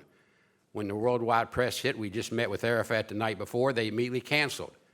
Elliot Levitas got on the phone to Menachem Begin's office and said, listen, Mr. Prime Minister, this is a Jewish member of Congress. I don't care who my colleagues met with yesterday. You're going to continue your appointment with them, and you're going to meet with them, or you'll have trouble from this Jewish member of Congress when I get back home. Menachem Begin, Defense Minister Sharon put us back on their schedule. We met with them. Going into Ariel Sharon's office, it became a shouting match right off the bat. We questioned him on the use of cluster bombs against agreements with the United States when they were using those bombs for offensive purposes rather than defensive purposes.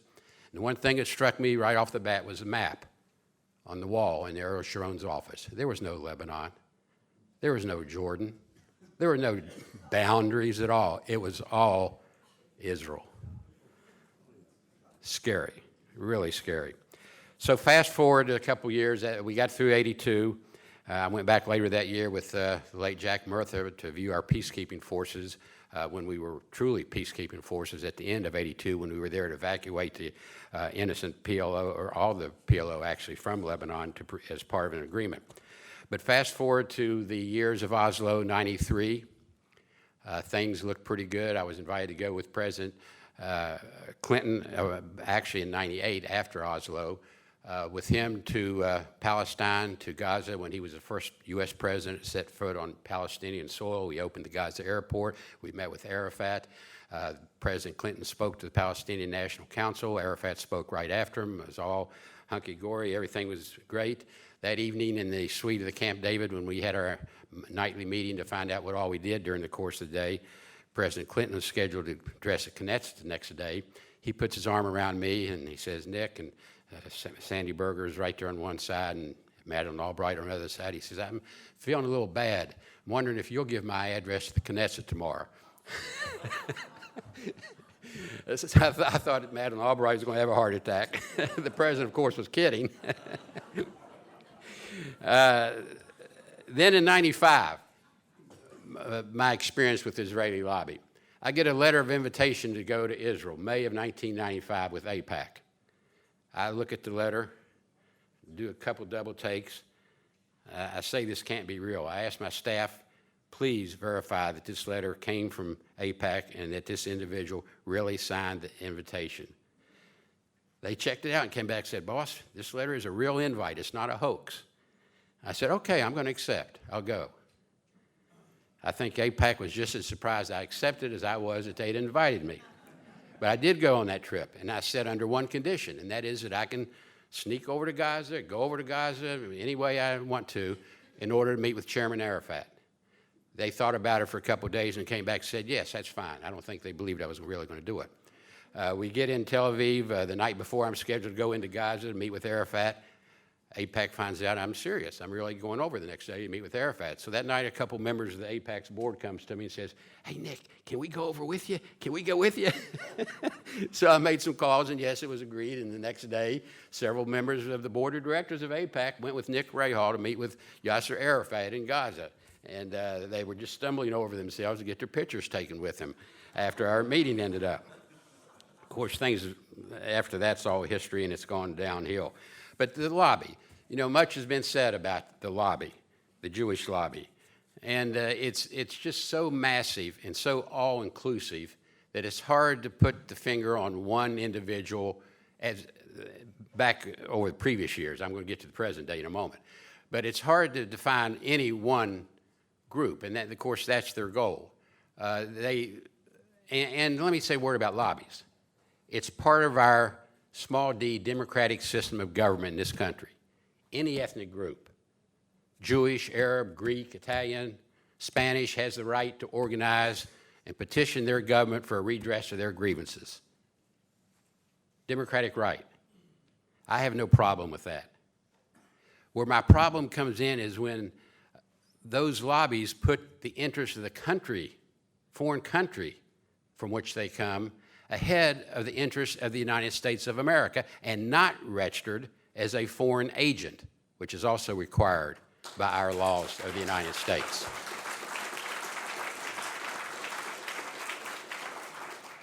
So to lobby is fine. And MJ's mentioned the many different lobbies that exist here and the way in which members of Congress react, and I don't deny a bit of that. But I think in the case of the the Jewish lobby, they are so many light years ahead of all the others. There may be disagreements within the various groups that comprise the Jewish lobby. There are disagreements, I'm sure. But the public image is presented as one unified voice. The Arab lobby, light years behind. There's many different groups across this town and across America that represent various Arab groups. They have different agendas, whether it's to fight discrimination, whether it's to lobby to get Americans of Arab descent elected, whether it's to lobby the Congress of the United States, whatever the goal. They're all worthy and good goals. But there's disagreements, and those disagreements between those groups often hit the press much more than disagreements within Jewish lobbying organizations. And of course, as the ambassador knows, there's disagreements in the Arab world among Arab countries. And unfortunately, that hurts the Arab message, if there is one, when it comes to lobbying the Congress or changing American public opinion. We're making progress, yes. I think the more and more that the media comes around to demonstrating what's happening on the ground in the Middle East. The more Americans and legislators travel to the Middle East, not with AIPAC, but in an objective fashion, and see the facts on the ground, the more, at least privately, minds are changing in this city and on Capitol Hill. And note I said the word privately. So there are groups that lobby in this town that put America's best interests first. And that is my biggest concern when it comes to the Jewish lobby.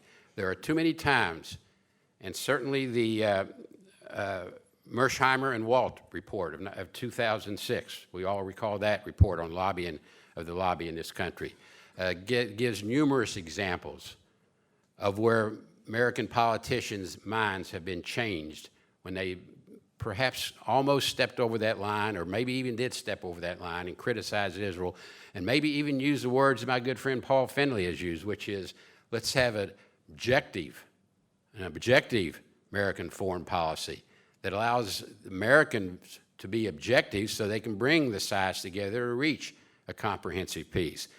But that, as we know, has been a trip word that has caused many a politician to run amok of the lobby and therefore have to retract and have to do what has been described that a certain candidate for Senate in Maryland has just been doing recently.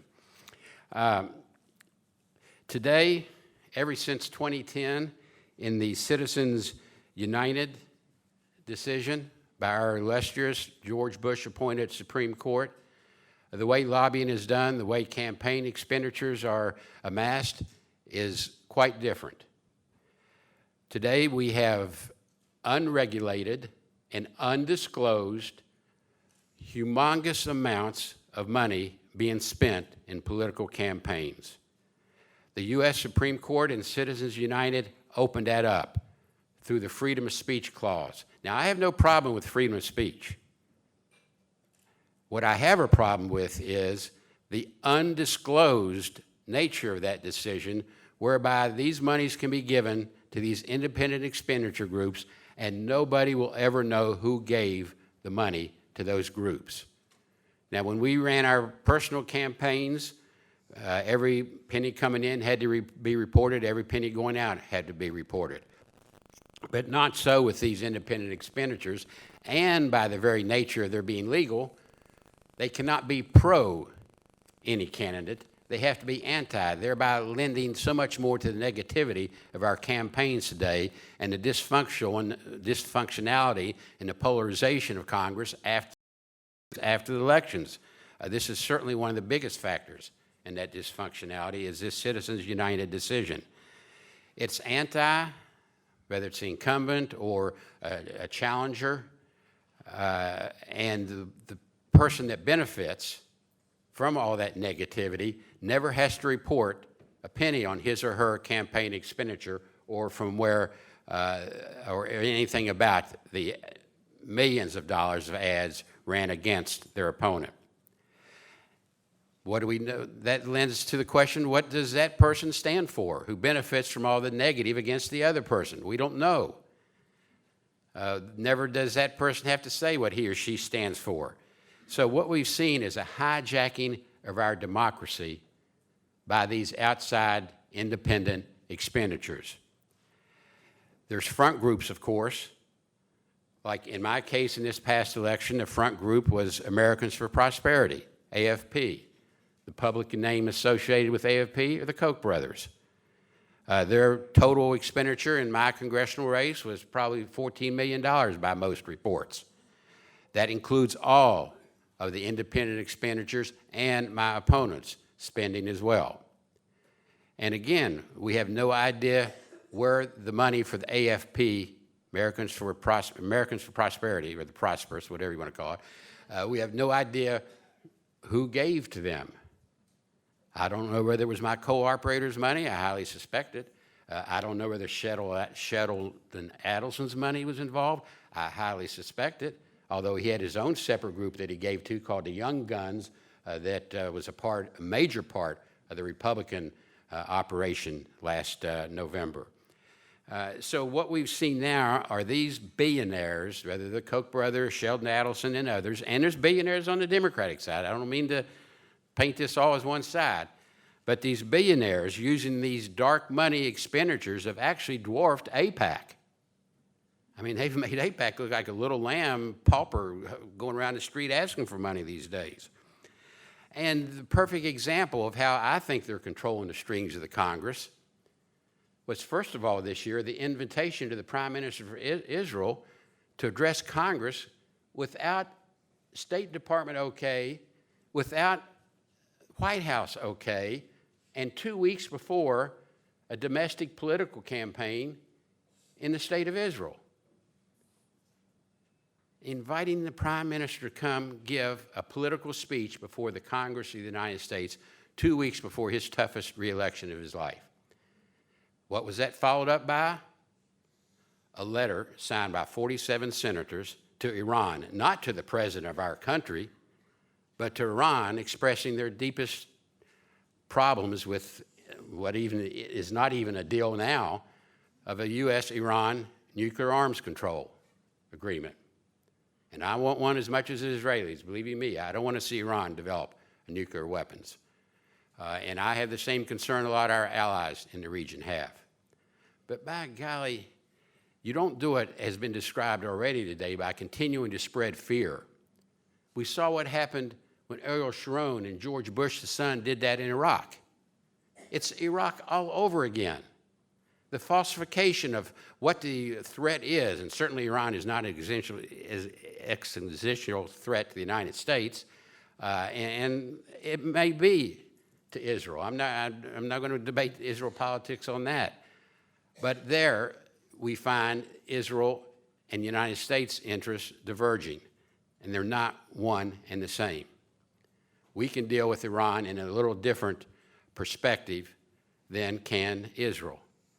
And we should not have 47 United States senators sending a letter to Iran trying to tell them what the Congress of the United States is going to do and how they're going to override the president, because this is just not in our best interest, in my opinion. Now, the fact that these signers, the fact that the gentleman from Arkansas, the originator of this letter, been in the Senate, what, 49 days? I guess he knows everything about the world. But anyway, the fact that he had to deny that this letter was cooked up in a suite of Sheldon Adelson's in Nevada, the fact that he even had to deny that publicly, I think speaks something, too, about where the origins of this letter really came from. There again, we see a hijacking of our democracy in this country by billionaires intent on controlling the Republican leadership of this Congress that is so disheartening, disconcerting, disastrous, damnable to the best interests of the United States of America and to our foreign policy. It leads other countries to say, what's going on in the United States? Are they trusting the Prime Minister of a foreign country before they're trusting the word of their own President of the United States? Then how can we trust the United States? I mean, just think about what a message that is. And getting back to the Koch brothers, and MJ referenced this when he talked about how they want to defeat everything other than, I don't think he quite said this, but I'll say it, other than what is oil-based.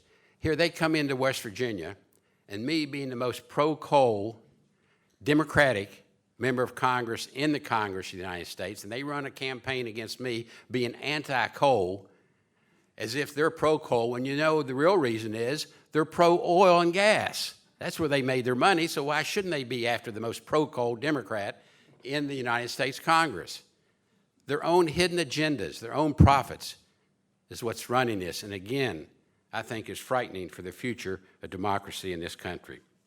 So let me try to say one last word about the lobby and to say that it would appear that the mere existence of the lobby and all its ramifications in this country suggests that unconditional support for Israel, unconditional support The blank check mentality, the Pavlovian reflex of so many in the Congress toward Israel is not in America's national interest.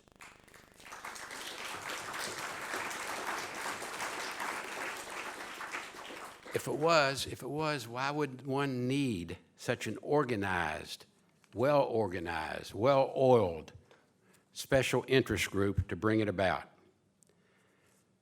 So I conclude by saying, once again, I want to thank everybody that has put this conference together. I think you have provided a forum for some thought-provoking ideas, some debate, certainly much more debate on the question, probably in this one day than I've seen in my 38 years on the floor of the House of Representatives. But at least the debate is there. Thank each of you.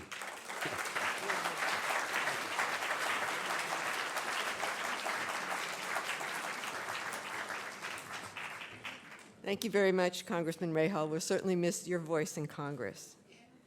Many Americans first learned about the Israel lobby when they read our next speaker's groundbreaking book, They Dare to Speak Out: People and Institutions Confront Israel's Lobby, first published in 1985. It has subsequently been translated into Arabic, German, Urdu, Malaysian, and Indonesian, so one can truthfully say that the word has spread far and wide. Paul Finley served the 20th District of Congress as its Republican representative from 1961 to 1983. He became involved in Middle East issues after helping a constituent who had been imprisoned in South Yemen. As Congressman Finley heard complaints about U.S. bias in the region and began to learn the reason behind that bias, he became a target of the Israel lobby in this country.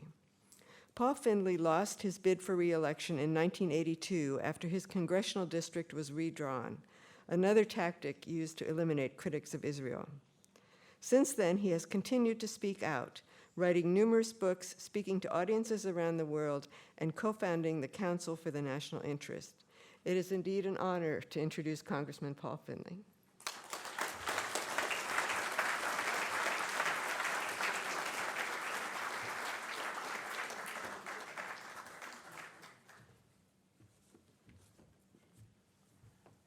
Thank you, Janet. Ladies and gentlemen, I'm very pleased to have this opportunity. A special treat to hear the others on the panel. And I'd like to recommend, first of all, that Nick, you reconsider and run for election again, and I'll either support you or oppose you, whichever will help you the more.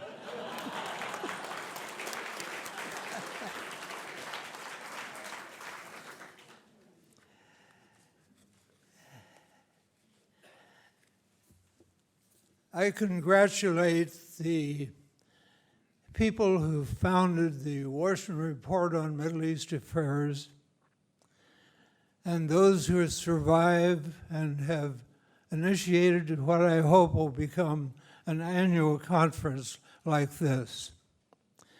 I'm delighted to be here. I appreciate the cooperation of my son, Craig. I couldn't travel without him, so he took off 3 days to enable me to be here. And I appreciate the contribution to public understanding of the Arab world that I believe was the main motivation of Dick Curtis and Andy Kilgore in starting the American Educational Trust and the magazine, the bi-monthly, that is sponsoring this event. They have served their country well, and I think the initiative represented here in this room is a good one that I hope will be repeated in the years to come. Of recent months, the U.S. government has displayed on enormous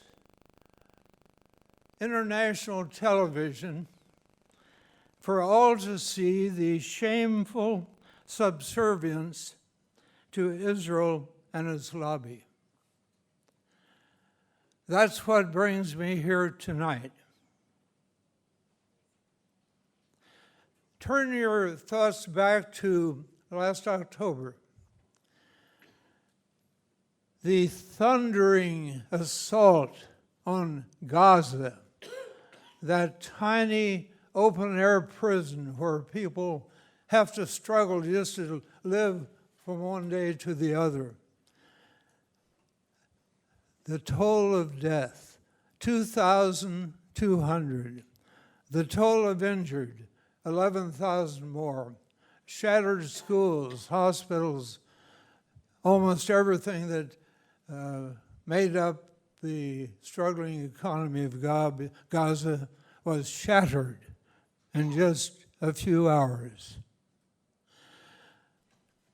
World leaders thundered their opposition, all except one leader, and that was Mr. Obama. A reporter finally accosted him and said, "What do you say about the Gaza war?" I was watching television that night, and I was struck by the grim countenance of President Obama. All he said was, the Israelis have the right of self-defense, period, nothing else. It seemed to me that that was all he was permitted to say by higher authority. And no reporter pressed him for elaboration. To me, that's said that the reporters of the major media in this country are just as overwhelmed and paralyzed by the Israel lobby as our government seems to be most of the time.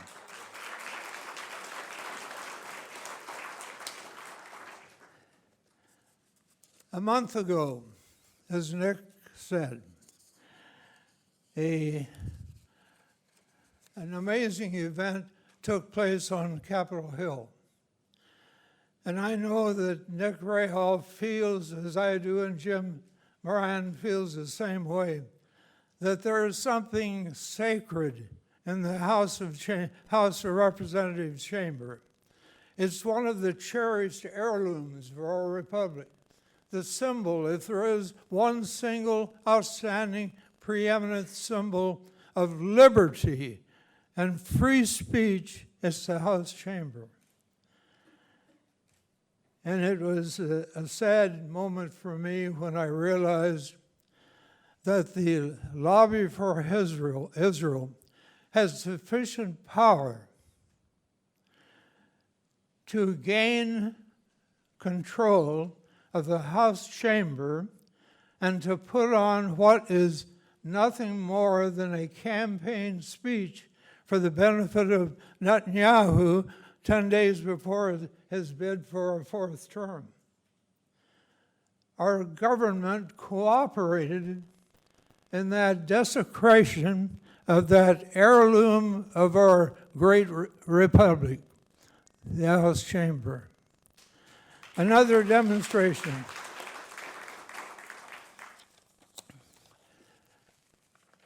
And as a background for this choreographed performance, 90% of the Senate and 90% of the House showed up to take part as a part of the cheering section.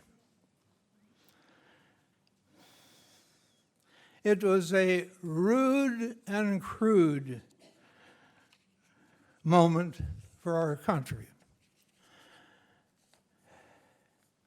The massive worldwide television audience that day received shocking evidence of AIPAC's towering political clout over our government. I can't see it any other way.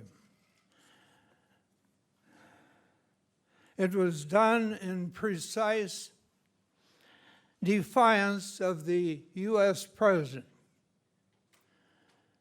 done in defiance of the presidency itself. It makes me wonder what overcame the Republicans in the House of Representatives to bypass tradition and decorum. But it's a pity also that our president had not sent a word notifying Netanyahu that he would not be welcome in America until after Election Day. It didn't happen. You know, do any of you remember the Canadian episode that involved Charles de Gaulle, the president of France, and Quebec, the French province in Canada? It was all stirred up about the possibility of secession of Quebec. And Charles de Gaulle, a man I admire intensely, made a big mistake. He decided to rally the troops, and he was on a boat going up the St. Lawrence River to Quebec to take part in the celebration. Lester Pearson, the Prime Minister of Canada, said, Mr. Charles de Gaulle, turn back. This is not the right time for the President of France to make an appearance.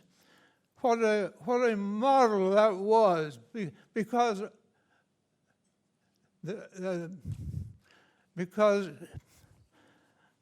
Charles de Gaulle immediately turned around. He didn't get on Quebec soil. He got on the launch, turned around, went back, as he should, and as Lester Pearson directed him to do. Quite a difference in the reaction of the president or the Prime Minister of Canada and the President of the United States.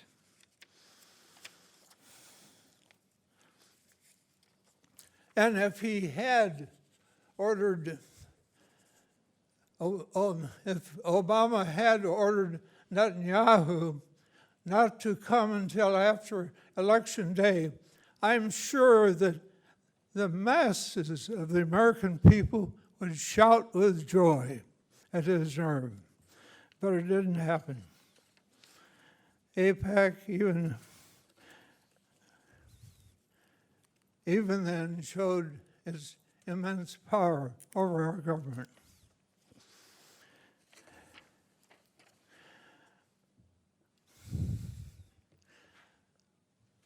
That's the tip of the iceberg. The show on Capitol Hill and the silence of President Obama about the desecration of Gaza. And yet, I saw on television just the other day, Netanyahu said, I respect the President of the United States. I respect the presidency of America. What a lie, what a contemptible lie to come from the head of a government. Now I'd like to turn to Israel's biggest massacre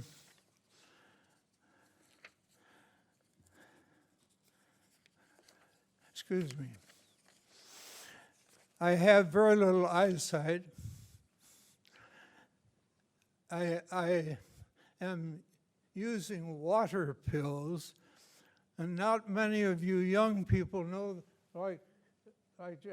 knows what that's all about.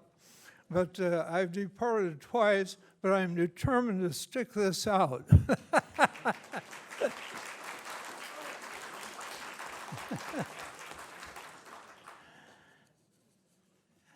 The tips of the iceberg give no hint of the suffocating influence of the lobby for Israel across America.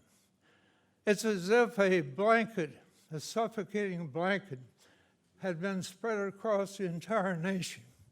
It's not just what happens in Washington, what happens on Capitol Hill, what happens in other places. I doubt if many people realize the extent of the paralyzing influence that reaches across the nation, not just in big cities, but in small towns and hamlets. There are people that are willing to spend time to guard the gates, so to speak, for Israel every day. They're on the alert for anyone who might say something or do something that would show disapproval of Israel. These agents exist by the hundreds and hundreds throughout the country. And of course, they are concentrated heavily as well in Washington.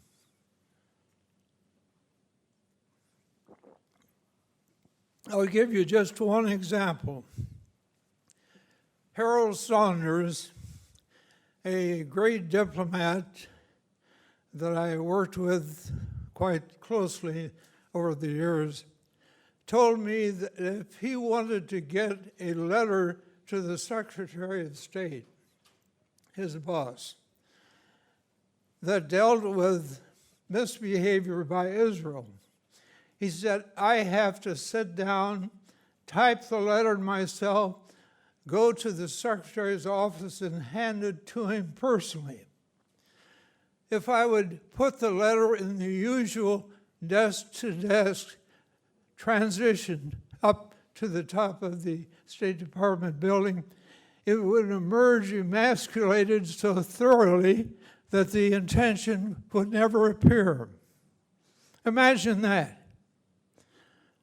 Couldn't depend on a letter emerging, arriving as intended to the Secretary of State. He was very upset when he told me that. There are hundreds of people in our government who feel that they have a duty to guard Israel against any mischief or any harm. They aren't paid by the AIPAC, they're paid by the taxpayers, but they feel this total obligation to defend Israel. And I, in a sense, admire people like that, but it has resulted in the destruction of free speech about Israel and the U.S. throughout the nation. This is a rare occasion here tonight. People openly discussing the misbehavior of the State of Israel, criticizing the lobby for the State of Israel. It's a remarkable occasion because you would search the city over and you won't find another like this. And it's great credit to the leadership of the Washington Report on Middle East Affairs that this meeting is being held. Now, they act out of fear. They fear that Israel will be hurt. Others act out of fear for a different reason. They fear that they might be accused, even by indirection, of being anti-Semitic. The charge of anti-Semitism is still the most powerful instrument of intimidation that Israel's lobby has. And it exists among these people that feel duty-bound to protect Israel every step of the way.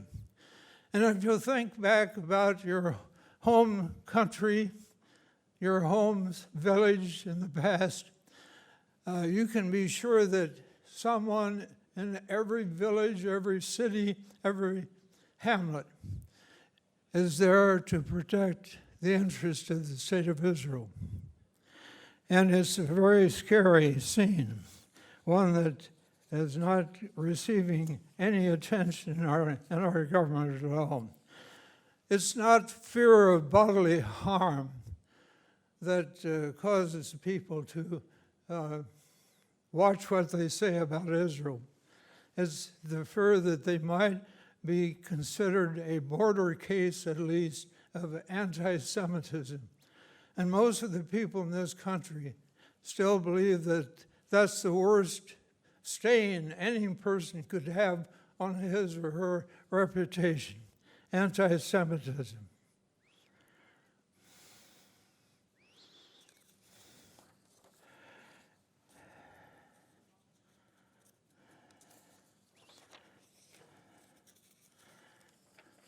By the way, you may have noticed I made a brief departure several times. The pain of my existence is water pills.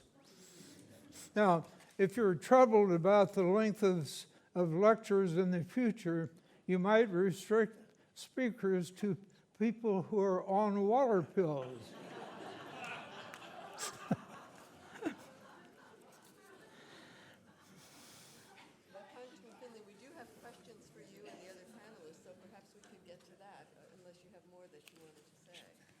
I'm just about done. And I'm not pressed by the water pill.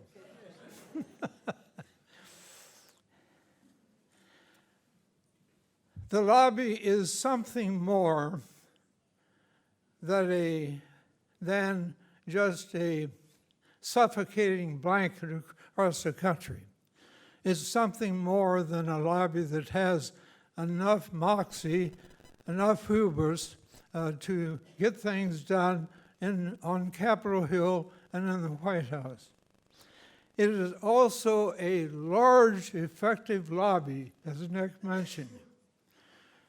And it is one of a small group of giant Washington-based lobbies that have had the effect of destroying true representative government in this country. They are the power that makes big decisions on public policy, not the people that are elected from the home districts and the states to serve in Congress.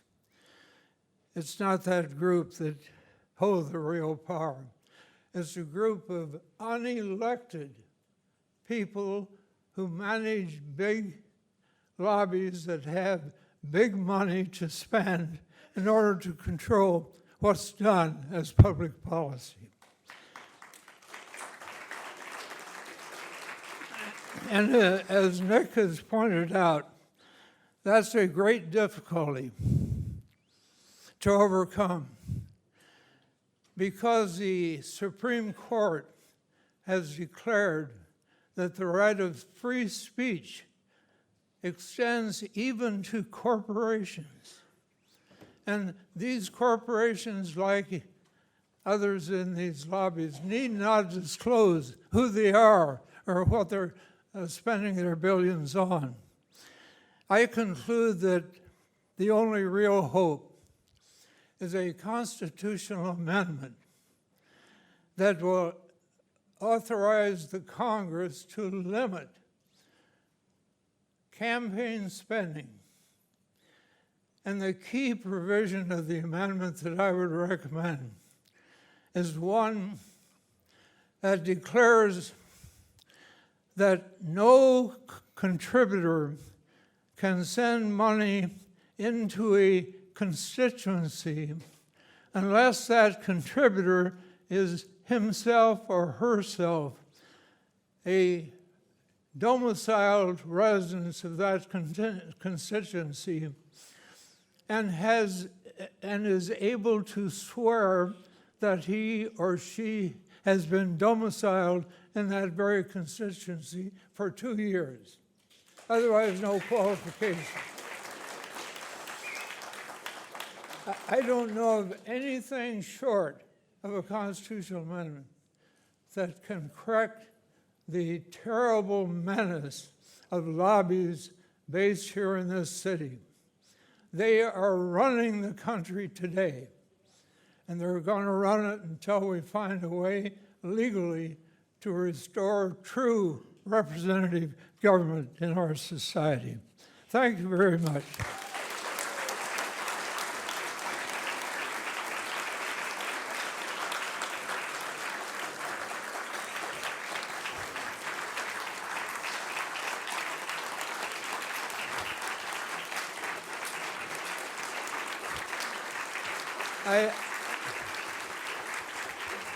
I thank you so much for that response. I came here tonight hoping that I had one good speech left. I'll soon be 94, and I guess I've come pretty close to that point. Let me close by quoting my hero, another Illinois man who became president. He said, "Fellow citizens, you cannot escape history. The fiery trial through which we pass will light us down to the very latest generation. No insignificance or significance can spare a one of us. We can nobly save or meanly lose the last best hope of earth."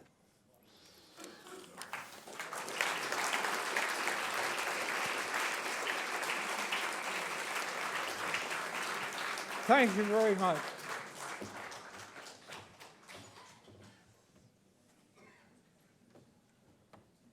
Thank you so much, Congressman Finley. One of the questions we got was, after all these enlightening speeches, please elaborate, how can we strategize to defeat the deceitful Jewish lobby, AIPAC? And I think the issue of one person, one district, one contributor is crucial.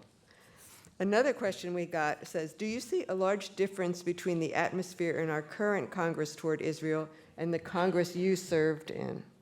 Do you think that Congress feels differently toward Israel than it did when you were serving? You could speak in this one. I believe the scene is much more adverse to good government than it was in my time. I was proud to be a Republican, and I cannot say that today after the behavior of the House Republicans in regard to the treaty with Iran. But the quality of elected representatives is not going to mean much until the Constitution is amended to permit strict rules on campaign spending. And when those strict rules come about, we will see a massive change in public interest in voting. A vast increase, I'm sure, is bound to come about because they see what's going on and they realize that the system is broken, it's not working as it must. Thank you very much. Congressman Maryhill, yes, do you have a comment from a Democrat? If I could just add to what Paul said, not disagree with what he said, but you know, the bottom line comes down to the Supreme Court of the United States. Congress has passed campaign finance reform. We've made many stabs at it. No matter what we do, of course, loopholes are going to be found. But it comes down to the Supreme Court of the United States. They're the ones who gave us the Citizens United decision. I think during our time there, Nick, a bill was passed to put a $40,000 limit on congressional spending. It passed, of course, but the Supreme Court knocked it out right away. And that gets to one of the questions I had, which was the recent Supreme Court decision. What was the role of the Jewish lobby and that gets to another question, whether it's a Jewish lobby or Israeli lobby. It should be the Israeli lobby, by the way. In the April 2014 Supreme Court decision to strike down political donation caps on, I cannot say what was in the Supreme Court of the United States mind, but that was one of the questions I had. So, you know, Yeah, MJ. My hearing is not adequate. I didn't hear what you said. I said I thought the bottom line is it's up to the Supreme Court of the United States to limit and to change our campaign finance laws. They've opened the floodgates like they have. And then they piled on just a couple months ago with the decision lifting the individual caps on contributions. So, MJ, do you have a... Yeah, I just wanted to, I'm the Jewish guy on the panel, and I'm the woman. That's true. Yeah. Can't fill every slot. And I just want to, one person said, what's your reaction to calling AIPAC the Jewish lobby? The correct term, I don't have a particular reaction. I'm not one of these people who say, oh, it's anti-Semitic to call it the Jewish lobby. It's shorthand. That's the way we talk. The fact is, it's the pro-Israel lobby, except it's not even really that, because is it really in Israel's interest to have endless war? I mean, but let's just forget names. I think it's important to know and to recall that the Jewish lobby, or the pro-Israel lobby, or whatever we call it, represents a small minority of Jewish Americans. Every 4 years, the American Jewish Committee, which is the largest and wealthiest Jewish organization, it's not AIPAC, it's the American Jewish Committee, does a poll. It's a scientific poll. They do it with the New York Times.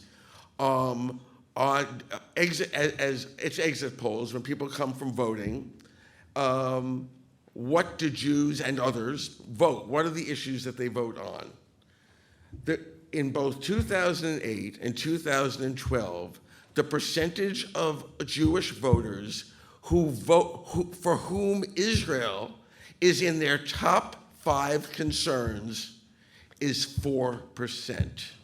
4%. The fact of the matter is, despite what AIPAC and their paid liars tell us, Jews are, for the most part in this country, what they always were.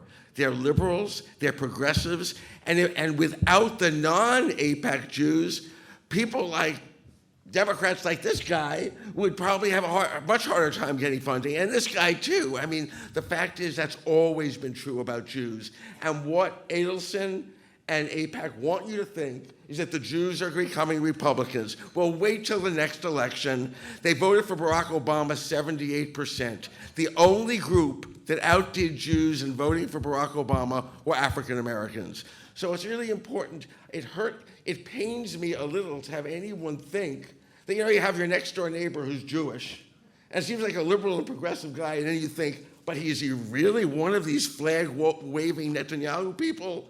He's probably not, because that is a small minority, but the few thousand of them that do exist, and it only takes a few thousand, are incredibly rich. So your neighbor, the person next door in Arlington or Silver Spring, that's not, it's the people, it's people who live in Manhattan and the Hamptons and Beverly Hills and all these people who are just loaded and have made Israel their ticket to power. They love making members of Congress grovel to them. Is it about Israel? Small part. Mostly it's about making members of Congress grovel to them. And they also put in plugs for their businesses while they're there. It's really not as, the Jewish community is turning, it's changing. This Iran thing, and particularly the appearance of Netanyahu in the hallowed heirloom of the House of Representatives, was deeply embarrassing to almost every Jew I know. We were cringing. You think you were cringing? We were cringing. So we have to do something about this lobby. And no one should ever allow an unrepresentative lobby to speak for them. And the Jewish community does not do what they should do, which is to say, you don't speak for us. Because by being silent, they allow this impression to be there. Well, thank you very much. I'm afraid that's all the time we have. We're supposed to have a break, but we're running behind, so I'm not sure if we're going to have a break or the next panel. So thank you very much. Okay, Dale? We'll get the next panel ready. It's on Iran. And thank you, Congressman Finley and Congressman Rahal and MJ Rosenberg. Thank you so much. Pardon? Christie, Landon Andrew Bowling, and Harold Son. Some people you may know. Who's a little older than you? Yes, yes. Yes. Yes. You're talking about Constitution.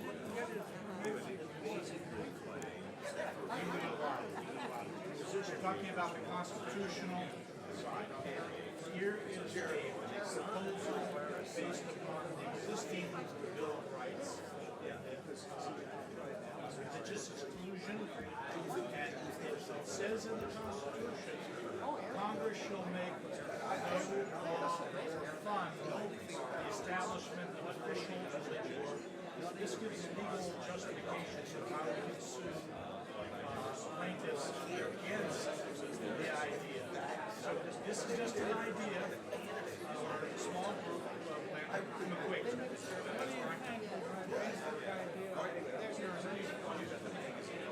That's a possibility. Amending is more difficult than using existing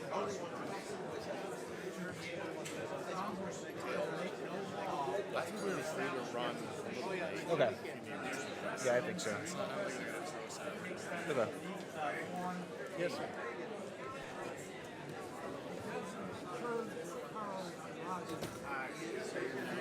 But it would take away the ability of Congress to fund any religious statement.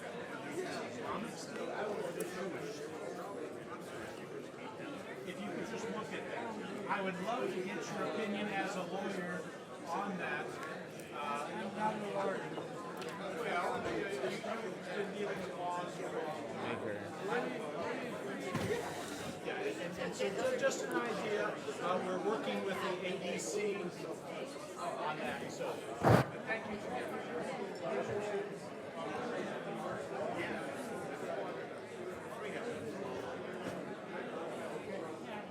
Yes.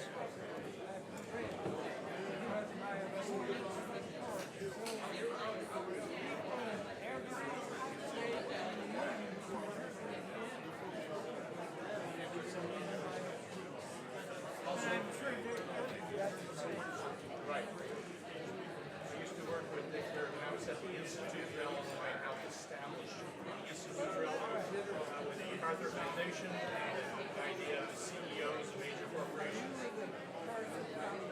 We were funded by MacArthur to create the Institute for Illinois, which is a little different times. It's Durbin and others are just professionals. Okay, thank you, sir. Get back to this. I will. That's my last card there, and I can write out something for you here. What is your issue? Nice to meet you. Gene Bird.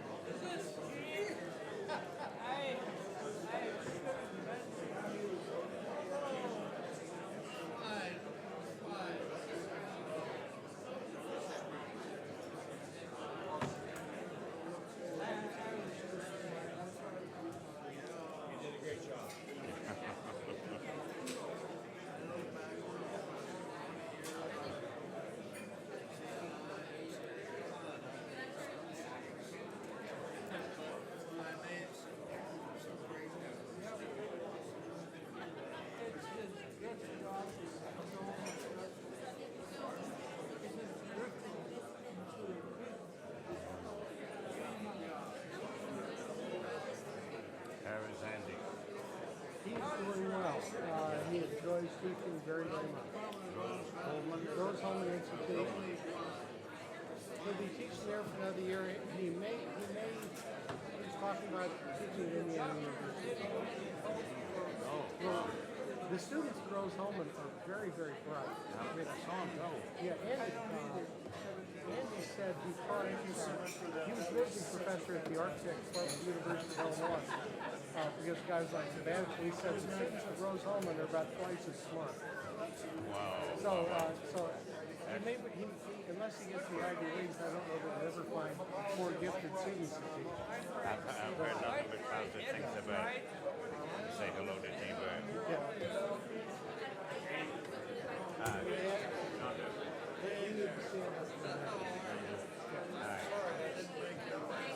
That's all right. Sure, you can. I didn't carry through well. This evening, 7:30, 300 students. Yeah, we have 300 students at Georgetown who are talking at 7:30. Have you seen the wireless remote anywhere? The what? The wireless remote? I have not. This is just a legal congressional argument for Model Arab League. Students from all over the country. So is it okay if I say I'm only interested in a call? That's my office number. Anything you want to. So let's head back. Let's sneak out the back way to the hotel. No, 10 minutes, and you can say whatever you said here if you want to, or the tough love speech, or a combination of the two. And then take them. Kicking hard. Yeah. I was at the Cosmos Club with landowners all the We'll work together. Here's a gentleman. Like, You know him? I'll give it to you. Okay, well, he's over in Jordan on one of our projects right now. Yeah. This gentleman here would like you to sign this book. And what's your name, sir? Dennis Lamb. To Dennis. L-A-M-B. D-E-N-N or D-E-N-I-S? D-E-N-N-I-S. L-A-M-B. L-A-M-B. Oh, I know that. From Mary Had, a little lamb. There you go. Thank you, sir. Okay, let's make a quick exit. See you at 7 o'clock. Yeah, we need to get some rest for about an hour. And you probably need to go to the little boys' room. Good. That was great, Paul. Their strategies. How are you? That was wonderful.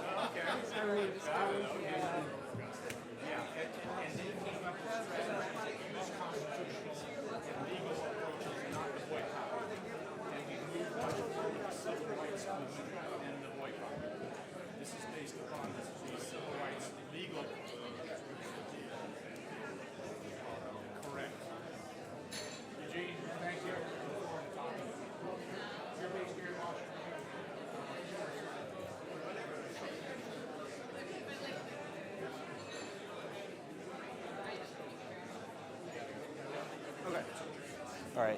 All right, if everyone could be seated, we're going to get started with our final panel.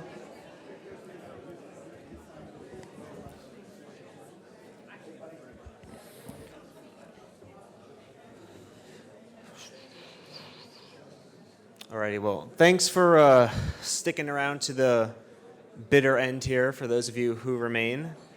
We certainly don't have a light topic to finish our day as we delve into the Iranian issue, which has only become a more pressing topic with the recent signing of the nuclear framework agreement.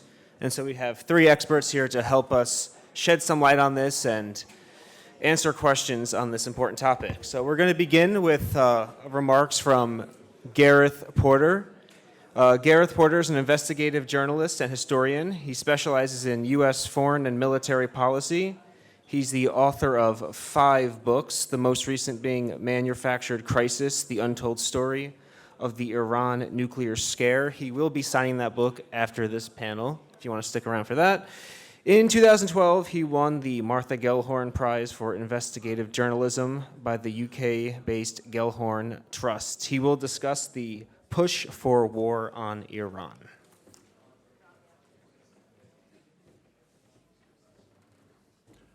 Thanks very much to the organizers of this event, which, this is the second such event that I've participated in, and I'm really happy to see the great audience for the event and wish the organizers all the best in continuing this tradition, as other speakers have suggested. Now, I know that Reza Marashi is going to be focusing more laser-like on the recent accord and what he expects to happen in the near future on this. But I do feel that I need to introduce what I have to say about the push for war in Iran with a few remarks, at least, about the recent developments regarding the negotiations in Lausanne, because it does directly link to a key part of what I have to talk about, which is the role that Israel has played in the threat of war between the United States and Iran.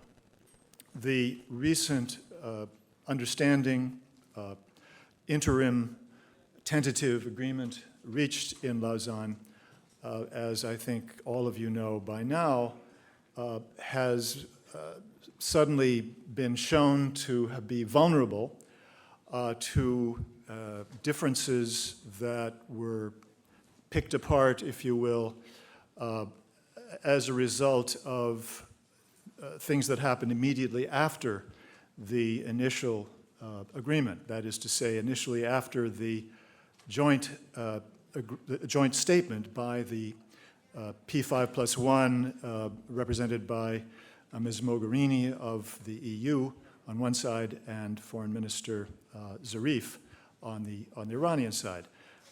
Almost immediately, it became clear that there were some other voices that were not prepared to simply allow that joint statement to stand, including specifically the U.S. State Department, which issued its own text interpreting the tentative agreement, which departed specifically from the agreed joint statement with regard to the question of lifting sanctions.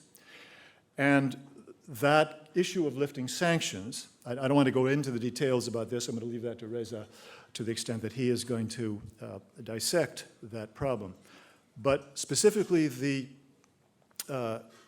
question of lifting sanctions is linked to the role of Israel through specifically the problem of possible military dimensions. I put that in quotation marks. The famous PMD issue, which was one of the issues that Iran pledged within this tentative agreement to implement in terms of carrying out the totality of the agreement. The Iranians agreed to implement a whole series of steps, one of which, all the other steps had to do with either the transparency of their nuclear program or specific steps to constrain their nuclear program.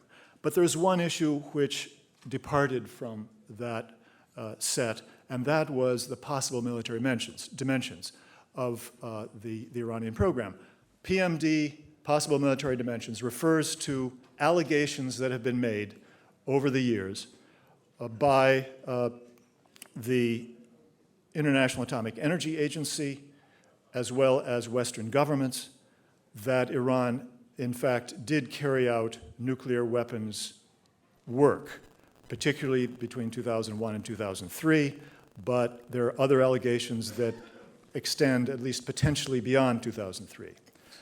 Now, the linkage here with the possible military dimensions is that the Iranians agree, supposedly under this framework, to explain or to give adequate access to the IAEA that the IAEA needs to be able to understand the issues that have to do with the allegations that have to do with these supposed Iranian nuclear weapons activities.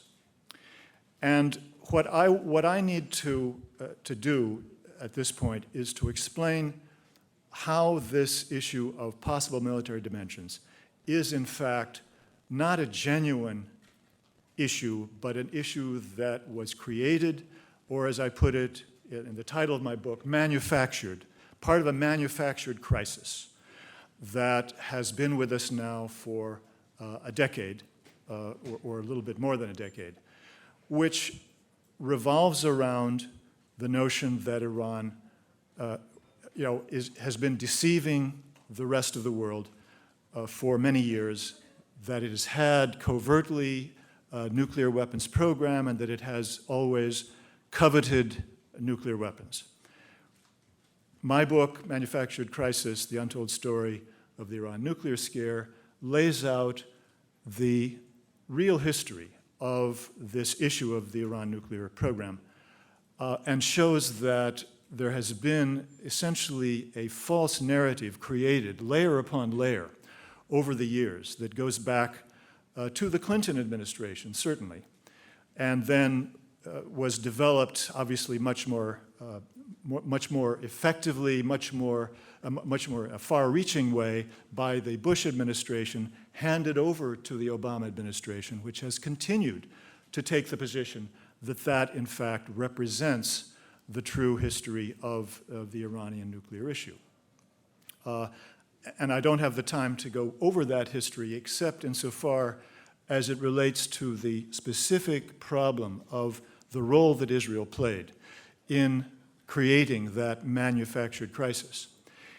And to try to summarize this in just a couple of minutes, what actually happened here was that in 2001, when the George W. Bush administration came into office, it had in its national security team a group of neoconservatives who were quite determined to carry out a strategy in the Middle East that involved regime change, very far-reaching strategy of regime change, which essentially would remove all of the regimes in the Middle East who were not client states of the United States and Israel, on the same side as the United States and Israel. And of course, we all know what the consequences of that strategy were with regard to Iraq. The neoconservatives, working through and with the full cooperation and support of the Vice President's office, Vice President Dick Cheney's office, put together what amounted to a false intelligence dossier that did show supposedly that Iraq had programs of weapons of mass destruction. And that was the political lever that was used to push this country into a mood to support the US invasion of Iraq in 2003. Now, the same individuals in the Bush administration were planning to do the same thing with regard to Iran.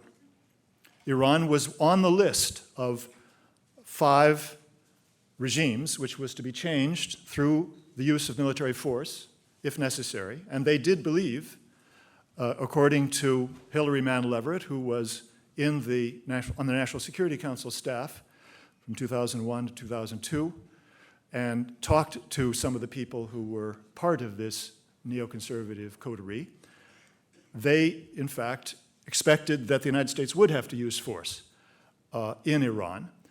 This plan, this Iranian part of the plan was not to be carried out immediately. They had to consolidate control over Iraq militarily, and then they could move on using the military facilities that they would control in Iraq to put pressure on, to intimidate, and if necessary, to actually to project military force into the rest of the region, including specifically Iran. As we all know, that didn't happen. To a great extent, it was because the resistance to the US invasion of Iraq was far stronger than the neoconservatives ever dreamed. And as a result of that, they did not have the opportunity really to push on to Iran There was an effort made in 2007 by the Vice President's office, by Cheney himself, to propose a bombing of targets in Iran in case they could find an excuse in Iraq, but the Pentagon squashed that very quickly, relatively easily, according to what I understand, what I've read and have been told. So that was really the end of that threat, at least at that period of the history of this issue. And the role that Israel played in this plan that the neoconservatives had was to come up with the intelligence evidence that would be used against Iran. This happened in 2004 when a set of documents mysteriously materialized and found its way into the hands of Western intelligence. And we now know that it was the German intelligence agency which obtained the documents from, at that time, unknown source, and then turned them over to the CIA, which then ultimately, through the Bush administration, these were turned over to the International Atomic Energy Agency and became the centerpiece of the political campaign, an extremely successful political campaign that has been waged ever since 2008, up to the present time, to convince the entire world that, in fact, that Iran stood accused with credible evidence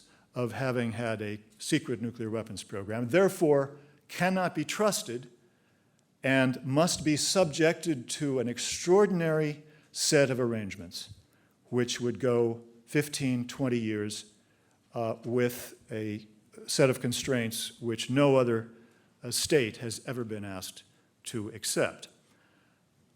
So just a few words then about these documents, because this is absolutely crucial to understanding this whole issue of possible military dimensions, and therefore to understanding, I would argue, the fate of this accord which was reached in Lausanne, because it is indeed the possible military dimensions issue which constitutes the biggest threat to reaching an accord. This is the part of the agreement that clearly would take the longest number of years, the longest period of time, and which Iran clearly is afraid would be used by the United States and its Western allies to actually prevent Iran from being able to have the relief from the sanctions that are the primary interest that they have in these negotiations.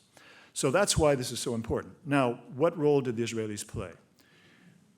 In my book, I make the case that these documents were fabricated by the Mossad, International Intelligence Service of Israel, and that the documents were then passed on to the Mujahideen Khalq, the exiled Iranian terrorist organization. It's now gotten off the list. It's been given a pass, a get-out-of-jail-free card, by the State Department under the Obama administration. But at that time, it was understood to be a terrorist organization both in the United States and in European countries.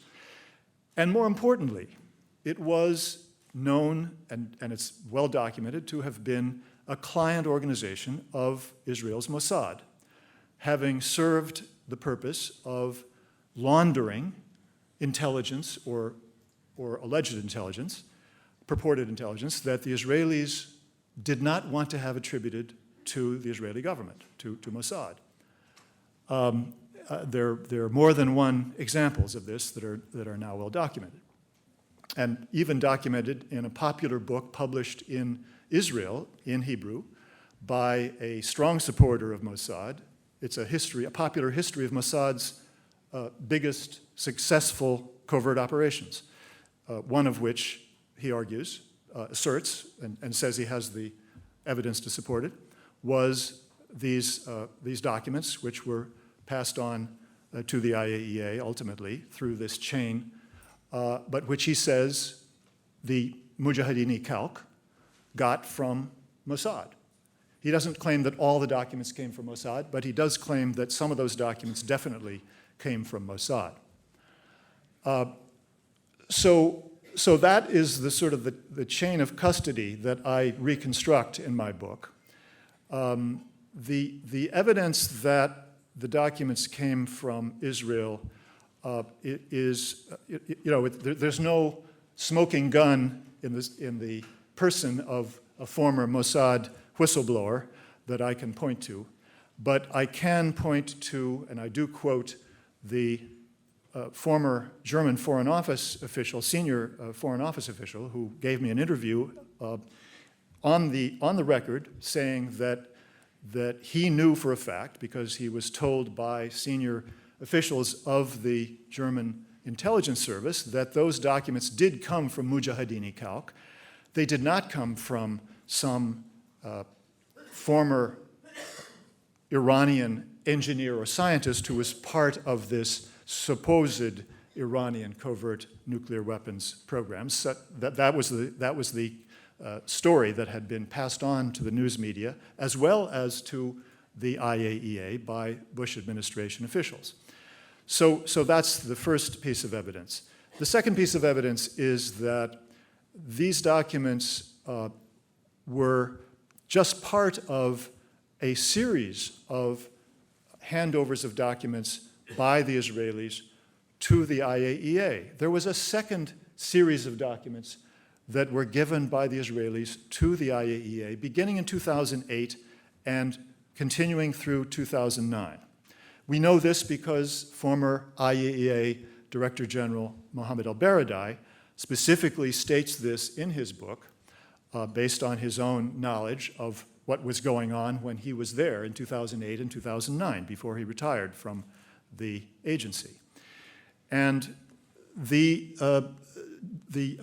very interesting fact is that despite Mohammed al-Baradei's telling all of us this through his memoirs, no mainstream news source has ever reported that any of these documents, which were later featured by the IAEA in a report in November 2011, came from Israel.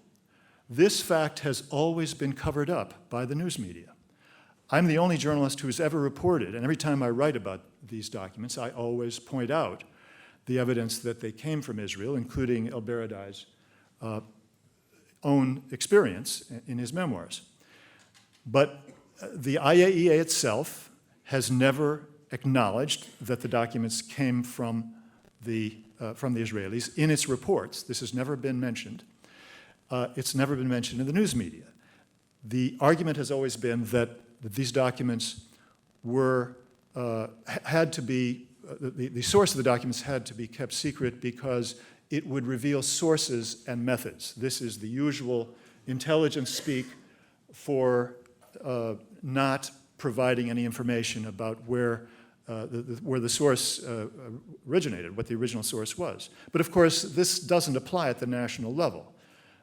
This is an entirely different level, and the rule obviously should be different because the world's public has a right to know in making their own judgment about the credibility of these documents, where they originated. What was the source? If they came from Israel, as al-Baradei said they did, then clearly these documents reflect the national interest of the Israelis, and they should be scrutinized with extraordinary care rather than being assumed to be authentic. So that's the second point. The other point that I want to make about authenticity is that the IAEA during the al-Baradei regime, when he was Director General, did not believe that those documents were authentic. They believed that they were fabricated. I know that for a fact from a former IAEA, a senior IAEA official who, off the record, was not willing to be quoted, told me that that they understood that these documents not only had not been authenticated, but they were probably not authentic for a variety of reasons. Clearly he distrusted those documents, and he acknowledged that al-Baradei felt the same way. Then there's a final point that I want to make, and that is that for all kinds of reasons, it's clear that this second series of documents, there are linkages between what is claimed in these documents and information that we can definitely attribute to the Israeli government. For one thing, the Israeli government leaked to Israeli journalists in 2009 that they, in 2011, excuse me, that they in fact had provided most of the important documents that the IAEA was using to indict Iran. And then the final thing the point I want to make is that if you go back to 2004, there is a very important set of, 2003, 2004, there's a very important set of trips that John Bolton, who was the Bush administration's point man, both on weapons of mass destruction as well as on Iran and on Israel, made a series of trips to Israel, at least some of which were not authorized. I believe none of them were authorized by the Regional Bureau of the State Department, which is absolutely firm practice, a rule of the State Department, that a senior official wanting to visit a country must get the approval of the Regional Bureau to visit that country. That approval was never given by the Bureau on the Middle East, on Near East and South Asia in the State Department. And during some of those visits, we know, from testimony to the Senate Foreign Relations Committee when Bolton was being nominated to be the ambassador to the United Nations, that he met secretly with the head of Mossad. Now, one of those trips was in June of 2003, and a few weeks later, within a matter of weeks, we know from journalists who have no axe to grind on this, and they're certainly not anti-Israeli, they are far more supportive of Israel than the usual journalist. We know that Mossad set up a new office that summer, 2003, the explicit purpose of which was to influence the opinions of the world's press and governments about the Iranian nuclear program. And it was during the period from the summer of 2003 to early to mid-2004 when these documents were clearly being fabricated. Now, I'm running out of time, but I just want to add that I also in my book have an analysis showing how these documents could not possibly be authentic because key points in the documents, particularly the drawings of the Shahab-3 Iranian missile, which is supposedly shown as efforts to integrate a nuclear weapon into the missile, into the nose cone of the missile. The drawings show the wrong missile. It shows the earlier version of that missile, which the Iranians had already abandoned in the year 2000 and had begun to redesign it, which was known. It was known that the Iranians were redesigning the missile. What was not known was that the nose cone of that missile, the reentry vehicle, would look completely different. And it was only in July, August 2004 that foreign intelligence agencies for the first time knew that the nose cone did not resemble the original one. So these documents were fabricated by someone who was not in the Iranian government, who was not aware of what their plan was for their development of a missile, redesign of the missile. It was fabricated by a foreign entity that did not know what was going on until it was too late, until those documents were on their way to the Mujahideen calc and thus through this chain to the IAEA.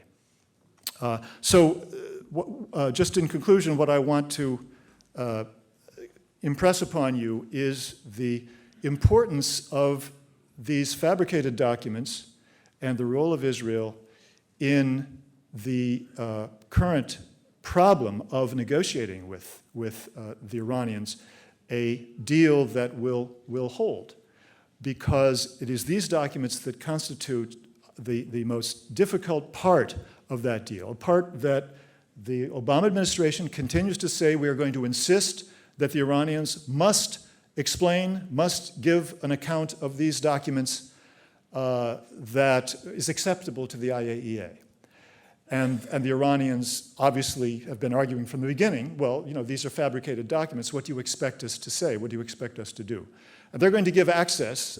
I've been told by an Iranian source that they will give the access that the IAEA asks for, but that they're not going to be held accountable for explaining these in a way that corresponds to the position of the Western governments or to the position that the IAEA has taken in the past. And that is a potential crisis within the negotiations, which we still don't know exactly how it's going to play out. And I hope that it will, in fact, be resolved, but I think that it is the most dangerous part of the situation at this point. Thank you very much.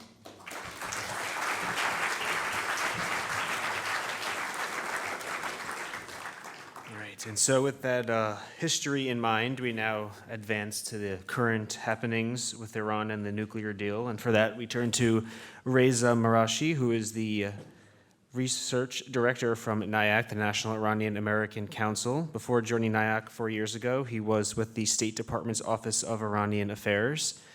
He's a commentator all over the place these days. If you have a TV, you've probably seen him. He's logged many hours over in Europe covering the talks, and he will give us the latest update on the nuclear talks.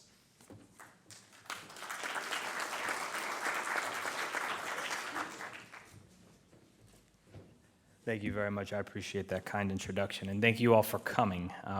Hopefully talking about Iran at the end of the day is a nice change of pace, because as I looked at the agenda and saw all the interesting stuff you guys were talking about before the Iran panel came up, it looked like it really run the gamut. So let's spice things up. Let's talk about Iran a little bit, which in theory is completely separate from a lot of the stuff that you guys were talking about over the course of the day. But in reality, nothing in the Middle East is ever really separate from one another. It's one big, dirty, nasty, beautiful mess. So let's try to unpack this particular part of that mess as best we can. The reality of this situation here is that there's absolutely no way to cover the Iran nuclear deal in the amount of time that I've been allotted. It would take an entire panel, an entire conference just to discuss this one particular issue. That's actually kind of sad. But the saving grace is that I'm going to give you what I think are the three most important and three most digestible bits related to this expansive topic. And then I'm hoping that once we get to the Q&A portion, you can ask questions, and myself and my two colleagues will do our best to answer whatever questions you guys have. We're operating on the elementary school premise of no such thing as a stupid question. So why is this deal important? Gareth calls it a manufactured crisis. The Iranian foreign minister calls it an unnecessary crisis. I think President Obama is just relieved that he's one step closer to resolving this crisis. But the reality of the situation is we're talking about what could potentially be the most dangerous weapons known to man existing inside of Iran in the eyes of some countries. In the eyes of other countries, Iran, including Iran itself, they've never had the aspirations to have these weapons. The reality is probably somewhere in between. But rather than talk about the past, I want to talk about what's going on now and what lies ahead, because I think that's the most interesting thing, and that's what's most pertinent to hopefully securing a peaceful future. So, why is the Iran nuclear deal important? I think it's important. Well, you can ask 10 different people, they'll tell you 10 different things. I think it's important because the reality of the situation is we are talking about an issue of war and peace. And ladies and gentlemen, it is that simple. It is an issue of war and peace. The reason why it's an issue of war and peace is because, in my view, there's only two ways to solve international problems in the world. You have war and you have diplomacy. Now, the word solve here is a loosely defined term, but War or diplomacy, that's what you have. You have two options, right?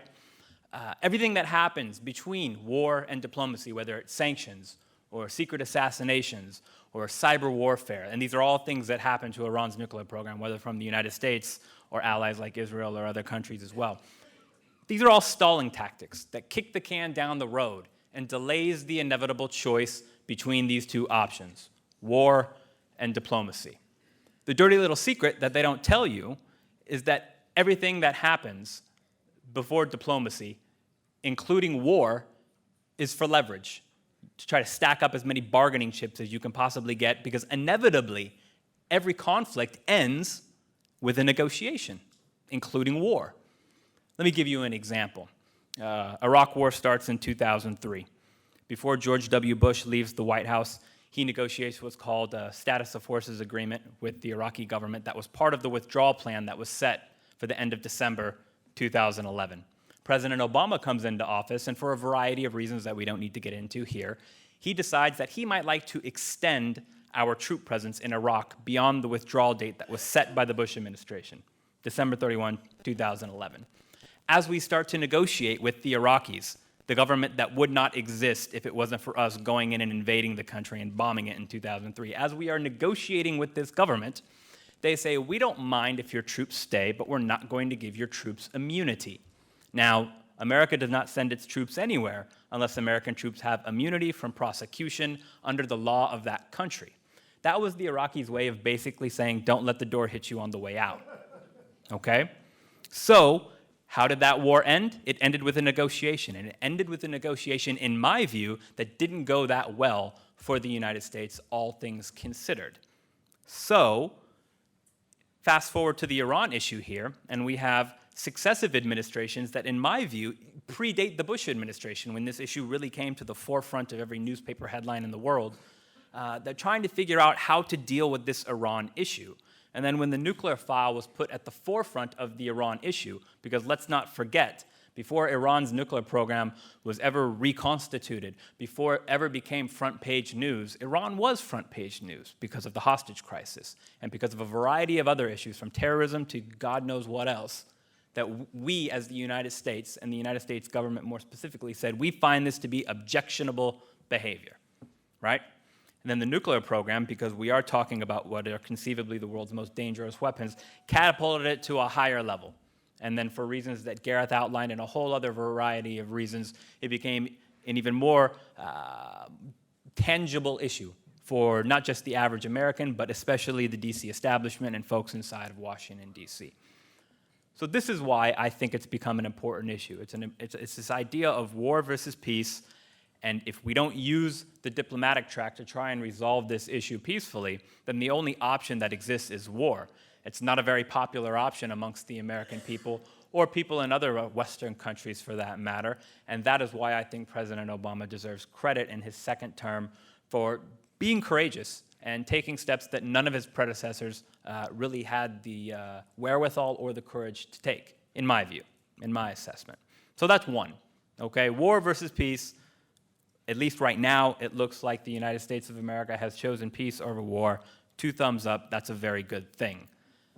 So what actually happened in Switzerland, and what's been happening in these negotiations over the past 18 months?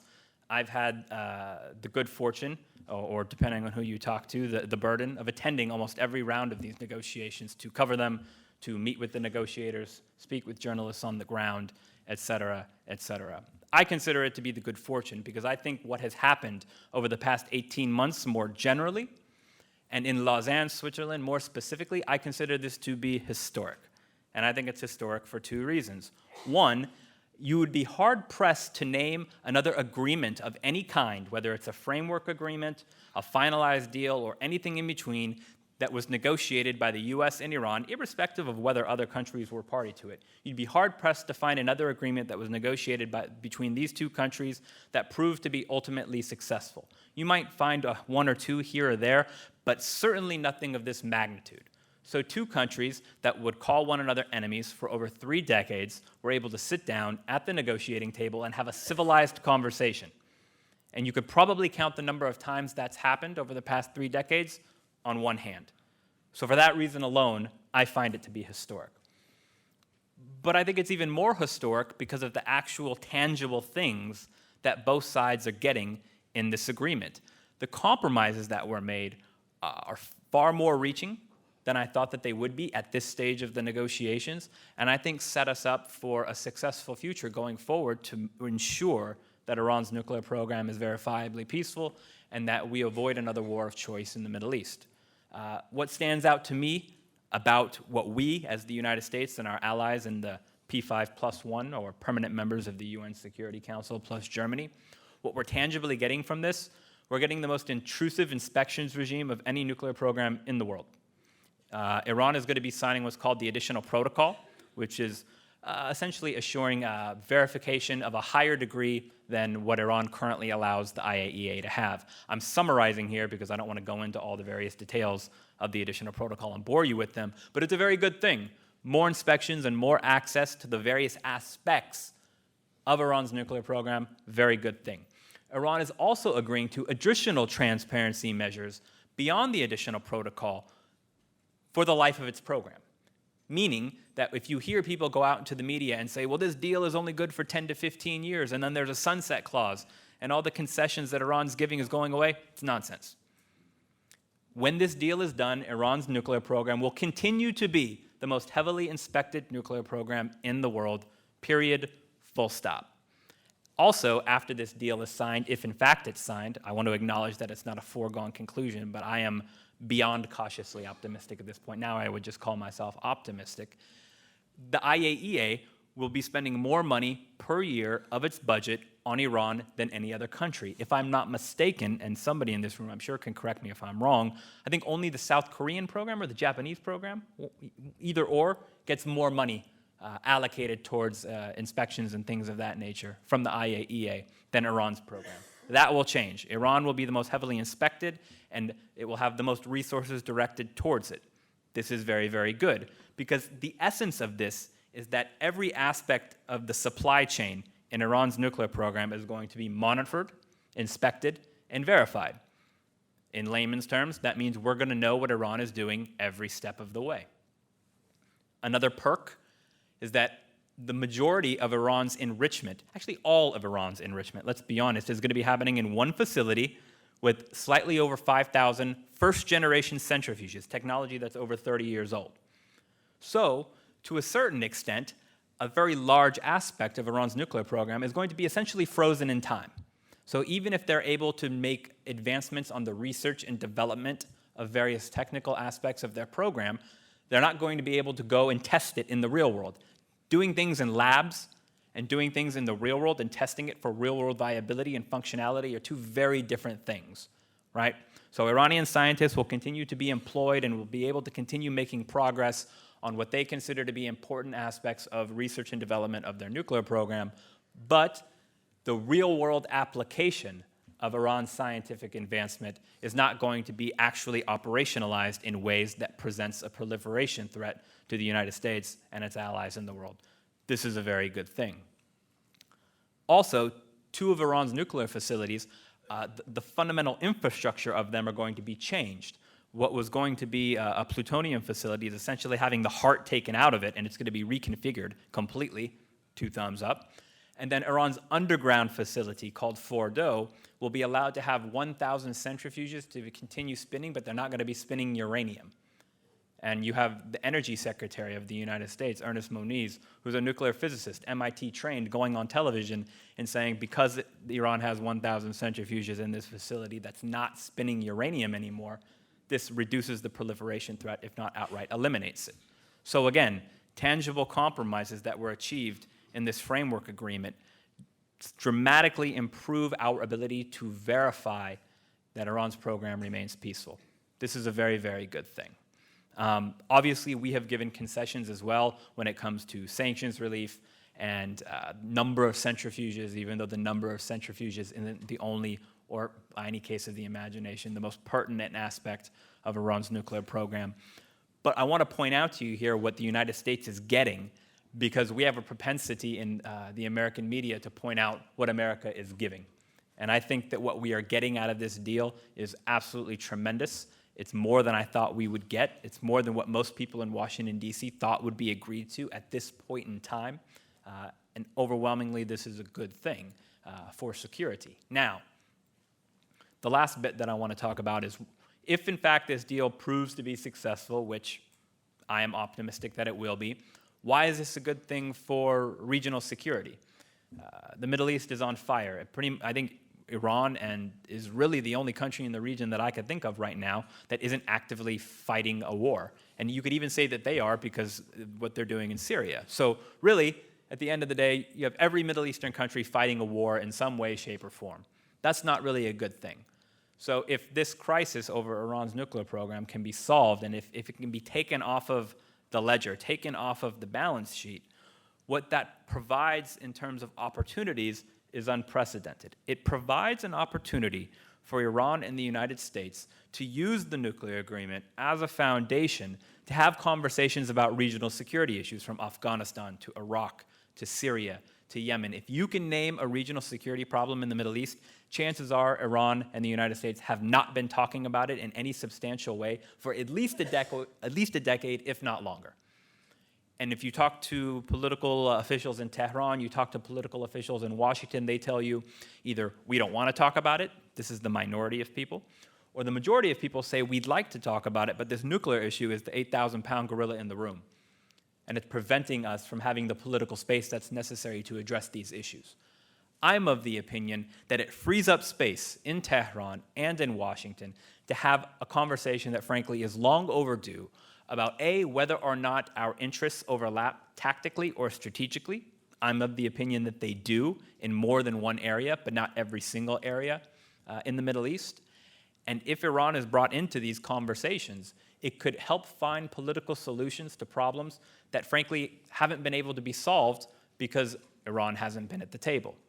Ladies and gentlemen, durable solutions to any major conflict require the buy-in of every country with the capacity to wreck the solution. If Iran has the capacity to wreck a political solution in Syria, or with regards to Israel-Palestine, or in Yemen, or Iraq, then they have to be brought to the table and engaged if, in fact, you're trying to find a political solution. We've been trying for over 2 decades, if not longer, to work around Iran, to isolate Iran, to prevent it from being at the table. It hasn't worked. And here's another point where I give the Obama administration credit. They realize that this is, in fact, the case, and I am of the opinion that they're willing to test the proposition of having these conversations with the Iranians in an effort to try and build a better future in the Middle East and solve problems peacefully, rather than dropping bombs and firing bullets. The last thing that I'll say, because this little timer here says that I have 2.5 minutes, is that there are spoilers that are trying to get in the way. Naturally, we have a hostile Congress to really anything that President Obama is trying to accomplish, foreign or domestic policy, and they're going to be pushing hard to try and torpedo the gains that were made in Switzerland and prevent either a final deal from being signed or to prevent the United States from fulfilling whatever obligations it signs on to in any final deal. That includes AIPAC, that includes the Israeli government, that includes the Saudis, that includes Gulf Cooperation Council countries. But to the Obama administration's credit, again, they are reaching out to each of these actors and trying really hard to prevent them from doing so. Some might even say they're fighting to protect the political investment that they've made, that the vast majority of Americans support them making. So in that sense, we do have a fight on our hands. But this is a fight that I think the president is willing to fight demonstrably. This is something that the president is making an investment in now in ways that he certainly did not during the first term of his presidency. And I think that while there is still risk involved, the president and the White House have a good strategy in front of them, and it is a higher likelihood that they'll win than they will lose. But I want to emphasize to you that creating the political space that's necessary for the White House to do the kinds of things that I think everybody in this room would like the White House to do requires citizens, interest groups, you name it, across the board to be active and to create the political space for them. It's not the White House's job to create the political space for you and I. It is the job of interested citizens, interest groups, think tanks, you name it, to create the political space for the White House. If people like you and I lead, I think you have a willingness in the White House to follow. Let that be a message, if nothing else, that resonates with you going forward, not just on the Iran issue, but frankly, any other issue. Because politicians are only as brave as constituencies who are willing to support them in their next election. So let me stop there. Thanks for listening. I appreciate it.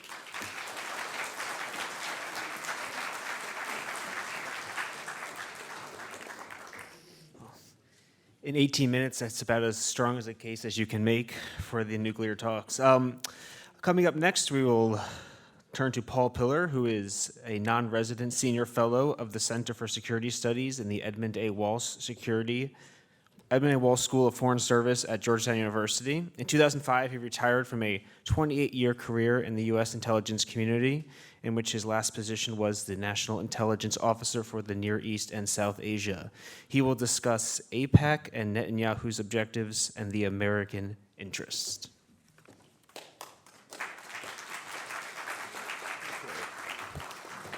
Well, good afternoon, and for those of you who have been sitting all day, to the very last speaker of the very last panel, congratulations.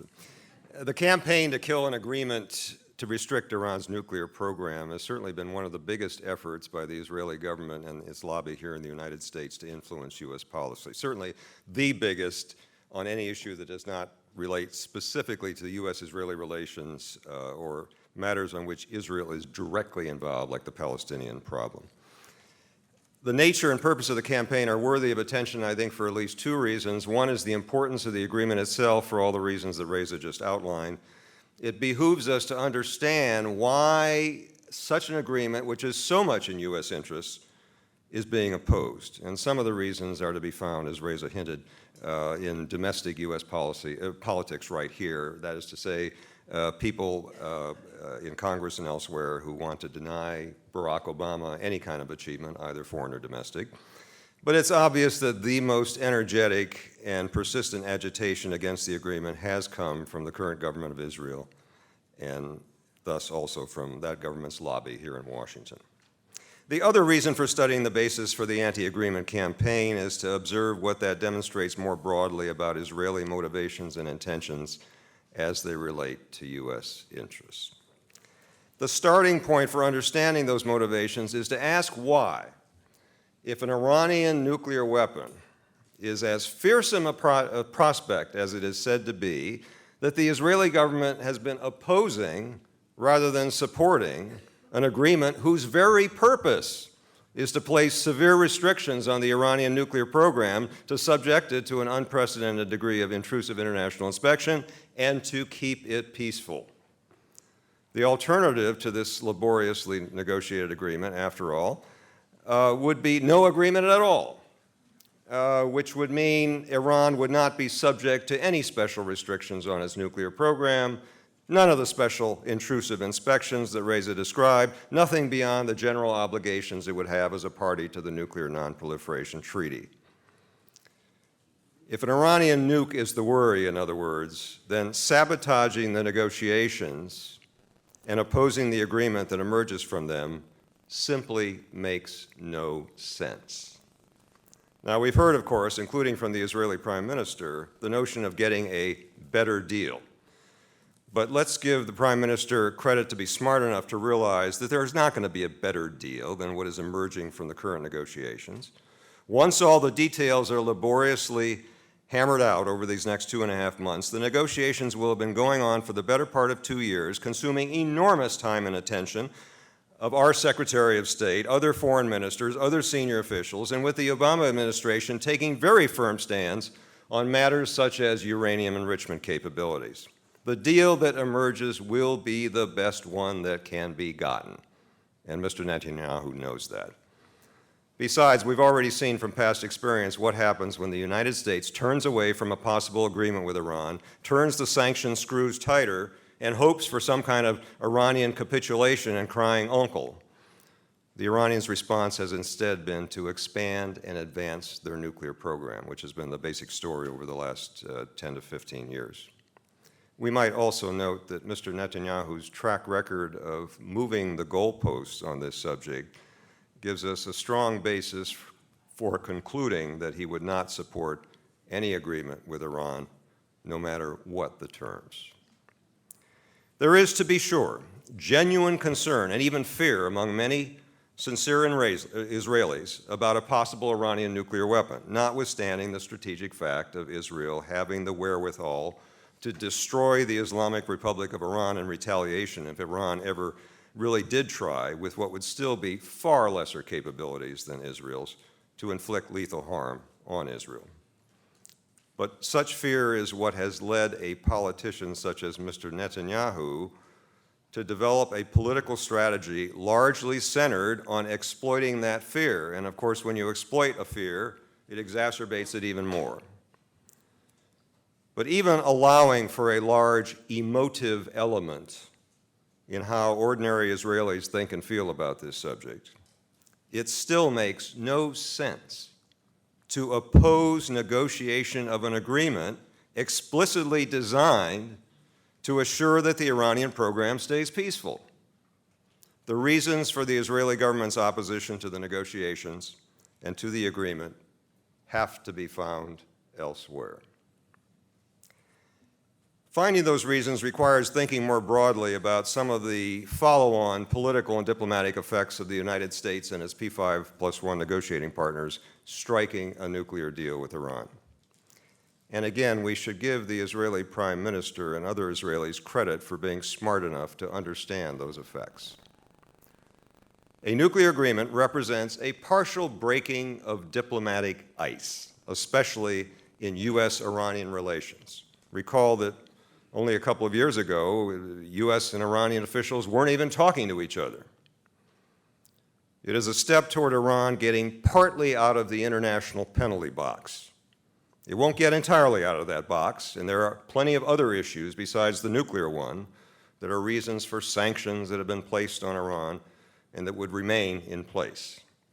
But a nuclear deal would entail partial relief from Iran's pariah status, and that has several implications of interest to Israel,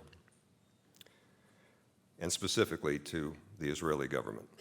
One is that it will make Iran a less fettered, less restricted competitor with Israel for regional influence than it has been so far. As the second most populous country in the region, and specifically Iran, and specifically an unshackled Iran, would be, unsurprisingly, and quite legitimately, I might add, a major player in any contest for influence in the Middle East. It already is a major player, but it would be an even less restricted one than it is now.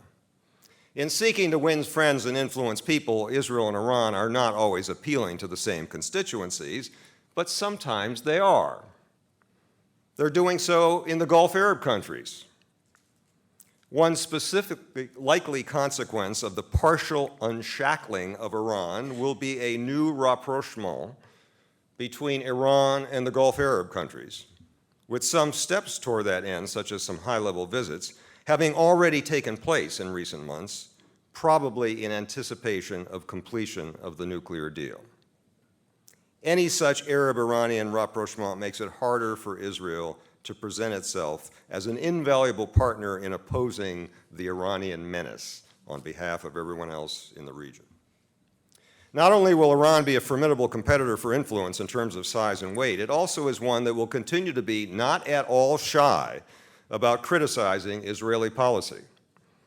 It will be less restrained in that respect as long as the Palestinian issue remains unresolved than the Gulf Arabs are, with their unspoken limits on castigating Israel that accompany the Gulf Arabs' close security relations with the United States. A second implication of an agreement is that Iran is a threat that is a focus of and one of the rationales for a very close U.S.-Israeli security partnership will fade somewhat. It is not, of course, the only focus and rationale for that relationship, but is one that is especially congenial to the way Israelis like to describe the lines of conflict in the Middle East. It's Iran against everybody else. Third, the completion of a complicated and important agreement between Tehran and Washington and its Western partners, and the opening that this will provide to Washington and Tehran doing worthwhile business on other matters, as Reza suggested, where their interests happen to overlap, at least partially, challenges the Israeli mantra that Israel is the only reliable, and worthwhile partner that the United States has in the Middle East. Now, Israeli fears about just how much of a challenge this will be, I think, are perhaps somewhat exaggerated. Iran is not about to become a U.S. ally, and there's not even the prospect, in my judgment, of full diplomatic relations being restored between Washington and Tehran anytime soon. But the claim to being the only this or the only that is an important rationale for Israel in trying to justify the extraordinary relationship with the United States that it has enjoyed. Another of those only claims, of course, has been that Israel is the only democracy in the region. Netanyahu's government may realize that this claim, too, is wearing somewhat thin, with the Prime Minister having made explicit his determination to hold on to the occupied territories, and his biggest financial backer, Sheldon Adelson, saying, quote, "Israel won't be a democratic state, who cares," unquote. Iran, despite all of its considerable democratic deficiencies, such as the vetting of candidates by the Guardian Council and that idiosyncratic role of the supreme leader, at least does not have a large subject population with no political rights at all, as is the case, of course, with the Palestinians in the occupied territories. Bearing that in mind, I think it's fair to say that taking the greater Middle East as our framework, that the overall level of democracy in Israel and Iran these days can be considered about the same, although at the moment both are probably behind Tunisia. A fourth implication, in many ways the most important one in the eyes of the Israeli government, is that any easing of tension with Iran erodes the role of Iran as an all-purpose bête noire that serves to distract international attention from whatever Israeli leaders would rather not talk about, and from anything that the international community would rightly see as a problem largely of Israel's own making. The main subject to be distracted from, of course, is the continued Israeli hold on occupied territory and the failure to resolve the Palestinian issue. A response that the Netanyahu government has repeatedly and immediately made whenever this subject is raised is to say that the real problem in the region is Iran, and especially its nuclear program, and that's what everybody ought to be talking about instead.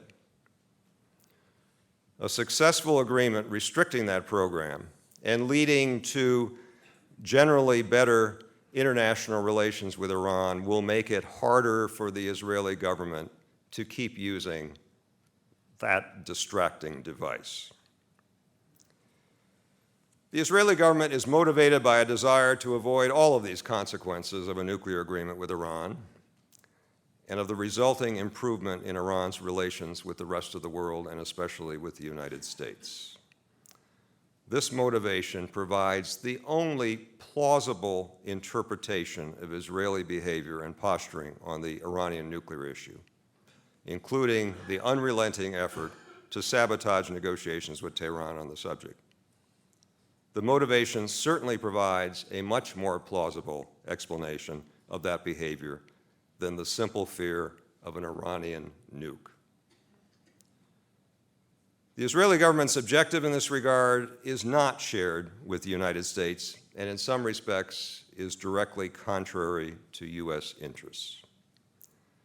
The United States does not have an interest in taking sides in intra-regional contests for influence in which each contestant is pursuing its own parochial narrow interests, be they sectarian-based or anything else.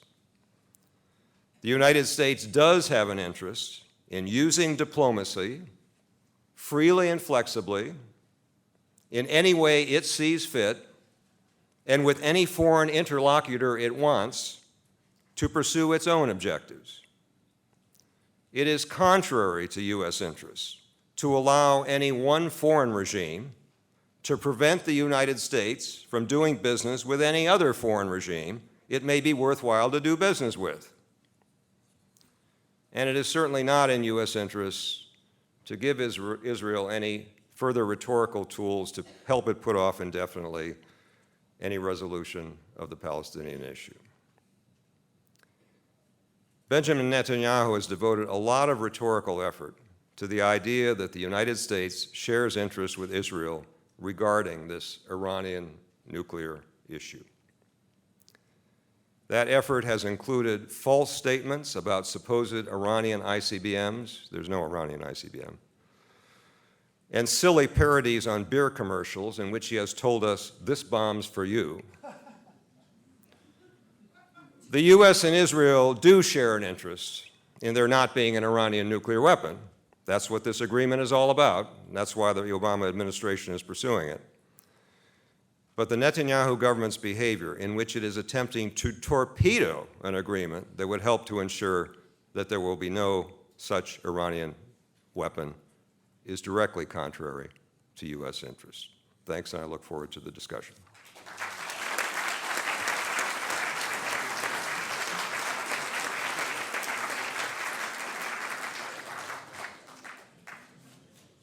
So we are running on borrowed time right now. So everyone does have a few question cards in front of them. So maybe if we'll just go down the line, choose your best questions and give us your thoughts. And don't take that long. Well, I have the good fortune of having the same question submitted by 3 different people. And I'm really happy that 3 people thought of this question, because it does, in fact, represent an extremely important point which I had wanted to talk about and ended up not doing. In fact, I prepared an entire different presentation which did deal with this question. The question is, in effect, is or isn't the nuclear issue a distraction posed by the Israelis from the Palestinian question, Palestinian issue?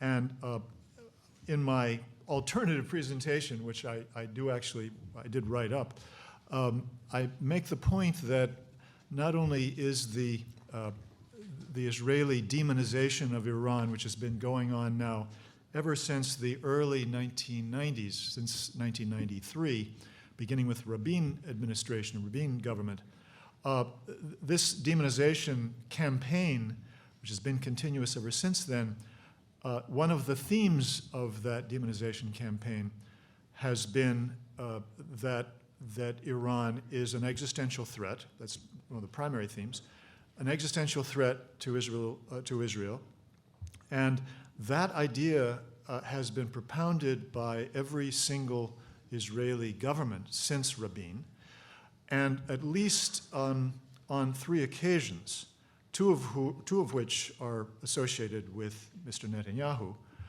there is no question that this argument was in large part to indeed distract attention from or to promote a policy toward the Palestinian issue.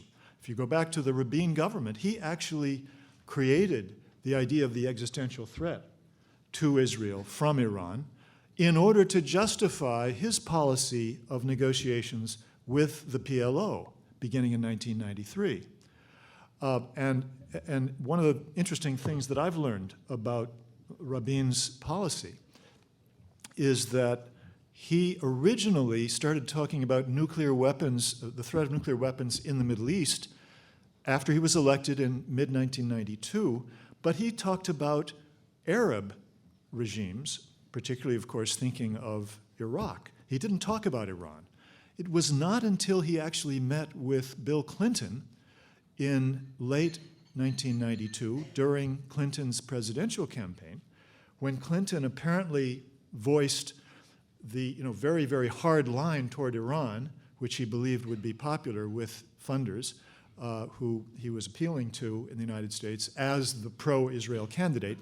And it was only after Clinton was elected that Rabin started talking about the threat, an existential threat from Iran.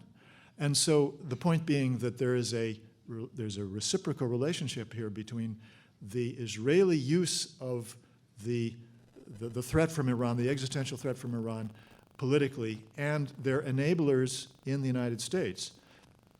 In this case, Clinton wanting to run as the pro-Israel candidate, again, in order, presumably, although I can't document this, to make sure that he had very strong support from funders as well as getting the Jewish vote.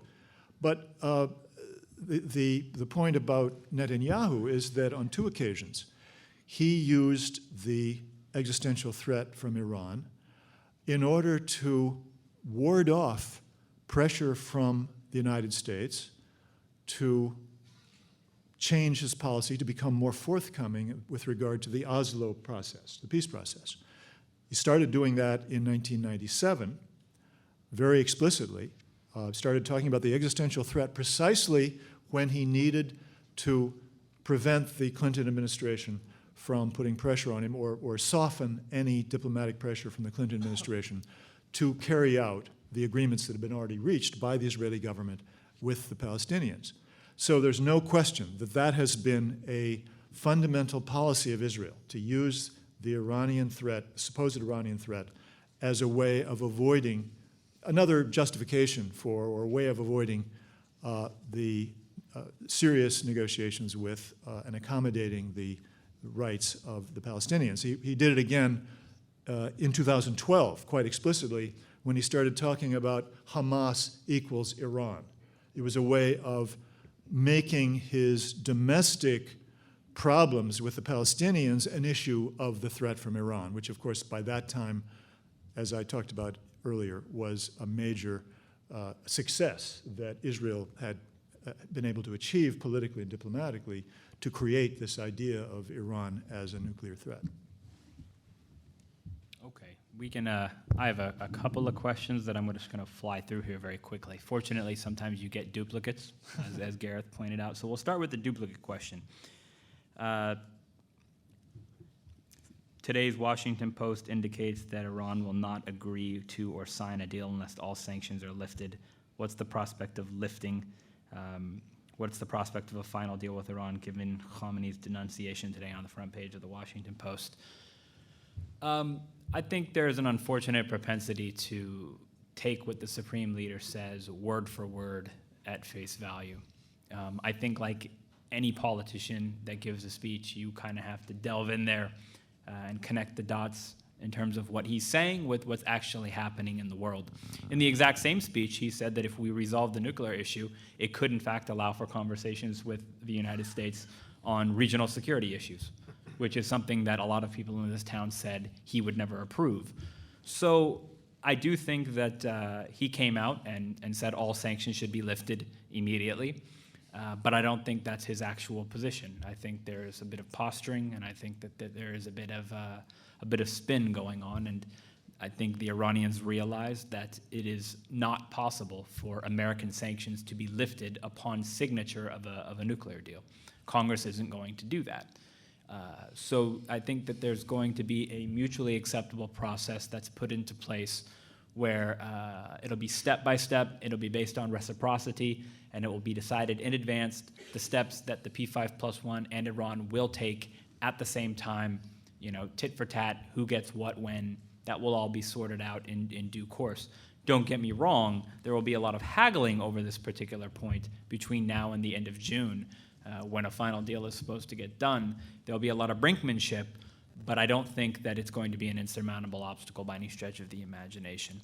Because if nothing else, it's important to remember that every single compromise, concession, call it what you will, that the Iranians have made up to this point in these negotiations was approved in advance by the Supreme Leader. The Iranian negotiators are not freelancing. They're running everything by the Supreme Leader, and Foreign Minister Javad Zarif is the Supreme Leader's personal rep at these negotiations. So I think we're in good shape when it comes to that particular point. Next question, any chance that major powers will demand the same monitoring controls for Israeli nuclear industry? Double standards is a major problem. No, no, that's unfortunately not going to happen. Not that I don't want it to happen. I think it would be great if it happened. I'm just being realistic. Unfortunately, I don't think we're gonna see that anytime soon. But it should happen, in my humble opinion.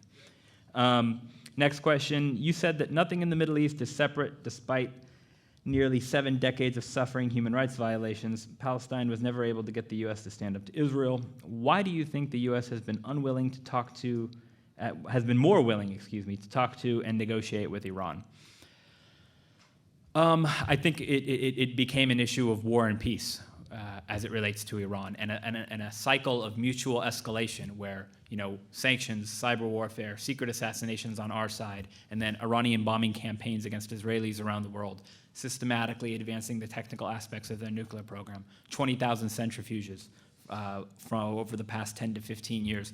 Both sides were running out of escalatory options that were short of what would essentially be a tripwired war. So it was kind of like those old James Dean movies where the two cars are driving towards the end of the cliff, playing a game of chicken to see who will pump on the brakes first. Fortunately, they both hit the brakes at the same time. And that's luck. I don't even believe in luck. I think luck is for losers. But frankly, we got lucky, okay? This was not a strategic decision on the part of the United States or the Iranians. It was just cooler heads prevailed. And that doesn't happen often when we're talking about our world more generally or the Middle East more specifically, which is why I'm calling it blind luck. As it pertains to mistreatment of Palestinians and America's unwillingness to stand up to Israel, I think it was Harry Truman that once said that he compared the amount of Zionists that he has as constituents versus the lack of Arabs that he has as constituents. I don't remember the exact quote, but the reality of the situation is that domestic political constraints in the United States have a propensity to dictate the positions that a lot of our elected officials take on this one very emotionally and politically charged issue. Love it or hate it, Jewish Americans are extremely well organized politically in the United States of America, and until we have equally organized minority groups that perhaps have a difference of opinion on how these policies should play out as it pertains to the United States involvement, I just don't see a viable way for this to shift. But the fact that you're all here right now, I think, speaks volumes to the fact that it is in fact possible. The last thing that I would say as it relates to these questions, will the U.S. accept a deal with Iran unless all sanctions end? What about inspections of military installations? I think I covered the sanctions bit. They'll sort out a mutually acceptable way to get the sanctions terminated and then allow for the constraints on Iranian programs in a reciprocal manner. You don't get this far in the process to let it blow up over minutia. And it's not to say that the minutia is important, because the devil is definitely in the details, but I just don't think it blows up at this point. I think it's kind of like the banks in 2008. It's too big to fail. Inspections of military installations. Depends on what the military installation is. The International Atomic Energy Agency has had access to some military sites in the past, and if there is just cause to visit military sites in the future, I don't think that there will be a problem on the part of the Iranian end to allow those visits.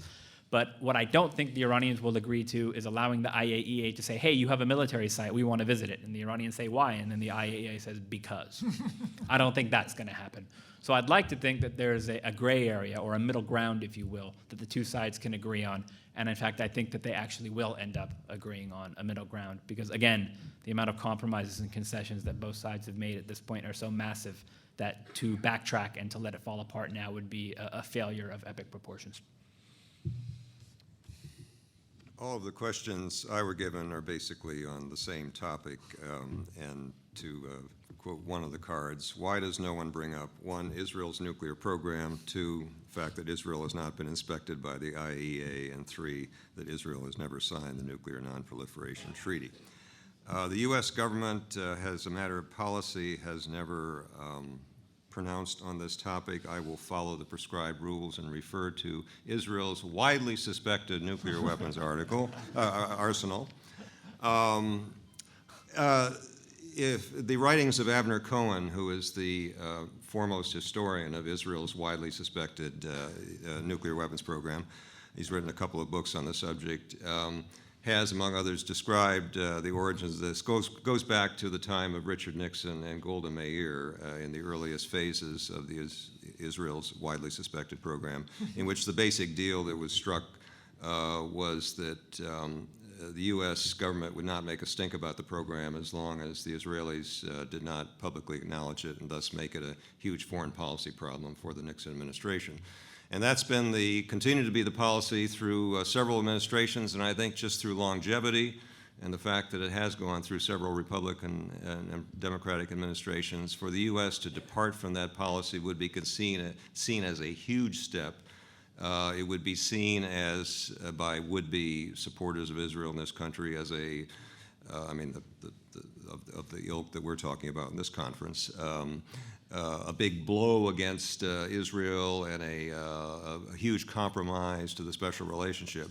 You certainly won't get any argument from me that it would be very wise to take that step. And indeed, Avner Cohen, he had an article in Foreign Affairs a while back, and other scholars have made this point, that from Israel's own standpoint, it would make sense to bring their widely suspected program out of the closet. Among other things, it would enable more open and worthwhile talks between U.S. and Israeli officials about security cooperation, that really matters, that sort of thing. But like Reza, I don't expect this is going to happen anytime soon. I would not rule it out entirely if over the next 2 years, in response to Israeli government continued attempts to do everything it can to sabotage and defeat the nuclear agreement, if the Obama administration in its closing months really wanted to play hardball, this is one thing they could have on their list of options. To finally change the policy that Nixon set over 40 years ago. But again, I'm not going to hold my breath.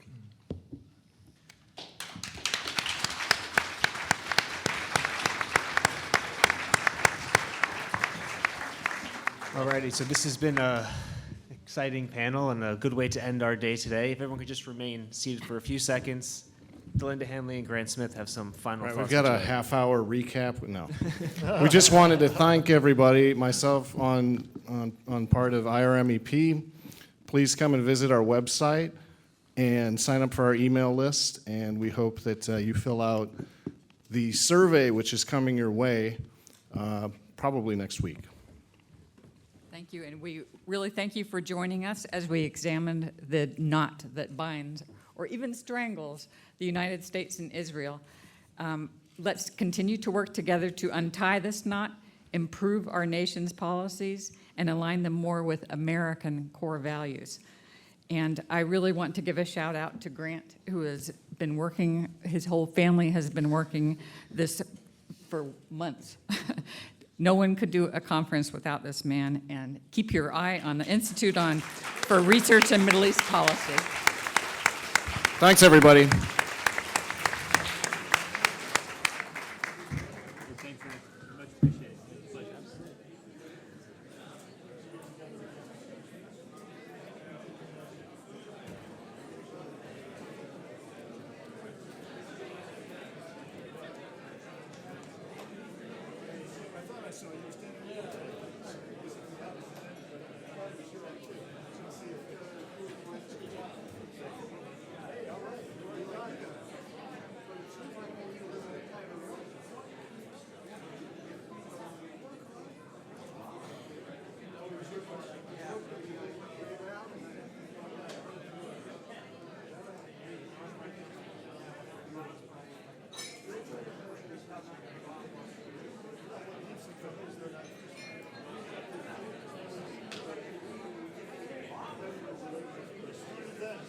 Even then, they wouldn't get much. I don't think so.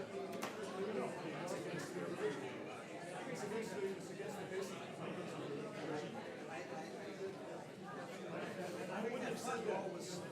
I wouldn't have said that 3 or 4 years ago. 5, 6, 7